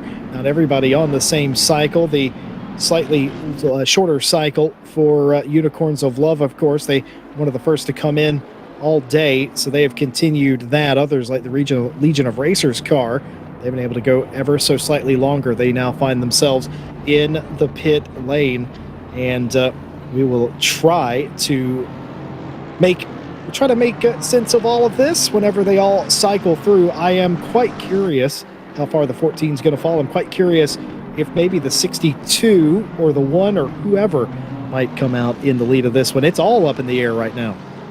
Yeah, and I want to give a little bit of a shout out to the number 23 in the silver class category. That's the FFS Racing Aston Martin V8 Vantage. They're the ones that are going to be in some of the best position with this. They've got about 10 minutes left to go here on this pit cycle, and that means that they may be able to come into pit lane right about when the track reaches that sort of perfect dry area to be able to come in on. So this may play out wonderfully for that number 23 team. Still not a bad position though here for Fadli Rahmat and the Legion of Racers 889. It's still going to be a relatively dry line on the track, so I think they should be able to get out here on slicks. They're going to have to take it a little bit careful, but at the same time, this is still going to put them into relatively good position here. Well, the rain has been stopped for some time. The track drying out, slicks for everybody, no reason to do anything else. But for FFS Racing Silver, it has been a fantastic affair thus far. They have been the contrarian on some of the strategy back when the sun was still up, and it has paid dividends. It's got them into a position where they're second in class, and if things continue the way they are, who knows? At the end of this thing, they might be able to make up 25 seconds that they are down. to, actually, no, excuse me, it's the opposite way around. It's worked out for James Parker and company in the 23. They are going to be the leaders in class as the 67 Ferrari Winham brings their car down to pit lane for the time being. It's going to be an interesting race now. The battle for the lead in silver pretty much reignited at this point. Oh, we've got some interesting things here taking place. Is the number 4 up at the front of the field right now. That's the HRT machine. They owe us a pit stop, and that means that Gregor Schill has been able to jump the number 14, the other Unicorns of the Unicorns of Love team. Remember, they had such a long pit stop there that Schill was able to come out ahead of them for that BS Plus competition machine, and that means that they are going to be inheriting the lead of the race. So Gregor Schill will be up into the lead of the race right here. That gap, about 3.4 seconds. Jesse, we wondered what that gap was going to be when everybody came out of pit lane, and well, there's your answer. They lost probably about 5 seconds, that Unicorns of Love Mercedes. DJ, you called it. You called it earlier with Schill and the BS Plus competition car. What did they do sitting in their position? Maybe they don't push because they have something in the bag. Absolutely the case they did. Inherited the lead here. And, I mean, admittedly, all things considered, are you surprised to see Unicorns of Love still in what is going to be second place, because Klinkmuller is in the pit lane? I definitely expected that to be bigger, especially considering the car basically stopped, but no, absolutely not. In second place still. I wouldn't have called that. I would not have called that either. I'm a little bit surprised to see that they are as close as they are, but look at the battle here. Charlie Crossland and the BMW G2 Esports number 62. They are closing down on that Unicorns of Love team. The gap is just over a second here at this point, and it has been coming down a little bit lap after lap. So I think here there's a chance that Unicorns of Love may have found themselves a little bit ruffled here, a little bit taken out of position, and they are certainly trying to regain a little bit of that as they run. But right now, looks like they're going to be in position to defend rather than attack. Yeah, it certainly is the case. Looking to be on the attack is Charlie Crossland for BMW G2 Esports. They see the car up in front of them. They will have wondered as well what happened. And hopefully somebody watching the broadcast, they can tell them, well, they had an issue on pit lane. The car shut off, and now they're a little bit vulnerable. As you see, they run off into the wet portions of the racetrack. The spray kicked up by the Mercedes in front highlights the wetter parts of the racetrack. Just to keep you updated of what the championship looks like, BS Plus Competition, the BMW that leads this race right now, they are the ones chasing in the championship, 92 points to their name. Well, they're chasing the McLaren Veloce GT team, the 66 car, who has 107. Certainly at this stage, you have to say the one has been the better of the two, but even if it finishes like this, I don't think it would be enough points to give them the championship win. Oh, we've got a big crash at Radeon. The number 22 Honda looks like they have gone around. That is in the silver class category. That is going to be the Rocket Sim Sports machine. Big incident there. We'll try to get that on screen when we can, but Radeon catching somebody out here. Those puddles starting to form a little bit. Let's see if we can see anything here as we work our way up and over the top. As they go, oh, you can see just how sketchy that is for Charlie Crossland. Looks like that wreck has been cleared here at this point, so that is good. Also want to just bring you some information here on your leader in the silver category. That is the number 23. They're just now into pit lane, but they were on wet tires, and they were lapping about a second and a half quicker than drivers out on the slicks already. So that is a little bit of a change there for them, and it shows you that this track, while it may not be raining and it is drying, the wet weather tires still looking to be favored here for the moment. What I'm confused about, DJ, then, is because this is the second time FFS Racing Silver has pulled that move and gained massive time on everybody else in the field. Why does everyone then hurry into the pit lane to get onto a slick tire?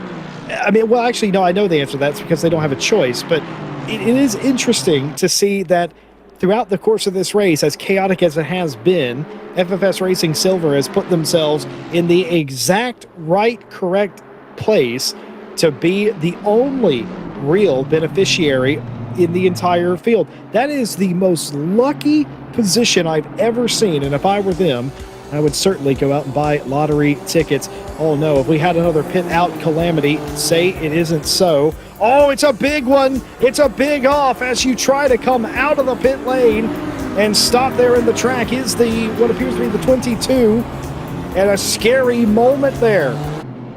Yeah, very, very scary moment there, and that was that big incident that we were talking about coming up over Radion there, and so that is what happened there for them. Looks like we've got a little bit of a battle here in the GTWR RAG Academy, number 164, very, very close behind the number 33 BMW. They're up ahead. That is the West Competition Racing BMW as they work their way through the car there behind them. That Mercedes, that is, I'm not sure if that is lap traffic or if that is lapping traffic there for them, but one way or the other, they have got, that is lapping traffic there. That is the 6th place machine right now as they work their way through. I believe that's the number 55 trying to get on by, but this is a battle right now back down for about 19th position, so to try to crack into the top 20 here a little bit more. Pogdal and Apostle trying to see if they are able to sort anything else out on track. Well, from the 22 Rocket SimSport car to the 23 FFS Racing Silver car, they have done something incredible here. Of course, you told everybody they were a second and a half a lap quicker on those old wet tires versus the new soft tires, the slick tire on the wet racetrack. And it's a bit more impressive than that, really, if you think about it. The FFS Racing Silver 23 car, quickest car on the racetrack by more than a second because of it. Just absolutely in the right place at the right time to be able to run extra long on these stints, and has made hay by doing it. Just incredible difference. What else can you say? It just, some days it's your day, DJ. Yeah, some days I feel like that you just catch it right and you just get a little bit lucky here for these drivers. Are getting reports, by the way, that the number 99 there has been issued a drive-through penalty. That is the Pro Class Honda NSX being driven right now for Race Anywhere SimSport Pro, and I believe Dykes behind the wheel of the car right now. They have been issued a drive-through penalty. I believe that is for track limits. So that is very, very difficult for them. That's going to find them fall farther back down through the field as they go all the way through the order. Certainly the case. For those of you wondering at home, we've told you the 23 is the quickest car in the entire race as far as average lap time. The beneficiary, of course, of the tire strategy with that team. The quickest car overall in the pro category is the Veloce GT 66 car. They are the quickest of everybody throughout the that particular last stint, but they pale in comparison by a second or so to, of course, the 23. But Nears makes no difference. They're not racing them. No, they're not. They are not racing them whatsoever, so that's going to be a little bit good news for them. We continue to work our way through the field here. This is Tinko Vanderveld for the Williams Esports Chill Blast SRO team under a little bit of pressure here as he tries to work his way by. That is Macaulay in the number 23. Not a battle for class. They are getting by that Aston Martin for FFS Racing, but that's going to be a clean move. Oh, the 67 Ferrari is all the way down in 17th right now. We're not entirely sure what happened to that silver class car. That was your leader in the silver class category. Something terrible there happening for the number 67. The 67 was running second, of course, to the 23, and the 23 made that pit stop. I documented earlier that it was 25 seconds between the 23 and the 67 when the 67 Ferrari was leading. Whittam had a pit stop and was going well, it seemed, but something has happened to them, like you said, because they have absolutely lost a ton of time. Something has happened there. They've disappeared. They've come back. I wonder if they've disconnected. Have they had a big accident? It's just hard to tell. Hopefully the replay or will show us what happened here. This is on pit out. Don't tell me the same thing. Oh, it's happened to them. It's happened to the silver leaders. Look, they've crashed coming out of the pit lane. Oh, that puddle there on the exit of the pit lane coming up and over Radeon, catching more and more drivers out, and you can see the front end damage there. A little bit of a lopsided smile on the number 67 Ferrari. That is not good news for them by any stretch of the imagination, Jesse. They are going to be in a world of trouble here. They're probably going to have to, they came back down into pit lane, we are hearing, for about a 3-minute pit stop to get that repaired, and that is what's seen them fall down through the order. Oh my goodness, high drama here in the night portion. You've got to find a groove, and it's so very hard to do it in the dark, in the wet, in the changing conditions. And it's caught a lot of people out, that puddle on pit out, and the third victim here as far into the race. And for a race anywhere SimSports Silver, it's just not what they thought was on the cards. They knew at some point likely they were going to have to battle Joe McCauley and the entire FFS Racing 23 team, but it's not to be. New leader of the race in the silver class, it is FFS Racing. Joe McCauley and group, they've absolutely done it.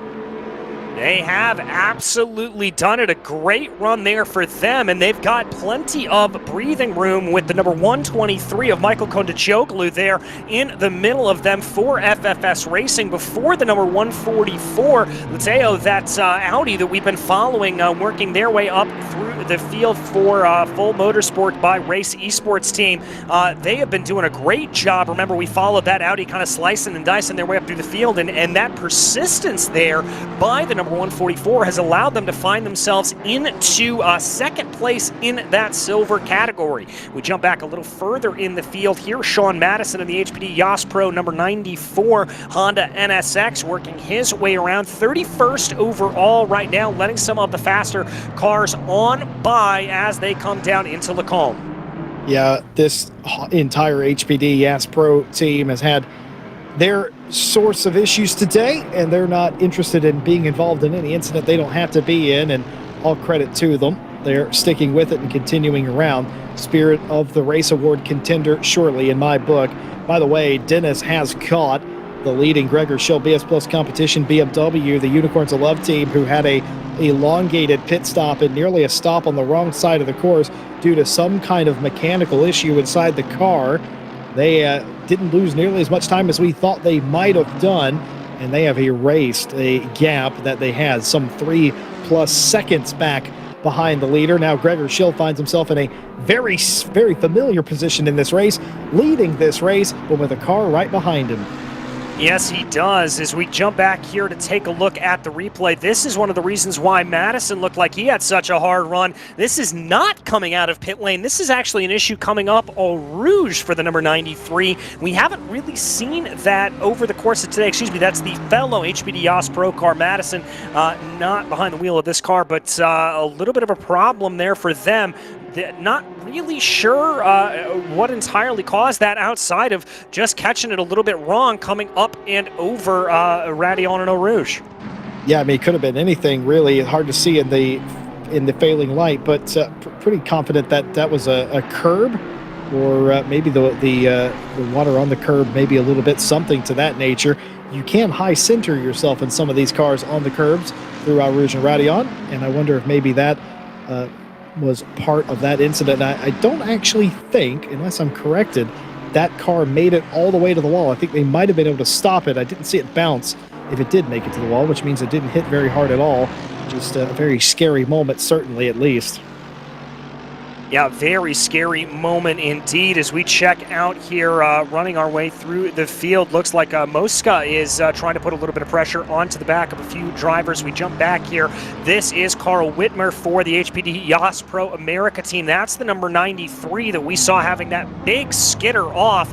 And I think there may be a little bit of damage to the rear end there. It looks like that rear wing is a little bit cockeyed. And oh, we've got more news. The number 55 Williams Esports team is disconnected here. So that is a big, big update there for the 55. They're still on the leaderboard, but the car is being reported as in the sky, a term we use there for just not being out on the track. Yeah, that is really unfortunate. That was a team that could have benefited from some positions tonight. in the race for the final standings was the T. Williams Mercedes-AMG Esports car. Unfortunately, it doesn't look like that's going to come to pass as it's all kicking off here in this hour. What is it about DJ Clark and myself being together that causes races to go all crazy like this? We just bring utter calamity with us, Jesse. That is what you and I tend to do. People will eventually get tired of us being around, you know. I know they will, and I'm terrified for that day. But as of right now, Valentin Berrier for the virtual drivers by TX3 trying to make a little bit of a move here on Danilo Santoro. Remember, we're going to go 3 wide there almost down into Lacombe. That got particularly tricky there. Berrier not able to get the move done. Santoro going to be able to stay ahead for now, but that move, that was a little bit too close for comfort in my opinion. Yeah, close quarter stuff. You got to take risks, but sometimes you got to know when to let it go. And I think maybe just in the nick of time, Valentin Berrier, the virtual drivers, the TX3 team, trying to continue to gain ground. Of course, really gains nothing as far as the race is concerned by passing Santoro, other than the fact that he's closer to a car who he needs to pass. But good close racing here, and Santoro able to just about stay with them. Man, it's, oh my goodness, was that a touch? Was that a touch between Valentin Berrier and Santoro? I believe it was. Maybe a little bit of lights flashing on the back of the Ferrari as well. But close racing here, maybe too close. Yeah, maybe too close indeed. That got a little bit sketchy there for those drivers. I think they're going to have to be a little bit careful if they want to try to be doing that again, and definitely do not want to put themselves into a position where they get into contact. Here is a little bit more side by side, though, as that is going to be, I believe, Murdoch getting passed by Ed Kerstetter for the 949 Racing Ferrari, and 949. Another position up for them, the 949 car. I like the team name there as they gain another spot here. Oh, a little bit of goals for them, and a little fender banging again for these two. You think they'd be tired of it by now, but surely they're not. The virtual driver's driver, Valentin Berrier, down the inside into Lecum, who will be the last of the late breakers here. Ferrari Veloce Esports team going around the outside. Santoro trying to hold him off. I don't think he's going to be able to, and certainly he doesn't. Berrier out in front here again. Oh, and that Riley Murdoch coming to a complete stop there for the SOP Art of Car Machine. Not sure what that was, if that was just letting a bunch of lap traffic by or exactly what was going on there, but a very, very strange little incident there for them. Oh, here we go again. Yep, here comes Petroshenko trying to see if he's going to be able to get a move done here, coming down as they run into Lacombe, and there is going to be Santoro able to throw a little bit of a block. That's not going to happen. Petroshenko did not want to go through there too wide for some reason, decided better of it and fell back in line. And maybe out of necessity, Berrier was on the left side of the track giving a tow to Santoro. And I'm telling you, when the tolerances are so small like they are, that little bit of draft meant a lot. That probably kept Santoro in front of the 110. Yeah, it probably did. That is a very, very good point there, Jesse, that Santoro needed a little bit of that to be able to keep himself in front. We talked a little bit earlier about just how important that draft can be, and there you can see it's certainly playing into consideration here for these drivers, that the draft keeping Danilo Santoro where he needs to be in position as they go. And so that is a good news there for Santoro, at least. We're going to jump back to check out a little bit of a replay here. This is what happened with Riley Murdoch. Looks like just pulling off to the side. Oh, okay, you're right. He did just pull off. That's going down into Pujol. But look at the screen there, Jesse. There's a strange little back and forth. Look at the rear camera there. It looked like it was still running. I'm not really sure what happened there. That may have been a little bit of a mechanical glitch, potentially. I'm not sure if the review camera is repeated in the replay or if it's just the live. I'm not entirely sure. But either way, very, very strange that you would do that regardless. That has all the hallmarks of some kind of technical gremlin inside the car that would require you to slow to a snail's pace to fix it. And just wonder if maybe something in the cockpit not correct at that particular stage. Meanwhile, back up front, Charlie Crossland has joined the party at the front. How many times have we seen a three-way battle for the lead today already? We're not even halfway into this race, folks. Crossland has brought the G2 BMW Esports car back up into the fray. And now, when you are third in line, DJ, you know the drill. You just kind of got to be patient, wait for somebody to make a move in front of you, then capitalize. Yeah, especially at this point in the race, with the track still drying out a little bit. It's a little bit cooler, a little bit damper than I think some of these drivers would like it to be at this point. So for them, what they really want to do is they just want to try to push and see if you can elicit a mistake out of the driver in front of you. Now, for Schill and Schroning are right up ahead. You can see the headlights of some lap traffic that they're going to come up against. I think that is going to be a big thing for them that they want to watch out for. It certainly is. Hopefully the lap traffic understands the gravity of the situation as well. Of course, talking earlier about what blue flags mean here in SRO racing, it's not probably what you think. It is the more standard option, though, of it's a courtesy flag almost of, hey, just run your line, faster cars are coming, and do not block them, basically. At the very best, it does not mean get out of the way by any means. Faster cars will matriculate through under their own steam, and it's been such a good race between all three of these cars thus far, DJ. I'd hate for there to be contact now. I don't think they will be. Still way too early in this thing to be thinking about getting elbows out, in my opinion. You got to play this real cool.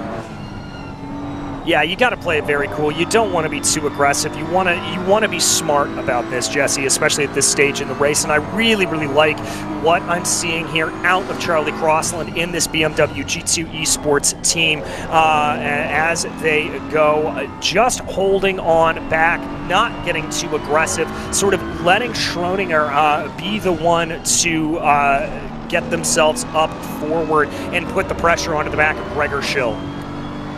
Yeah, Schroninger's got to make a decision here. Do I go for it? Do I send it up the inside? I wonder what his team thinks. Unicorns Love, they're probably sigh of relief, if I'm completely honest with you, at this particular venture, that little issue in pit lane wasn't bigger than it was. They were able to hang on to second. They obviously have a lot of speed in that Mercedes. They've ran down the one for what seems like the second or third time today, but look at this. Charlie Crossland showing the nose around the outside, realizes he doesn't quite have the overlap, and very kindly lets the Mercedes back in line there. And I think that's a little bit about the respect here for these drivers, Jesse. I think that's a little bit of racing the way you would want to be raced. These drivers here, speaking of that, a big send from Schoninger down to the inside. Definitely going for a little bit of a look there. Maybe he's had enough of waiting around, and he wants to try to make a move here. Gregor Schill right up ahead of him, trying to see what he is going to be able to do here as the two work their way up Eau Rouge now. Are we going to see a big send from Schoninger going down into Lacombe? Here they come. Oh, maybe it's the run here from Charlie Crossland. Jukes to the inside, down to the outside. He's going to have the preferred line and the draft as they get through the second part of Lacombe. The question's going to be here is if that Mercedes for Unicorns of Love decides to back off, and they do exactly that. I think that's some good heads-up play there from them. Oh my goodness, Dennis was put between a rock and a hard place right there. That was absolutely horrible for the Unicorns of Love team. Didn't really have a choice, just had to back off at the wrong time, and that allowed Crossland to make that move and was not wasting the shot. Was Charlie Crossland able to get through into P2. Now they're the ones doing the hunting of Gregor Schill. Now I wonder, Schill, pick your poison. Which one, the 62 or the 14? Who would you rather have to defend against? I think at this point I would much rather defend against the 62. Gregor Schill, we know, is very good, but I think the Unicorns of Love team a little bit scrappier here on. So I don't know, Jesse. I don't really have the skill to say I'd be able to defend against either of them. I think they both just drive on by me. I'm going to make it simple for you, DJ, and I'm curious if you agree. I would rather have to race the G2 Esports team in that BMW. I'd rather race them. Why? Because of the way the championship shook out. They're not really a threat to you if they're directly in front of you or behind you. The 14 passing you, though, that's another story. If they get too far out in front, then they're gaining points on you. They're third in this championship. Yes, they're a little bit far back, but you don't want to go inviting that sort of trouble. So having the 14 behind you by 2 cars now is pretty good in my book. And the longer you can keep the 62 behind you, that's just gravy at that point. And even if G2 gets by you, it's not the end of the world. You're not really racing them for this championship. Yeah, that's a very good thing to consider here. Yes, we are dealing with a big 24-hour race, and you do want the bragging rights of that, but you've also got to worry about that Intercontinental GT Championship here that we do run over the course of everything here, so that is going to be especially crucial, I think, to be able to think about for these drivers. They want to be able to keep themselves in that contention as best as possible. So we'll have to see how that all plays itself out here, but the battle still on for P1 up at the front of the field. Very, very close running here as they go, working their way around. Schoninger just holding in behind. The other thing to keep in mind here, Jesse, as these drivers continue to work their way through, maybe a little bit of a situation here where you're able to save a little bit of fuel following behind, maybe able to save a little bit more and maybe extend that pit stop by an extra lap if you are in the position of Crossland or Schoninger. It certainly could be the case. If you're the 14, you're pitting earlier than everybody else by a lap or two, and it hasn't really been an issue thus far with the rain and everything we've dealt with, but it could at some point become a little bit of an issue where you're a lap short on fuel. You would realistically want to be on par or better than those you're racing against. The 14 has not had that luxury pretty much all day today, and if you do run third here, you save a little bit, maybe you're 3/4 throttle down the Kimmel straight, and before you get to Blochmann and all that, you can save fuel. That is something, I know that sounds strange probably to some, but you absolutely can. 3/4 throttle saves more fuel than being full open on the throttle. You can do that when you're third in line. And also, this might be, strangely enough, losing a place might be the best thing that's ever happened to them so far. They might be able to pull a lap back here over the course of this stint. Yeah, they certainly might. I mean, those laps coming back and forth, playing themselves out here a little bit. It's going to be interesting to see, particularly as we get longer and longer into this race, although it looks like Unicorns of Love may be thinking about a little bit of a run here. Great split screen between Crossland and Schoninger right now. Here comes a move for the Unicorns of Love coming down into the bus stop. I think they see it coming there. The number 1 right up ahead, dealing with a little bit of lap traffic, trying to use that lap traffic as a pick. Here they come.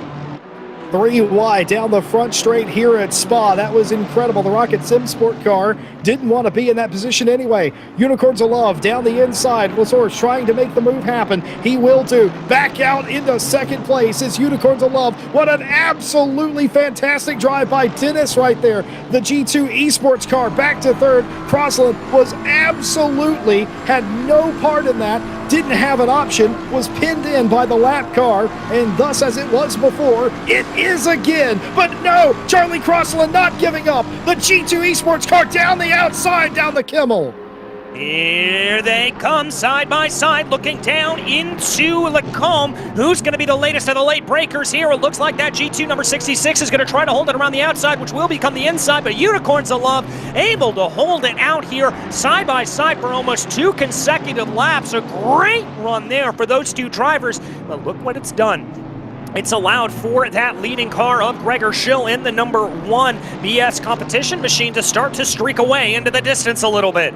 Gregor Schill, the entire BS Plus competition team saying, yeah, you 2 keep that up. We'll just disappear into the night up the road. That'll do us just fine. Less defending, less math, and all of that tied into it whenever you don't have to do any of that. So, that considered, Crossland somehow loses out that spot, gets immediately back into the fray, and very nearly made the pass again. Incredible stuff here in the nighttime portion of the race. You know, normally, DJ, historically speaking, the night portion of the race is the calm bit.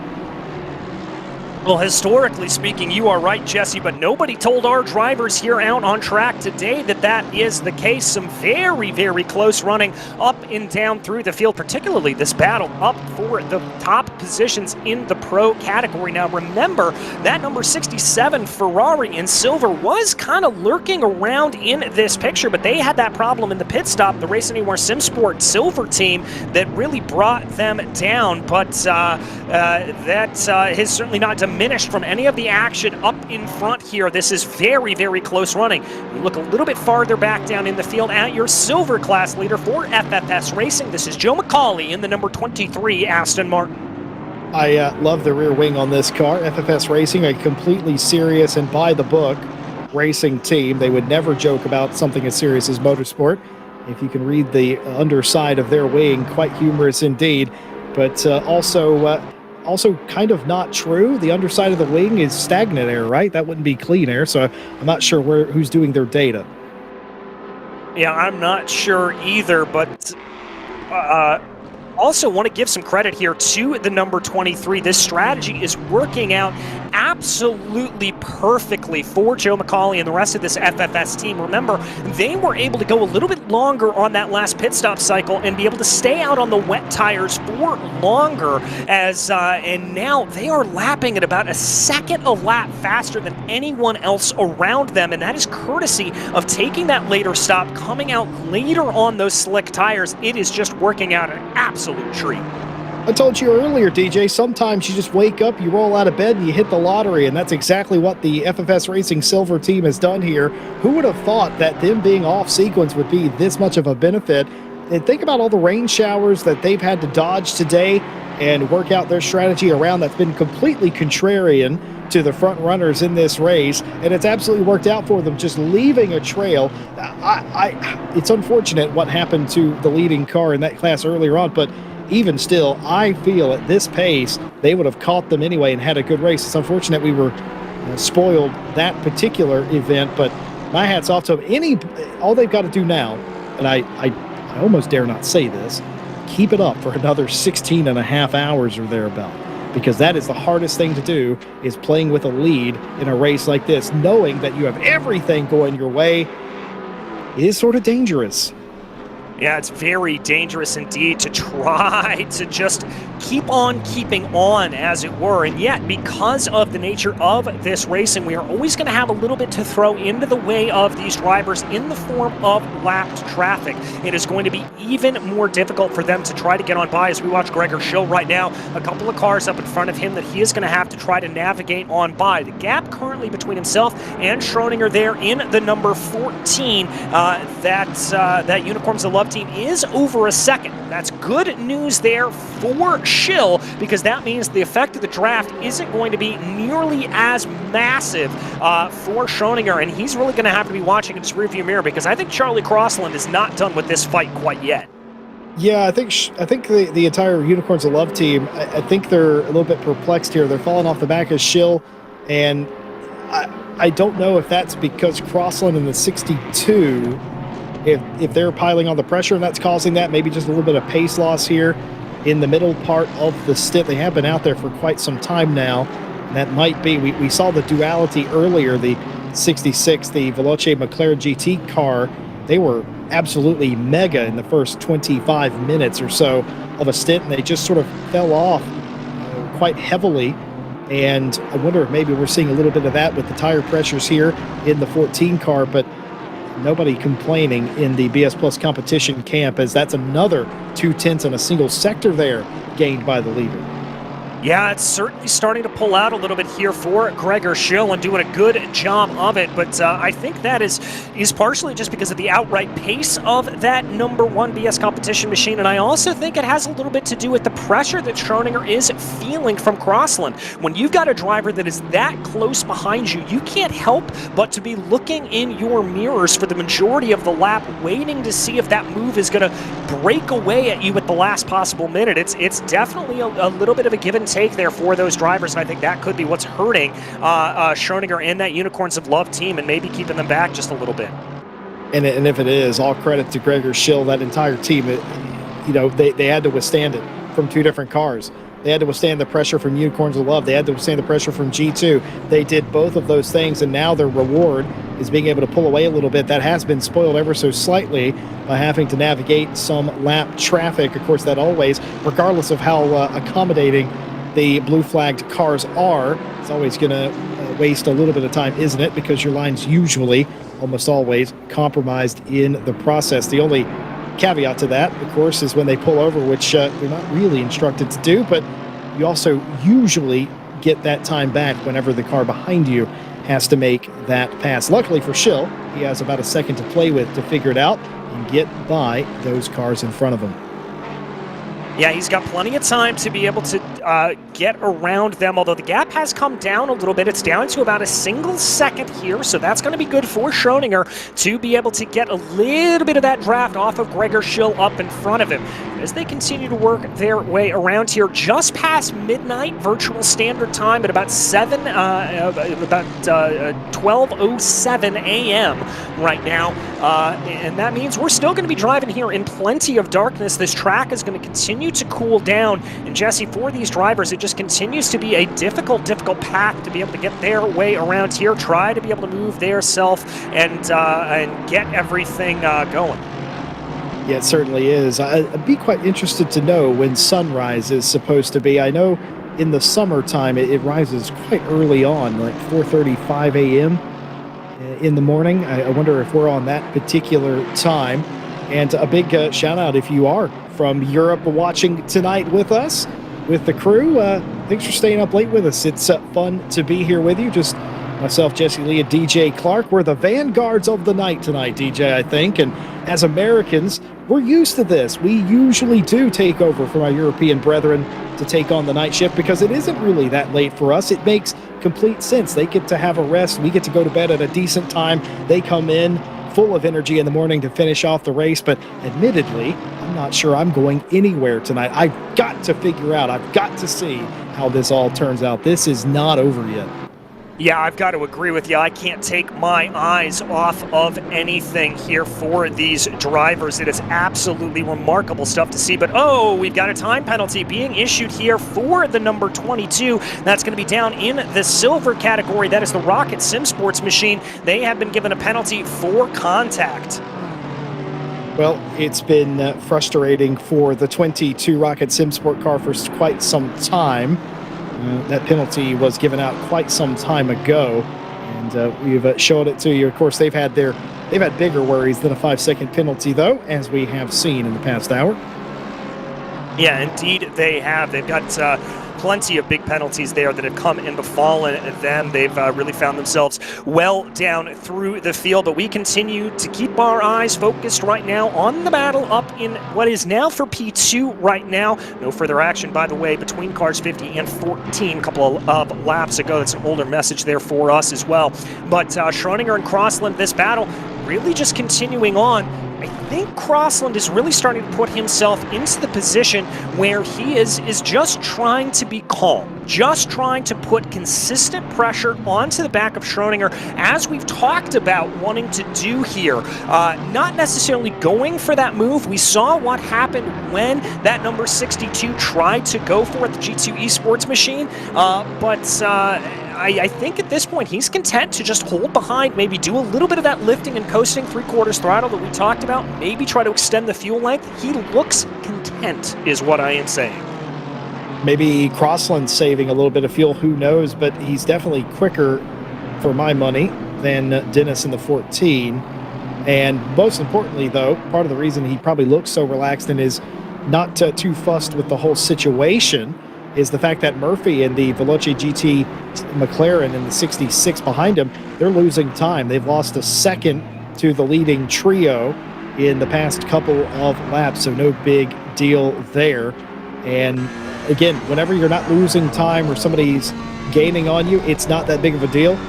Gregor Schill is gaining a little bit of time, but it's incremental. It's minute amounts of time a lap, so that's not a big deal. Charlie Crossland in the right place at the right time, if you ask me. Yeah, exactly, and that's the kind of position and the kind of mentality you really want to have when it comes to endurance racing, is just being in the right place at the right time as they go through. And so you just want to be finding yourself in the best way to be able to attack if that attack needs to come. Remember, we still have over half of this race left to run, but here we've got a little bit of a battle. This is Trevor Wenham working his way around. Burnt up ahead of him in the number 72. This is for 4th place in that silver category. I thought there was going to be a little bit of a run there coming down through the corners, but looked like that was not to be. No, certainly was. Thought better of it, did Wenham. Doesn't want to get involved in any more incidents today. The 67, as they're continuing to try and climb back up through the field themselves. A lot of drivers at this stage are making some inroads, obviously, into their previous incidents and getting back up through the field. But for those of you that were aware, this was the other way around one lap ago. Unicorns of Love 14 is now back to third place. Charlie Crossland has made the pass again for the second time in the same hour. This G2 62 BMW has made it back up to P2. Now, that's good for Charlie Crossland. Found the lane, found the move again. It is already starting to pull away ever so slightly. Can Charlie Crossland catch Gregor Schill? 1.8 seconds. That is the question. Yeah, that's going to be the real question here, and I've got to say, Charlie Crossland, I think maybe listening to our radio commentary and wanted to prove me wrong there about being patient and being able to get by. Maybe it was just an issue of seeing that opportunity open itself up a little bit. So we'll have to see. He's already been able to open up about a 0.4 of a second gap between himself and Schrodinger right now. We watched Dennis Schrodinger for that Mercedes-AMG Esports team, Unicorns of Love, working his way around, trying to see if he's going to be able to keep up. It certainly looks like he is. It looks like that gap's not really going too far away from him, and so I think the ball is now really in the court of Schrodinger, and it's going to be down to that Unicorns of Love team. Remember, those guys have had to come into the pits a little bit early on each stop, and they may want to just try to hold up behind here and see if they're able to get him into a position where he can maybe stay a little bit out of trouble. Well, Crossland's trying to spite you. Schrodinger's trying to spite me. I said that I thought the 62, for my money, was a little bit quicker than the Unicorns of Love Mercedes, and turns out, what do I know? They're absolutely still neck and neck, despite the fact that they have crossed the positions once more. Crossland back out in front. Crossland, last time through one of the timing loops, did lose a 10th after he had gotten by the 14. I'm curious if that trend will continue, because they are definitely dead heat between the second and third place car. And here they are through the timing loop. Nope, still the same, matching the lap time of the leader that time. Still matching the same time, so it looks like there that little bit of battling has allowed for Crossland to lose some time to Gregor Schill trying to get on by, but at the same time, it does look like that Schill is still able to pull away a little bit. Now, the problem's going to be is some of this lap traffic that he's going to have to deal with. Jesse, we always talk about it, traffic giveth, traffic taketh away. How is that going to play itself out? Continue to watch those Schrodinger, who looks like he could have a little bit of a run here with Crossland being held up by some of those lapped cars behind him.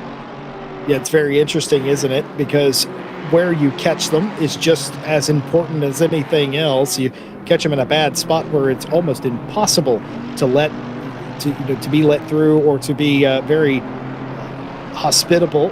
It can be a huge issue. What you really want to do is run them down on a straight, and they give way into the corners. What you want to do, what you don't want to do, is be through a rhythm section, which is the entirety of Sector 2 here at Spa, and that's exactly what's happened to this group of cars.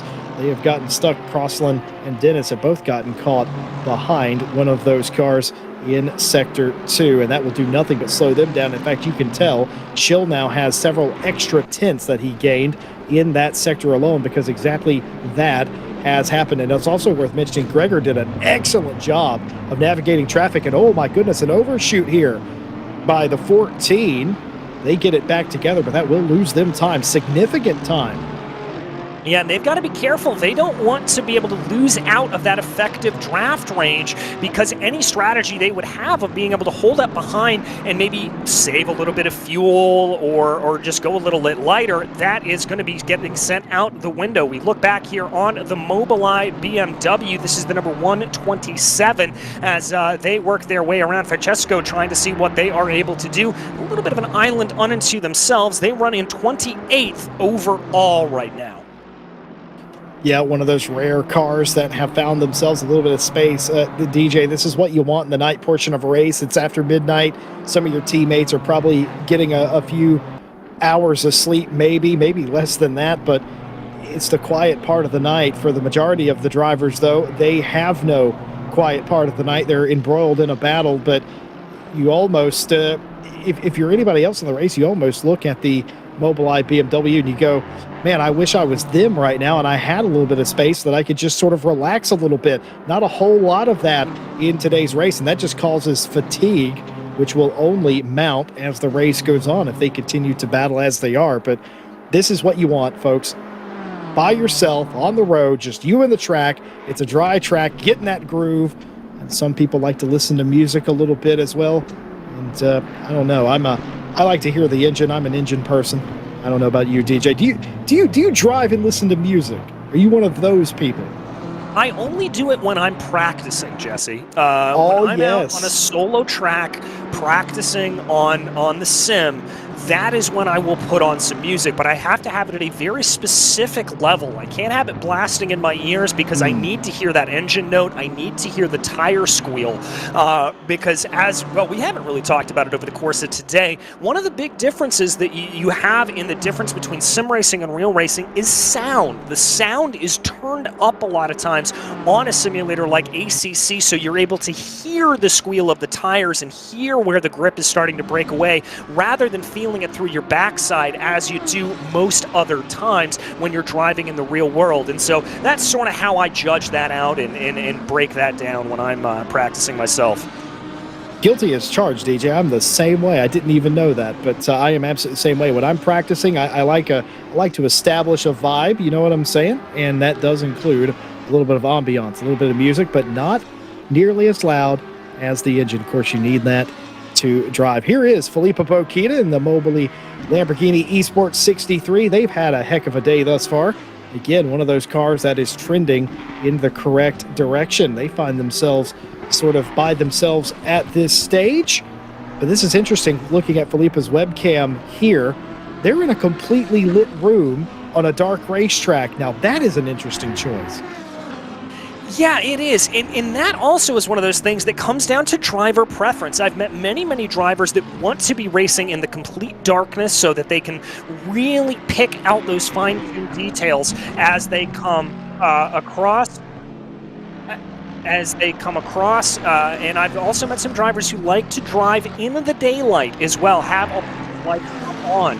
And we are hearing right now that there is more rain expected, Jesse, within the next 25 to 30 minutes. And once again, that number 23, their strategy is going to be played to perfection. That's going to be right within their pit stop window. I'm calling immediately following this. Matter of fact, I'm texting him right now. Joe McCauley is picking my lottery numbers. That is just incredible.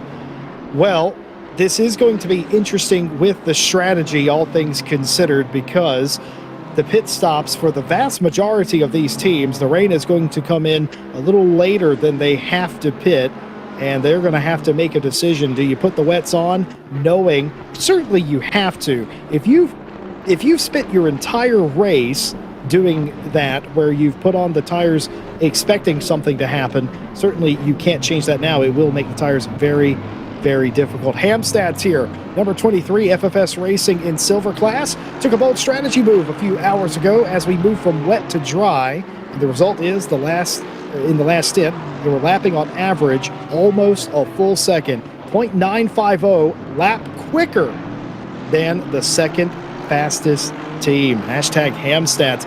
Almost a full second. That's a license to print money.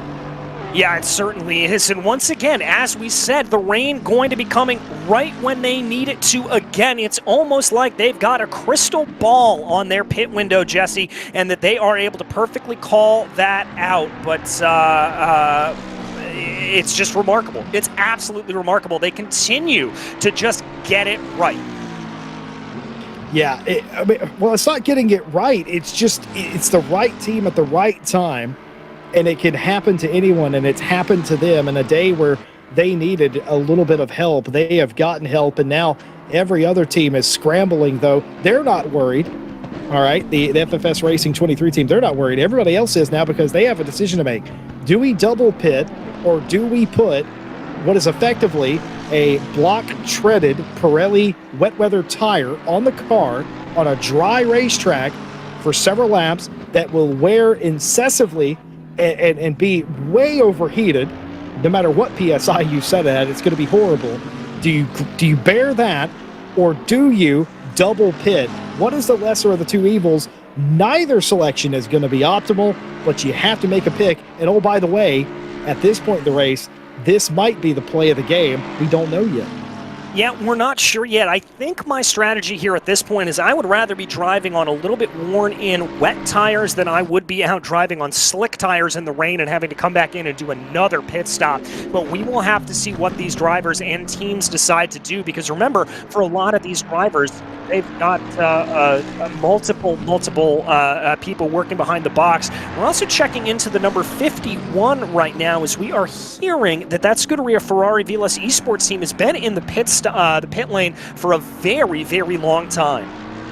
Yeah, something has happened to the 51. They have completely fallen off of the board. You will have noticed they were up fighting in the mid-20 range. They're down in 30th place now. Santoro has brought that car down to the pit lane. They've been sitting stationary for, by my watch, more than 5 minutes at this point. Something horrible has happened over there at the Scuderia Ferrari Veloce Esports team that has taken them completely out of a race, and it's a real shame. They were battling back from adversity here, and well, it's all gone the wrong way here in the night portion of the race. I wasn't too worried at first, and then realized, no, that's not a brake change. They've been down there for way longer than that. So they're still in the race. They haven't resigned, but surely a calamity in their pit box.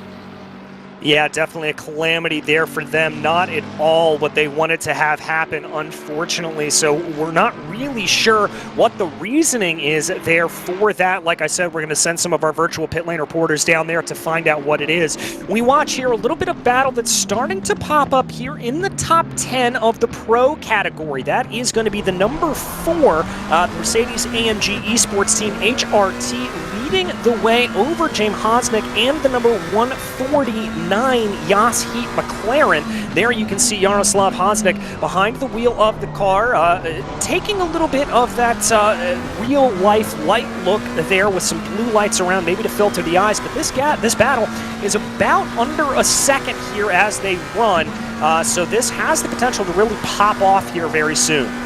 Yeah, Hosnick, well, you would expect him to have a fantastic setup as a streamer. He needs absolutely no introduction. He's had an interesting week in ACC. He's won several races that I'm aware of.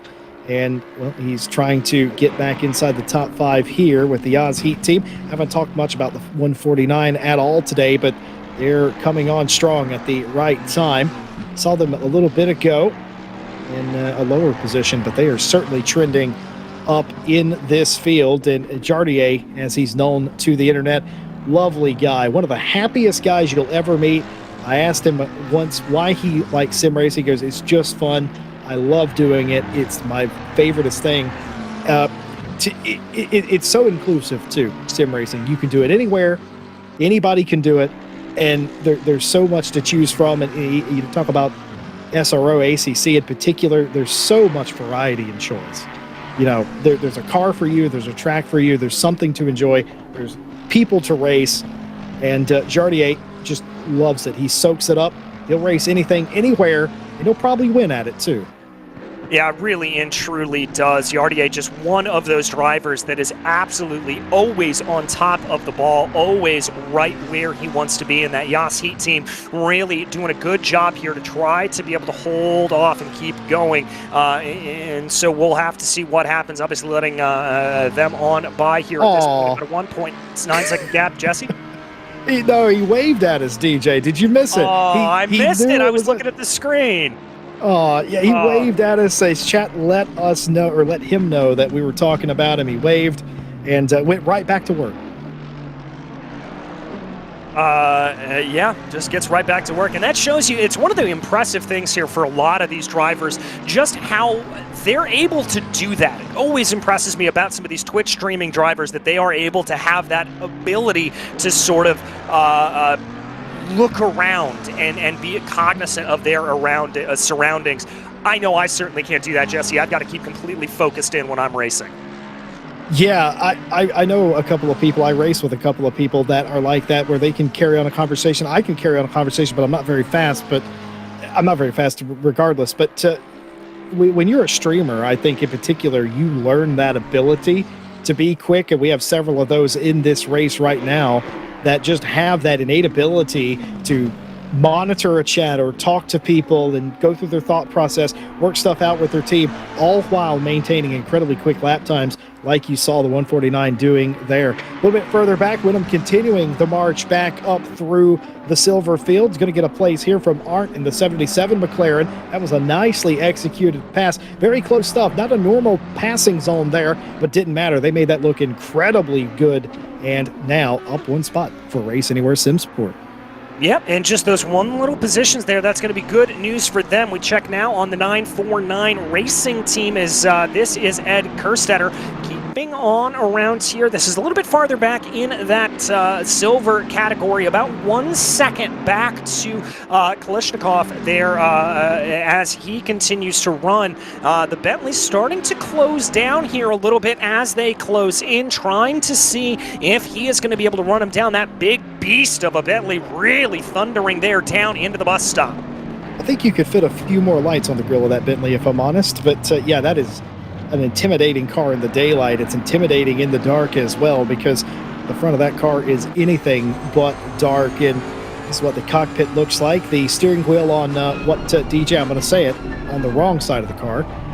It does help you in some of these right-hander corners because you're sitting on the right side of the car, and you can point the car a little bit better. Luckily, of course, with the clockwise circuit, that is a benefit you get.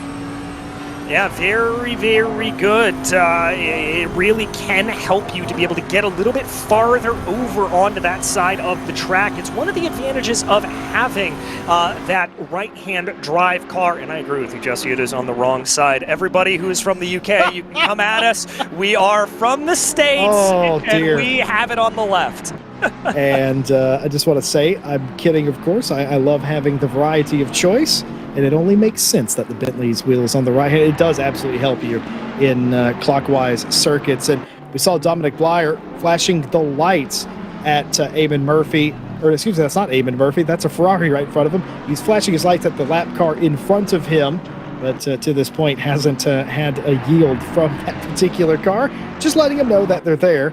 There is Dominic Blyer. Looks absolutely completely calm, focused in on his task this evening.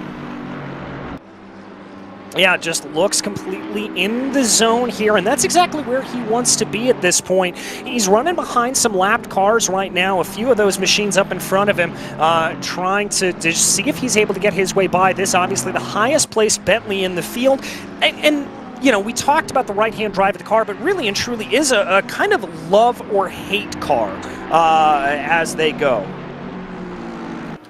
Yeah, it can certainly be the case, and we got to take it as it comes to you in races like this. You got to accept that at certain phases of the race, you're going to be better. In certain phases, you're going to be a little bit worse off. We talked about the weather impacting the strategy and the tire pressure stuff. One thing we didn't talk about that I think bears bringing up is there will be cars tonight that have already shown that they have better legs in the cooler part of the evening. Whether that be in the wet or the dry is rather beside the point, but you will see that in the night portion. Some cars are just a little bit sweeter. It's the same way in the real thing, and well, life imitates art.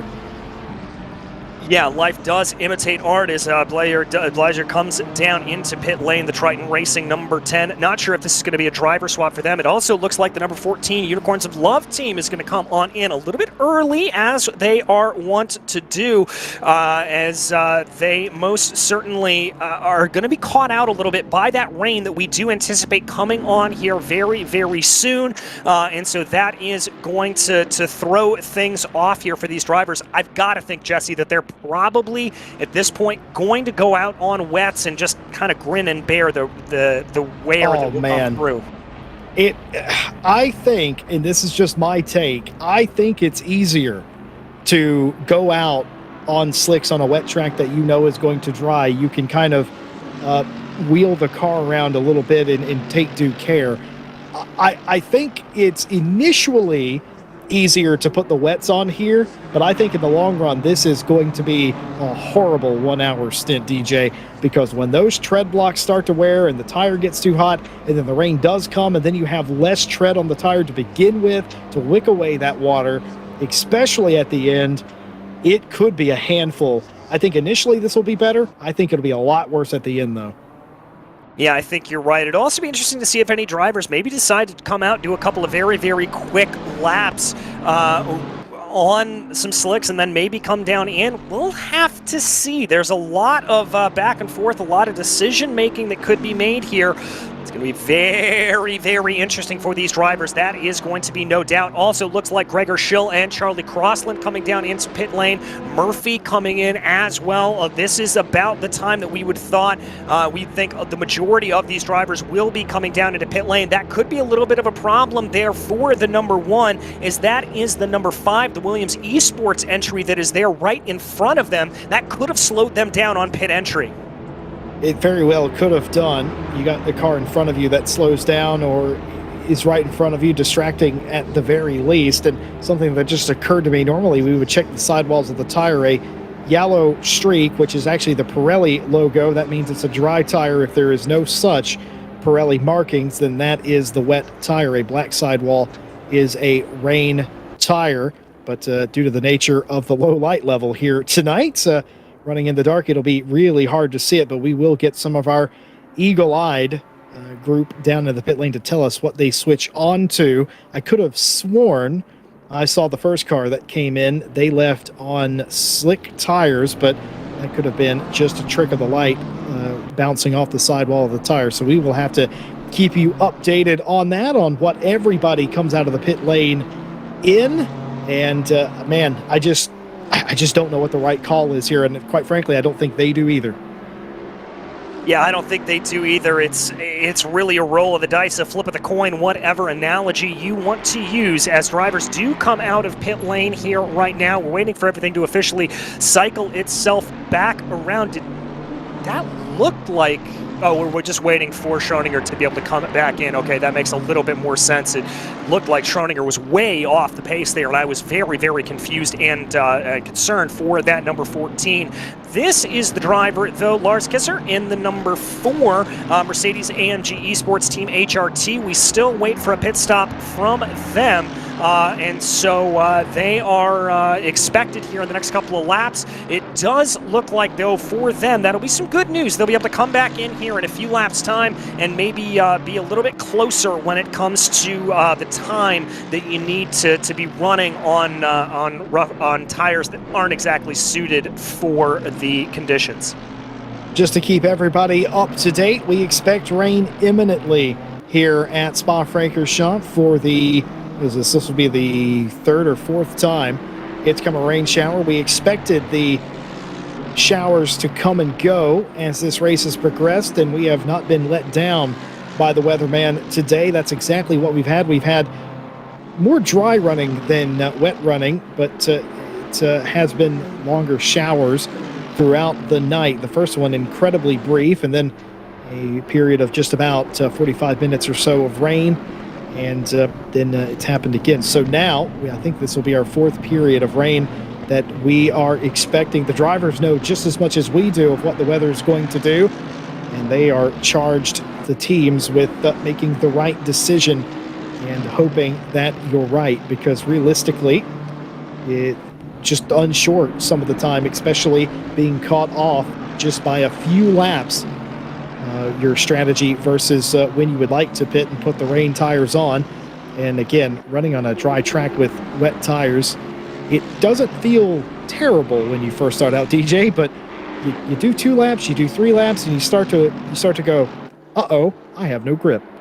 Yeah, exactly. It's definitely going to be a little bit of a slow burn there for those drivers, and it's going to hurt them out as they run a little bit. But we look at your leader of the field of the BS competition, 2021 blue SRO machine, Gregor Schill, continuing to lead the way. Has about, let's call it about a 3.3 second gap over who we assume will be in second place once this last round of pit stops works itself out. Once Kisser has it come down into pit lane, as we anticipate him doing here shortly. And unless my eyes deceive me there, Jesse, I'm seeing a few flicks of rain starting to appear on the camera lens. I think it may be starting to trickle a little bit out there. Yeah, at this stage, it's easier to see from the in-car. If it's raining, the windscreen will reflect the rain very well, but it's definitely coming. and hopefully it's not a sudden deluge by any sort. Just thinking about the strategy call that everyone's having to make at this stage, if only one of these teams in the top 5 goes on a contrarian strategy here, if they're right, it could pay humongous dividends at this stage. If you went back out on slicks here and everybody else was on wets, you would clearly be quicker, and there's no doubt, and by several seconds a lap thereabout, you'd be quicker. And just maybe, if you did it early enough, you could double pit and not actually lose any time, and maybe get a better position. It is possible, but I don't think anybody has elected to do that, or we'll see if that is the case. There's dry tires on all of these cars. You can see the yellow sidewall on the tires indicating the dry tires, so no strategery here. All of these cars will be coming down pit lane once it starts raining. And here is Lars Kisser from Team HRT in. Yeah, just as we expected him to do, he'll bring that Mercedes down into pit lane, giving the lead of the race, well, the second place of the race, back to Charlie Crossland, and Schoninger here working his way along behind. Murphy is going to inherit, I believe, 5th place as he works his way down this long, as Kisser works his way down this long pit straight here at Spa-Francorchamps. The number 23 still yet to pit, but they are calling this absolutely perfectly in terms of strategy. We do anticipate that rain coming down here in the next couple of minutes. Looks like Schoninger here having to deal with a little bit of lap traffic, making his life a little bit of a headache. A little bit more lap traffic there behind him as well that he was having to deal with and get on by. And look, Jesse, what these pit stops have done to the leaders. I mean, it was less than an hour ago. We were talking about Schill, Crossland, and Schoninger running under a blanket together. Now it looks like that they've started to space themselves out relatively equidistantly. It's about 4 seconds in between each of the top 3 runners. Yeah, it really is. Crossland was able to pull away from Dennis, but Schill was able to pull out the exact same gap on Crossland. So they're, like you said, they're very equally spaced, but they're still within 4 seconds of each other. 8 seconds more than covers the top 3 at this particular venture. And then you've got the Veloce McLaren GT team. They're 16 seconds behind. They've not really lost time as of recently. But, yeah, everybody at the front of this field has decided, and we saw Gregor Schill's car with the dry tires on, but just having it confirmed, the 62, the 14, the 66, all of them have elected to go back out on slicks. Not worth risking it on a wet tire on a dry racetrack for this long. And considering how long the rain has stayed away, DJ, I've got to believe that was the right call. The only call, really. Yeah, I think you're right about that. I think that does appear to be a good call here at this point. We'll probably see them dive back down into pit lane when the rain does indeed start to come down, if it does. And that is going to be a little bit here in time. We are just past about 12:40 a.m. right now as drivers continue to work their way around. This is Joe McCauley and that FFS racing team, the drivers who have went on to an alternate strategy here early and continues to look like it is playing out in spades for these this Aston Martin team. And we are hearing, by the way, that there is one team that has taken the gamble. That's going to be the number 4. That's the HRT team that just came into pit lane. Klinkmuller, who taking over the wheel of that car from Lars Kisser, and they have put wet tires down onto that car. I love that from HRT. I love that for Klinkmuller. They're going to probably time this about right. It should start raining at some point, like almost immediately. I assume it's right on top of us. It's dark, you can't see, but that is brilliant. They were one of the last cars in regardless, and I'm curious, Kondaxioglu, by the way, in the 123, they're in now. Will they bolt on some wet weather tires, anticipating the rain coming down? Surely they will. A double pit at this point doesn't really do you any good. And here comes Joe McCauley, the other FFS racing car, that in the silver class. They're coming down the pit lane. Rain is imminent. We can smell it in the air. The drivers can feel it. They know it's coming.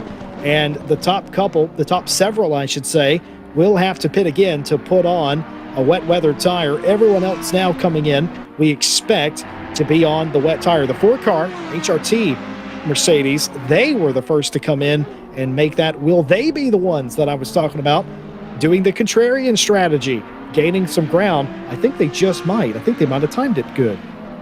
I think they might as well, but we will have to see if that's going to play itself out. It does look like here as we follow what is ostensibly the battle for second in that silver category with Wenham and Lateo coming around here. Team Full Motorsports and the number 144 Audi. We've really seen that car come alive here. It looked a little bit dancey in the rain, and I wonder once it starts to rain again if we're going to see a little bit more problems out of that car, but we will have to see. They maintain a pretty close gap between the 67 up in front of them of Wenham, and that is the Race Anywhere SimSports silver machine, that Ferrari right up ahead.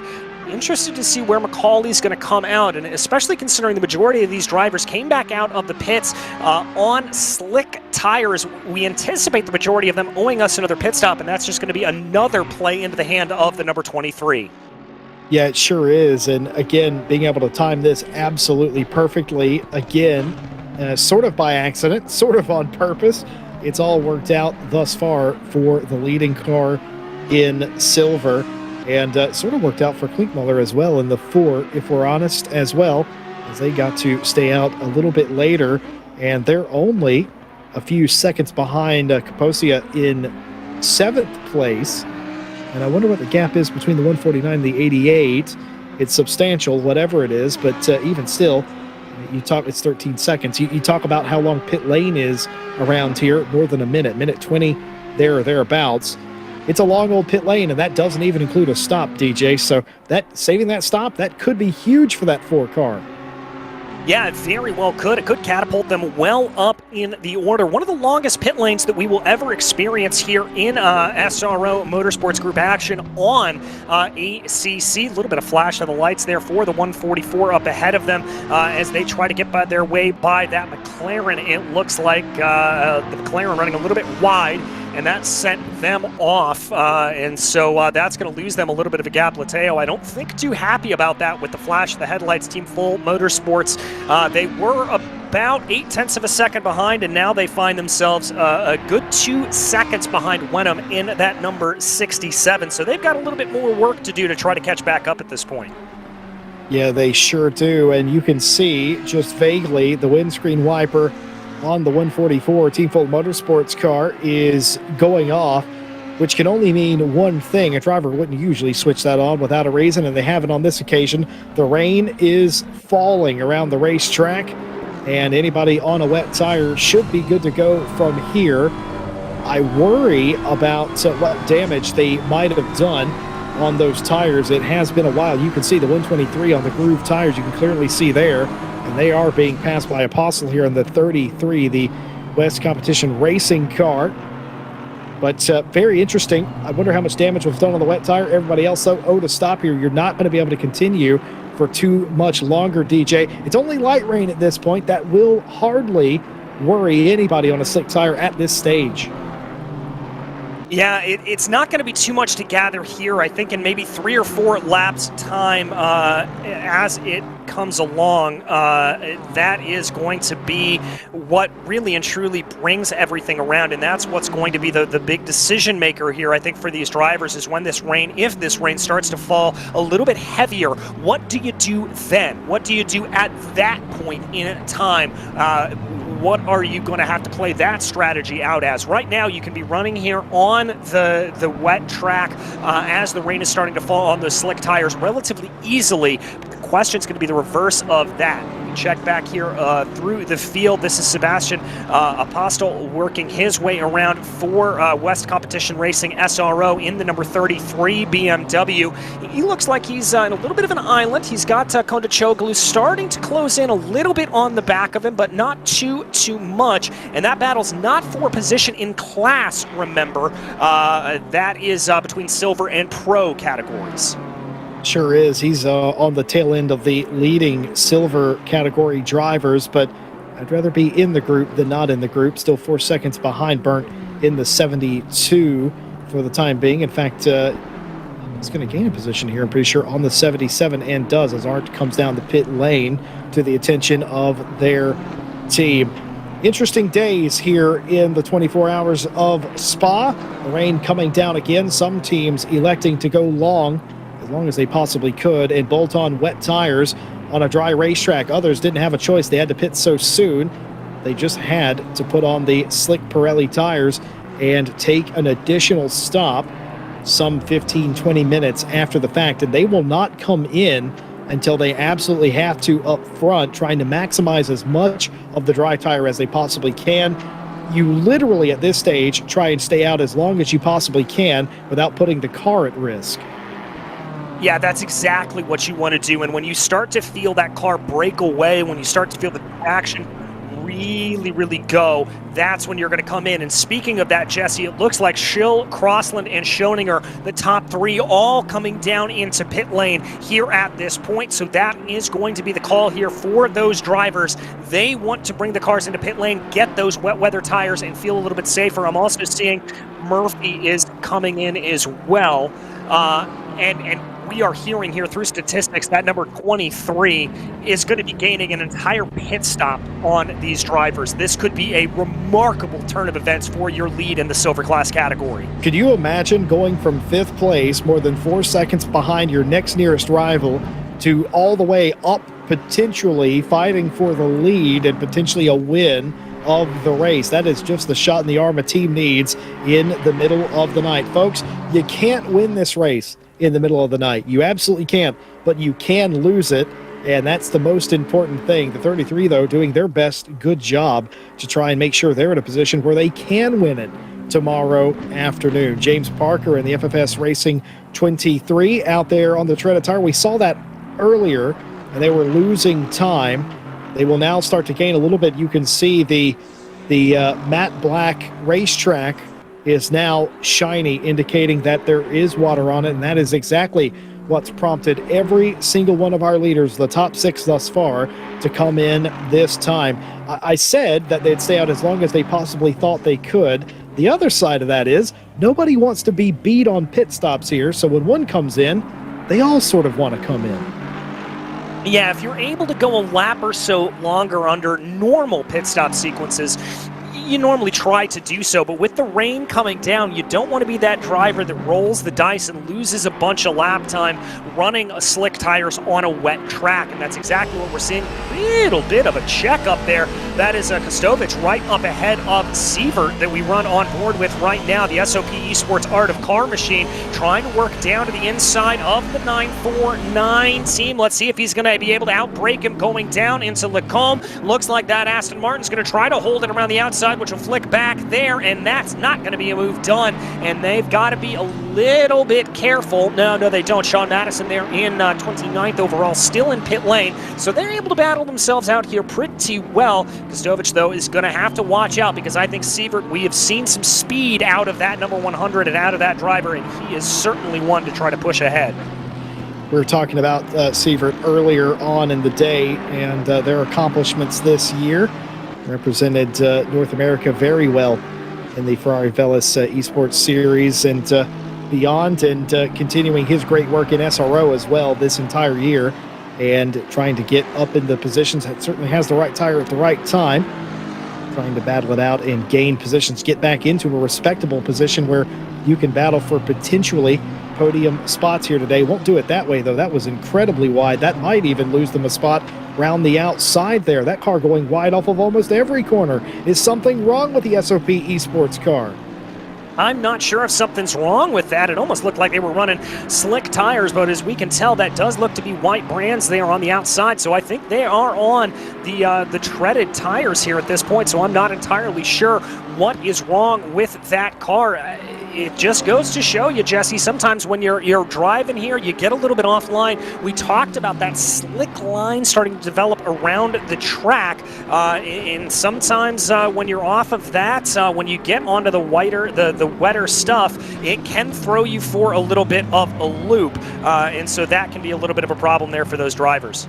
Well, I can also tell you it's coming down right now. It's no longer a drizzle. This is a full-on rain, and when it comes on that suddenly, it doesn't really matter what tire you're on. It can catch you unawares for a little while, and I think maybe that's what's happened a little bit here. I also think, too, Sievert was letting the 63 Automobili Lamborghini through, didn't want to hold them up as well, and all of that sort of Constantina together, and just wanted to be out of that situation. That plus the track being incredibly wet around the edges, which it would have been, probably caught them out just a little bit. You have to hit the old reset button now, as the track conditions have changed. You're in a different position than you were, and get back after it. He certainly has not lost time since letting those two cars by, or at least in my opinion, that's what it looked like happened. It looked like he let them go.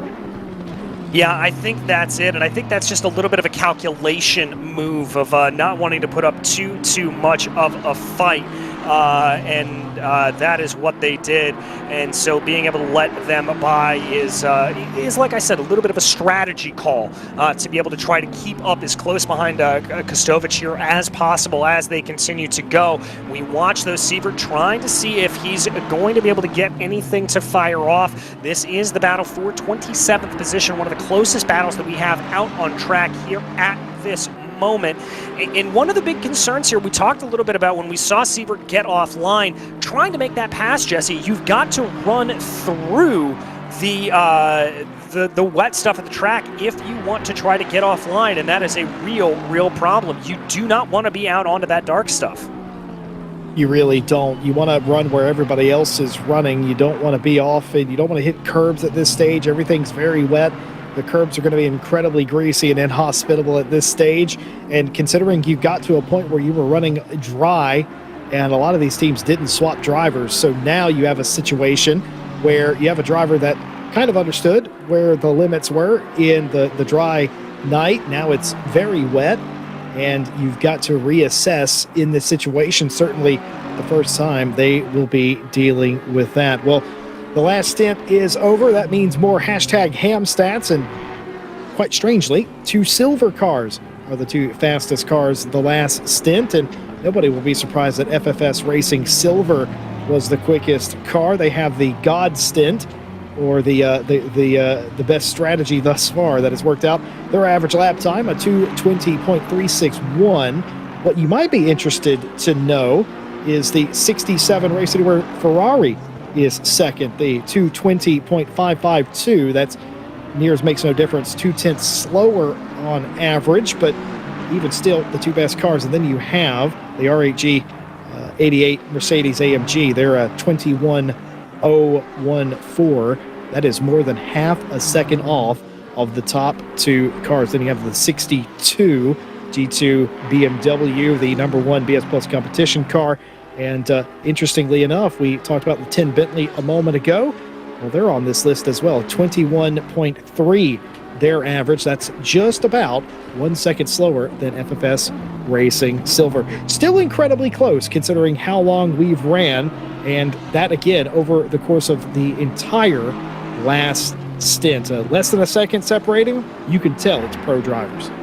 Yeah, you most certainly can. And this, obviously, Jesse, being some of the best in the sim racing world here on the Assetto Corsa Competizione simulator here, as there you see those ham stats popping back up on your screen. And as they say, making it easy. They are for the number 23, certainly being able to get themselves up ahead and into a position where they do not have to be doing nearly as much work as they thought they would. And so you've got to love to see that if you are a fan of that FFS Racing team.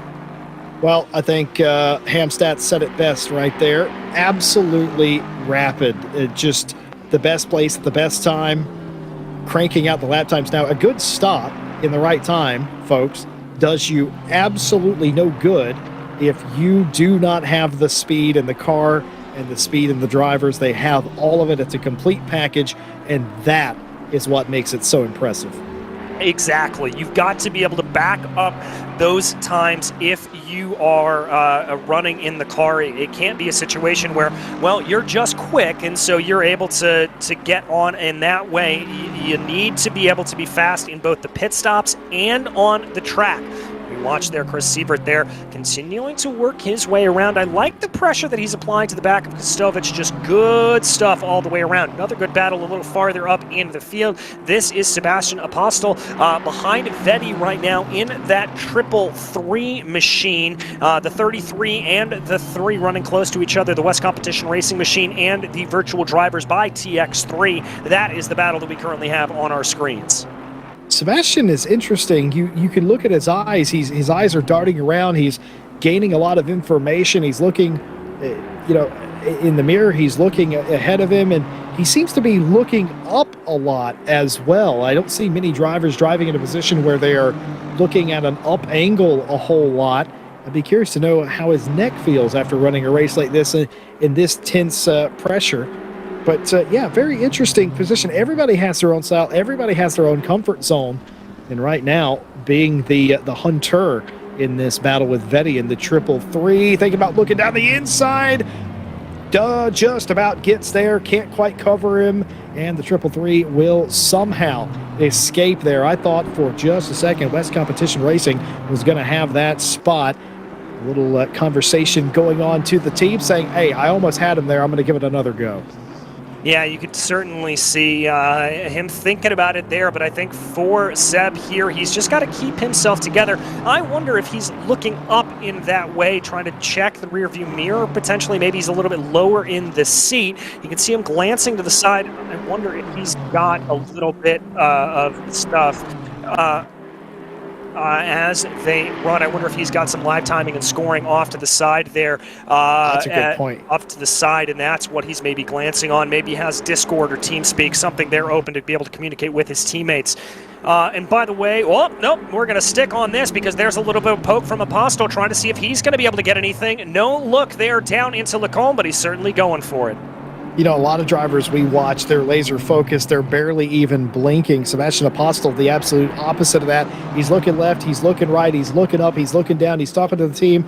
Every time Sebastian Apostel hits a straight, watch him. You can't hear him, but you can see his mouth moving.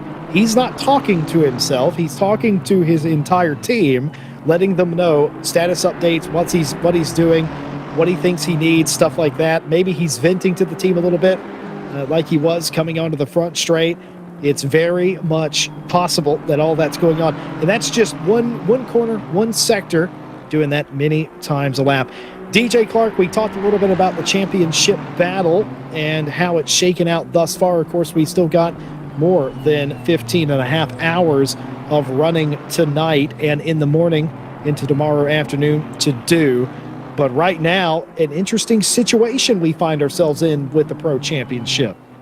Yeah, a very interesting situation. It does appear right now that the number 67 would win by 2 points, and only 2 points, if things were to finish the way that they are right now. Excuse me, the 66. I was mistold there, or I mislistened, rather. And that would be that McLaren Veloce GT machine. They would take the championship by a measly 2 points here if things were to finish the way they do. But Jesse, there's still a lot of this to play for and a lot to come into it. That's a good position to be in for that McLaren Veloce team, but I think I would rather have a bigger buffer than 2 points.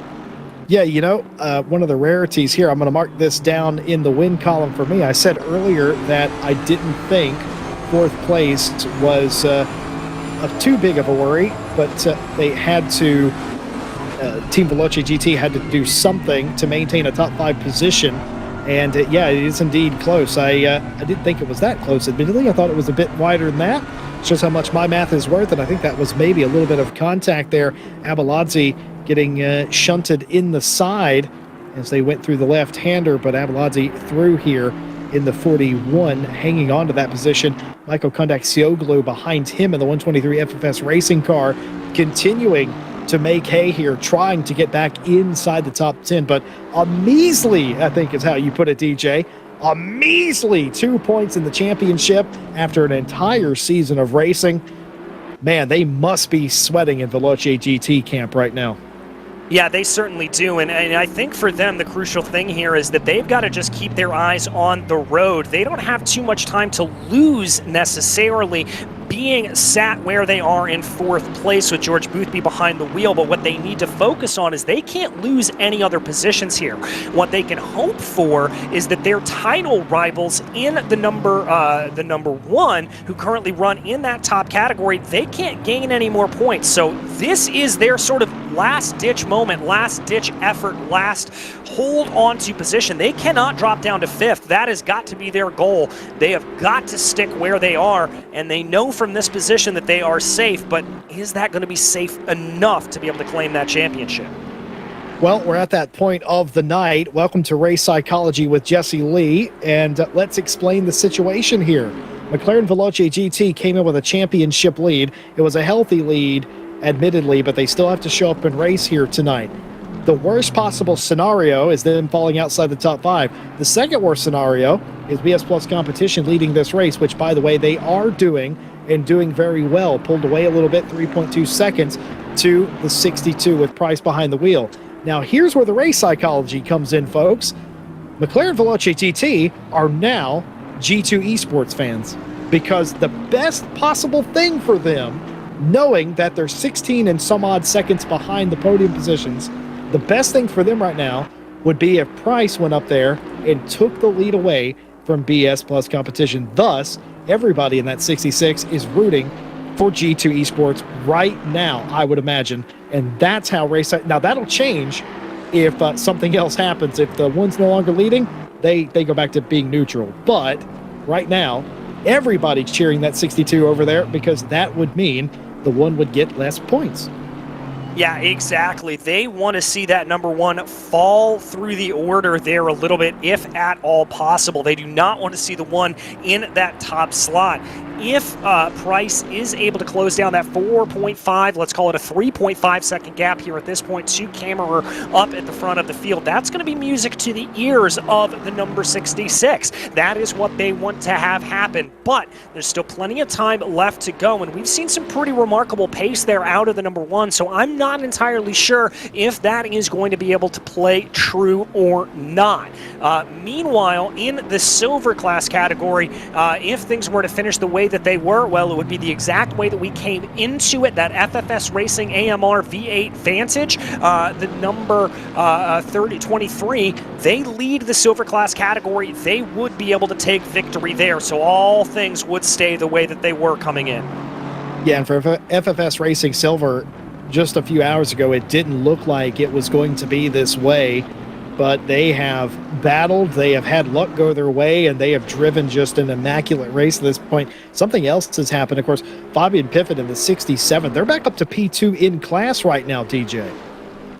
Yeah, they're starting to work their way up forward, and that's an impressive run for the number 67. Remember, they had some big problems earlier on in the race for that Race Anywhere SimSport Silver machine, and to see them be able to claw their way, and I do use that word very specifically, claw their way back up forward, is very, very impressive. Obviously, they are well off the pace here of the number 23 because of those pit stops, but if there's another rain shower that comes on here at some point, or this rain stops in a fashion that is going to hurt the number 23, they may lose that pit stop just as soon as it came through.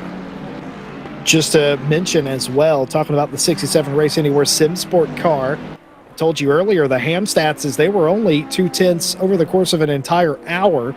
They were only 0.2 slower than the 23 car. And over the entire race, they're only about a second or so, maybe 1.2 seconds slower over the entire span of the race. So realistically, over that many hours, nothing in it between the two of them. They're in second place. It also, talking realistically, it's going to take some massive incident or a change of fate for the 23 to change this. If they're going to race that closely, there's absolutely nothing in it, and they're too far back at this point to catch them. And also, again, losing time, not good, even though it is minuscule. Yeah, relatively minuscule, but, we do have about 16 hours left to go in this race, and so there is plenty of time to be able to slowly take that out.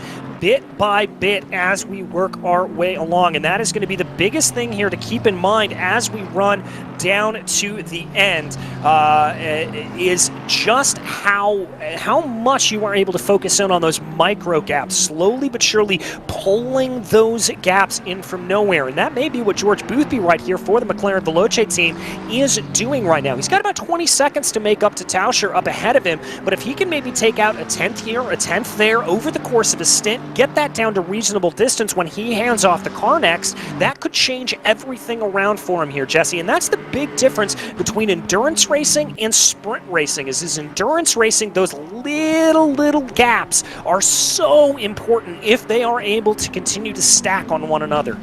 Speaking of gaps, by the way, Arthur Kammerer leading this race in the number 1 BMW. They are being ran down by the G2 Esports BMW just a little bit. It was over 3 seconds a little while ago. Something must have happened to the BS Plus competition car at some point. They lost about half a second in one lap. That's somewhat stabilized, but they have lost an additional 10th of a second in the subsequent laps. So Price is running down the leader of the race, or at least they were until it updated now, and they've gained a 10th of a second, has Kammerer and the number 1 BMW. So up until that point, the gap had come down. We'll continue to monitor that. By the way, I was laughing at myself. We were looking at George Boothby and how their race had gone, and I was quite confused. I'm very familiar with George Boothby's setup, and I was very confused why his screen was off, and then I realized it's not off, it's just nighttime. Sometimes you just get caught out by the littlest things like that, Jesse, and I certainly know that feeling. I've certainly had those. We watch here, though, on Isaac Price. He is one that it may be dark where Isaac is, but he's got all the lights turned on and is able to get himself continuing to work around. As you said, that gap certainly coming down, and that is going to be much to the chagrin of that number 66. They want to see that gap come down to the number 1 as much as possible. Well, now I'm confused because Isaac Price's monitors are fully lit up, and I'm very confused why George Boothby's was so dark. But Isaac Price has the job of it's just a huge task here, knowing that there is speed in the BMW G2 Esports car, and knowing that the potential win, the fight for the lead at minimum is just that far in front. That car with the brake lights, that car with the spray, that is the leader of the race. Another 10th taken out of the lead for Kammerer. Price is coming and will be there sooner rather than later. I think the pace is equalized between the two and maybe gone the way of the 62, as it was going the other way early on into this stint. And every sector, it's ebb and flow. You take a 10th, you lose a 10th, but overall, I promise you, Isaac Price is gaining. Yeah, he certainly is. We've seen that gap start to fall more and more over the course of this stint. And my question to that is going to be, Jesse, whether or not that is a little bit of wet weather running or whether that is just outright pace. Because remember, we are racing in the wet right now, and that is certainly going to throw things off. It could be in a situation where Price maybe just has a little bit of a better feel for that car in the wet. It could also be a situation where the setup for that number 62 is a little bit better geared towards a wet weather running. So we'll have to see how that plays itself out. We focus back here a little bit farther in the field. This is Nabil Aslan working his way around for the 7-9 Flash Axle team. One of the Ferraris in the field finds themselves about 12 seconds adrift off of Rotors and the number 110 McLaren up in front. Certainly, and you got to give it to Aslan and the entire Flash Axle team. They're up in the middle of this field. This is the meat and potatoes of the field here in a pro car. They've got pro cars behind them a little ways, and they've got at least one pro car just directly up in front of them, 12, 13, 14, 15 seconds in front of them, sort of by themselves for the time being on the racetrack, and just trying to navigate the dark and wet confines. Doing a good job in a decent enough spot. They're in good company. They've got the 889. They're talking about cars in their class. Their 889 is the next car in front of them, and of course the Automobili Lamborghini, the 63, with Simon Aney behind the wheel, is the one behind them. So in good company at least. Just needs to continue plugging away at it.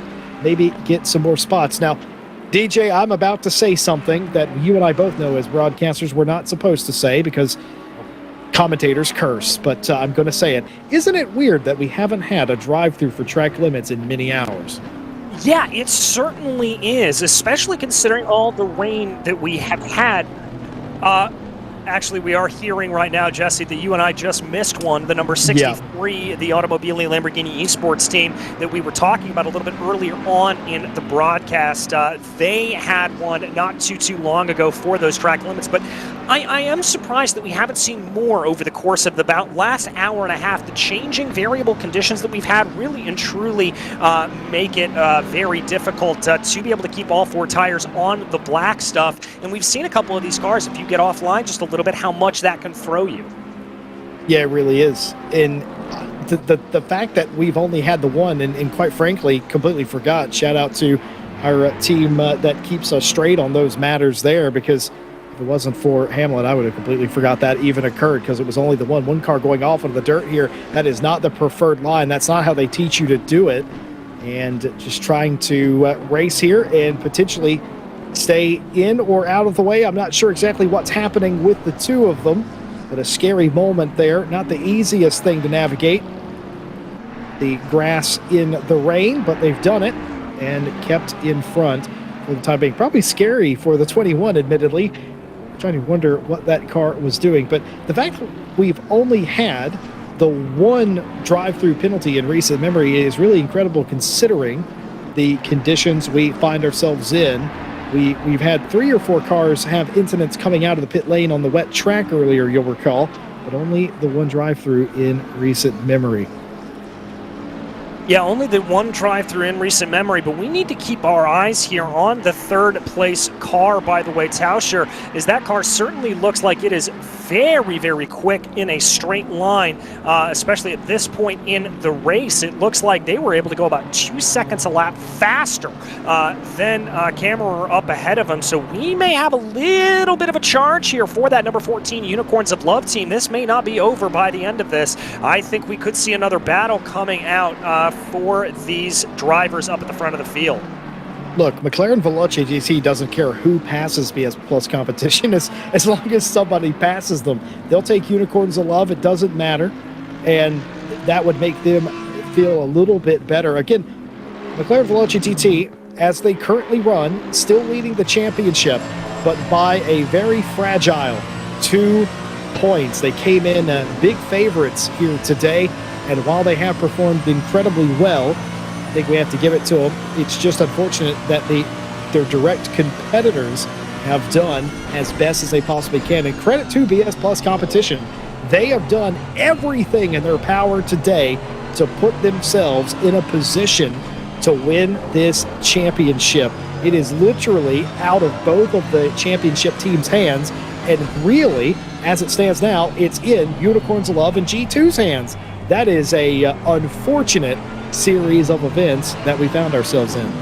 Yeah, it's a very, very unfortunate series of events there for them, as we now ride on board with Nicholas Hubin here, working his way around. That's going to be Parker right up ahead of him.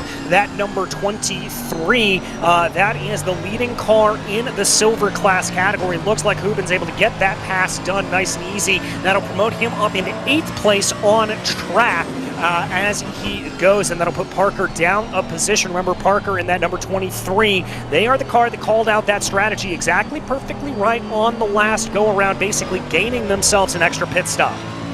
I'm very familiar with what James Parker did that time around through Speaker's Corner. That's called the, I'm not racing you, I'm trying to win this race in the championship.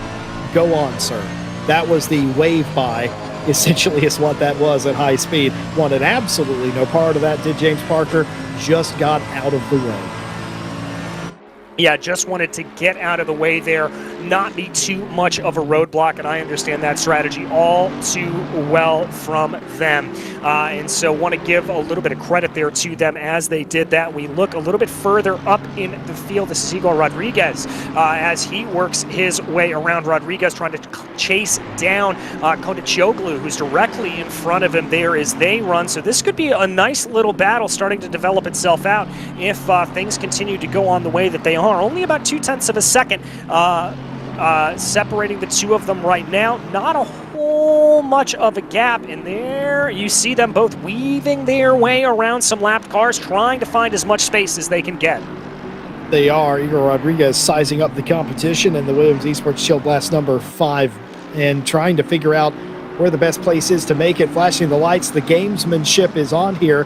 Kondexioglu will not really care too much about that, and will probably assume he's trying to start a disco party with him at some point, and that will not faze Michael Kondexioglu at all, really. His personality is not the kind to care too much about that, as they'll continue to race out amongst themselves for 11th place. And quite interestingly enough, of course, you have James Parker, who's in between them and the front of the pro field. But regardless of that, these drivers fighting for a very prestigious position, being the first car outside the top 10. And you know why that's prestigious, DJ? Because if any other cars in front of them make a mistake, you get in the top 10 for free. Exactly, and we've seen plenty of drivers making a mistake or two over the course of the running here at the 24 Hours of Spa, brought to you by Mobileye here on Assetto Corsa Competizione. Drivers working their way through. Rodriguez trying to be able to get that big Bentley, getting the best run that he can on the back of Kondexioglu. Let's see if he's going to be able to make that run here coming down the Kemmel Straight. Waiting here, he's going to come to what will be the inside of the first corner, going down into Lacombe. Doesn't look like he's able to get it done. He's going to have to re-rack and restack. Maybe tries for a little bit of move there around the outside, around the second part of the corner, as now they come back through. They're just going to stay close line astern here. Not a whole lot in between them as they run. Very close racing here, and the tricky night place conditions. A little bit of contact right there. More contact. That's going to send him. The 123 of Michael Kondexioglu goes around. The FFS racing car has been shunted off of the racetrack, and that has not been how you draw that up. Damage certainly done. The old double tap on the 123. And that is not what either party wanted. Rodriguez goes through, does not yield the position back. That's very interesting that happened. So zoomed in, it was hard to tell, but certainly looked like Rodriguez punted the back of him. Yeah, I have to agree with you there on that. Going down into Brussels like that is a very, very tricky run to try to make work under the best conditions with a wet track. With all of that, I got to think that that was just a little bit over-aggressive there for Rodriguez. Kondexioglu going to be able to get themselves up ahead, or at least try to here at this point. He's got to be thinking he is pretty happy not to lose too much position there for them, as Kondexioglu could have lost a lot more coming through that corner. Yeah, I'm pretty sure he's pretty hot, though, DJ. There's no way you get spun around like that and then double-tapped, and you're not a little bit upset about that situation. One for race control, surely, as I will reserve judgment, but what I can say with all truth and conviction is Kondexioglu did not appreciate that very much. No, I've got to agree with you there on that. There is no love lost between them, and I guarantee you if we see Rodriguez and Kondexioglu coming back close together again on the circuit at some point over the next few hours, it may not end prettily, let's say. It could have a little bit of a problem that we see coming into it, but right now, we are being told that rain will be stopping, Jesse, in less than about 10 minutes' time. So rain stopping here in about 10 minutes' time. That's going to throw some pit strategy out the window, I have to imagine. Boy, you are going to see some angry wet racing tires here in about 10 to 15 minutes' time when this track starts to dry out. I would imagine, regardless of pit strategy here, based on how long you've been running in this stint, you would probably cut your stint short, come in and get the slick Pirellis when they are immediately available. There's no reason going any longer, especially considering some of the drivers out there, you'll remember, are already on tortured wet tires because they pitted when the track was still relatively dry, and they would like to get off those as soon as possible. Also added the fact they've been out there longer than anyone else anyway, so it works in their favor to come in a little bit earlier regardless. And another strategic moment, all the teams meeting, going over the spreadsheets, going over the strategy. talking to the driver. What do you feel? What are the pressures? Give me the data. Decision time again. Yeah, it's going to be decision time once more. Gonna have to see what these drivers decide to do, and rest assured those drivers up on the pit wall, they are going to be in a lot of consort with those other team members around them trying to figure that out. We look here at Ross McGregor for Brabham Esports. He is down in 31st position in the back of a trail of cars here in that silver category, but Sean Madison in the number 94. That is going to be the HPD Yas Pro team there in the Honda NSX as we are racing in Europe. The Honda NSX trying to close down on the back of him, leading a few cars there. That's some cars that are working their way around them, not necessarily for a battle on track, but between the McLaren and the Honda right now, they will be very, very close. You'll have to excuse DJ and me. We're very accustomed to calling American races where that is a different marquee, isn't it, altogether? The Honda, though, playing very nicely. And again, one of them, the 93, has had their issues today, continuing to go. And still up to 36th place, in fact, I've just noticed that particular car. And their teammate, this one, the 94, the HPD Yas Pro 94 Honda, up into 32nd place. And right behind McGregor here, thinking about making a pass. Of course, this is a pro car. Right behind a bunch of silver cars. No blue flags, none of that. They're on the same lap. Regardless of the class, they are going to race it out. And I would hazard the guess, the 42 of McGregor has no interest in just letting Sean Madison by. No, I don't think he does. I think this is a battle for position, and more importantly, this is a battle for bragging rights that these drivers really want to be able to try to hold in on as much as possible to be able to keep themselves ahead. You can see the concentration there needed from Sean Madison to really keep himself going as they continue to work their way around. We haven't seen that Honda really have the best runnings here today. It doesn't look like this is a car that's necessarily suited well to this track and circuit combination. I'm interested to see when the sun comes back up. Maybe we'll see it do a little bit better. Also, when the rain stops, as again, we do anticipate that in about 10 to 15 minutes time. Yeah, of course, the rain stopping in about 10 or so minutes from now. Who will be the first to jump on the pit lane? We expect it now with the passage of time. It'll be in less than 10 minutes from now when that decision has to be made. We would expect it 15 minutes time. There'll be a dry groove on the racetrack, if you can believe that, with how wet the racetrack is at this stage. But the question remains, it's the golden question. It's been asked several times already today.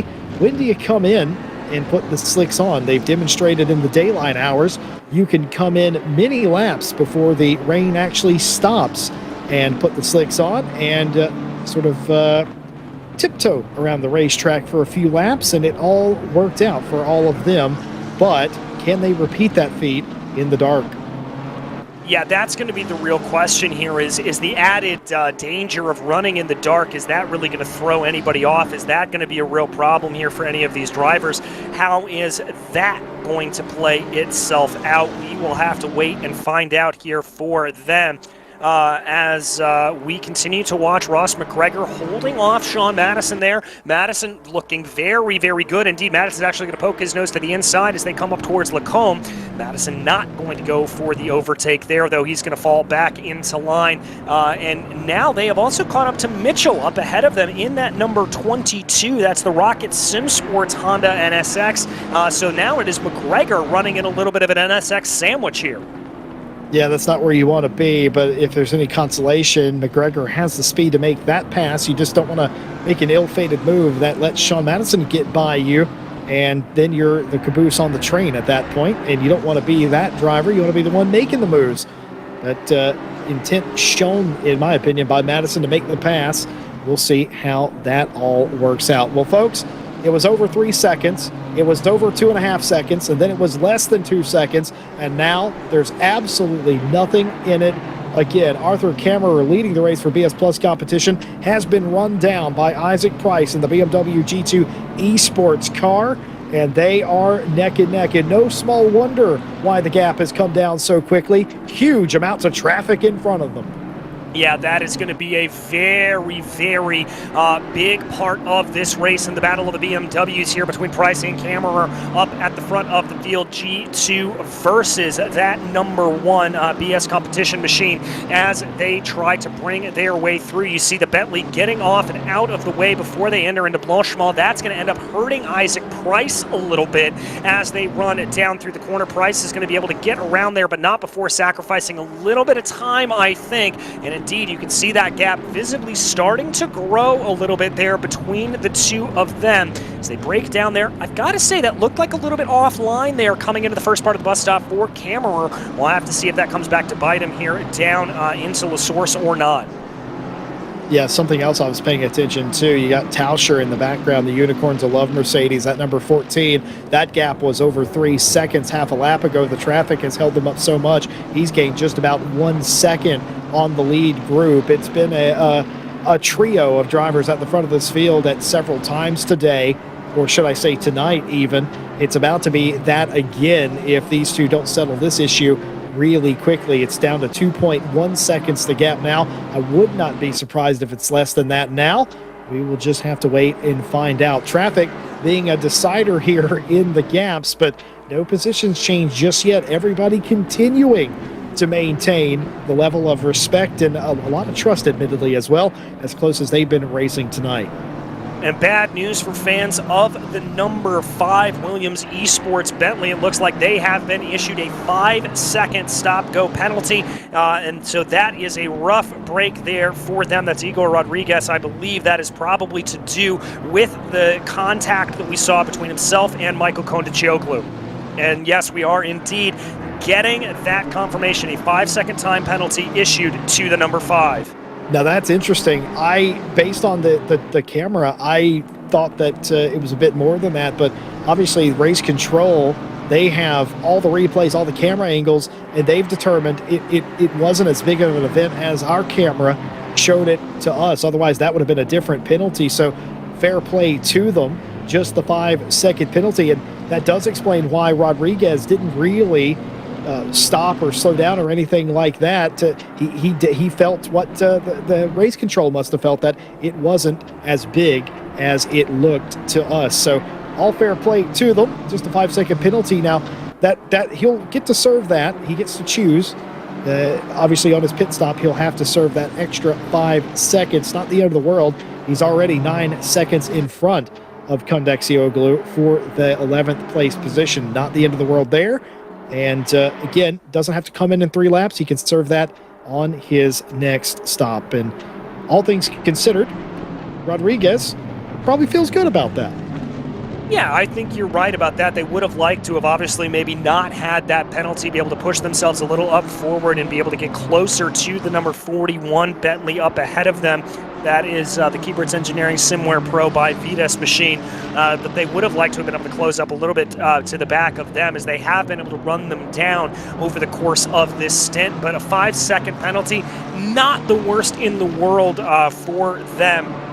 So they are certainly going to have to try to close in a little bit on that as they run. And we'll have to see how that plays out. But the other thing that we're going to have to see how it plays out here is Kammerer and Price, the battle that is currently on your screen. The BS competition machine and that number 62 BMW G2 Esports machine, as they work their way through some traffic here at this point. Oh, looking like a little bit of an aggressive move there for the 62, trying to focus. Oh, contact! Yeah, there was contact there between the two as they came through the second part of La Source. It looks like the number 1 is going to keep ahead, but I think the number 62 is showing intention now. Here he's going to look down into Bruxelles to see if he's going to be able to have a run. That's not going to play. Run down into Bruxelles. That was set up in Malmedy, and it almost looked like down the inside it was going to be G2 Esports, unable to do that through Bruxelles, completely covered off by Arthur Kammerer, the BS Plus competition car, doing really well as they're single file through speakers this time through. Very close stuff between the two of them, led to contact in Lacombe. I think we definitely saw that. Minor contact. If there is a race control blurb about that, it would almost certainly be no further accident or racing incident no malice in that at all. Close quarters stuff. And it is absolutely millimeter perfect as they continue on. No harm, no foul.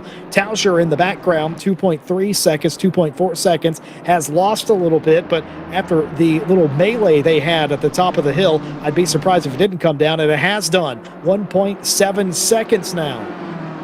Oh, it's all coming back to play for. Remember when they came down into the pit stops on the last time around, we saw that gap really get down into low points, and then it expanded out when they came out of pit stops. We're seeing that again. We've also just heard confirmation that rain has stopped out on track and that has happened. We've also got a confirmation here for Andika Ramamulana in the number 889 machine. That's going to be the Legion of Racers Motul 889 entry. They have been given a drive-through penalty for track limits. So that coming back to bite them. And Jesse, I'm going to blame you for that one because you said we hadn't seen a track limits penalty there in a while.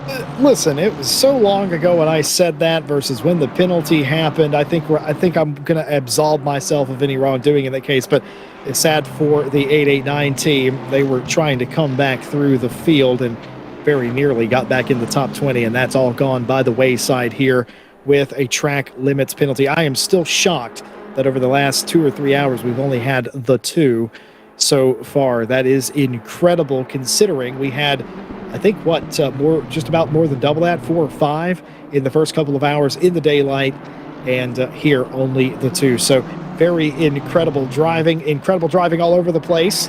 Doesn't matter if you're in the front or in the middle or in the back. Up in front of this race, we have a fight again, this time through. Kramer has a little bit of a lead on Price, half a second there about. Tauscher still 1.7 in the rears, but very minuscule time if we're completely honest with ourselves now as the track begins drying for a 4th time. Well, and the question here is, if I'm any of these drivers, is do I maybe take a little bit of a gamble here, come on down pit lane a little bit early and try to get a little bit of the undercut to work for me as I drive around? Is that a potential possibility for any of these drivers? I've got to think if you're Price or you're Tauscher, it's certainly something to consider. And I think particularly if you're George Boothby back in the number 66, it may be something that you want to heavily think about because, well, at this point, why not? Why not take that gamble? Boothby's got plenty of time. He's got, 39 seconds between himself and Klinkmuller. Might as well take a little bit of a gamble and see if that can maybe bring you farther up in the field. Yeah, one thing I've noticed about the McLaren Veloce GT car, that car is just not nearly as good in the wet as it is the dry. They hung around in the dry 16 seconds off of the lead of the BS Plus competition BMW, but as soon as it started raining, they started losing time. It's 24 seconds now as that gap has absolutely ballooned out. It is 24 seconds at this stage, so I'm thinking maybe that car just not as sweet in the rain. George Boothby driving the car both times. It seems like a nice apples to apples comparison if you ask me. And speaking of apples to apples, still absolutely nothing in it for the top 2. The night continues to go on. The rain has relented once again, and the race continues to be as hot as ever. If you've just joined us, well, you haven't missed much, and by you haven't missed much, I mean that you've missed absolutely everything. But just a simple recap, the entire race has been like this, almost nothing in it between the top 3. Yeah, almost absolutely nothing in it between any of these drivers. It has been very close racing here for all of them as they continue to work their way around, and we wait to see here what exactly is going to play itself out for these drivers. I am very interested to see just how close this is going to be when they come into the pit stops, Jesse. I am very interested to see if they are going to be able to bring themselves around and if we're going to see a battle try to play itself out. I mean, I've got to think here a little bit that if I'm sitting back in Price or Tauscher's position, I may try to be a little over-aggressive, try to push myself, push Kammerer to see if I can force him into a mistake or maybe just get an outright move done on him before they go down into the final, not the final, but before they head down into pit lane. On the left side of your screen, the leader of the race, Arthur Kammerer in the BS Plus competition BMW. On the right-hand side of your screen, Isaac Price in the BMW G2 Esports car. One leading, one in second place. Two very different sim racing setups, but two drivers that both have the same mission: lead this race. Right now, that battle being won by Kammerer. Isaac Price has made the move a couple of times, tried to get the lead in this stint, and has not quite been able to clear the Kammerer car. But two drivers trying to outfox and outbattle each other. And if I'm completely honest with you, DJ, well, first of all, I've been completely wrong. I thought immediately somebody would dive down the pit lane and try and do the undercut as they had done all day, all evening, that is. Nobody's done that to this point. I think they're trying to not have to reset their stints here and go as long as possible on a damp racetrack. And if that is the case, the track is absolutely accommodating that. It's still very, very wet.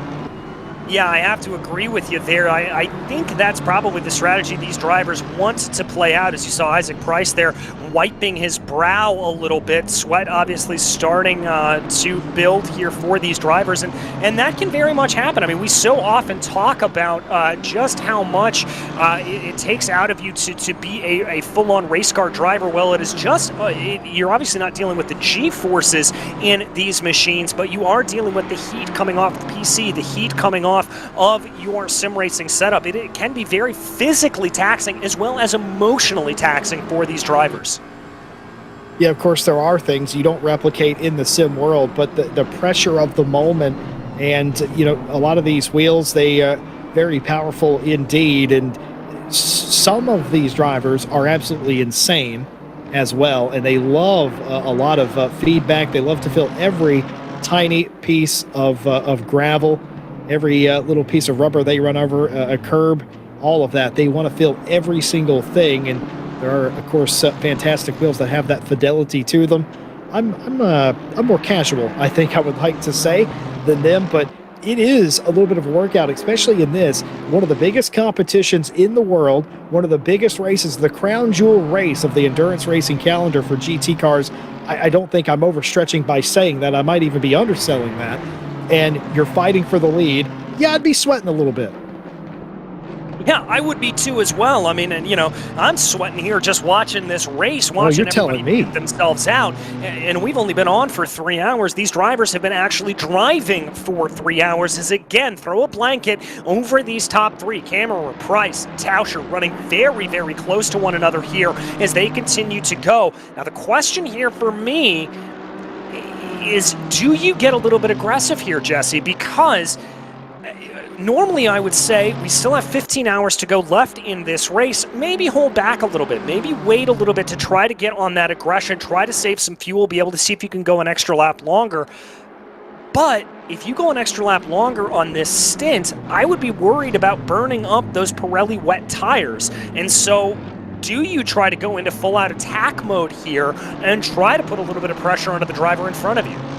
I've been waiting to disagree with somebody all day, and I think I finally can. I think you do that. I think you pressure as much as possible, and you try to poke holes in the defense of the car in front of you. Doesn't matter which one of the three you are. And by the way, welcome Tauscher to the party again. The Unicorns of Love car is in the lead group again. It is a trio of front-running cars all vying to lead this race. But yeah, DJ, I absolutely think you do. Now, the question I have is, at this stage, on a drying racetrack with very old wet tires that are in very poor condition, do you have anything to contest here? Are you forced to sort of ride in line until you can get some soft, slick tires on that car?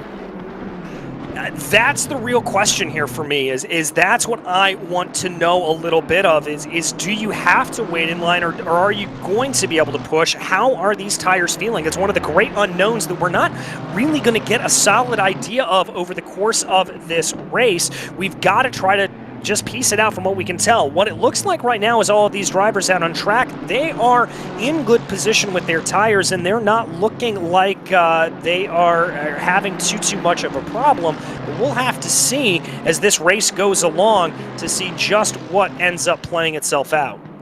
If you're not confident in your car right about now, you know, maybe you've tried to move like Price has on several occasions and you're just not comfortable with it. You made a little bit of contact because you weren't able to maneuver your car in a pinpoint precise manner that you would prefer to do. Maybe the tires are giving up a little bit. Maybe it's unsafe. maybe if the door's not wide open, you just don't have the confidence right now, and you would just rather know that you're in a position where you could just as easily jump them in the pit lane. As you mentioned earlier, DJ, you could just as easily do that than make a mistake out there by running deep in a braking zone and throwing it all away. I think that's exactly what they're doing. I think you were right the first time that they are patient, but I think they're patient because they don't really have anything to fight each other with because of the nature of the racetrack, because of the nature of the tires. It's better left for a later time. Well, we thought there'd be an investigation, and here we have it between cars 94 and car 6, lap 208. No further action for the contact between those two. Almost a move there by Michael Tauscher, trying to prove me wrong for the second time tonight. Took a little peek there on the back of Price. Unable to get the move to stick, though. Falls back in line in third.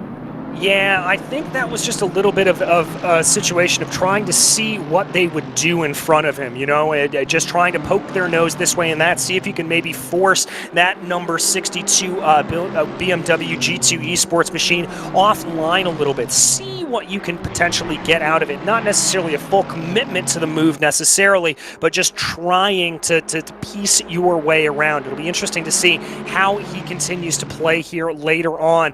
Looks like a little bit more weaving, just trying to fill those rear view mirrors, and sometimes that can be one of the most effective things you can do, Jesse, especially at nighttime where those headlights are so crucial to really see, and you're looking in the rear view mirrors here at those cars that, well, you can only see their headlights, and it frankly becomes a little bit more terrifying when that's all you can notice.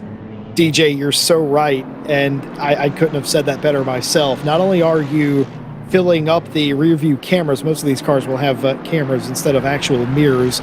You weave in behind somebody, you fill those up, and also if you don't have a rear window blinder in your car, which I don't think any of these cars do, you're also putting your headlights through the back of their car, and it's shining on their windscreen and their dash and everything else, and it's all just a distraction. It's part of the gamesmanship. Incident involving cars 42 and 94 on lap 211. 15-second time penalty to car 94. That was the one I was looking for with the 94, and that is the result. 15-second time penalty. All right, so a 15-second time penalty. That is one of the harder time penalties that can be levied here against these drivers, and so that is going to be a very heavy hit there to them. But as of right now, we continue to focus here on the battle. I would say what's a little bit more interesting is the battle for P2, with Price running a little bit closer to Tauscher. We do have our first round of pit stops starting to fire off. Looks like the number 4 there, the HRT, Mercedes-AMG HRT team, they're going to come down into pit lane there with Klinkmuller behind the wheel of the car. Vettel also coming down in the 333. That is going to be the virtual drivers by TX3 Aston Martin. Well, this is incredible. You saw earlier, you'll remember a couple of hours ago, Klinkmuller in the 4. They were among the first trendsetters, if you will, to change up their strategy. They gained a few spots in doing so, and now they will be among the first to pit as well. The 23, DJ, I'm pretty sure I'm right in saying, is going to run out of time on their stint timer, so they're going to have to come in regardless. Yeah, I think you're right about that. They're going to have to come in here, as that has been the trend that we've seen over the course of this run, really for all of those drivers. So they are more than likely going to have to come in. That was a little bit interesting. That's a drive-through for Price for the 62. Yeah, that's exactly what I saw. I did want to interrupt, DJ, but incredible stuff there. Drive-through penalty for car 62, Michael Tauscher, and we're forced to believe, based on the fact that we don't have a message from race control, that is a track limits drive-through. Oh, absolute heartbreak there. And as we've talked about, you are not able to serve that as if you are merely coming down pit lane. You have got to make a second pit stop ostensibly to be able to do that, and because of just how long this Spa-Francorchamps circuit is, that is absolutely deadly for their running here. This is not good at all for Tauscher, or for Price rather, in that number 62. Folks, how big of a penalty that is? That at most tracks it would be bad enough. Here That is a 120-second penalty. Oh, you hate to see it. You absolutely hate to see it. And there we've got some of those ham stats. 1 minute and 20 seconds. That is more than a half a lap of the track. That is an absolute worst case scenario here for these drivers. Not at all what you want to have happen if you are behind the wheel of that number 62. And that is going to bring the number 66 up into third place, and that is going to make it harder for that number 1 BS competition machine to win the championship. Remember, we are keeping an eye on that pro category math. Do you remember about an hour ago that I said that McLaren Veloce GT were G2 Esports fans for the past little while? That is not exactly what I meant, but they will be lauding that at the McLaren Veloce GT team. They will be loving that. That will put them up into the podium, and here they go. They will come through. You'll see that 4 turn into a 3, being told that the entire Veloce GT team celebrated when that penalty came out, knowing what that means for the race, knowing what that means for the championship. Back in good standing for the McLaren Veloce GT team, and George Boothby behind the wheel. Yeah, back there onto the podium positions. They're going to be very, very happy with that as they work their way up and over the crest of Radion right now. That's going to be a good run there for them. I've got to imagine they will feel very, very vindicated as things work their way around. But I will tell you right now that there is still a lot of time left to go. And remember, those drive-through penalties are not issued by race control. They are instead issued by the simulator itself. They are issued by ACC itself. And so what that means is that anybody else could fall afoul of that, Jesse. We still have 15 hours left to go in this race, as that is what's going to end out. Looks like the 62 only ended up losing about 1 place over the course of that run, and so that does mean they're going to come back out in 4th place position as things stand. Not great, but not the worst thing in the world to happen to them. Well, that absolutely was horrible, but here's the bad thing for McLaren Veloce GT. They've been consistently slower than BMW G2 Esports today, all day long. They were well and truly behind this team by the tune of more than, 30 seconds at the time. So realistically, Price is only 31.5 seconds behind the McLaren Veloce GT team. There's a long old way to the checkered flag tomorrow afternoon. I don't think that was a big enough penalty or a big enough issue to keep Price or anybody on this G2 Esports team from getting back to the podium and further worrying McLaren Veloce GT. Yeah, I've got to agree with you there on that. I would not be surprised if we see this G2 Esports team be able to fight their way back up through the field. Trying to check here to see what exactly the gap is. It looks like it's about 29 or so seconds here for them. So it's not great. That is certainly easily enough able to be caught back in on, but we will have to see what they are able to do, how they are able to continue their way around, and if indeed they will be able to respond here, trying to claw their way back up the order. But we have plenty of time here left to go in this race, plenty of time for both of those drivers to be able to close back in. And remember, we do have a round of pit stops here that are coming up. And Jesse, we could be seeing some driver swaps taking place over the course of those pit stops. Remember, this is the time when we normally see drivers, when it's going from dry to or wet to dry rather, we'll see those drivers getting put in and taken out of the car, as you definitely want to have them coming in. You want to bring in your ringers here at this point. I think a lot of the wet weather ringers have been in the car, and let's see if they bring themselves back in now. Also, too, the track is considerably drier than it was, and there's a pretty decently dry line now where the cars are running. These wet weather tires are running out of tread. It's becoming just a little bit treacherous at this point for everybody involved, and all credit to the front runners and everybody really that did not have to make that pit stop at that particular interval. Everyone that has been able to continue has done, electing to wring the neck of the tires and pit on the hour when they wanted to, just to maximize the stint. Now, I made a comment a minute ago that Veloce GT would probably celebrate the penalty of G2, and I've had a rethink on that. I don't think they do. I don't think they want to win like that.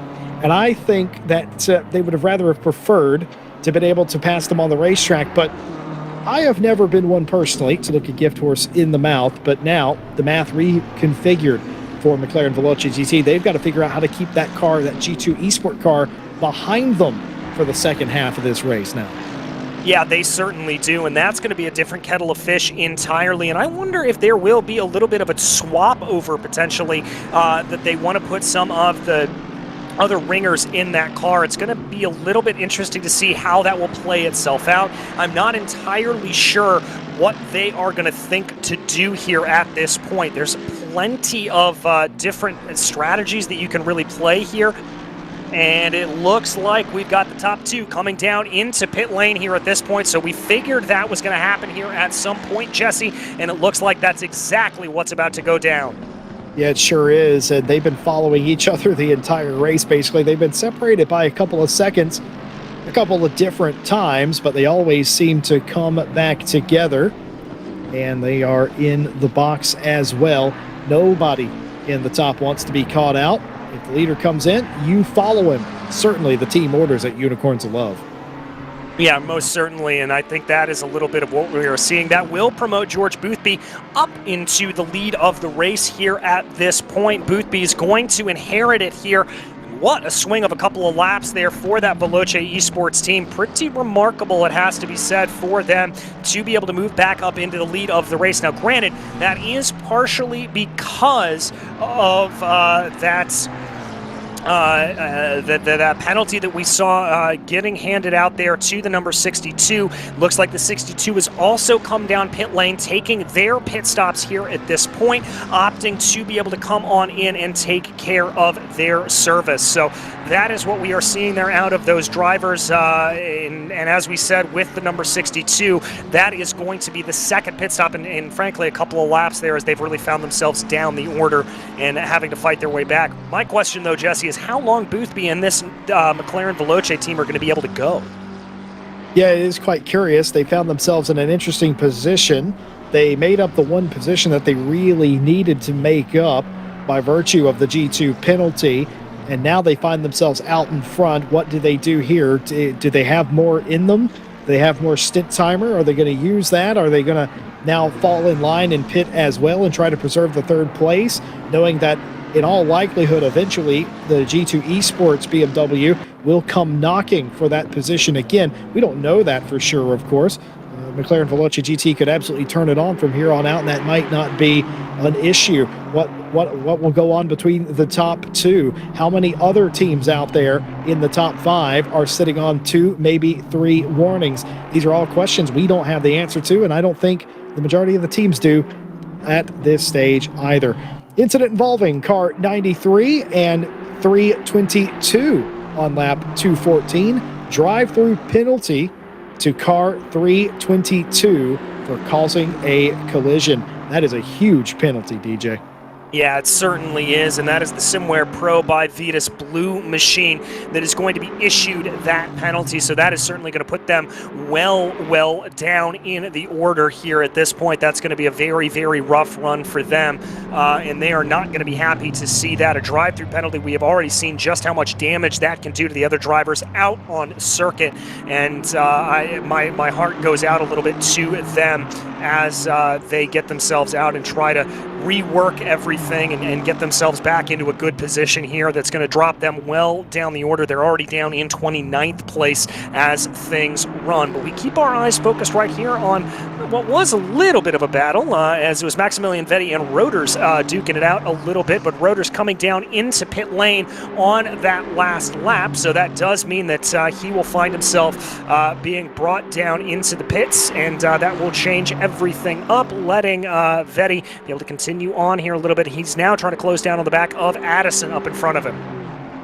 Every time they bottom out in Eau Rouge, it is a spectacular shower of sparks, just absolutely incredible. And every time they do that, I withdraw into my seat just a little bit. It is quite scary to see them do that. I just think they're going to bottom out and not have control of the race car. But no, absolutely fluid up through Arouge Radion, and no issues caused by that. But it is just a brilliant, it looks like a firework going off, and you can tell a lot about the car's character when it hits that too. Some of them take that particular line and there's absolutely no sparks. Some of them, which may be set up quite a bit lower, hit that particular curb, the Belgium-inspired color palette, and it is just an absolute shower. The McLaren Veloce GT car, just one of them that rains down a shower of sparks. Yeah, really and truly does. It is an inspiring sight to see, to say the very least. It is something that is quite lovely to see as they work their way up Eau Rouge and Radion, one of the most historic corners in all of the world. By the way, as everything has changed itself around here, I can tell you that Eamon Murphy has gotten behind the wheel of that number 66 that we were talking about not too long ago. So Murphy now taken over. Kammerer and Tauscher are going to continue to stay behind the wheel of the number 1 and number 14 respectively, so that's going to leave them out on track. Looks like Crossland has been able to come back into the number 4 here at this point, so that's going to change that order around here a little bit for them. So that is what these drivers are looking at here at this point. We follow the battle for the lead as of right now as it runs very, very close. Kammerer and Tauscher still about 0.3 of a second away from each other. Folks at home, you know what this is called? These two out in front, they didn't make a driver change. Why is that? Well, it's quite simple. If it's not broke, don't fix it. Kammerer has held off Tauscher, and Tauscher caught Kammerer. Both teams feel really good about what happened in that last stint. So keep the driver in the car. They're hot, clearly. They're doing both a really good job, and also maybe a little bit of unfinished business, too, between the two of them. Yeah, I think that could be a little bit as well. The blood certainly could be up a little bit for these drivers, and they just want to try to push ahead the best of their abilities here at this point. But trying to see what is going to happen. Tauscher, is he going to be interested in maybe pushing a little bit? Is he going to be interested in trying to force a mistake here out of the number 1? Remember, we saw him poke his nose this way, poke his nose that way as they went around, and it just doesn't quite look like here at this point that he's close enough in that Unicorns of Love machine to really get a pass done. That doesn't necessarily mean that this race is done and dusted here for Tauscher. He's just being patient here at this point, just holding in as much as possible. We asked the question a little while ago on the wet tire on a drying racetrack. Do you push? Do you try and get by them? I said yes, but maybe they didn't have the tools to push in a safe manner to make that a reality. Now, on slick tires on a drying racetrack that is becoming quicker and quicker lap by lap, now you have everything in your court. The question remains the same, though. What do you do if you're Michael Tauscher for Unicorns of Love? What does your team want you to do here? Do you hypermile the car, knowing that you're just as quick, if not quicker than BS Plus competition? If you're Kammerer, how hard do you fight it if they get there? I would suspect you're going to fight tooth and nail at this stage to keep this lead, but honestly, he's so calm and cool, is Kammerer, you can't tell if he's doing that or not. Well, I think for Kammerer, we also have to take into consideration here the championship picture for him. Remember, he has got to try to be able to hold on to this position if they want to have any chance whatsoever of keeping themselves ahead in that championship in the number 1 and their battle with the number 6 McLaren Veloce GT team.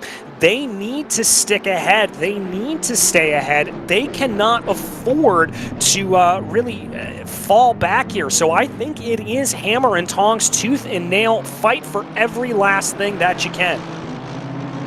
Certainly the case, and also cautionary tale for the front-running 3 cars at this stage.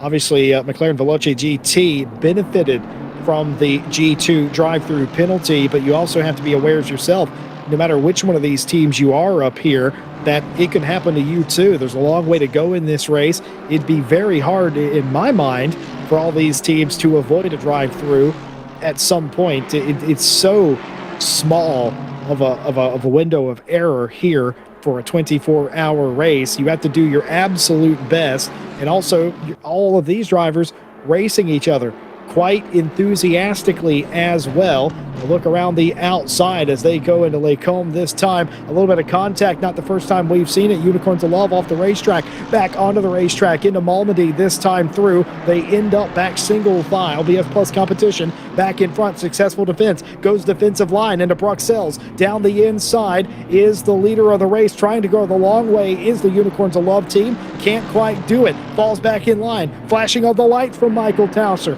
Gamesmanship as they enter Speaker's Corner again, and they are line astern one more time.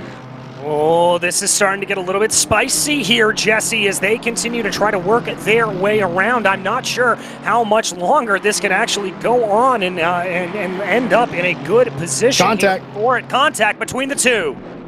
A little bit of close racing there. They're coming through the bottom half of the circuit now, finding their way through the dark into campus now. And will we see a change of position here? Could not fit a sheet of A4 paper between the two of them. Through Stavolo this time around. Who will get the better run out of the corner? It's just about even, I would say. Who has the ponies down the straight? That isn't a straight. Who will be bravest into Blochemann? Here they go. Tauscher, you can see that face of concentration on the markings there of the Unicorns of Love team driver as he works his way behind, trying to close in here a little bit. He's going to have a look down into the bus stop. He's not going to be able to get it done. He's going to have to stay in line here. But let's see. They bring themselves around there through bus stop once again, trying to see if anything can play itself out. I don't see them really getting too aggressive here. Tauscher knows that he's going to have a good chance at the top of the hill. There's also a little bit of lap traffic in front of him. Is that going to play into the hands of Tauscher, or is Kammerer going to be able to use that as a draft token to be able to keep himself forward? A little bit of lap traffic, you can never count it out of how much it plays into it. It all, of course, depends on where they catch them. Hopefully they will catch them on the Kimmel Straight, and I think they will do. And a little bit of cooperation will go a long way. These two absolutely glued to one another. As you're absolutely bob on there, DJ, talking about Kammerer has more to lose in this situation, has the championship to think about in the back pocket, has to think about it, and going around the outside is Tauscher for Unicorns of Love, side by side, maybe a little bit of a hip check right there through Malmedy one more time. Looks like Unicorns of Love is out in front, off the racetrack, back in front, and he's done it. Look, Michael Tauscher has taken the lead of the race. And barely a smile there, because Tauscher knows that he has got a lot more work to do, and the day is not quite done yet as they continue to work their way around. Got to give credit there to Tauscher. That was really done on sheer tenacity alone for the number 14. And look at the gap that's starting to develop here. This is not what Kammerer wanted to have happen. This is the worst case scenario, I think, if you are Kammerer.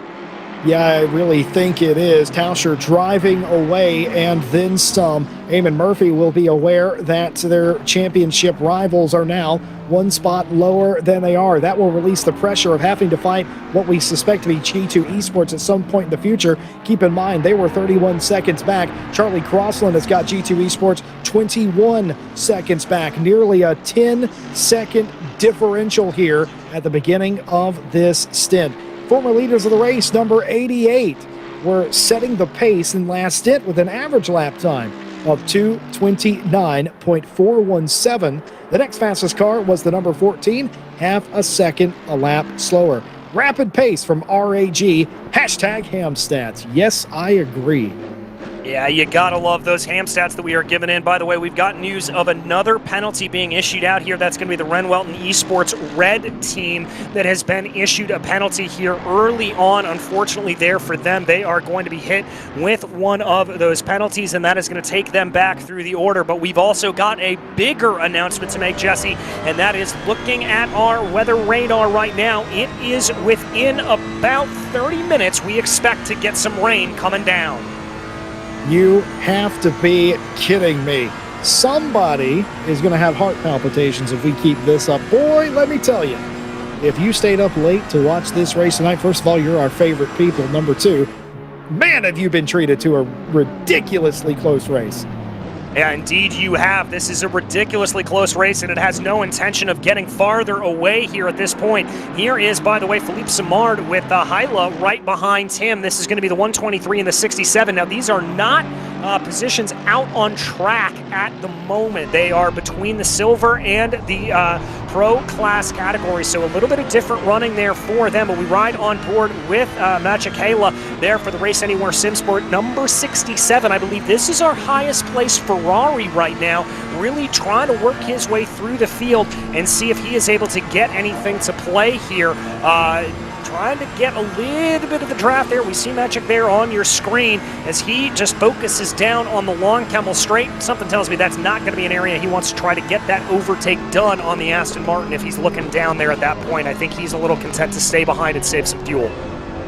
Yeah, it's really hard to pull out from an Aston Martin like that, and certainly not in the position to get it done. Speaking of Ferrari, you will be wondering where the Scuderia Ferrari Veloce Esports number 51 has gone. You'll recall they spent a long time in pit lane. There was a technical gremlin that have kept them out thus far, and that was the final verdict on that, a technical gremlin on their side. So that has ruined their race rather unfortunately, and why you do not see them on the leaderboard, and that has meant that the Race Anywhere SimSport 67 with Matche behind the wheel, they are flying the banner for the Ferrari cars tonight, and looking pretty good, admittedly. Philippe Simard here doing their best job trying to keep the silver car behind them. Of course, 67 is trying to march back to the front and do battle with the FFS Racing silver car, and has done a good job of making up some of that time.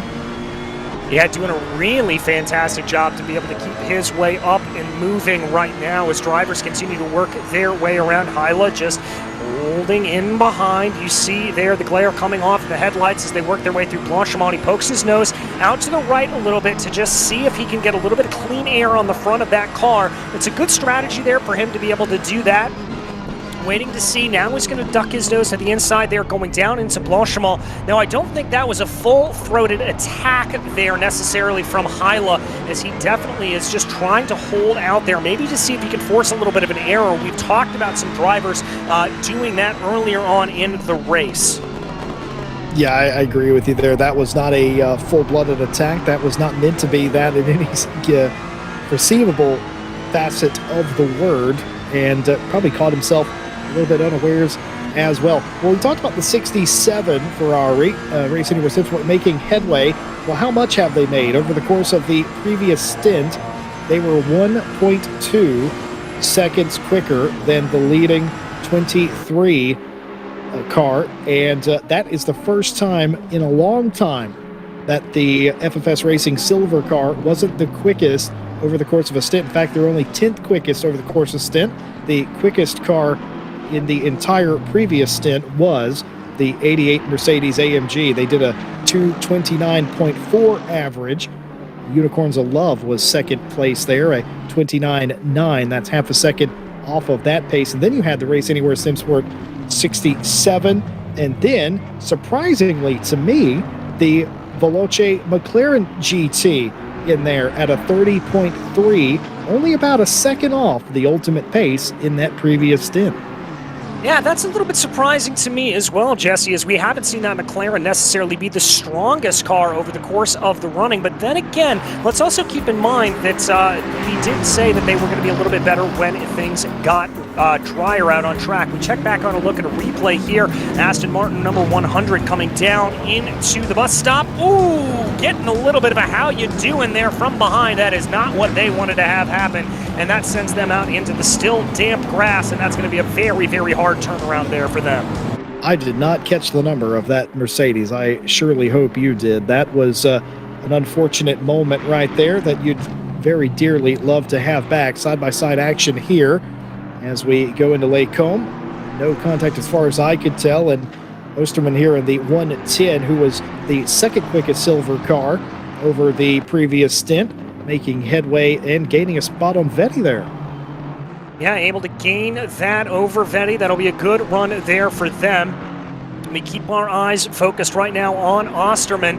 Vetty looking like he's not able to hold in. And as we've said before, that number 110 setting the fastest lap of the race a while back for the AJA sim racing team powered by Gotti. So good runs there for them. They have got to be pretty pleased with the position that they are in and able to hold on to that 20th place in the silver category as they run. That's some good times there from them. Yeah, the 110 is not here by design, of course. They have had their setbacks in the race. They're fighting back through it. And, of course, they maintain one of the quickest cars on the racetrack. In fact, in the top 5 overall, if you account for both classes, they're still in the top 5. So very much have the speed, just need a little bit of luck to go their way. It certainly looks like fortune is